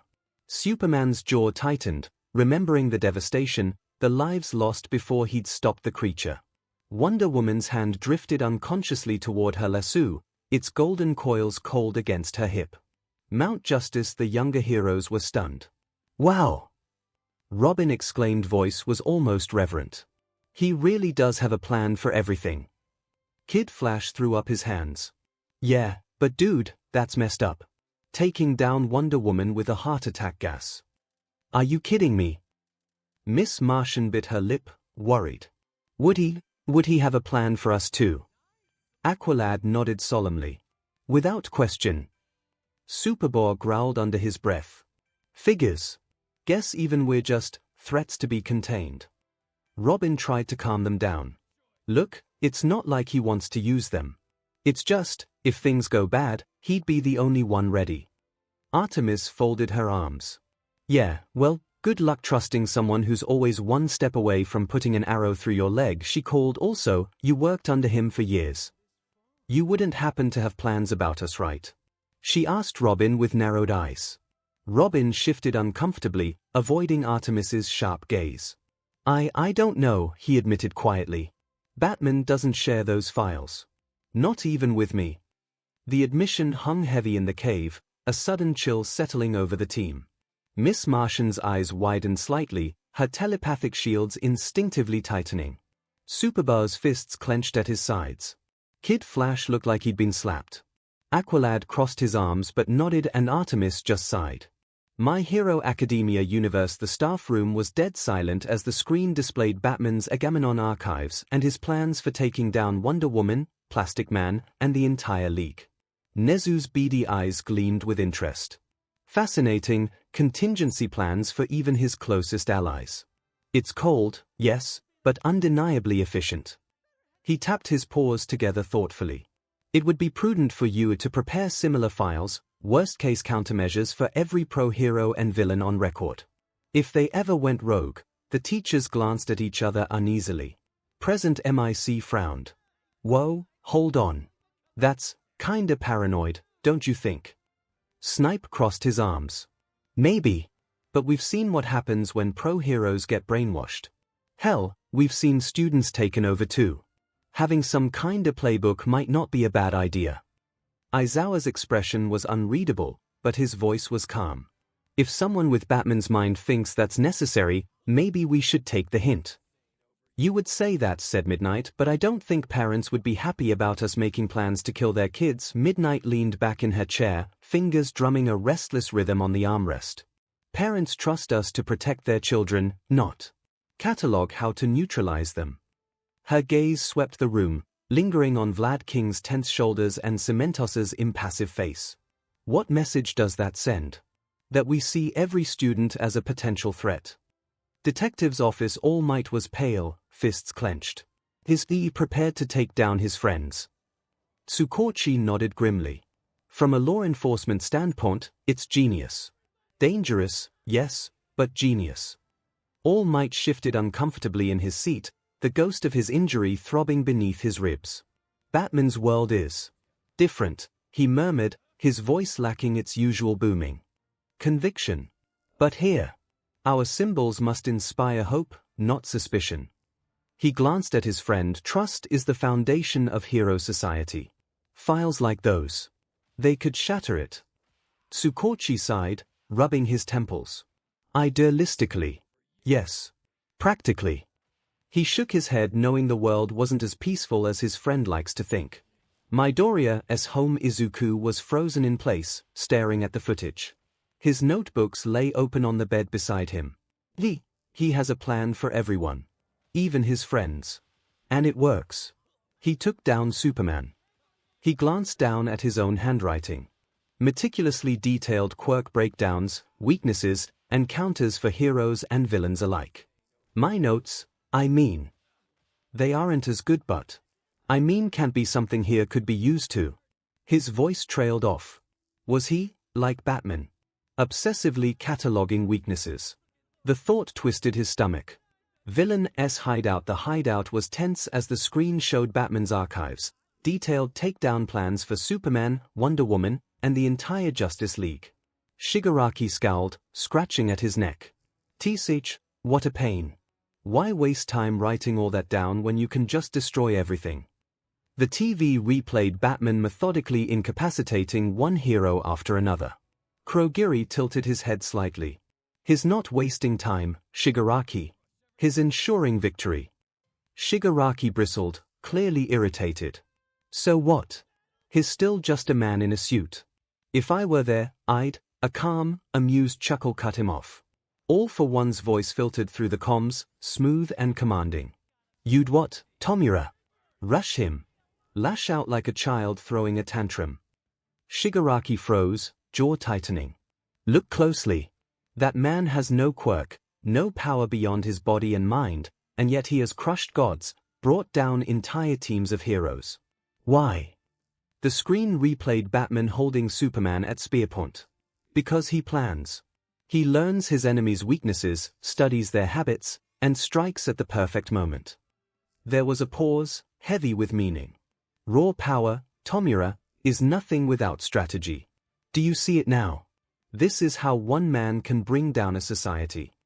Shigaraki glared at the screen, his hand twitching, but he didn't argue. Fine. But when the time comes, I'll crush him my way. All for One's chuckle was almost paternal. Perhaps. But if you ever wish to surpass him, or me, you must learn to think as well as you destroy. Redestro's office. The face of the MLA leader was twisted with rage as the footage replayed. This quirkless man dares to claim dominion over his world. That a mere human can control those blessed with power. His hands clenched so tightly his knuckles went white. Unacceptable.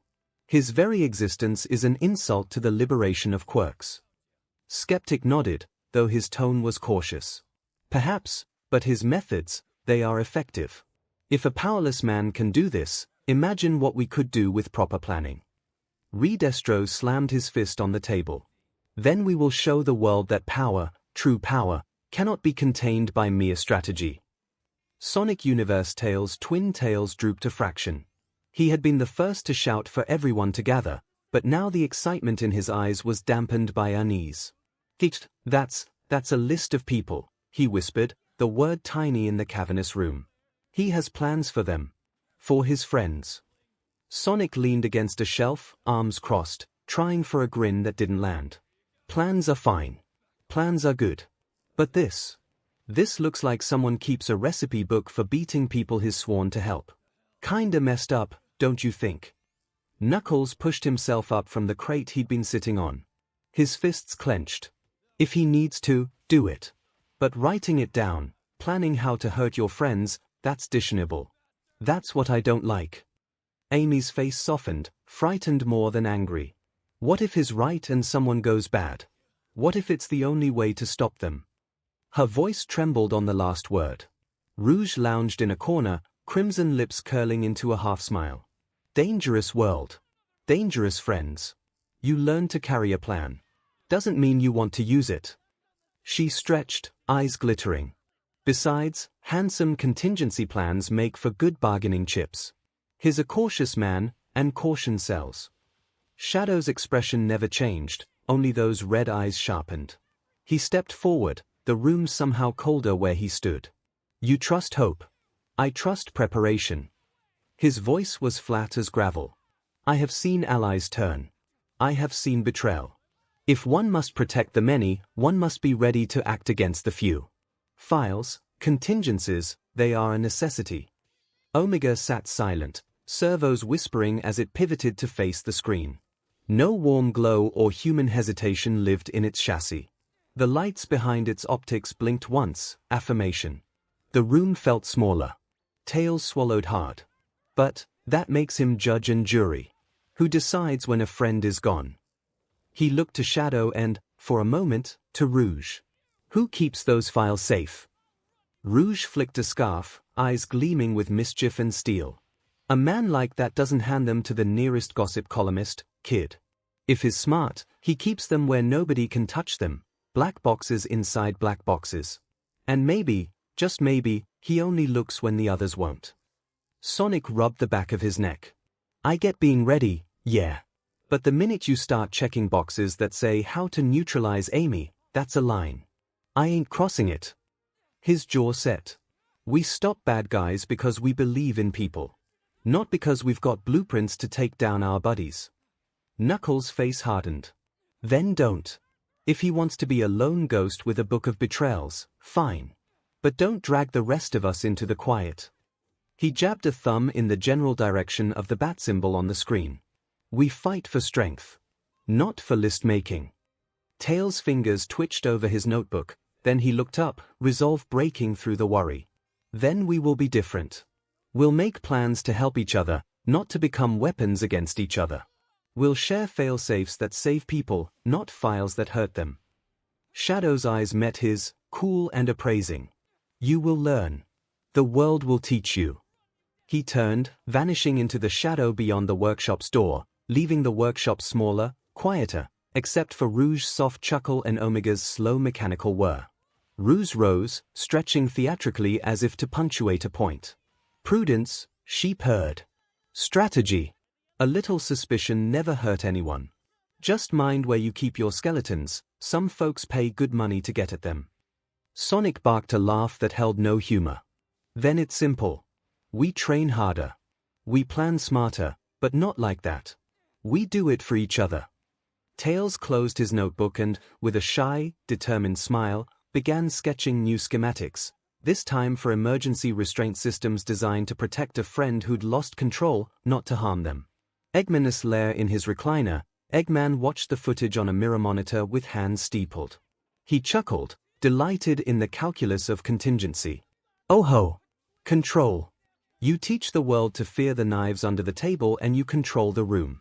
Brilliant. He turned to Orbit and Cubert already scurrying for notes. Imagine the armies you could make with a doctrine like that. Imagine the patents. MLP Universe Equestria. The QT map table glowed softly as the screen hovered above it, showing Batman's contingency plans in chilling detail. Twilight sat rigid in her throne, her quill frozen mid-note. Her wings twitched as her mind spun. Not even I would do something like this, she thought, heart racing. Not to my friends. Not to Rainbow, not to Applejack, not to any pony. But then, a faint, quiet thought crept into her mind, not her own, but sounding just like her, a whisper that seemed to curl in her ears. But what if something controlled them? What if Discord went rogue again? Or if a spell corrupted them, or you? Shouldn't you have a way to stop them before some pony gets hurt? Twilight swallowed hard, tail lashing nervously. She forced the thought down and forced a smile that didn't quite reach her eyes. Applejack broke the silence first, her voice steady but uneasy. I get markin' plans for trouble, Sugar Cube, but plans for your own friends. That's crossin' a line. Rainbow Dash was pacing, wings flaring in agitation. No kidding. That's not just crossing a line, that's setting it on fire and flying over it. If any of my friends kept files on how to take me down, we'd be done. Rarity shuddered delicately, though she tried to keep her tone light. It's terribly dramatic, though, isn't it? Secret caves, hidden files, plans to take down the most powerful people alive, positively sinister. Pinkie Pie's menere drooped slightly, her usual bounce gone. That's not how you friendship, Batman, she said softly. You talk to your friends, not write about how to fight them. Fluttershy peeked from behind her menere, her voice a whisper. And maybe he's just afraid. Maybe he thinks this is the only way to keep every pony safe. Twilight's forced smile faltered, her ears drooping. But if she's right, then maybe he's not wrong to plan. Canterlot Celestia's expression was pensive, her usual serenity shadowed.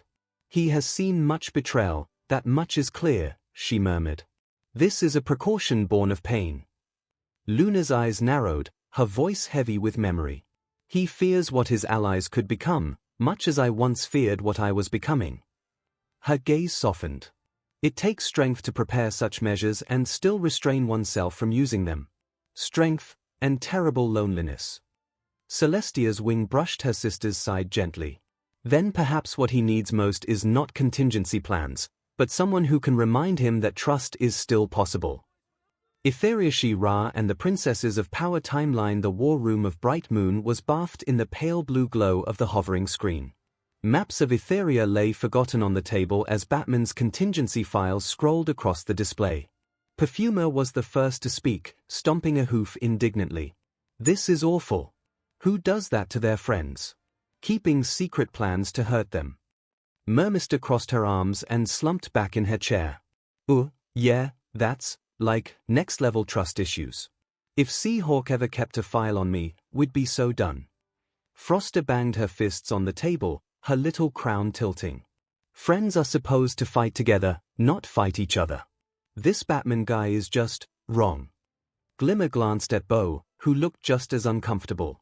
He fights alongside them every day, and yet he doesn't trust them completely. That's not teamwork. But then their voices quieted when they noticed Adora and Netossa standing near the corner, speaking in low tones. Adora's brows were furrowed, her soldier instincts kicking in as she watched Batman systematically prepare to take down gods. You know, he's not wrong, she admitted quietly. When I was in the Horde, they drilled into us that you always plan for every possibility, even if that possibility is betrayal. Maybe we should begin thinking on something like those plans. Netossa nodded, arms crossed, her expression grim but calculating. Exactly. I've been keeping notes on everyone's strengths and weaknesses for months now. You never know when that information will save lives. What if one of us is corrupted by Horde tech, or controlled by magic? Having a plan could be the difference between stopping them or losing everything. Perfuma gasped, her flowers wilting slightly. Netossa! You're keeping files on us. The net-throwing princess didn't flinch. Yes. And I'd do it again. It's not because I don't trust you, it's because I do. Because if something happens to you, I want to be ready to bring you back. Safely. The room fell silent. Even Mermister stopped her sarcastic muttering. Glimmer shifted uncomfortably, exchanging a glance with Bo. I don't like it, she admitted, but I can't say I don't see the logic. Adora looked back at the screen, at Batman's grim silhouette. Maybe this isn't about trust or betrayal. Maybe it's about being ready to do the hard thing, so no one else has to. The words lingered, leaving the room unsettled. For the first time, some of the princesses looked at Batman's contingencies not just with horror, but with reluctant understanding. The Fright Zone. The glow of the screen cast long shadows across the Fright Zone command center. Horde soldiers had fallen silent, watching Batman's files and contingency plans play out. Catra leaned lazily against the war table, arms crossed, her tail flicking with barely contained glee. Finally. Someone who gets it. Always have a plan, always be ready to strike first. These princesses could learn a thing or two. Scorpia shifted nervously, glancing at the footage. I dunno, Catra, planning how to fight your friends. That's kinda heavy. Catra smirked, shrugging off the concern. Friends, enemies, labels change. Plans stay useful. If Batman can take down gods with prep time, then I can take down a bunch of glittery princesses. She hopped onto the table and began sketching rough diagrams with a stolen stylus. Anti-glimmer stasis traps, anti-froster flamethrowers, maybe even an anti-She-Ra blade. Yeah. This could work. Scorpia tilted her head. I guess it's smart. But it feels kinda, mean. Before Catra could respond, Entraptor zipped past, hair lifting her off the ground as she scrolled through the footage of the Batmobile, Batwing, and armored exosuits. Oh my gosh, look at this engineering. Transforming vehicles. Electromagnetic shielding. Miniaturized glider systems. Her goggles fogged with excitement as she practically squealed. Hordak is going to love this. I can make 10 of these by next week if I get enough first-run prototypes. Oh, or I could make one that crawls on the walls. Catra rolled her eyes, gesturing at her own sketches. Hello. Planning here. Winning the war. Entraptor was already halfway down the hall toward her lab, calling back absent-mindedly. Yeah, princess plans, whatever. I need to find out what kind of engine that Batmobile uses. In the screen, but while Wayne has no exploitable weaknesses, he is not perfect. Wiz pointed out. His mental stability has often been called into question. Well, let's see. His parents were killed in front of him as a child, he uses his money to beat the SHT out of people dressed as a giant bat, has an unbreakable no-kill rule even though most of his villains escape from jail to commit more murder, and keeps employing 12-year-old sidekicks that are also his own adopted kids. Boomstick listed with greater exclamation. Yeah, he's clearly not all there, he added with a sarcastic shrug. Not to mention his secret plans have made him bump heads with the rest of the Justice League to the point he either has been expelled or downright quit the league. The screen showed first a Batman Justice League Doom, Tower of Babel being voted out the league, followed by another Young Justice quitting the league. 𝐻𝐻𝐈 the Watchtower was silent as the footage played. Batman stood stoic in the corner, arms crossed, expression unreadable.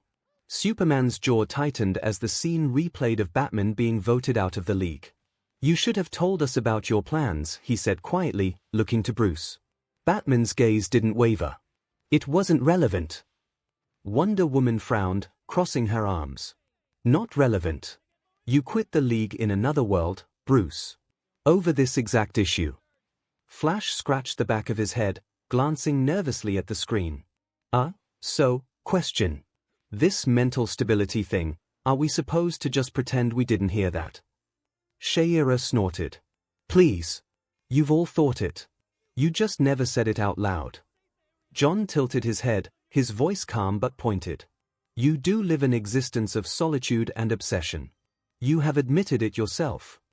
Batman's jaw clenched slightly but he didn't respond. You keep putting kids in danger. Like, actual kids. Wonder Woman finally asked, voice smaller than usual. Clark's shoulders stiffened. They are trained. They are capable, he said, but even his voice carried unease. Capable or not, they are still children, Diana said sharply. And it's your choice to bring them into this war. Flash raised his hands defensively. Hey, maybe Robin wants to be there. Maybe it's, like, a family thing. Sh*ira glanced at Batman. Or maybe it's just another way he punishes himself, making sure no one has to be as alone as he was. That earned her a sharp look from Bruce, but he still said nothing. Green Lantern broke in at last, voice level but serious. Look, men, we trust you. But it's getting harder not to wonder if all that trust is one-sided. The Watchtower felt colder than usual, the silence heavier. Batman simply turned back to the screen, his cape swaying slightly as he resumed his stance. Gotham Joker had tears in his eyes from laughing so hard, slapping the table. Oh, this is just delicious. The bat, the big scary bat, getting voted off his little hero clubhouse. He threw an arm around Harley, still cackling. And they called me unstable. Oh, and the kid sidekicks. Who? I always knew I wasn't the only one who liked bringing the little ones into playtime. Harley giggled, though there was a sharp edge to her tone. Mr. J, I don't think they meant it in a good way, Harley murmured. Police Department Bullock leaned back in his chair, feet up on the desk, the glow of the screen lighting up his face. So let me get this straight, Bats is adopting kids, giving 'em tights, and taking 'em out to punch psychos in alleys. He snorted, tipping his hat back. Guess we should get child services a bat signal, here. Save 'em the trip. Gordon pinched the bridge of his nose, looking about 10 years older. Harvey, Bullock shrugged. What? I'm just saying. Sooner or later, somebody's gonna start asking questions about why Gotham's got so many acrobatic teenagers swinging around at night. Gordon didn't answer, but his grim expression said he'd been wondering the same thing for a long time. Young Justice Universe The cave's main screen froze on the image of Batman quitting the Justice League. The room was silent except for the faint hum of the Zeta tubes. Robin's mask hid most of his expression, but his fists were clenched at his sides. That's the Watchtower. That's our league. Kid Flash frowned, folding his arms. So, wait, hold up. Future Batman quits the league. Over this. He gestured to the screen still showing the contingency plans. Aqualad's expression was grim, thoughtful. If it is our future, then something must drive him to that decision. Something serious. Miss Martian's hands twisted nervously. But his Batman. He's always so controlled. I can't imagine him just walking away. Robin's voice was sharp as he cut in. If Batman thought leaving was the only way to do what's right, he'd do it. He looked away from the group, his shoulders tense, and I'd follow him. That made the whole team go quiet. Superbar frowned, glancing at the image of Batman being voted out. He's human. He makes mistakes. Maybe this was one. Robin's glare was immediate, defensive. Batman doesn't make mistakes. Not like that. Kid Flash whistled low. Whoa, touchy much. Robin didn't respond, his gaze fixed on the frozen image of Batman's retreating back. The silence stretched, thick with unspoken questions about loyalty and the cost of secrets. Watchtower. The footage of Batman quitting the league faded from the screen, leaving an uncomfortable silence hanging in the Watchtower's meeting room. Black Canary broke the silence first, her voice measured but direct. Bruce, is there something you're not telling us? Batman didn't turn from the screen. No. Green Arrow raised an eyebrow, skeptical. Come on, you just saw that the same as we did. That was you walking out on all of us. You really mean to tell me you don't have even a guess as to why? Batman's jaw clenched, but his voice stayed level. If that is our future, then it means I saw something I couldn't ignore. Flash leaned forward in his chair. Yeah, but what? We've dealt with planet-ending threats, mind control, aliens. What's so bad that you decide to ditch the whole team? Wonder Woman's eyes were sharp, though there was a note of concern beneath her words. Or perhaps you simply stopped trusting us. That got Batman to finally look away from the screen, meeting her gaze evenly. If I stop trusting you, it will be because you gave me reason to. The room went still. Superman frowned, his voice quiet but firm. Bruce, we are a league because we do trust one another.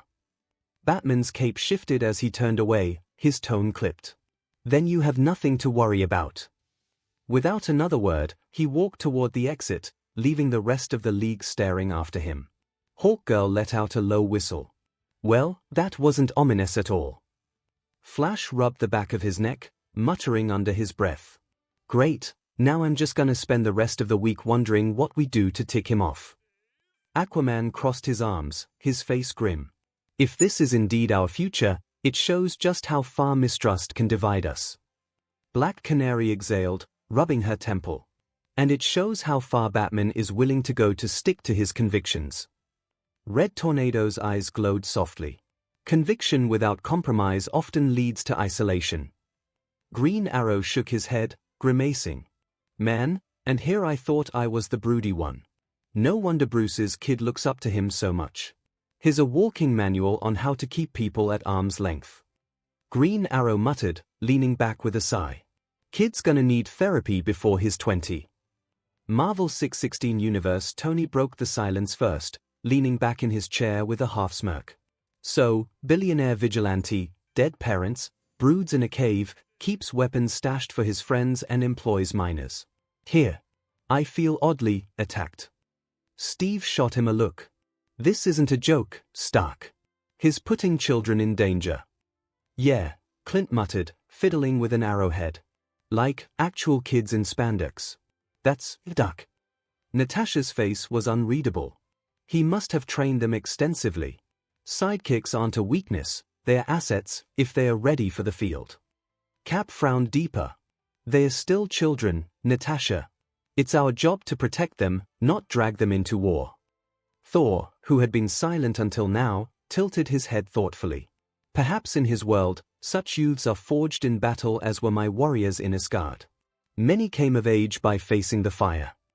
Yeah, sure, Clint cut in, but they weren't doing it while fighting freaks with clown makeup and chemical weapons.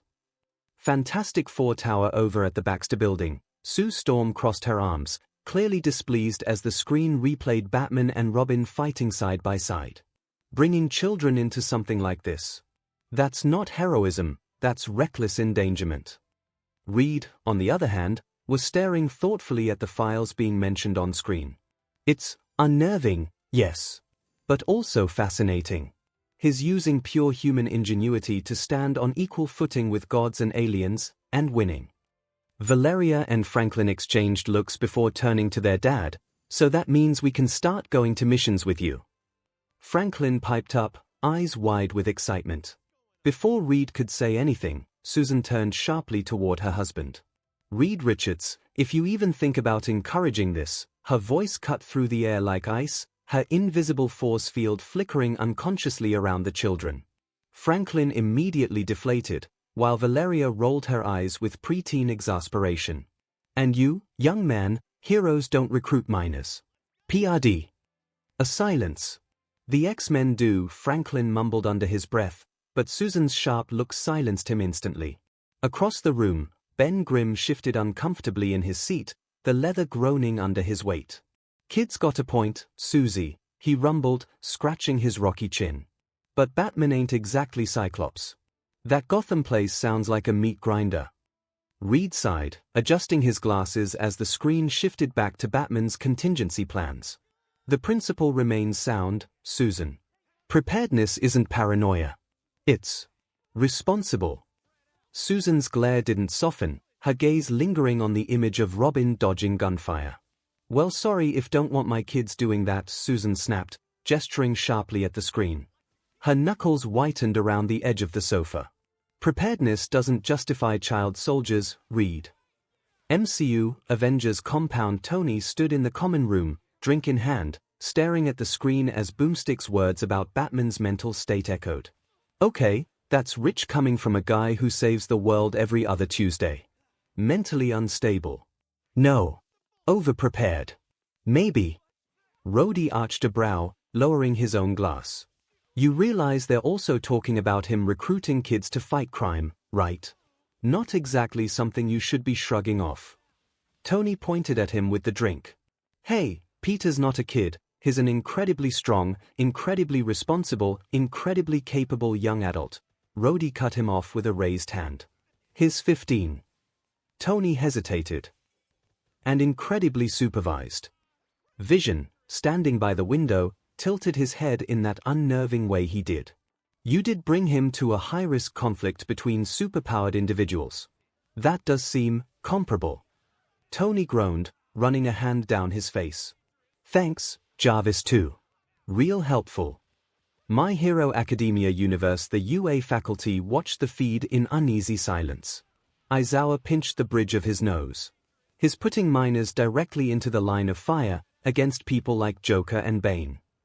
His voice was flat, but the faint frown under his scarf betrayed concern. I spend half my time keeping problem children from getting themselves killed in training, and this guy takes them rooftop hopping to fight murderers. Midnight tilted her head thoughtfully. It's dangerous, sure, but there's something powerful about that image, isn't there? He's not just protecting them, he's teaching them to own their power. She smirked slightly. Reminds me of how I built my own persona, though he's definitely not doing it for fun like I do. Cementos rumbled, frowning. There's reason hero students aren't allowed in real villain fights until their second year. Even then, we supervise them heavily. Nezu gave a low chuckle. Reckless, yes, but effective. It would seem Batman trusts his protégés implicitly. Perhaps we should examine whether our current approach gives students enough practical experience that made present MIC and Midnight exchange uneasy looks. Nezu taking notes was rarely a good sign.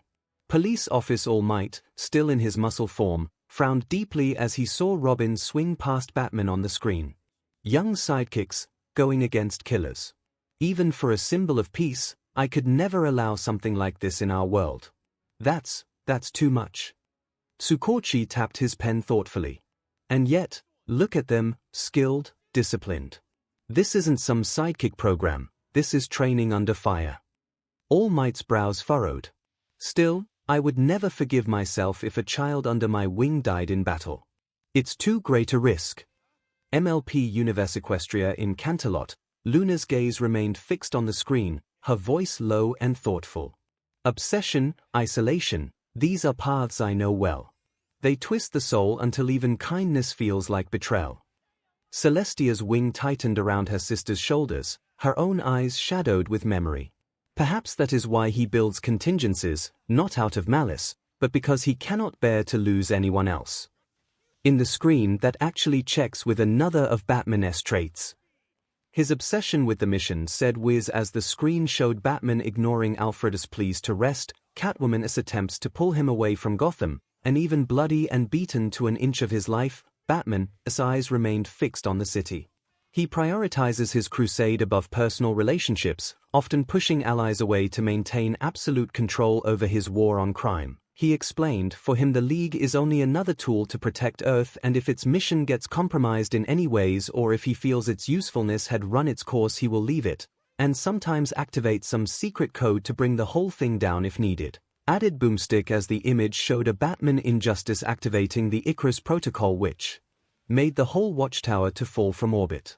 𝐴DCU The watchtower's command deck was utterly silent after the image of the alt watchtower falling from orbit faded away. The hum of machinery sounded deafening in the quiet. Every eye turned, almost instinctively, to Batman, standing in his usual place in the shadows near the console. Flash was the first to break the silence, forcing an uneasy laugh. So, Bats. Just to be clear, you don't, have that button lying around somewhere right now, do you? Because I'd like to know before I go back to my room.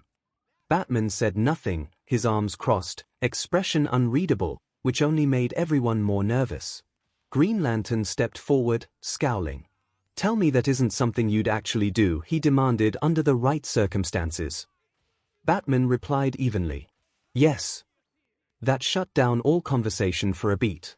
Hawkgirl's wings flared slightly, her tone sharp. You'd bring this place down, with us inside it, just because you decided we were compromised. You really do think the worst of everyone. Batman didn't flinch. I think realistically, if any of us were to be turned, corrupted, or controlled, we could wipe out the planet before anyone could stop us. Someone has to have a plan to make sure that never happens. His voice was low, cold logic slicing through the tension. Not to mention the Watchtower has been taken over in the past by both the Justice Lords and the Thanagarians. This made Hawkgirl take a step back as Batman continued, I don't plan to wait for a third time to happen. Superman's jaw tightened, memories of the kryptonite shard in the Batcave coming back vividly. You've had plans for me. For all of us. And we let that go because we trusted you. But this. He gestured at the frozen image of the Watchtower burning through atmosphere. This is more than plans. This is mutiny waiting to happen. Wonder Woman crossed her arms, her face grim. I've said it before, a man who sees the world as one long war is dangerous. Perhaps this proves it. She didn't want to believe Batman would hurt them. Hurt her, without a very good reason. But all these secret plans and contingencies were making her doubt exactly what they really were for the Dark Knight. John Johns interjected, his voice calm but with weight behind it. And yet, despite his paranoia, he has never once failed to act for the good of the planet. If Batman ever chose to destroy us, it would be because he believed there was no other way. Flash stepped back in, raising his hands defensively. Yeah, sure, great. Comforting. Just remind me to check my room for batbugs later. Batman gave him a flat look. You won't find them. That only made Flash blanch. Not helping, Bats. Flash muttered, backing away slowly. In another part of the station, the junior staffers manning the Watchtower consoles exchanged worried glances, their hands frozen over the controls. Someone finally swallowed audibly and whispered, did he just say he'd crash this place? Vigilante, leaning on the railing, gave a low whistle. Well, hell. You'll really built yourselves a floating death trap, here. Shining Knight, who stood beside him, gripped his sword hilt. A knight's honor forbids him from distrusting his allies, but if this man truly holds the power to smite us all, I must wonder if he should be trusted with it. Green Arrow folded his arms. Should have known you'd have something like that tucked away. He doesn't trust anyone, not even us. Black Canary frowned, shooting Ollie a look. Can you blame him? You've seen what we face. If one of us went rogue, then we deal with it together, Ollie shot back. Not with a DMN dead man's SWCH from Batcave HQ. The argument was interrupted by Vixen, who shook her head, her expression tight. I knew he was paranoid, but this is next level. If he'd do that to this place, what's stopping him from having something similar pointed at all of us down on Earth? The thought made more than one junior hero pale. Dr. Light shifted uncomfortably, glancing up at the ceiling as if imagining the station coming down on her city. Steele adjusted his visor, thinking aloud. The scary thing is, if he says he could do it, I believe him. And if he believes it's necessary, that means he's already planned the exact scenario where he'd push the button. The rookies and civilian techs on the Watchtower crew began murmuring nervously. You think he really would do it, one whispered. He's Batman, another muttered. If he thinks it's what's needed to save the planet. Yeah. He would. This is crazy, a third tech guy exclaimed. I knew he was like walking paranoia, but this paranoia. Or common sense. Huntress called as she leaned back in her chair, boots kicked up on the console. Look, you've all seen how many times mind control or alien possession has turned one of you into a walking apocalypse. Maybe a failsafe isn't the worst idea in the world, she said, speaking to the other heroes. Failsafe. Supergirl repeated, incredulous. That's not a failsafe, that's a death sentence for everyone up here. Not if it stops someone from using the Watchtower to wipe out the planet, Huntress shot back, unfazed. You'd be surprised what a little pragmatism can save. Before the argument could escalate, Question's voice drifted from the shadows near the console. His right to have contingencies. This proves everything I've been saying. There are too many unknowns, too many risks. If the League is compromised, someone needs to have their finger on the trigger. Yeah, but him, the girl of steel asked, arching a brow. Question tilted his faceless head slightly. Who better? You think Superman would have the stomach to pull it if the world was on the line? You think John could bring himself to kill us all, even if it meant saving billions? Batman could. That statement sent a chill down the spines of more than one hero in the room. Gotham City, inside the GCPD bullpen, a collective murmur rose as the screen replayed the scene of Batman triggering the Watchtower's fall. Bullock snorted, slamming a half-empty coffee cup on his desk. Great. Just great. Now we know Batfreak doesn't just scare muggers, he's got a nuke button in space. Anyone wanna bet he's got one pointed at Gotham too? Bullock, don't be ridiculous, Montoya snapped. With all he had fought to keep Gotham safe, I don't think he would plan to destroy it. Hey, I'm just saying, Bullock growled, gesturing at the frozen image of the falling Watchtower. That guy's got more secrets than Arkham's got crazies. That kind of power. He jabbed a thick finger toward the ceiling. That ain't protection, that's a loaded gun aimed at everyone's head. Montoya shot him a sharp look. Bullock, focus. If he's got that kind of power, it means he's been planning for things even we haven't imagined. Yeah, that's what's scary about it. Bullock grumbled. What if one day he decides we're the problem? Commissioner Gordon stood by the window, cigarette smoke curling in the dim light. His voice was quiet, but carried authority. Bullock, if Batman's got a way to stop something worse than himself, I'm glad he does. We've all seen what happens when people with power go rogue. He exhaled a long plume of smoke, watching the bat signal reflect faintly on the clouds outside. But I'll be damned if I don't keep one eye open from now on. Joker's hideout. The Joker was doubled over in laughter, tears streaming down his face as the news replayed. Oh, Batsy. You glorious control freak. He cackled, slamming his hand on the table. I knew you were a buzzkill, but this is art. Bringing the whole sky crashing down. That's my kind of punchline. Harley Quinn leaned against the wall, chewing gum. Mr. J, you ain't worried he'd use that on you? Joker froze mid-laugh, then slowly grinned wider. Oh, Hal. If the bat drops a space station on me, that just means I finally get the big finish I deserve. But maybe, his eyes gleamed with manic curiosity. Maybe I can beat him to the punch. Imagine, my button, my station, my apocalypse. He broke into fresh peals of laughter, already scribbling ideas on the wall. Metropolis in the Daily Planet. Newsroom, the atmosphere was electric. Perry White was already barking orders.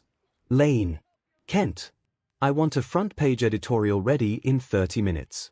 Headline, Watchtower fail-safe, hero or threat? Let's get both sides on this. Lois leaned on her desk, her eyes narrowed at the footage still looping on the screen. You know what worries me? Not that he has the button, but that no one else knew about it until now. If Superman's teammates don't even get a vote in something that big, that's not just paranoia, that's control. Jimmy Olsen was pale, clutching his camera. Does this mean, if something goes wrong up there, Batman could just drop the whole thing on us? Lois didn't answer right away. She just clicked her pen, her jaw set. Let's hope it never comes to that. And that Clark has a way to stop him, she added silently, already drafting questions in her mind. Marvel 616 universe. The room was unusually quiet for an Avengers briefing. The screen froze on the image of Batman standing over a defeated Superman. Tony Stark broke the silence first, whistling low. Okay, I take back every time I called this guy cosplay Daredevil. That's some next-level paranoia. Steve Rogers crossed his arms, frowning. Paranoia, or preparation? In a world where people like us can be corrupted or controlled, maybe someone should have plans like that. Natasha, seated casually on the edge of the table, raised an eyebrow. Coming from you, Cap, that's almost scarier. You trust this guy with that kind of power? Not trust, Steve said evenly, but understand. Someone has to be willing to make the hard call, if it ever comes to that. Clint snorted from where he was perched in the corner. Yeah, well, if he's got a file labeled How to Kill Hawkeye, I'm personally offended. Please, Tony smirked. That file would be like 2 lines. Wait until he runs out of arrows. Punch. Done. Clint flipped him off, which at least broke the tension. Baxter Building. Reed Richards stared at the screen for a long moment before speaking. He's prepared for every possible outcome. It's brilliant, in its own way. Sue folded her arms, frowning. It's also sad. A man so brilliant he can't trust anyone, not even the people closest to him. Ben snorted. Sad, sure, but if it means he can keep the world from going kaboom, I'd say let the guy brood. Ain't no harm in being ready. Johnny grinned, unable to resist. Still can't believe Batguy beat up Superman. That's gotta be the craziest thing I've seen all week, and last week I fought an alien crab with laser eyes. Ben rolled his eyes. Yeah, well, don't get any ideas, Matchstick. You ain't Batman. No, but on that, he turned to Reed. Please don't begin making plans like those on us, and if you do tell us first, he better not. Sue said firmly, because if I found out you had a way to kill Ben or Johnny without telling me. She let the threat hang, a shimmering force field flickering briefly around her clenched fist. Reed held up his hands placatingly. Of course not, Sue. We're family. But Batman. He operates alone. That's the difference. His brow furrowed as he studied the screen again. His isolation is both his greatest strength and his greatest vulnerability. He trusts no one, so no one trusts him. RWBY Universe. In the Beacon cafeteria, several first-year students had gathered around their screens. Ruby's silver eyes were wide. He thinks of his team like tools. That's awful. Teams are supposed to be about friendship and trust. Yang, sitting beside her, frowned but stayed calmer. Yeah, that's harsh, but if he's been fighting that kind of crime for years, maybe he doesn't think he has a choice. He's not wrong that friends can get hurt if you're not ready. Weiss, watching from a separate table, looked conflicted. Efficient, perhaps, but barbaric. Teams exist for coordination, for mutual trust. Treating partners as liabilities is insulting. Blake's ears twitched under her bow. It's also practical, she said softly. If he's prepared to stop even his closest allies, it means he's prepared for the worst-case scenario. That's smart. Etheria Princess Alliance War Room. The princess's table was buzzing with shocked voices. Perfumer put her hands over her mouth. He treats his friends like weapons. That's horrible. Froster slammed her hands on the table. Yeah. If we tried that, we'd never win a battle, we'd just fight each other. Glimmer's face was tense, almost angry. Teams work because you trust the people fighting next to you. If you can't trust them, what's the point? Across the table, Adora sat with arms folded, looking thoughtful rather than angry. "He's a soldier," she said at last. "He sees everything as part of a mission, including people. The Horde trained us to think that way. It's not right, but it's not stupid, either." Netossa leaned in, smirking just a little. "See? At least someone here gets it. I've been keeping notes on everyone's weaknesses since day one, not to use them, but to know them. You never know when the stakes will be life or death." The table went quiet at that revelation, most of the princesses shifting uncomfortably. One Piece Universe Luffy was pouting at the screen. "Teams are about nakama, not tools." Usopp nodded vigorously. "Yeah. I mean, sure, we've fought each other before, but that doesn't mean we'd." Sanji lit a cigarette, looking thoughtful. "Still, in a world full of monsters like his, maybe it's the only way to keep his people alive." Robin quietly sipped her tea. History is full of leaders who've done the same. It's not surprising. Robin's calm observation hung in the air as Zoro grunted from his spot against the mast, sharpening his sword. "Doesn't matter if it's smart. A captain who sees his crew as tools isn't worth following." Luffy's frown deepened, fists clenched. "Shishishi. Then I'll just punch him harder if he ever hurts his friends." In the screen, "So yeah, Batman is crazy prepared, crazy paranoid and crazy stubborn. But he is still human," Boomstick concluded as the screen showed Batman bleeding, bruised and broken after fights against Bane, Darkseid and even Superman. "Which brings us to his biggest weakness. He is still a squishy human under all that armor and tech. This, added to his obsession with the mission, have been used against him," said Wiz like Bane, who in their first encounter released all the criminals of Gotham for Bruce to face, making him go beyond his physical and mental limit, after which the masked criminal confronted him personally and broke his back. The screen showed Batman's spine cracking under Bane's knee. In another timeline, Scarecrow infected the whole city with his fear toxin, at which Batman made himself immune. Continued Boomstick his solution to the problem.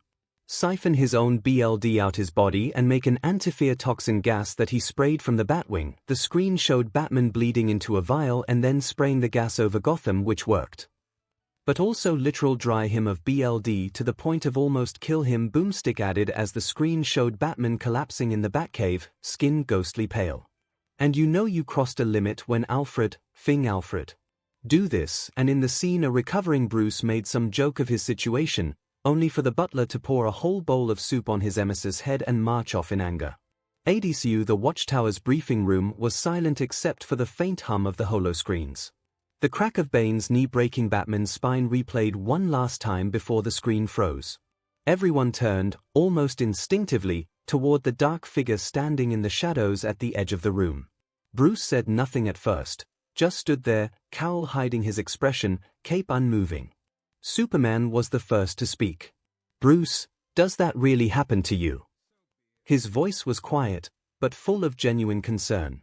Batman's white lenses narrowed slightly. "It hasn't. Not here." His tone was flat, clipped. "But it could. Gotham breeds enemies like that." Wonder Woman stepped closer, her expression softer than usual. "And if it did? Would you let us help you?" There was a pause, just a heartbeat too long. "No," Batman said finally. "I wouldn't have time." Flash groaned and threw up his hands. "See? That right there. That's the problem. You'd be in a full body cast and still growling at us to stay out of your way." Batman didn't argue, which somehow made it worse. Green Lantern crossed his arms, frowning. "You realize how insane that sounds, right? You're not supposed to fight an entire city on your own." Bruce's voice was steady, matter-of-fact. "That city is my responsibility. If I stop, people die." That silenced the room. Even Superman couldn't argue with that. GCPD back at the Gotham City Police Department, reactions were mixed. Bullock let out a long whistle. "Well, I'll be. The bat can break. Guess he ain't so untouchable after all." Montoya shot him a glare. "Yeah, and look what happened after he broke. The whole city went to hell until he came back. You really want that here?" Bullock grunted. "Don't mean I want it, just saying it's nice to know he ain't some immortal shadow demon." Commissioner Gordon stood by his office door, cigarette smoldering.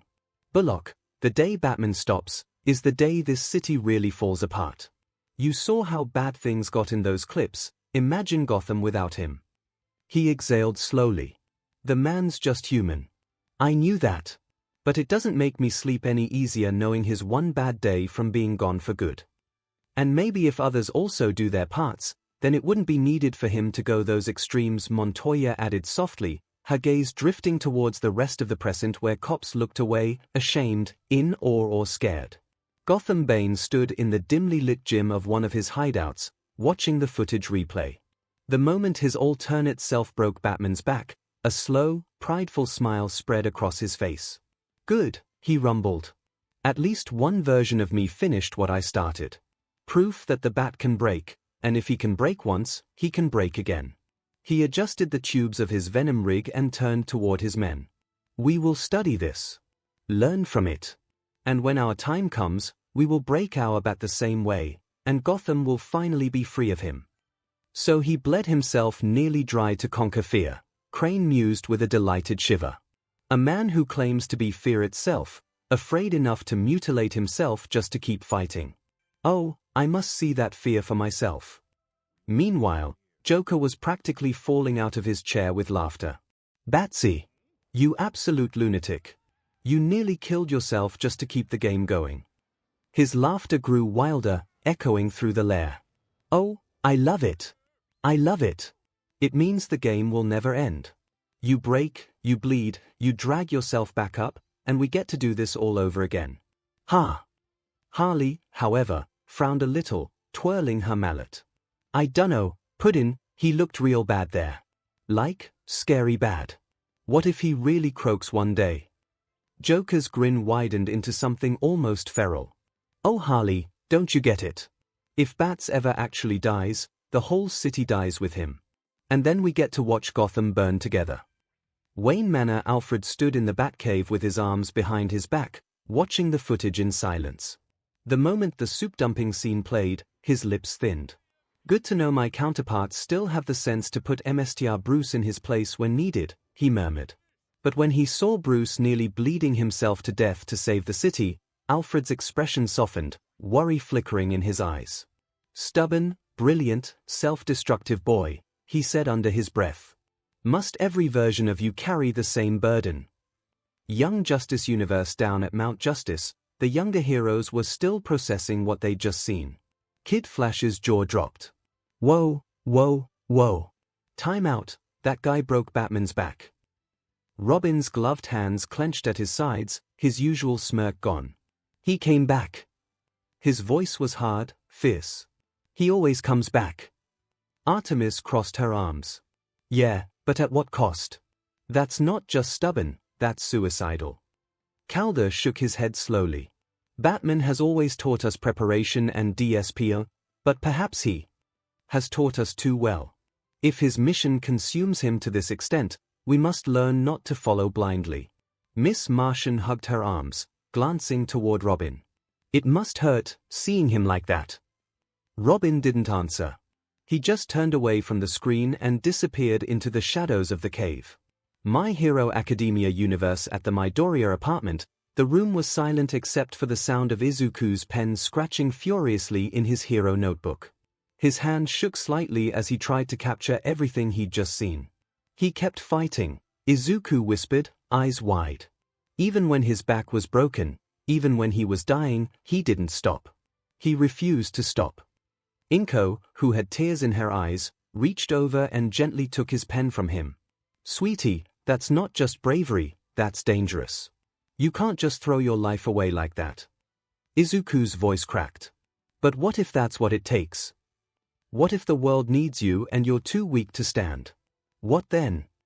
Inko hugged him tightly, her voice trembling. Then the world has to wait. Because if you're gone, there's no one left to fight tomorrow. Yue the teachers sat in grim silence in the faculty lounge. Aizawa finally spoke, his tone as flat as ever. Even a man as skilled as him can be pushed past his limit. If anything, this is a warning for our future students. Heroes who can't recognize their breaking point don't live long. Present MIC leaned back, shaking his head. Still, you gotta admit, that was hardcore. Dude's spine is Snap City and he still comes back. Respect. Midnight frowned slightly, her usual smirk gone. Respect, yes, but this is the dark side of hero work. If you let the mission consume you, you stop living for yourself. Then maybe this could be a warning so those wanting to be heroes understand the true cost. Nezu added softly, his paws folded on the desk. True heroism isn't as our society has painted. Something even us has forgotten in some degree. Police HQ Detective Tsukochi watched the footage replaying on his monitor, fingers steepled beneath his chin. The image of Batman collapsing after his BLD transfusion lingered, a ghostly pallor beneath the cowl. Reminds you of anyone? He asked at Toshinori standing beside him. All Might's gaunt face tightened, his eyes fixed on the screen. The difference is that I have my quirk to help me, he has nothing, Toshinori murmured, his voice hollow. Tsukochi shook his head slowly. You both carry the same weight. The same fear. The detective gestured at the screen, where Alfred poured soup over Bruce's head. See? Even legends need someone to remind them they are human. Marvel 616 Universe. The room was unusually somber as the footage of Batman's spine being broken replayed one last time. Tony Stark exhaled, swirling the drink in his hand. Well, guess even Batgods bleed. He tried to keep his tone light, but the usual snark sounded thin. Still, guy's got grit. I'd hire him in a heartbeat. Steve Rogers frowned, his arms crossed. That's not grit, Stark. That's a man on the edge of self-destruction. The way he pushes himself, one day there won't be a comeback. Yeah, but did you see him get back up after that? Clint interjected, eyebrows raised. Back broken, city overrun, and he still cleaned house. That's hardcore. Natasha shook her head. It's also reckless. There's a difference between never giving up and not knowing when to stop. Thor, leaning on Mjolnir, gave a solemn nod. Yet I see in him the spirit of a warrior who refuses to yield. Were he Asgardian, his deeds would be sung in the halls of Valhalla.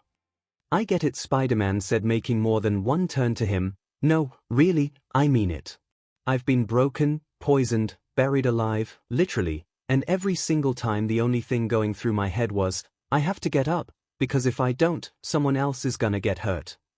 He glanced back at the now dark screen. I get what Batman's doing. It's not about pride, it's about not letting yourself fail. Peter's quiet admission hung heavy in the air. Tony Stark's fingers tightened around his glass, Thor's grip shifted subtly on Mjolnir's handle. Steve Rogers sighed, a sound like worn leather. That's the burden, he conceded, his gaze distant. But carrying it alone, that's where he's wrong. Where we've all been wrong. Natasha remained silent, her expression unreadable, but her eyes tracked the frozen image of Batman's broken form with a flicker of something deeper than assessment, recognition. Hell's Kitchen. Matt Murdock folded his arms, listening to the faint sounds of the death battle narration. Every bone in his body is screaming, and he still goes back to war, Matt murmured. That kind of pain, it doesn't just hurt the body, it eats at the soul. Luke Cage let out a low whistle and shook his head. Guy's got a death wish, man. You can't keep going like that forever. I've taken bullets, and yeah, I heal, but even I know when to stay down and rest. Jessica snorted, taking a swig from her bottle. Yeah, well, maybe that's the point. He doesn't know when to quit. Kinda reminds me of someone. She shot Matt a look. Matt tilted his head but didn't rise to the jab. You're not wrong, he admitted quietly. I've been there, pushing until I broke. It's dangerous. Jessica leaned back on the ledge, staring at the skyline.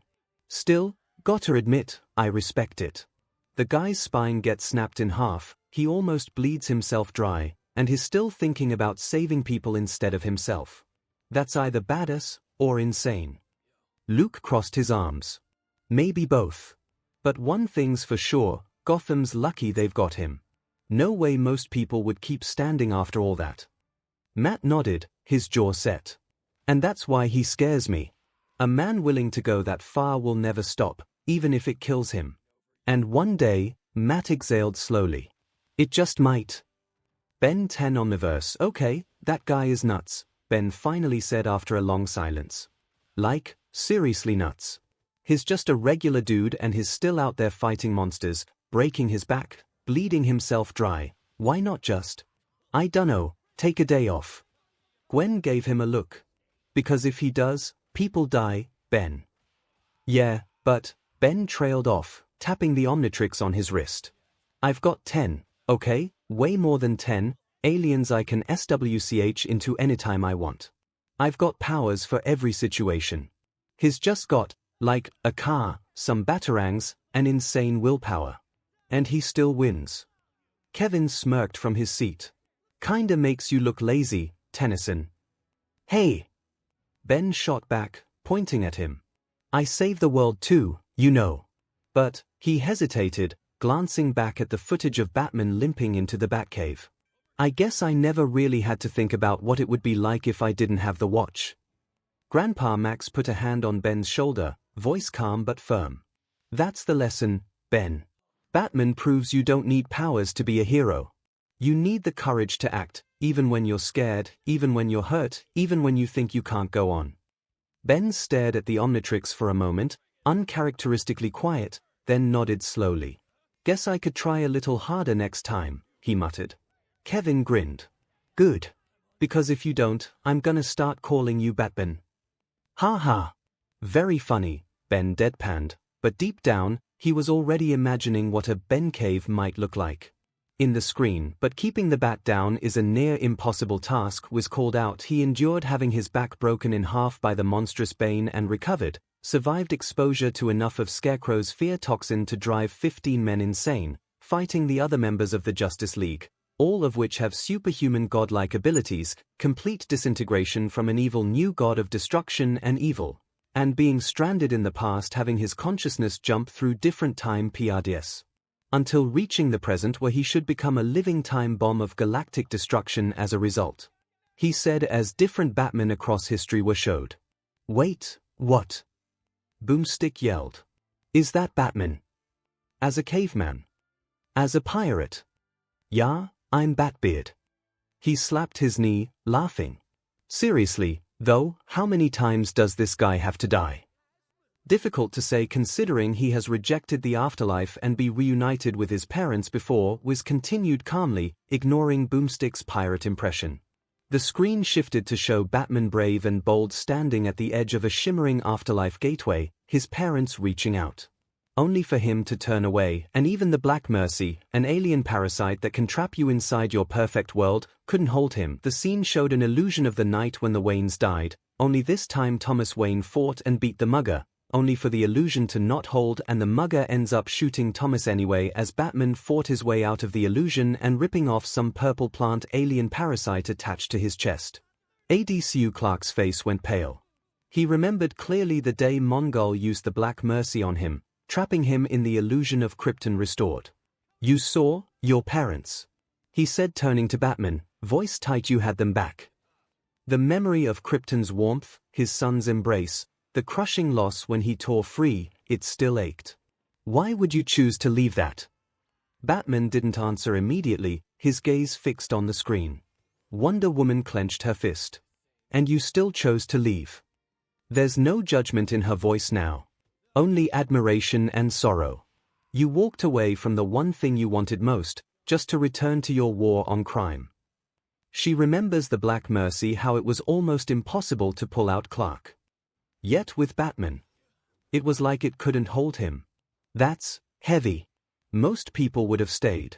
Green Lantern said, crossing his arms, brow furrowing. Hell, I don't know if I would have had the strength to do what you did. I can't even imagine saying no to that. You're kinda terrifying, Bats.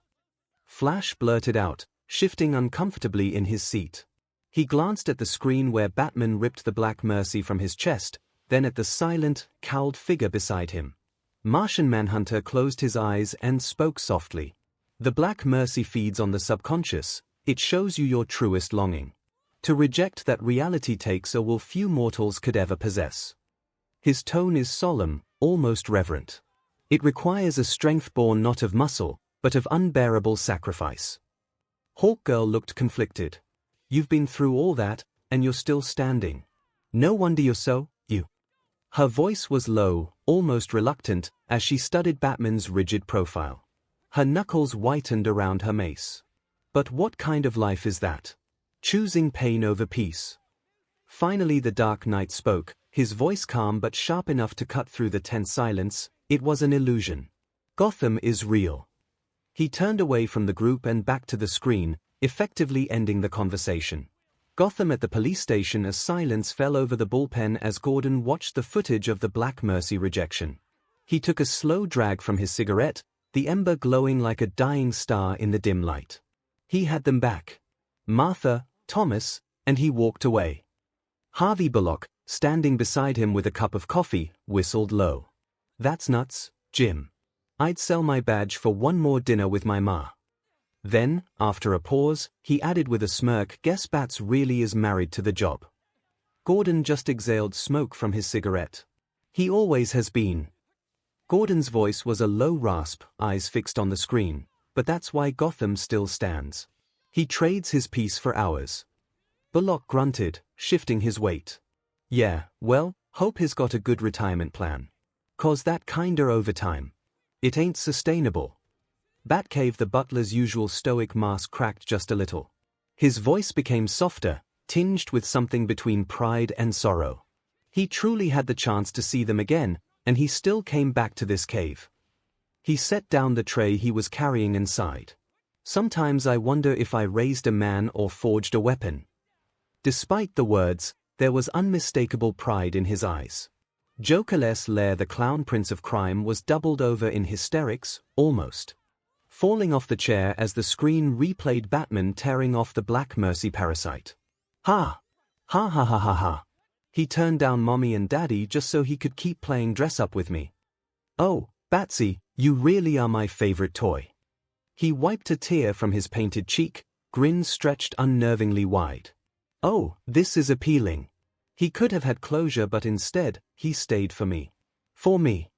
Harley Quinn shifted nervously. "Put in, YA ever think maybe he just don't like YA that much? I mean, Guy Cadet retired." Joker's grin didn't falter, but his tone dropped into something darker. "Oh, Harley, that's exactly why I like him." Joker's voice dropped to a chilling whisper, his eyes fixed on the screen where Batman stood silhouetted against Gotham's smog-choked skyline. He could have had heaven, but he chose hell. My hell. Because deep down, he knows we're the same. Two sides of a very explosive coin. He traced a finger along the edge of his grin, the manic energy replaced by something colder, more calculating. "And that makes our game eternal." Metropolis, Daily Planet. Lois Lane leaned back in her chair, arms crossed, clearly shaken.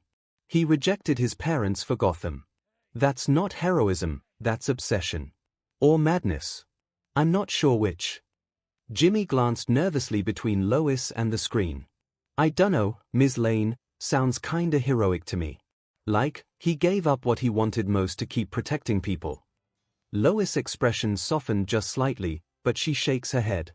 "Or maybe he just doesn't know how to be anything but Batman anymore," she murmured, her reporter's instinct catching the tragedy beneath the legend. What happens when the war ends? What's left of the man? No scratch that. What happened when the war goes for so long that the man is no longer there? Kent Farm. Martha Kent gasped softly when she hears what Batman saw. "Oh, that poor man." To see his parents again and walk away, Jonathan put a hand on his wife's shoulder, nodding. "Takes a will stronger than steel to do something like that." Clark's parents share a look, a quiet understanding that Batman and their son, though very different, share the same unyielding sense of duty. Young Justice Universe Apocalypse Darkseid watched from his throne, hands steepled, the glow of his omega beams reflecting in his crimson eyes. The scene of Batman standing against him plays again. "The mortal still lives after facing me." A deep, rumbling chuckle shakes the obsidian walls. Impressive. Pain forged his spirit into something remarkable. Granny Goodness kneeled beside the throne. "Shall I prepare the Furies, my lord?" This Batman would make an excellent soldier once properly broken. Darkseid's smile was faint but deadly. "No. Not yet. Let him continue his crusade. Each time he refuses death, he becomes more interesting. One day, he will come to me again, willingly or not, and then I will see if his resolve truly surpasses my will. My Hero Academia universe. The teachers had settled into the slow, uneasy hush that followed any news that felt dangerously closer than it should. The clip of Batman rejecting the Black Mercy had hung in the air like a question. Nezu's whiskers twitched. He was fascinated, his mind already assembling frameworks, syllabi, protocols. Fascinating, he said softly. A being who can resist an illusion of greatest longing, what a profound psychological study. Curricula could be developed to foster resilience without endorsing self-harm. Present MIC laughed, a short, brittle sound. That's one way to put it. Dude gave up his parents to go punch clowns. Inspiring. Yeah. Healthy. Not exactly. Aizawa's blanket of exhaustion never left his face, but his voice was deadpan and sharp. Obsessive focus with no recovery plan. I've told countless kids, pace yourself or you stop being useful. When your mission is all you have, you become a liability to everyone you're supposed to protect. Midnight, adjusting an imaginary collar, offered something that was equal parts understanding and warning. He weaponized pain and refusal. I get the theater of it, but messing with your body like that's trauma fetishized into heroism. Cementos grunted. We teach restraint, not martyrdom. Nezu made no moral judgment, only the compact, curious tilt of a researcher who found one more strange specimen to catalogue. There is a lesson here for pedagogy, how to cultivate extraordinary will without eroding life. We must teach outcomes and limits. Police HQ. All Might's jaw was clenched. Watching a man refuse rest, even the comfort of his dead parents, stung in a way that made his smile thin. He should not have to make that choice, All Might said quietly. A hero who rejects peace, it is courage, yes.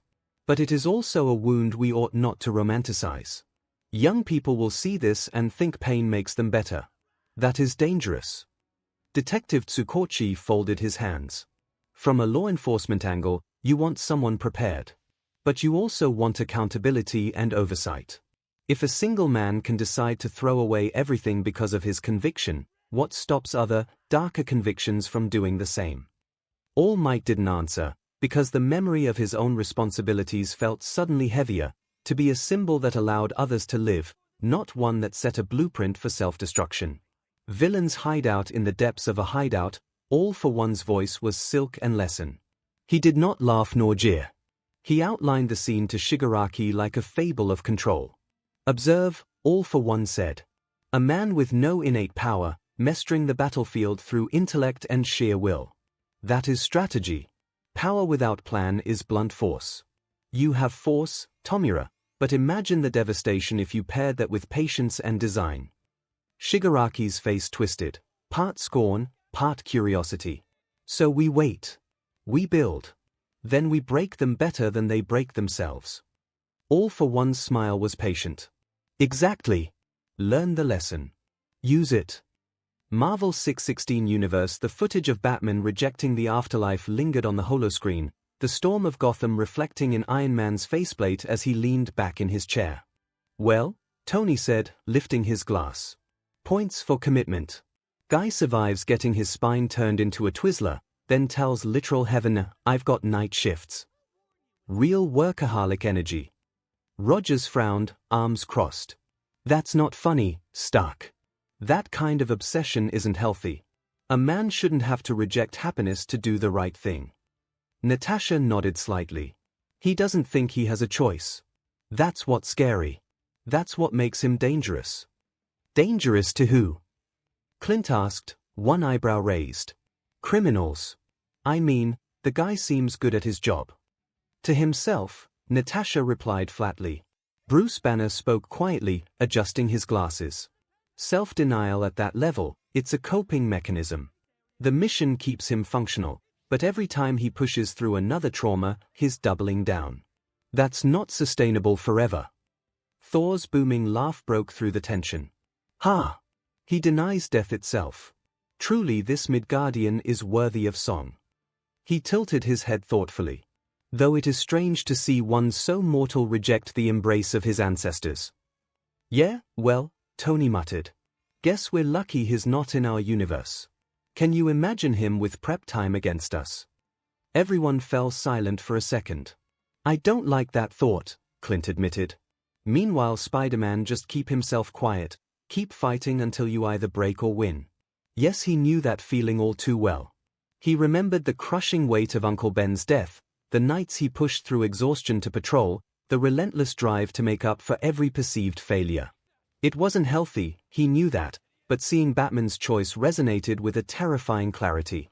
Was he on the same path? Choosing responsibility over rest, guilt over peace. The thought sent a cold shiver down his spine, sharper than any winter wind in Queens. His phone buzzed. A text from MJ, "You watching this? Please tell me you wouldn't do something this insane." Peter stared at it, then set the phone down without replying. Because he couldn't promise that. Not honestly. The raw, jagged edge of Batman's choice mirrored too many of his own sleepless nights, the gnawing fear that stopping meant failing someone else. Baxter Building. Valeria and Franklin sat on the floor, wide-eyed. He said no to seeing his parents again, Valeria said softly. That's kind of heroic. Or crazy, Franklin replied, hugging his knees. I don't want Dad to ever do that.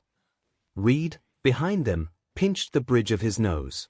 I understand the calculus of duty, but even I would never. Sue crossed her arms, glaring. You better not, she said sharply. Our kids need you here, not in some endless war. Johnny smirked, trying to break the tension.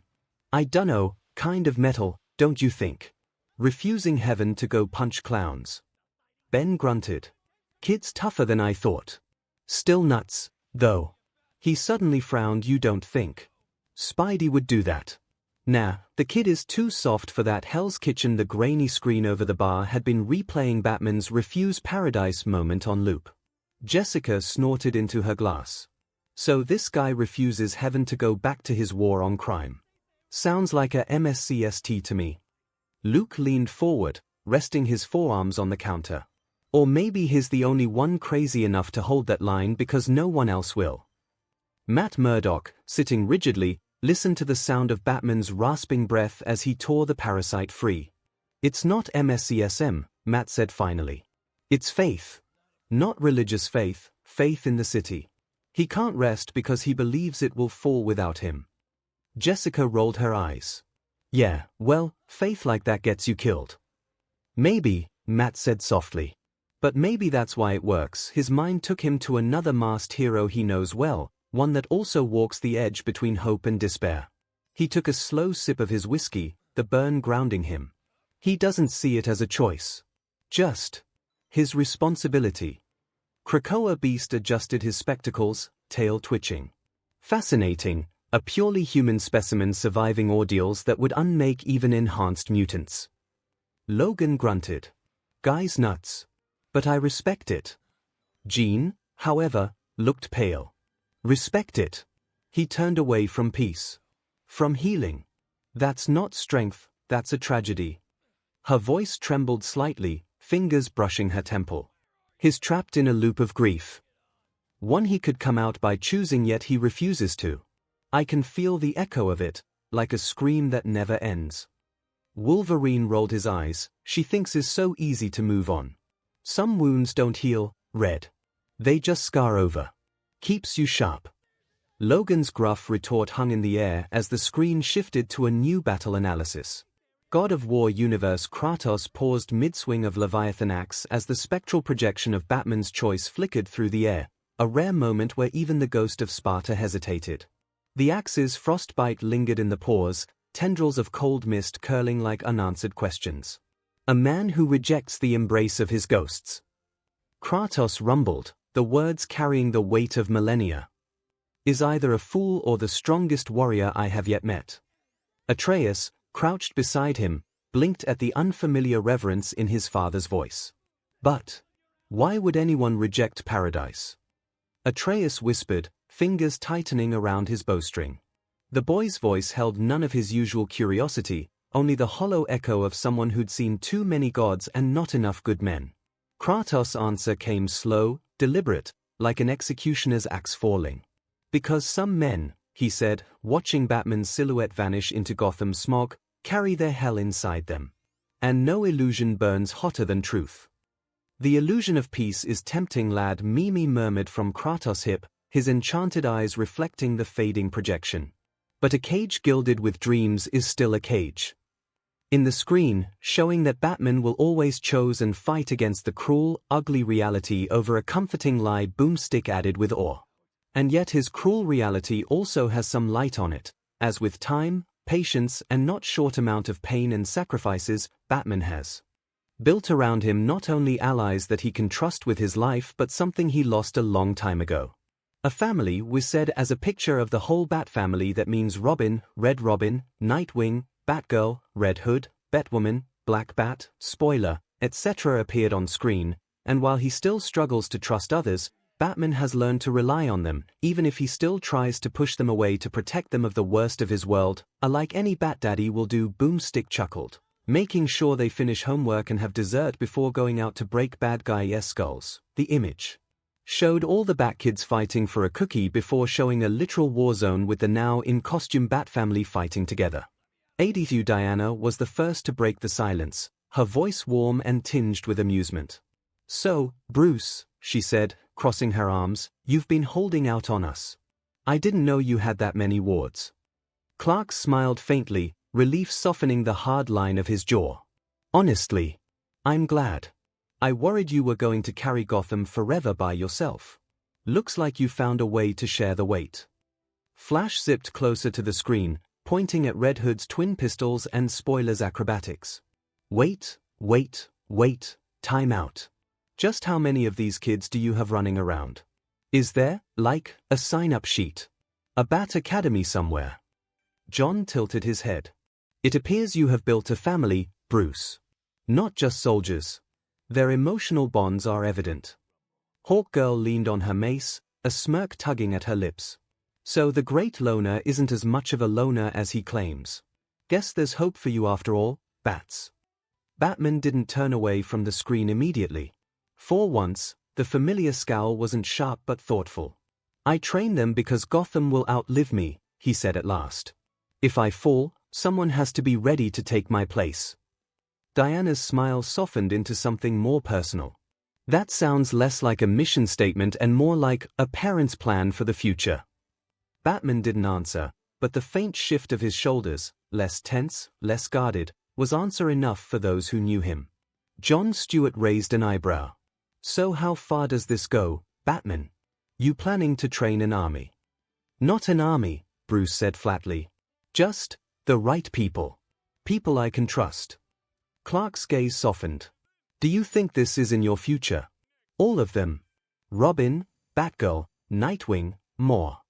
Bruce's silence stretched, but for the briefest moment, his mouth twitched, almost a smile, almost a sigh. Maybe. Arkham Asylum, common room. The screen flickered in the asylum's rec room, casting a pale glow over the gathered rogues. Harvey Dent's coin flipped once, twice, then clattered to the floor as Two-Face scowled. More of them, he growled. As if one bat wasn't bad enough. Now it's an infestation. Riddler adjusted his cuffs, scowling. It's not fair. I design a perfect trap for one overgrown chiropteran, and suddenly there's a red one, a yellow one, a girl one. Do they come color-coded just to mock me? Scarecrow's dry chuckle hissed through the room. More targets means more fear to harvest. Let him multiply, we'll see how long before one of them cracks completely. Joker's hideout. Oh, this is rich. Joker cackled, wiping tears from his eyes. I've spent years trying to crack one bat, and now I've got a whole brood to play with. Oh, the fun we're going to have. He grabbed Harley Quinn by the shoulders and spun her. New punchlines, Hal. Double the drama, triple the tragedy. Imagine the jokes I can write when there's a whole audience of Bat-brats screaming in the wings. Harley giggled nervously, twirling her mallet. Puddin', you sure that's a good thing? More bats means more busted teeth. Harley, Joker sang, twirling away. Don't you see? He thinks he can build hope out of Gotham. He thinks he can turn this cesspool into a daycare. Ha! The punchline writes itself. He leaned toward the screen, grin stretching wider. Oh, Batsy! I can't wait to meet your little playmates. GCPD Gordon took a long drag on his cigarette before saying, "I guess we shouldn't be surprised." Bullock, leaning against the filing cabinet with his arms crossed, snorted. "Not surprised, maybe, but I'm still asking the obvious, just how many more kids is he gonna drag into this war? We got Grayson, Drake. Hell, everyone in the department figured that out the minute we knew he was Bruce Wayne. But this." He jabbed a thumb toward the screen. "This looks like a summer camp." Montoya, perched on the edge of the desk, shot him a look. "They're not just kids anymore, Bullock. Did you see them fight? They're trained. Coordinated. He's building something bigger than just a crusade now." Bullock grumbled. "Great. So now we got Bat Jr., Batgirl, Bat Cousin twice removed running around rooftops with the big guy. Perfect. Just what this city needs. A whole army of masked lunatics." Gordon sighed, pinching the bridge of his nose. "Say what you will, Harvey, but I've seen what Bruce does to the people he takes under his wing. He makes them better. Gives them purpose." He glanced at the photo of Barbara on his desk, smiling, bright, so much younger before she ever donned a cape. His voice dropped. "Still, every time one of them goes out there, it's another chance they don't come home." Montoya softened. "It's Gotham, Jim. No one gets out without scars. At least with him, they have a fighting chance." Bullock grabbed his coat and grunted. "Yeah, well, let's just hope he stops before he turns the cave into an orphanage. Otherwise, we're gonna need a whole new department just to keep up with him." Gordon chuckled humorlessly. "Wouldn't surprise me if he's already planning for that too." The Batman universe, the Batcave, was quiet except for the faint hum of the Batcomputer, its screen still glowing with the image of the sprawling Bat family from another universe. Bruce stood with arms crossed, silent, his face shadowed by the cowl. Robin and Batgirl exchanged a look before Robin finally broke the silence. "So, that's a lot of partners," Robin said, half grinning. "You thinking of turning this place into a boarding school or something?" Batgirl folded her arms, smirking. "I mean, I think we could handle a couple more. The three of us are good, but a whole team like that. Imagine what we could do."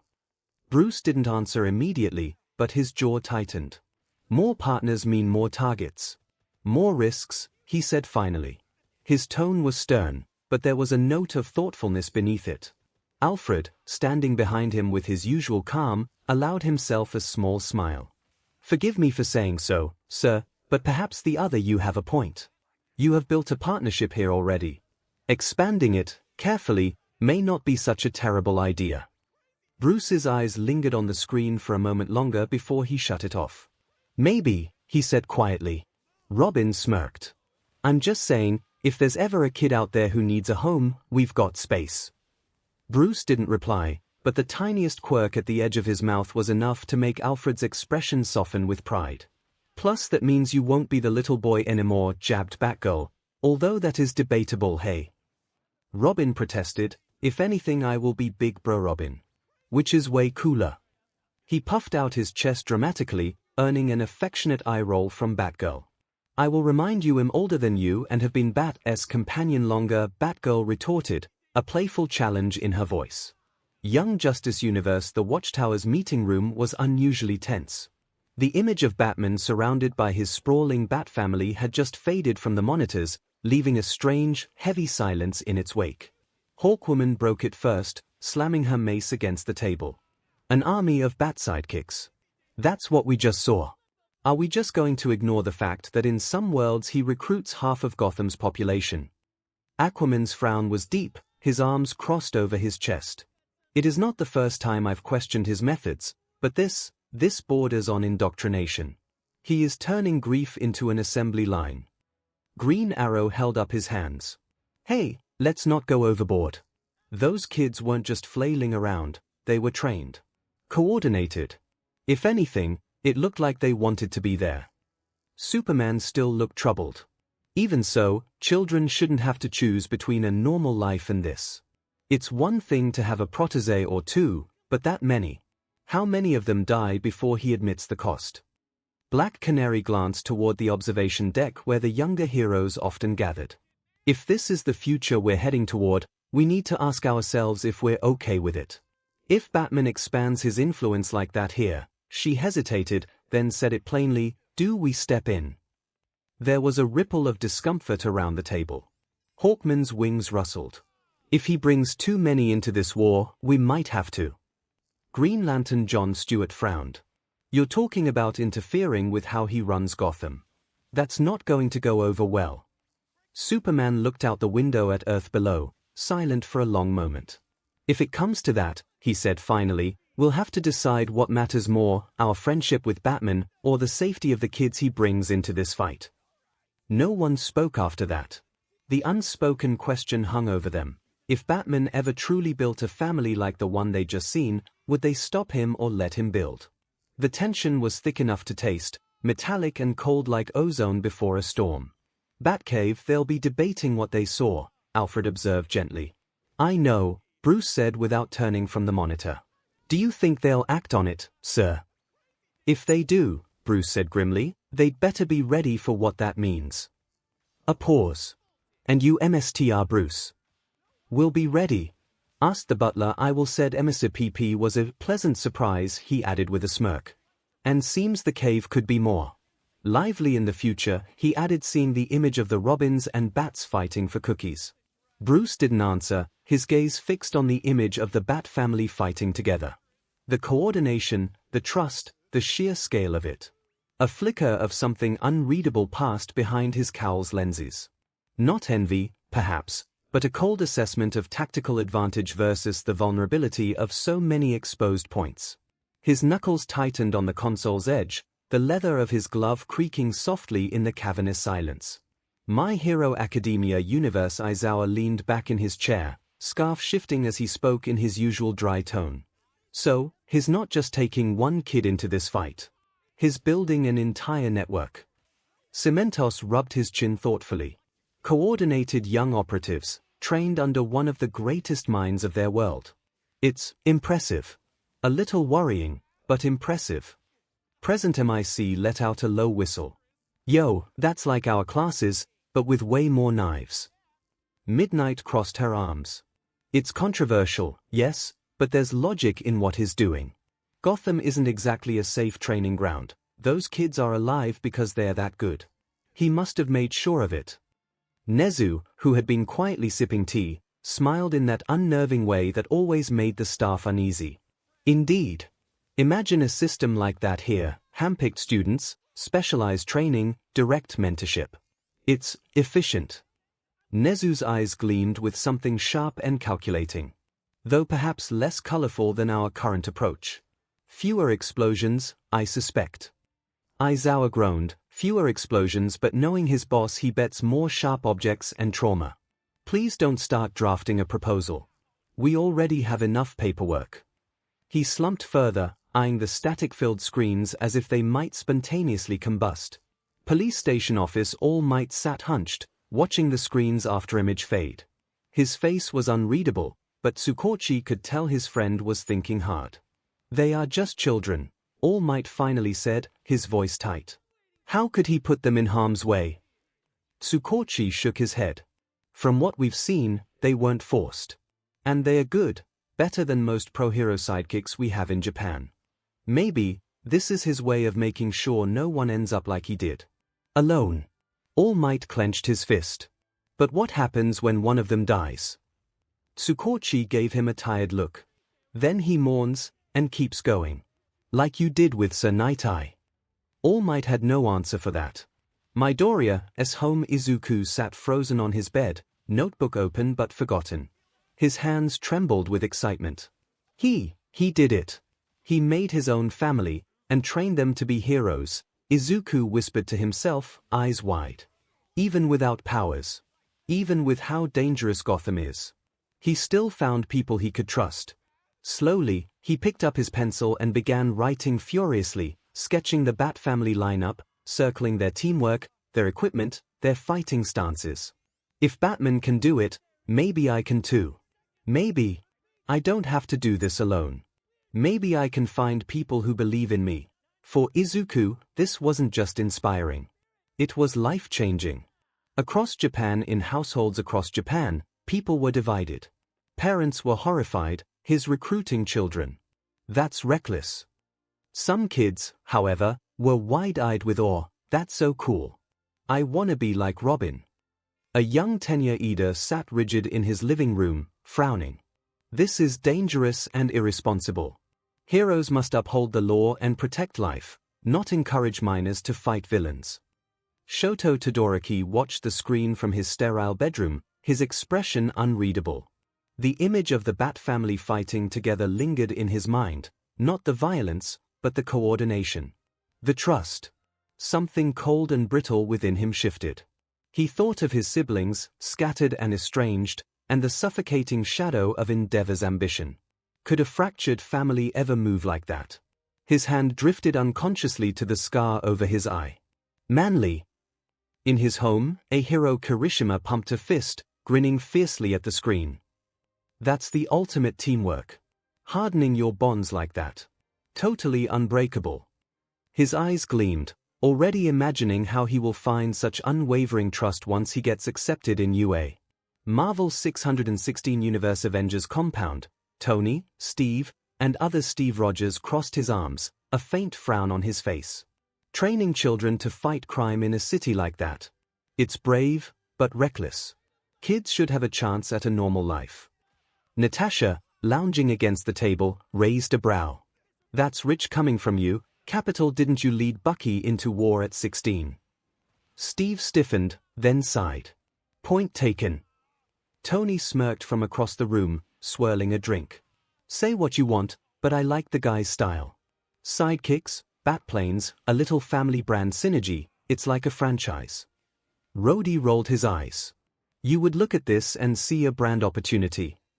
Hey, I'm just saying, Tony replied. He's built a better PR department than half the heroes I know. Hell's Kitchen Daredevil stood with arms crossed, listening. A man with no powers, raising and training children to fight the worst criminals of his world. That takes conviction. Jessica scoffed, leaning back against the wall. Conviction or insanity? Taking kids into that kind of war zone is messed up, Matt. Luke Cage nodded slowly. I've seen kids used as soldiers before. It never ends clean. But if they chose it, and they're good at it, maybe he's giving them a chance to make a difference. Matt turned his head toward the screen one last time. He's giving them purpose. That's dangerous, but it's also kind of noble. RWBY Universe Ruby was practically bouncing, Crescent Rose propped up beside her. Did you see that? He's got a whole team. And they're like a family. That's so cool.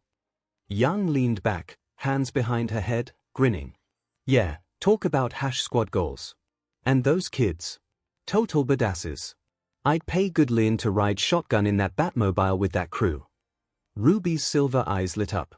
I wonder if they all have their own weapons. Imagine what kind of tech he builds for them. She was already sketching in her notebook. Weiss sat sipping tea with a skeptical expression. So, he collects children to help him fight crime. That's highly irresponsible. But her voice softened as she watched the footage of the Bat family fighting together, moving as 1 inch. Still, their coordination is remarkable. And he clearly cares for them. She set the teacup down and narrowed her eyes thoughtfully. It almost reminds me of father's combat teams. Only these children aren't being used. They chose this life. Blake's ears flicked as she sat cross-legged, a man without powers, training a whole group to fight injustice. It's reckless, but admirable. She frowned as she thought of Adam and the White Fang. His making sure they have a choice, that's what makes it different. And his not using them for revenge. His using them to save people. Osbin swirled his coffee, smiling faintly as he watched the screen. A remarkable display of mentorship. He is giving them more than tools, he's giving them purpose. Glinda crossed her arms, her tone more critical. Purpose or not, he is still endangering minors. What would happen if one of them were killed? Osbin's smile faded. The same thing that happens to any of us, Glinda. The world would keep turning, but perhaps a little darker. Atlas Ironwood was silent for a long time, arms crossed as he watched the Bat family move with military precision. This is beyond mere vigilantism. This is a coordinated strike team. Winter stood at his side, nodding slightly. "They're effective, sir. I can see why Gotham's crime rate doesn't swallow the city whole." Ironwood narrowed his eyes, mind already at work. "Perhaps we should consider expanding training for our younger operatives. If this Batman can turn orphans into elite fighters, Atlas can do the same under regulation." MLP Universe Equestria Twilight Sparkle's ears perked up as the image of the Bat family appeared. "So he's not completely alone," she said softly, a relieved smile spreading across her face. "All this time I thought he was carrying that burden by himself." Fluttershy's eyes welled up with tears, her wings pressing to her sides. "Oh, that makes me so happy. He has a family to look after him too. I was so worried he was all by himself in that dark, scary city." Pinkie Pie was already bouncing, somehow wearing a cowl of her own. "See? I told you Noppany can be grumpy forever, you just need friends and family. And cookies. And crime-fighting dance parties." Applejack adjusted her hat, giving an approving nod. "Guess even a fella like him can't do it all on his own. Good on him for taking those kids in and teaching them to fight for what's right." Rainbow Dash crossed her hooves but smiled slightly. "Okay, that is pretty awesome. A whole squad of little bat heroes. That's like the Wonderbolts, but for crime." Rarity fanned herself with a hoof. "Well, I still question his fashion sense, but I suppose it's rather noble to raise such a devoted team. Though I hope he gives them some flair for individuality." Canterlot Celestia watched the screen quietly, a small, warm smile tugging at her lips. It seems that even in a world as dark as his, friendship finds a way to bloom. Luna's expression was softer than usual, her voice low and reflective. "To walk in the night without companions is to invite despair.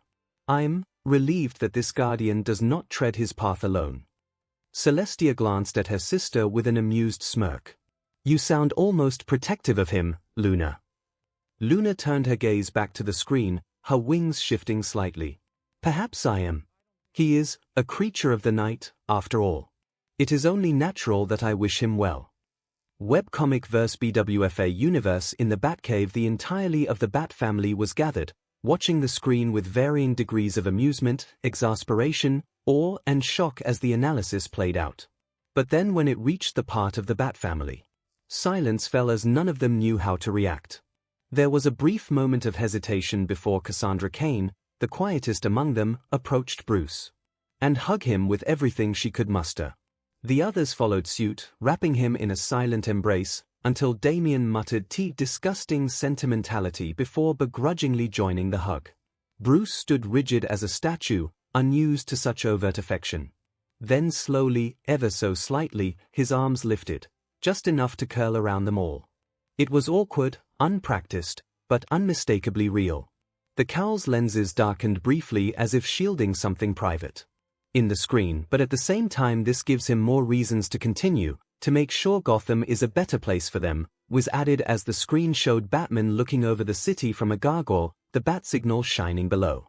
"And whoever or whatever threatens his city or his family he will raise in shadow wings to protect them," he continued. "Doesn't matter who or when, whatever he is, an old man fighting a government-controlled Superman, an AI in some distant future, a Victorian noble facing 𝐒𝐿 for the souls of Gotham, an actual vampire going against Dracula himself, or even an Aztec warrior fighting against the conquistadors." The screen showed the scenes as Wiz described them. He will fight, he will plan, and he will come on top. The room was quiet, heavy with the echo of Wiz's words.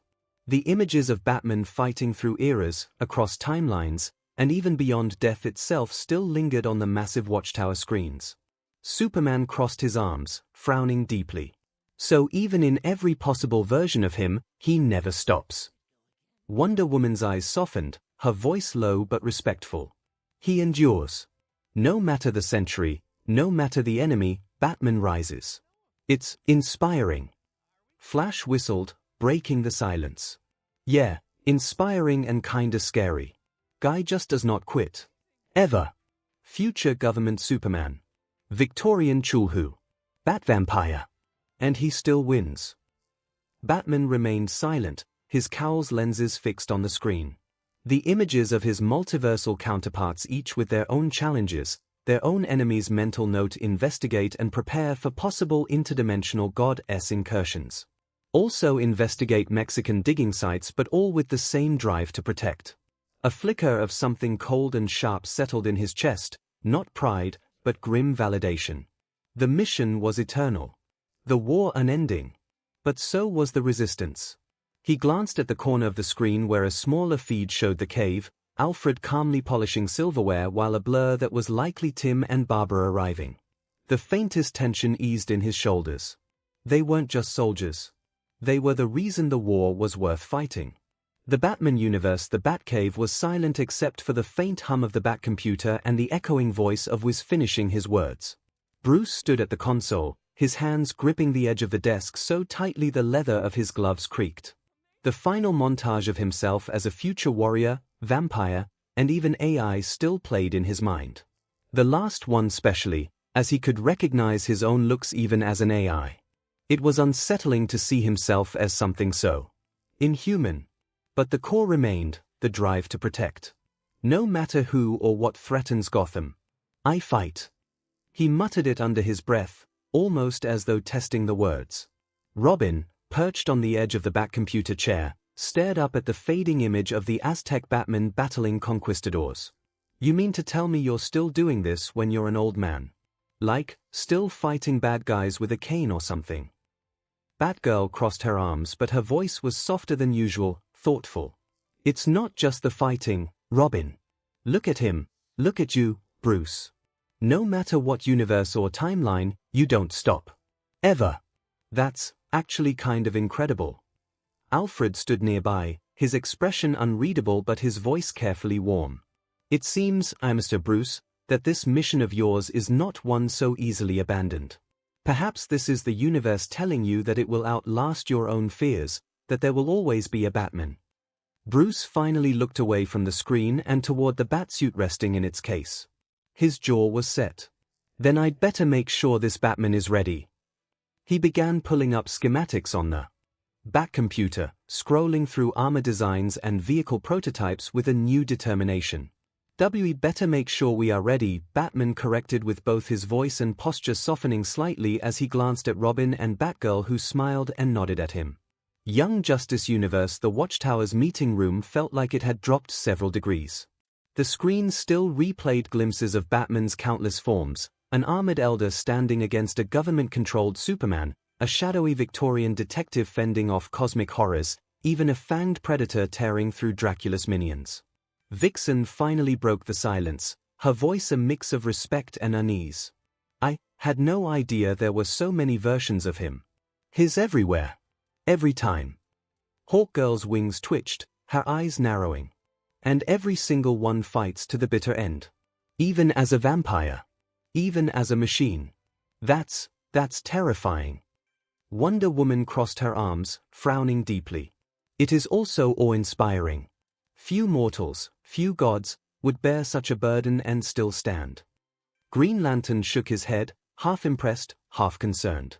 So, let me get this straight, no matter what universe we're in, he always gets back up. Guys like an unkillable cockroach in a cape. Superman sat forward, eyes fixed on the screen as if trying to memorize every frame. Not just gets back up, he wins. Every time. No matter the cost. Even Flash, usually the first to crack a joke, stayed serious. That's kind of badass. But also a little scary. How do you even stop a guy who refuses to stay down? The whole league shared a look, not of fear exactly, but of heavy respect. Batcave Bruce stood with his arms crossed, the glow from the Batcomputer painting his features in blue light. Alfred's tone was quiet but measured. I must say, seeing you as a vampire or pirate was quite the shock, Mr. Bruce. Though, I suppose the point remains, you never stop. Bruce allowed the faintest ghost of a smirk at the idea of Batbeard, but his expression quickly hardened. No, I don't. Yet his eyes lingered on the image of the Bat family fighting together, something that, despite himself, seemed to soften the edge of his scowl. Mount Justice at the cave, the younger heroes were wide-eyed. Kid Flash gawked at the replay of Batman in a bulk exosuit.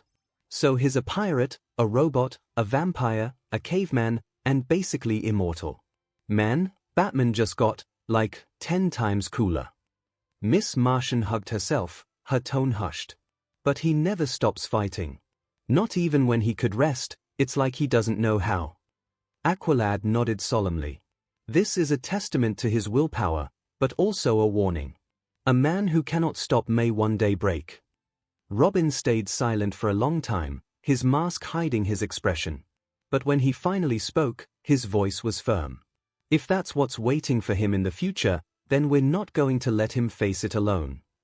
The rest of the team exchanged looks, some worried, some determined, all aware that they were part of something bigger now. LexCorp Luthor stood in front of a massive monitor, arms clasped behind his back. The footage of countless Batmen flickered across the screen, the armored old man, the vampire, the Aztec warrior. His lip curled, but his voice was cold and thoughtful. So this is what the multiverse holds. No matter the world, no matter the odds. Batman always exists. Always fights. Always wins.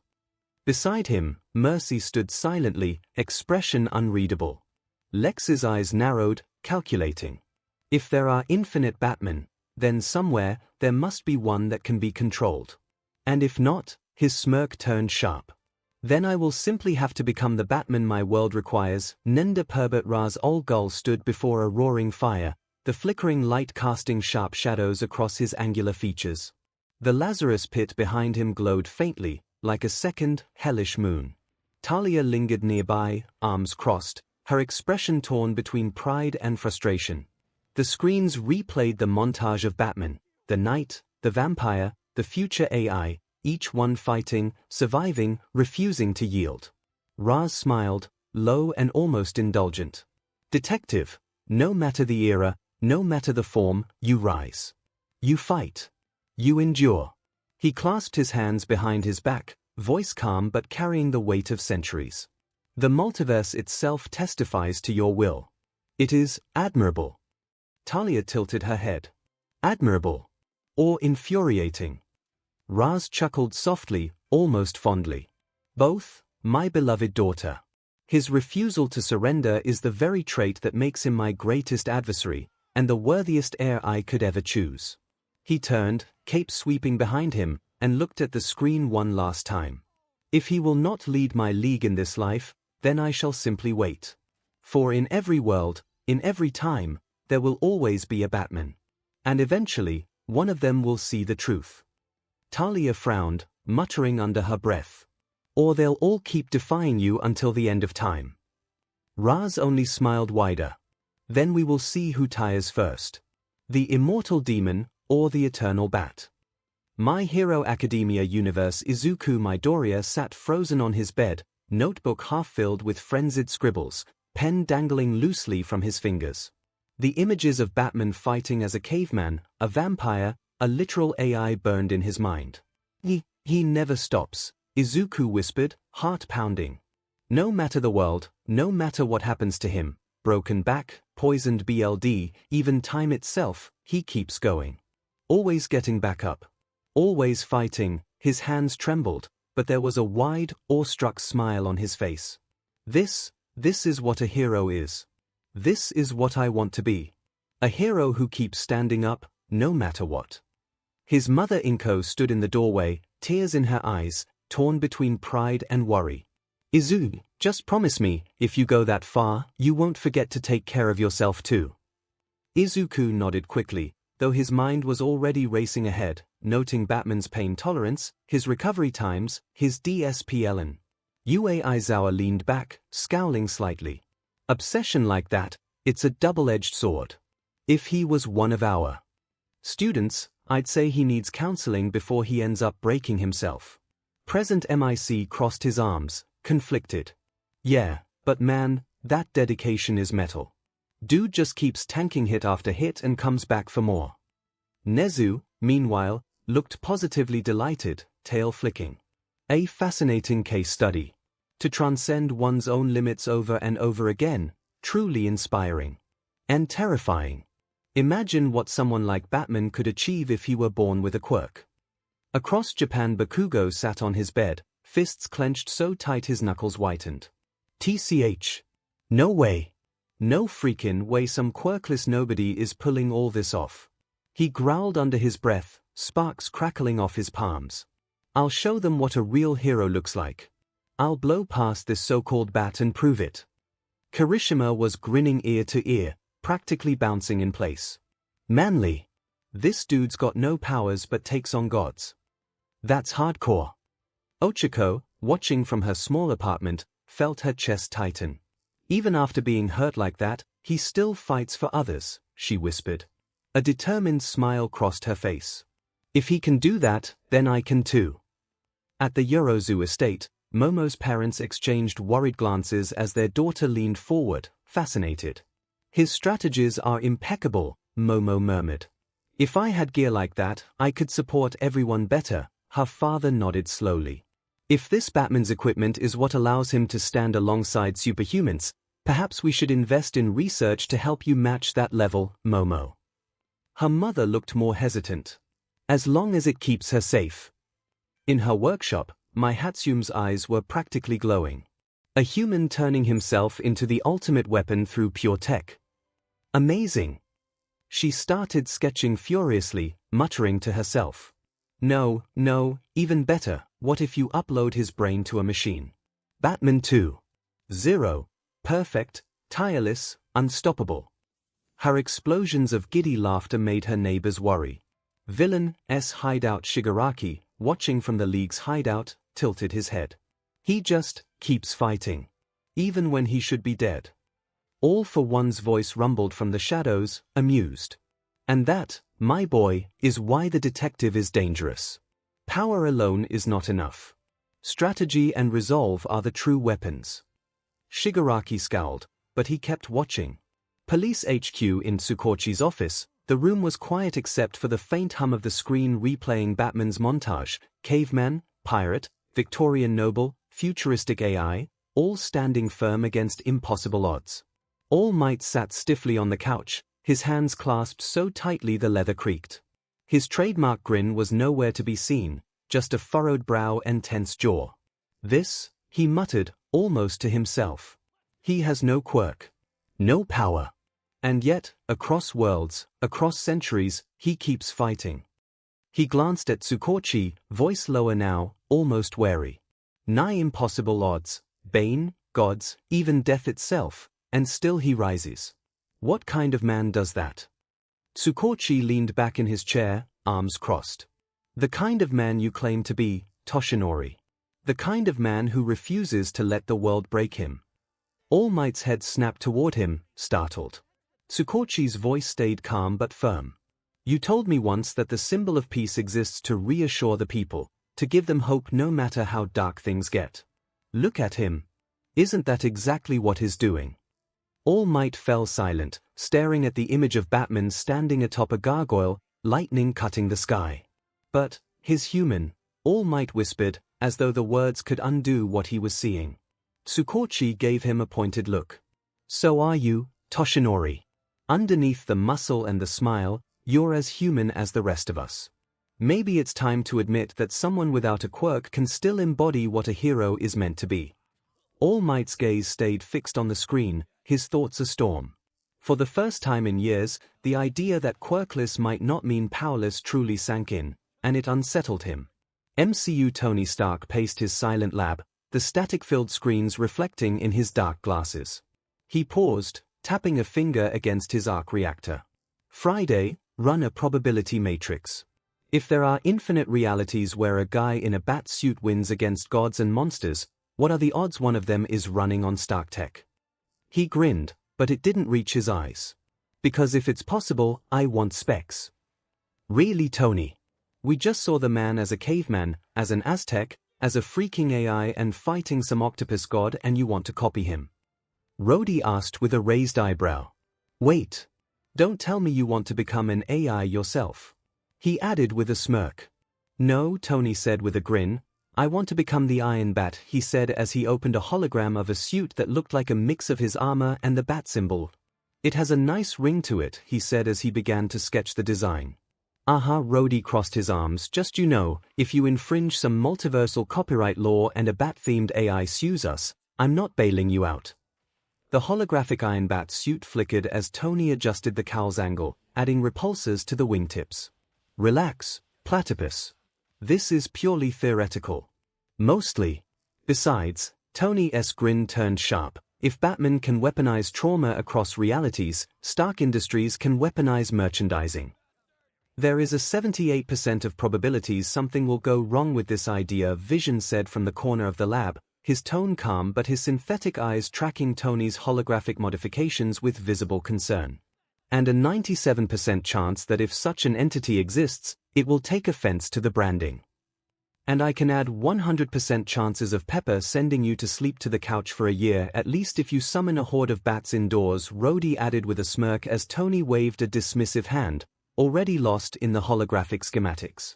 Marvel 616 Universe. The montage of Batman dragging himself back from impossible odds played again on the screen, surviving Bane's ambush, crawling back from disintegration, rejecting the afterlife itself. Captain America stood with arms folded, expression solemn. That's something I can respect, Steve said finally. A man with no powers, no serum, standing against monsters and gods, and refusing to stop. That's the spirit of a soldier. Of a hero. Tony Stark, sipping a drink, tilted his head thoughtfully. Yeah, Boy Scout, but don't forget, the guy's also clearly out of his mind. Most billionaires would just buy an island and sip martinis. This one dresses like a flying rodent and fistfights nightmares for sport. He smirked. Still, gotta admit, I like his style. Natasha Romanoff leaned against the wall, arms crossed. DSPN like that doesn't come from comfort. It comes from pain. He's made himself into a weapon. That's dangerous and admirable. Thor's booming laugh filled the room. Ha! The bat is a warrior worthy of song.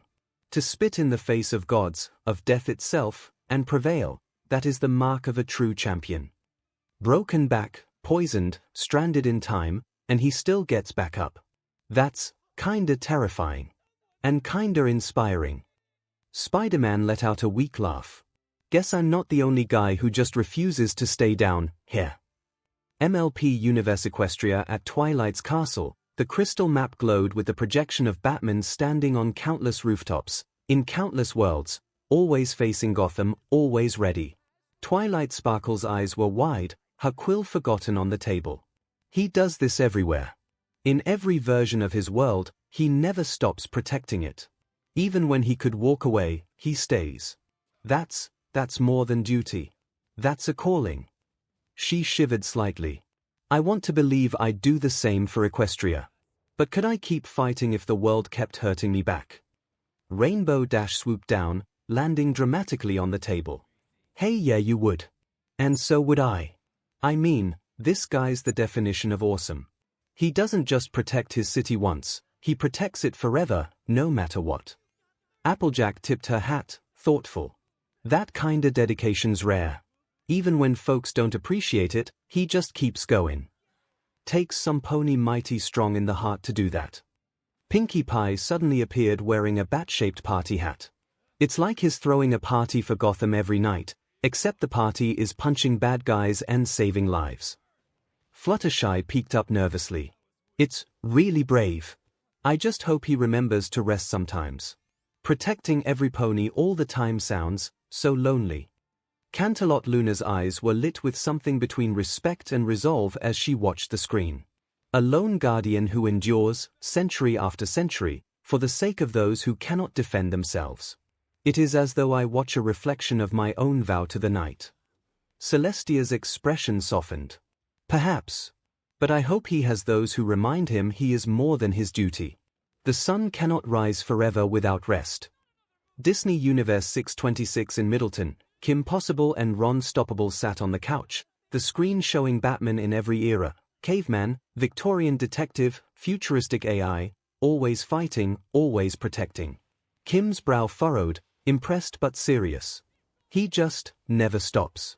Villains, monsters, even magic, no matter what, he keeps going. Ron nodded, a little wide-eyed. Dude's like the ultimate mission machine. KP, you ever think about, like, what happens when we can't do this anymore? Kim gave him a small, wry smile. Then we find someone else to carry it on. But this guy, he's carrying it alone. That's intense. Rufus squeaked in agreement, then mimed pulling on a tiny bat mask.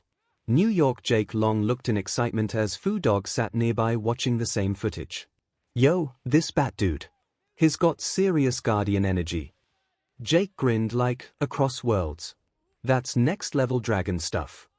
Foo Dog snorted, scratching behind his ear with a hind leg. Guardian. Kid, he's more like a stubborn rock in a hurricane. Doesn't move, doesn't break, just lets the storm wear itself out on him. He paused, squinting at the screen where Batman, battered but unbowed, dragged himself upright yet again. But that also makes him dangerous, said Laosha, narrowing his eyes at the screen, and the fact he has tangle against magical entities doesn't picture well for us. Jake frowned. Come on G, I don't think any of us would bat an eye at. Whatever that octopus thing was being beaten, Laosha sighed. It's not about that, Jake. It's about the fact that he has fought against beings that defy logic and won. That kind of experience, that kind of mindset, it changes a person, makes them see the world differently. And not always for the better. Lilo and Stitch watched the broadcast with wide eyes. He fights forever, Lilo said softly. Even when he's tired. Even when he could quit. That's kinda like what we do here. Protecting Ohana, no matter what. Stitch grinned wide, letting out an excited growl. Bat guy strong. No quit. Just like Stitch. Jumba, who had been silently watching from behind them, suddenly started scribbling furiously on a datapad. Yes. Armor reinforced for maximum intimidation. Grapple vehicles. Why have I not already given 626 a bat belt of his own? Pleakley nearly fainted. Because we don't need him launching smoke bombs every time he gets bored. Star Wars Universe Clone War timeline, so much pain. So much anger, Yoda said, gazing at the image of Batman, surrounding him like a cloak. The dark side is, he frowned. Consume him. It not, how is that possible? Windu said, frowning. The fear. The anger. It should have consumed him long ago. Just like with that city, even through the screen the whole of the Jedi Council could feel the darkness radiating from Gotham. Yet something seems to be holding it back. Yes, Mr. Pilon nodded, but not something. Someone. He is doing it, he added softly. The Batman fights not just against villains, but against the darkness within himself. That is why he does not fall. He added, remarkable, he murmured. A mortal will forged in darkness, yet tempered by purpose. One might say he embodies the Jedi Code. Without ever knowing it. That wasn't of the liking of basically everyone in the room as protests began to rang. Mr. Pillow. With all due respect, Kiadimundi said, standing up, this man is a walking nexus of fear and anger. Look at him. He pointed at the screen. He thrives in darkness, uses it as a weapon. How can you compare that to the Jedi way? Mace Windu's stern gaze remained fixed on the flickering image of Batman standing atop a gargoyle, Gotham's perpetual gloom clinging to him like a shroud. The code teaches us to release emotion, not weaponize it. This vigilante is consumed by his crusade. His city festers with corruption because he perpetuates its cycle of violence. His voice hardened. He is a cautionary tale, not an ideal. Across the chamber, Palo-kun remained serene, his claws steepled. Does he perpetuate, Mr. Windu, or does he contain? Gotham's darkness existed long before him. He stands as a bulwark. He gestured towards the screen, where Batman now knelt beside a rescued child, his silhouette momentarily softening.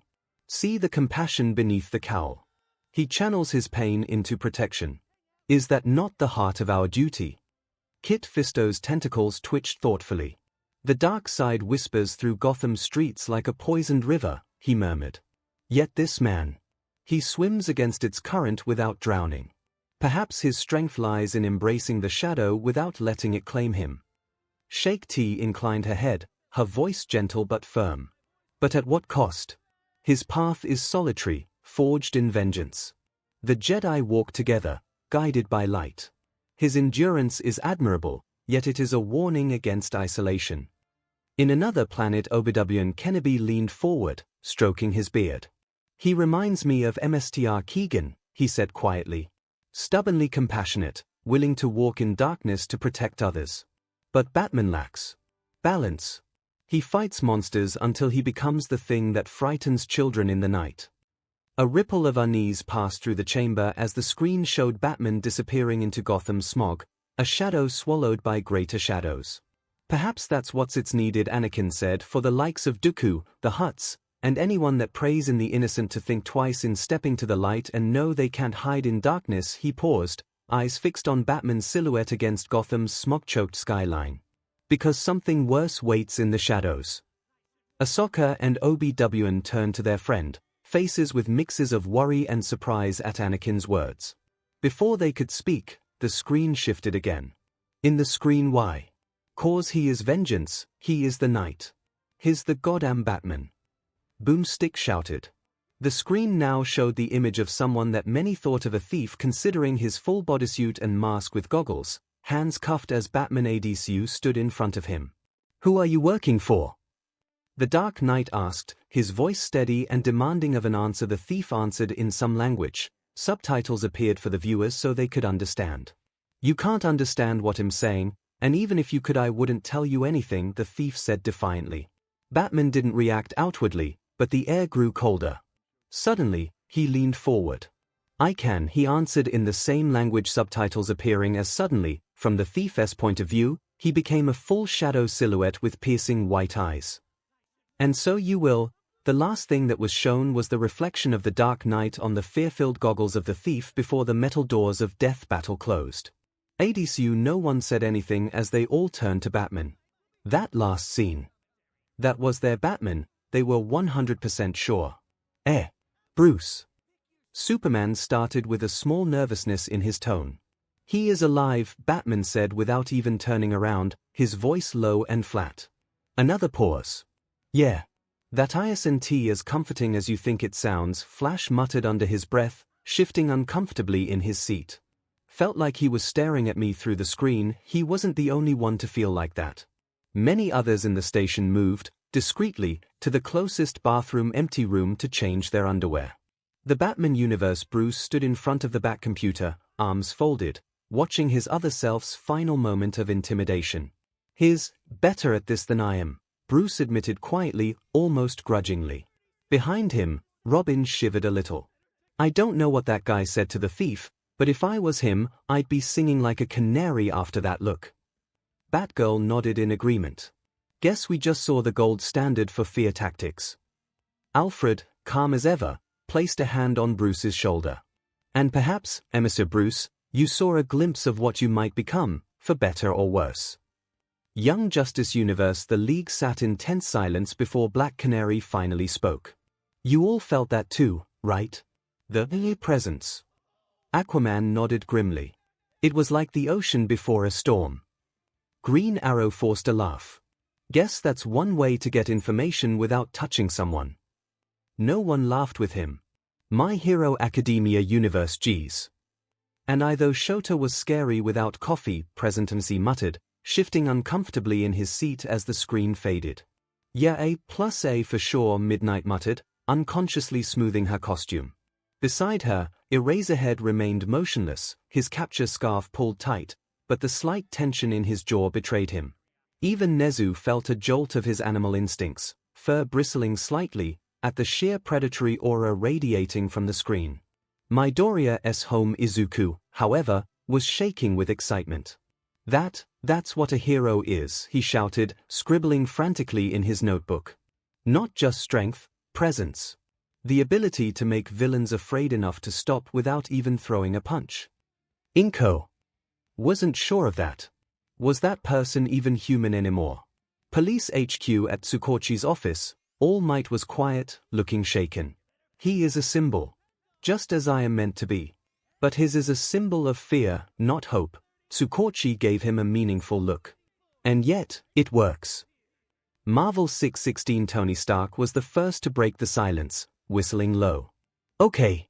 That was badass. Remind me to never end up on this guy's bad side. Natasha smirked slightly. You'd be on his bad side by default, Stark. Steve Rogers nodded solemnly. That's the kind of presence that can stop a war before it starts. I can respect that. Even the cold of Helheim feels warmer than that gaze, Thor muttered, unconsciously tightening his grip on Mjolnir.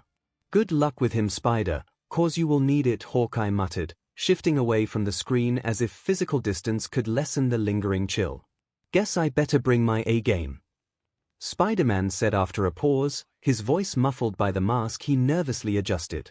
MLP Universe Equestria at Twilight's castle, the Princess of Friendship sat still for several seconds, the weight of the moment settling in. He really is the knight, Twilight whispered. Not just fighting the darkness, becoming it to shield others. Rainbow's wings flared. I don't care what anyone says, that was 20% cooler than anything I've ever seen. Fluttershy peeked out from behind her chair, shivering. Very scary. But maybe sometimes ponies need to be scared to stay safe. Why yeah. Pinkie Pie agreed, also hiding behind her chair, scary. But useful scary. Like a spider that eats mosquitoes. Don't you mean bat? AJ asked as she helped a hyperventilating rarity to breath into a bag.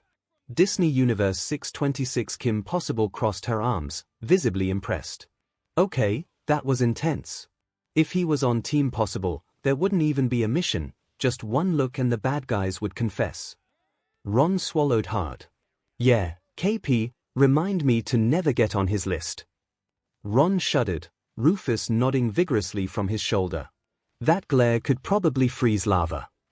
Ben 10 Omniverse at the plumber's base, Ben was leaning forward, slack-jawed. Okay, that's officially the scariest guy I've ever seen, and I've fought Vilgax. Rook crossed his arms, impressed. It is not his power that is terrifying, Ben. It is his will. He has no alien abilities, and yet, I would hesitate to face him. Ben smirked, trying to play it cool. Yeah, well, lucky for him, I'm a good guy. But, man, imagine him with the Omnitrix. Gwen rolled her eyes. Ben, no. The universe does not need Bat-Heat Blast, Gwen groaned, rubbing her temples. Think Vampire or Ghost Freak fits him more, Ben muttered, but Gwen silenced him with a sharp elbow to the ribs. Across the room, Grandpa Max watched the replay of Batman's interrogation with narrowed eyes, his coffee forgotten and cooling. He doesn't just fight crime, Max said quietly. He weaponizes the human psyche. That's a dangerous edge to walk. Etheria in Bright Moon's war room, everyone was quiet for a beat after the transmission. Glimmer shook her head. Okay, that was kinda terrifying. And he's supposed to be one of the good guys.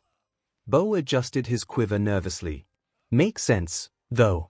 He's fighting in a world full of crime without magic or armies. Fear might be his only real weapon.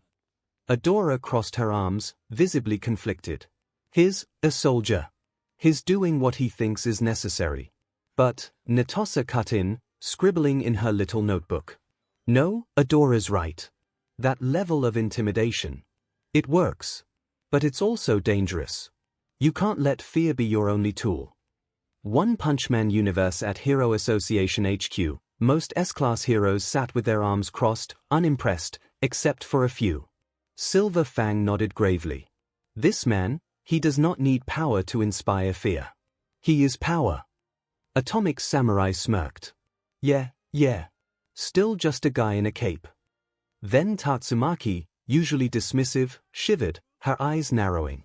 TCH whatever. It's not like I'm scared of some creepy bat guy. She glanced at the screen again and frowned. But he does give off a weird vibe. King, sweating, nodded rapidly. Right. I thought it was just me. Multiverse across every world, the image of Batman's shadowed form with those glowing eyes lingered like a phantom. Some heroes were inspired. Some villains were afraid. Some were already plotting. But all of them understood one thing. Batman was more than a man, he was a force. And now, that force was about to face Spider-Man.